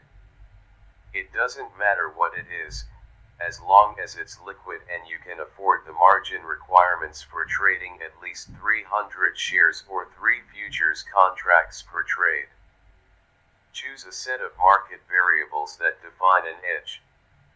This can be any trading system you want. The trading system or methodology you choose can be mathematical, mechanical, or visual, based on patterns in price charts. It doesn't matter whether you personally design the system or purchase it from someone else, nor do you need to take a long time or be too picky trying to find or develop the best or right system. This exercise is not about system development and it is not a test of your analytical abilities. In fact, the variables you choose can even be considered mediocre by most traders' standards, because what you are going to learn from doing this exercise is not dependent upon whether you actually make money. If you consider this exercise an educational expense, it will cut down on the amount of time and effort you might otherwise expend trying to find the most profitable edges. For those of you who might be wondering, I'm not going to make any specific recommendations about what system or variables you should use, because I assume that most of the people reading this book are already well schooled in technical analysis. If you need additional assistance, there are hundreds of books available on the topic, as well as system vendors who are more than willing to sell you their ideas. However, if you've made a genuine attempt to do this on your own but are still having problems picking a system, you can contact me at markdouglas.com or tradinginthezone.com and I will make some recommendations. Whatever system you choose to use has to fit within the following specifications. Trade entry. The variables you use to define your edge have to be absolutely precise. The system has to be designed so that it does not require you to make any subjective decisions or judgments about whether your edge is present. If the market is aligned in a way that conforms with the rigid variables of your system, then you have a trade. If not, then you don't have a trade. Period. No other extraneous or random factors can enter into the equation. Stop loss exit. The same conditions apply to getting out of a trade that's not working. Your methodology has to tell you exactly how much you need to risk to find out if the trade is going to work. There is always an optimum point at which the possibility of a trade not working is so diminished, especially in relationship to the profit potential, that you're better off taking your loss and getting your mind clear to act on the next edge. Let the market structure determine where this optimum point is, rather than using an arbitrary dollar amount that you are willing to risk on a trade. In any case, whatever system you choose, it has to be absolutely exact, requiring no subjective decision making. Again, no extraneous or random variables can enter into the equation. Time frame. Your trading methodology can be in any time frame that suits you, but all your entry and exit signals have to be in the same time frame. For example, if you use variables that identify a particular support and resistance pattern on a 30-minute bar chart, then your risk and profit objective calculations also have to be determined in a 30-minute time frame. However, trading in one time frame does not preclude you from using other time frames as filters. For example, you could have as a filter a rule that states you're only going to take trades that are in the direction of the major trend. There's an old trading axiom that the trend is your friend. It means that you have a higher probability of success when you trade in the direction of the major trend, if there is one. In fact, the lowest risk trade, with the highest probability of success, occurs when you are buying dips, support, in an uptrending market or selling rallies, resistance, in a downtrending market. To illustrate how this rule works, let's say that you've chosen a precise way of identifying support and resistance patterns in a 30-minute time frame as your edge. The rule is that you are only going to take trades in the direction of the major trend. A trending market is defined as a series of higher highs and higher lows for an uptrending market and a series of lower highs and lower lows for a downtrending market. The longer the time frame, the more significant the trend, so a trending market on a daily bar chart is more significant than a trending market on a 30-minute bar chart. Therefore, the trend on the daily bar chart would take precedence over the trend on the 30-minute bar chart and would be considered the major trend. To determine the direction of the major trend, look at what is happening on a daily bar chart. If the trend is up on the daily, you are only going to look for a sell-off or retracement down to what your edge defines as support on the 30-minute chart. That's where you will become a buyer. On the other hand, if the trend is down on the daily, you are only going to look for a rally up to what your edge defines as a resistance level to be a seller on the 30-minute chart. Your objective is to determine, in a downtrending market, how far it can rally on an intraday basis and still not violate the symmetry of the longer trend. In an uptrending market, your objective is to determine how far it can sell off on an intraday basis without violating the symmetry of the longer trend. There's usually very little risk associated with these intraday support and resistance points, because you don't have to let the market go very far beyond them to tell you the trade isn't working. Taking profits. Believe it or not, of all the skills one needs to learn to be a consistently successful trader, learning to take profits is probably the most difficult to master. A multitude of personal, often very complicated psychological factors, as well as the effectiveness of one's market analysis, enter into the equation. Unfortunately, sorting out this complex matrix of issues goes way beyond the scope of this book. I point this out so that those of you who might be inclined to beat yourselves up for leaving money on the table can relax and give yourselves a break. Even after you've acquired all the other skills, it might take a very long time before you get this one down pat. Don't despair. There is a way to Set up a profit-taking regime that at least fulfills the objective of the fifth principle of consistency. I pay myself as the market makes money available to me. If you're going to establish a belief in yourself that you're a consistent winner, then you will have to create experiences that correspond with that belief. Because the object of the belief is winning consistently, how you take profits in a winning trade is of paramount importance. This is the only part of the exercise in which you will have some degree of discretion about what you do. The underlying premise is that, in a winning trade, you never know how far the market is going to go in your direction. Markets rarely go straight up or straight down. Many of the Nasdaq Internet stocks in the fall of 1999 were an obvious exception to this statement. Typically, markets go up and then retrace some portion of the upward move, or go down and then retrace some portion of the downward move. These proportional retracements can make it very difficult to stay in a winning trade.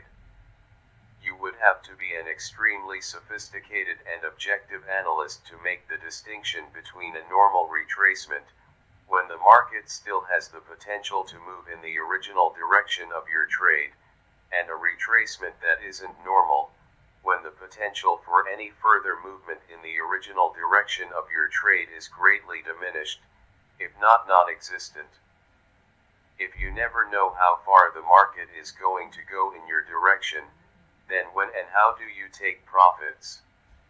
The question of when is a function of your ability to read the market and pick the most likely spots for it to stop. In the absence of an ability to do this objectively, the best course of action from a psychological perspective is to divide your position into thirds, or quarters, and scale out the position as the market moves in your favor. If you are trading futures contracts, this means your minimum position for a trade is at least 3 or 4 contracts. For stocks, the minimum position is any number of shares that is divisible by 3 or 4, so you don't end up with an odd lot order. Here's the way I scale out of a winning position. When I first started trading, especially during the first 3 years, 1979 through 1981, I would thoroughly and regularly analyze the results of my trading activities. One of the things I discovered was that I rarely got stopped out of a trade for a loss, without the market first going at least a little way in my direction. On average, only 1 out of every 10 trades was an immediate loser that never went in my direction. Out of the other 25 to 30% of the trades that were ultimately losers, the market usually went in my direction by 3 or 4 ticks before revising and stopping me out. I calculated that if I got into the habit of taking at least a third of my original position off every time the market gave me those 3 or 4 ticks, at the end of the year the accumulated winnings would go a long way towards paying my expenses. I was right. To this day, I always, without reservation or hesitation, take off a portion of a winning position whenever the market gives me a little to take. How much that might be depends on the market. It will be a different amount in each case. For example, in Treasury bond futures, I take a third of my position off when I get 4 ticks. In the S&P futures, I take a third off for a profit of 1.5 to 2 full points. In a bond trade, I usually don't risk more than 6 ticks to find out if the trade is going to work. Using a 3-contract trade as an example, here's how it works. If I get into a position and the market immediately goes against me without giving me at least 4 ticks first, I get stopped out of the trade for an 18-tick loss, but as I've indicated, this doesn't happen often. More likely, the trade goes in my favor by some small amount before becoming a loser. If it goes in my favor by at least 4 ticks, I take those 4 ticks on one contract. What I have done is reduce my total risk on the other 2 contracts by 10 ticks. If the market then stops me out of the last 2 contracts, the net loss on the trade is only 8 ticks. If I don't get stopped out on the last 2 contracts and the market moves in my direction, I take the next third of the position off at some predetermined profit objective. This is based on some longer time frame support or resistance, or on the test of a previous significant high or low. When I take profits on the second third, I also move the stop loss to my original entry point. Now I have a net profit on the trade regardless of what happens to the last third of the position.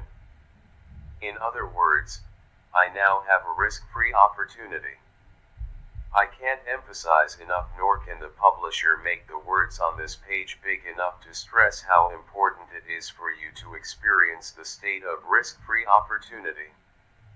When you set up a situation in which there is risk-free opportunity, there's no way to lose unless something extremely unusual happens, like a limit up or limit down move through your stop.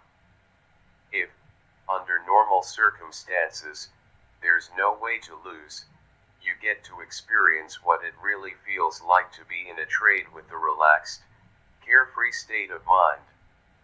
To illustrate this point, imagine that you are in a winning trade.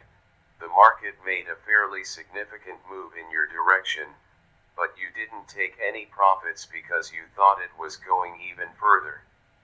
However, instead of going further, the market trades all the way back to or very close to your original entry point.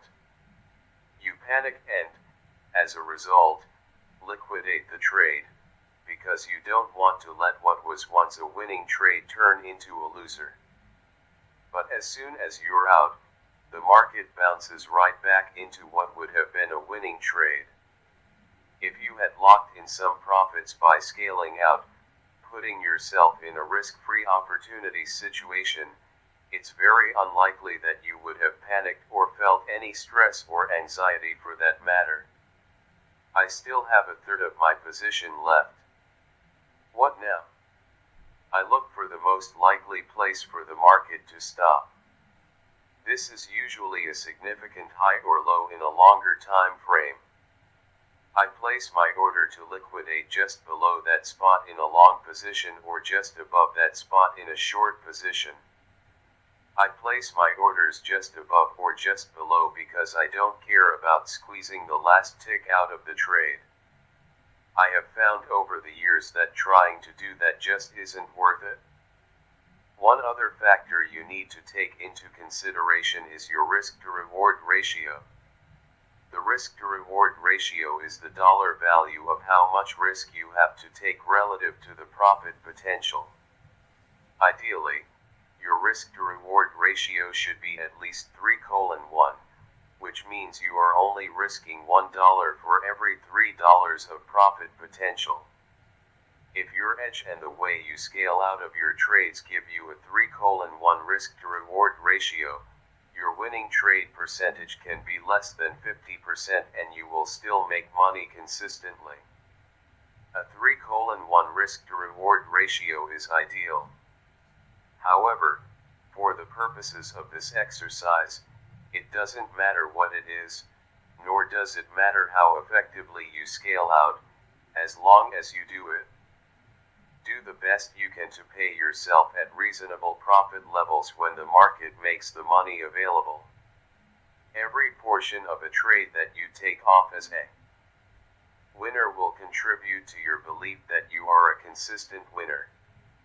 All the numbers will eventually come into better alignment as your belief in your ability to be consistent becomes stronger. Trading in sample sizes. The typical trader practically lives or dies, emotionally, on the results of the most recent trade. If it was a winner, he'll gladly go to the next trade. If it wasn't, he'll start questioning the viability of his edge.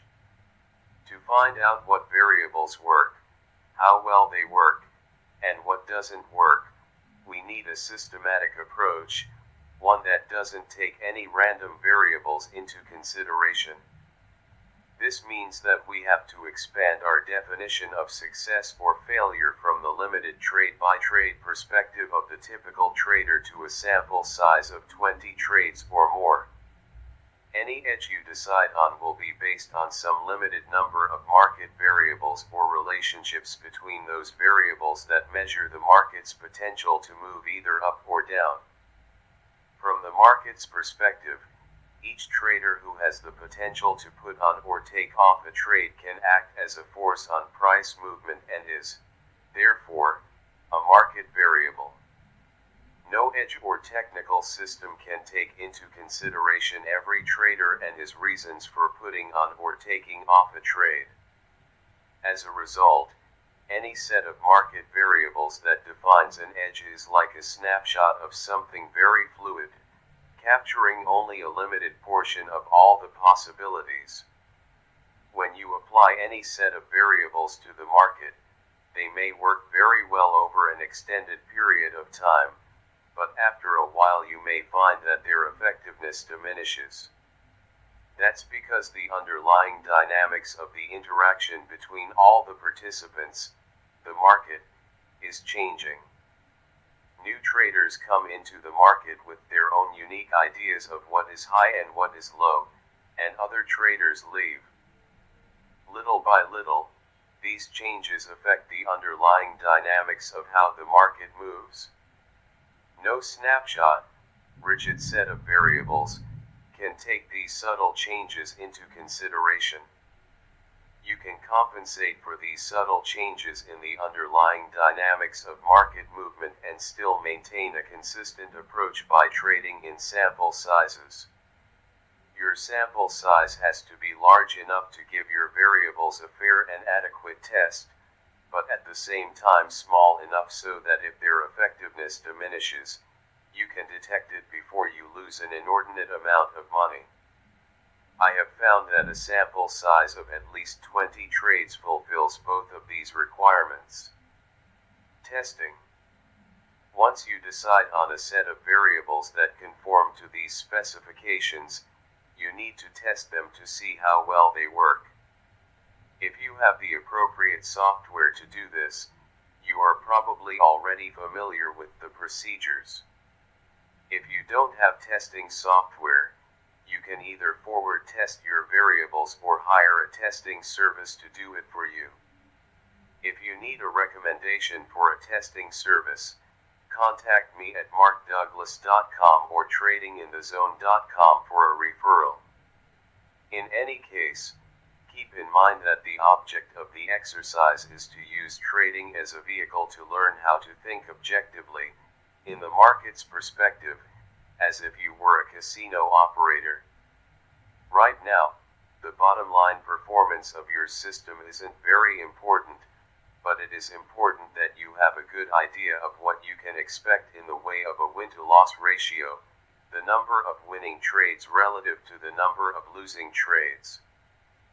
For your sample size, accepting the risk.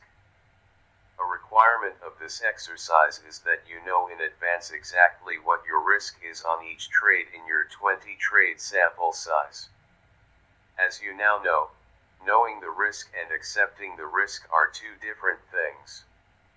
I want you to be as comfortable as possible with the dollar value of the risk you are taking in this exercise.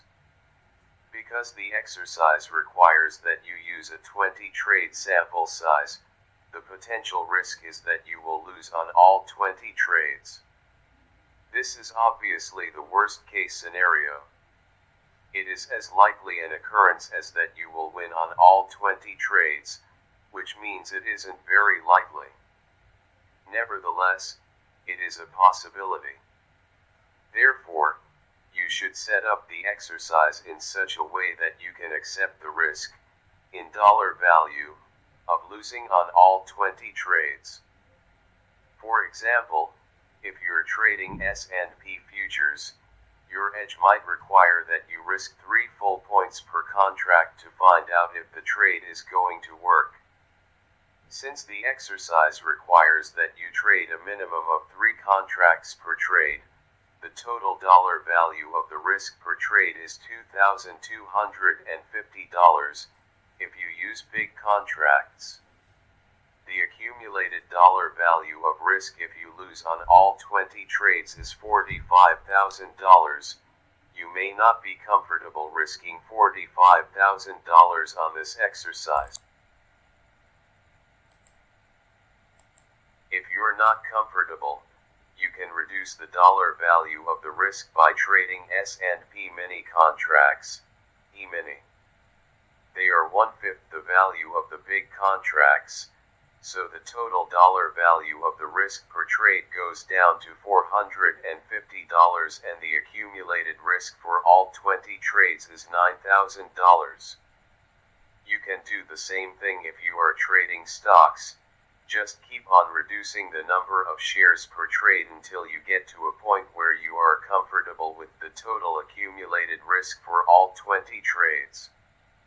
What I don't want you to do is change your established risk parameters to satisfy your comfort levels.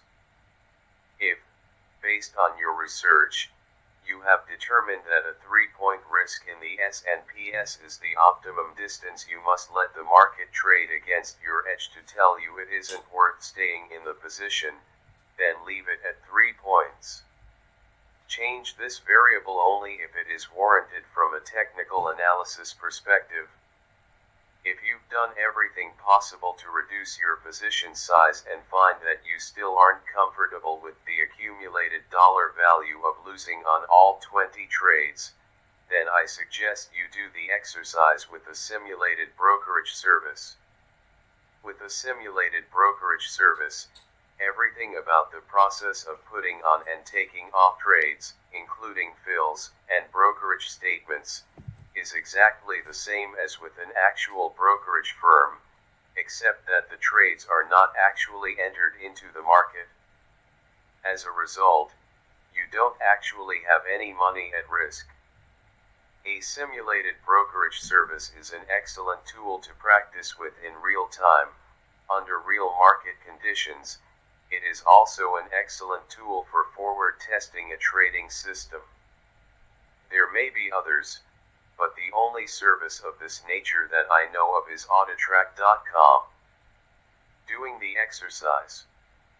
When you have a set of variables that conforms to the specifications described, you know exactly what each trade is going to cost to find out if it's going to work. You have a plan for taking profits, and you know what you can expect as a win-loss ratio for your sample size. Then you are ready to begin the exercise. The rules are simple. Trade your system exactly as you have designed it. This means you have to commit yourself to trading at least the next 20 occurrences of your edge, not just the next trade or the next couple of trades, but all 20, no matter what. You cannot deviate, use or be influenced by any other extraneous factors, or change the variables that define your edge until you have completed a full sample size. By setting up the exercise with rigid variables that define your edge, relatively fixed odds, and a commitment to take every trade in your sample size, you have created a trading regime that duplicates how a casino operates. Why do casinos make consistent money on an event that has a random outcome? Because they know that over a series of events, the odds are in their favor. They also know that to realize the benefits of the favorable odds, they have to participate in every event. They can't engage in a process of picking and choosing which hand of blackjack, spin of the roulette wheel, or roll of the dice they are going to participate in, by trying to predict in advance the outcome of each of these individual events. If you believe in the 5 fundamental truths and you believe that trading is just a probability game, not much different from pulling the handle of a slot machine, then you'll find that this exercise will be effortless because your desire to follow through with your commitment to take every trade in your sample size and your belief in the probabilistic nature of trading will be in complete harmony. As a result, there will be no fear, resistance, or distracting thoughts. What could stop you from doing exactly what you need to do, when you need to do it, without reservation or hesitation? Nothing. On the other hand, if it hasn't already occurred to you, this exercise is going to create a head-on collision between your desire to think objectively in probabilities and all the forces inside you that are in conflict with this desire. The amount of difficulty you have in doing this exercise will be in direct proportion to the degree to which these conflicts exist. To one degree or another, you will experience the exact opposite of what I described in the previous paragraph. Don't be surprised if you find your first couple of attempts at doing this exercise virtually impossible. How should you handle these conflicts? Monitor yourself and use the technique of self-discipline to refocus on your objective. Write down the 5 fundamental truths and the 7 principles of consistency, and keep them in front of you at all times when you are trading. Repeat them to yourself frequently, with conviction. Every time you notice that you are thinking, saying, or doing something that is inconsistent with these truths or principles, acknowledge the conflict. Don't try to deny the existence of conflicting forces. They are simply parts of your psyche that are, understandably, arguing for their versions of the truth. When this happens, refocus on exactly what you are trying to accomplish.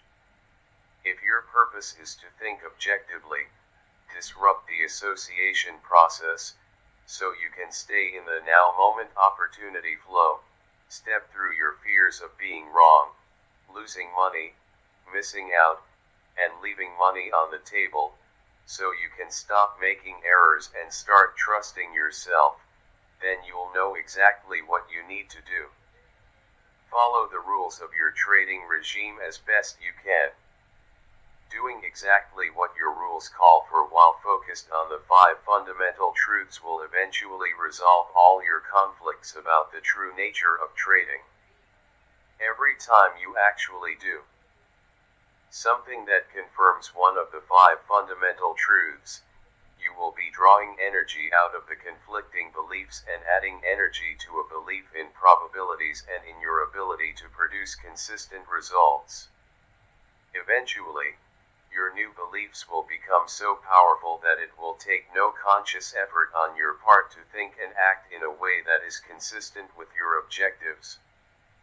You will know for sure that thinking in probabilities is a functioning part of your identity when you will be able to go through one sample size of at least 20 or more trades without any difficulty, resistance, or conflicting thoughts distracting you from doing exactly what your mechanical system calls for. Then, and only then, will you be ready to move into the more advanced subjective or intuitive stages of trading. A final note. Try not to prejudge how long it will take before you can get through at least one sample size of trades, following your plan without deviation, distracting thoughts, or hesitation to act. It will take as long as it takes. If you wanted to be a professional golfer, it wouldn't be unusual to dedicate yourself to hitting 10,000 or more golf balls until the precise combination of movements in your swing were so ingrained in your muscle memory that you no longer had to think about it consciously. When you're out there hitting those golf balls, you aren't playing an actual game against someone or winning the big tournament. You do it because you believe that skill acquisition and practice will help you win. Learning to be a consistent winner as a trader isn't any different. I wish you great prosperity, and would say good luck, but you really won't need luck if you work at acquiring the appropriate skills. Attitude survey. To make money as a trader, you have to know what the market is going to do next. Agree, disagree. Sometimes I find myself thinking that there must be a way to trade without having to take a loss. Agree, disagree. Making money as a trader is primarily a function of analysis. Agree, disagree. Losses are an unavoidable component of trading. Agree, disagree. My risk is always defined before I enter a trade. Agree, disagree. In my mind, there is always a cost associated with finding out what the market may do next. Agree, disagree. I wouldn't even bother putting on the next trade if I wasn't sure that it was going to be a winner. Agree, disagree. The more a trader learns about the markets and how they behave, the easier it will be for him to execute his trades. Agree, disagree. My methodology tells me exactly under what market conditions to either enter or exit a trade. Agree, disagree.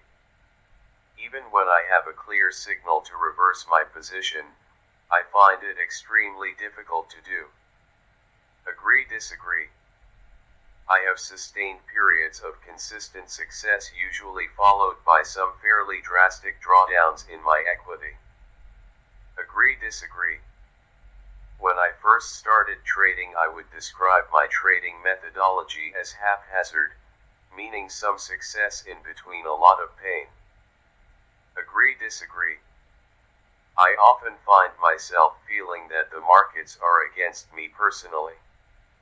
Agree, disagree. As much as I might try to let go, I find it very difficult to put past emotional wounds behind me. Agree, disagree.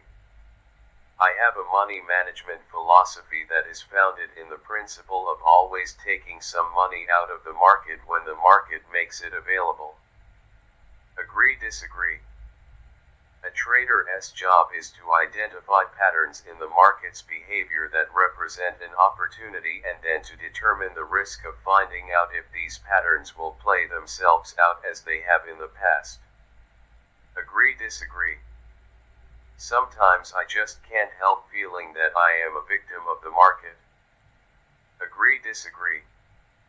When I trade, I usually try to stay focused in one time frame. Agree, disagree. Trading successfully requires a degree of mental flexibility far beyond the scope of most people. Agree, disagree. There are times when I can definitely feel the flow of the market. However, I often have difficulty acting on these feelings. Agree, disagree. There are many times when I am in a profitable trade and I know the move is basically over, but I still won't take my profits. Agree, disagree. No matter how much money I make in a trade, I am rarely ever satisfied and feel that I could have made more. Agree, disagree. When I put on a trade, I feel I have a positive attitude. I anticipate all of the money I could make from the trade in a positive way. Agree, disagree. The most important component in a trader's ability to accumulate money over time is having a belief in his own consistency. Agree, disagree. If you were granted a wish to be able to instantaneously acquire one trading skill, what skill would you choose? I often spend sleepless nights worrying about the market. Agree, disagree. Do you ever feel compelled to make a trade because you are afraid that you might miss out? Yes, no. Although it doesn't happen very often, I really like my trades to be perfect. When I make a perfect call, it feels so good that it makes up for all of the times that I don't. Agree, disagree. Do you ever find yourself planning trades you never execute, and executing trades you never planned? Yes, no. In a few sentences, explain why most traders either don't make money or aren't able to keep what they make.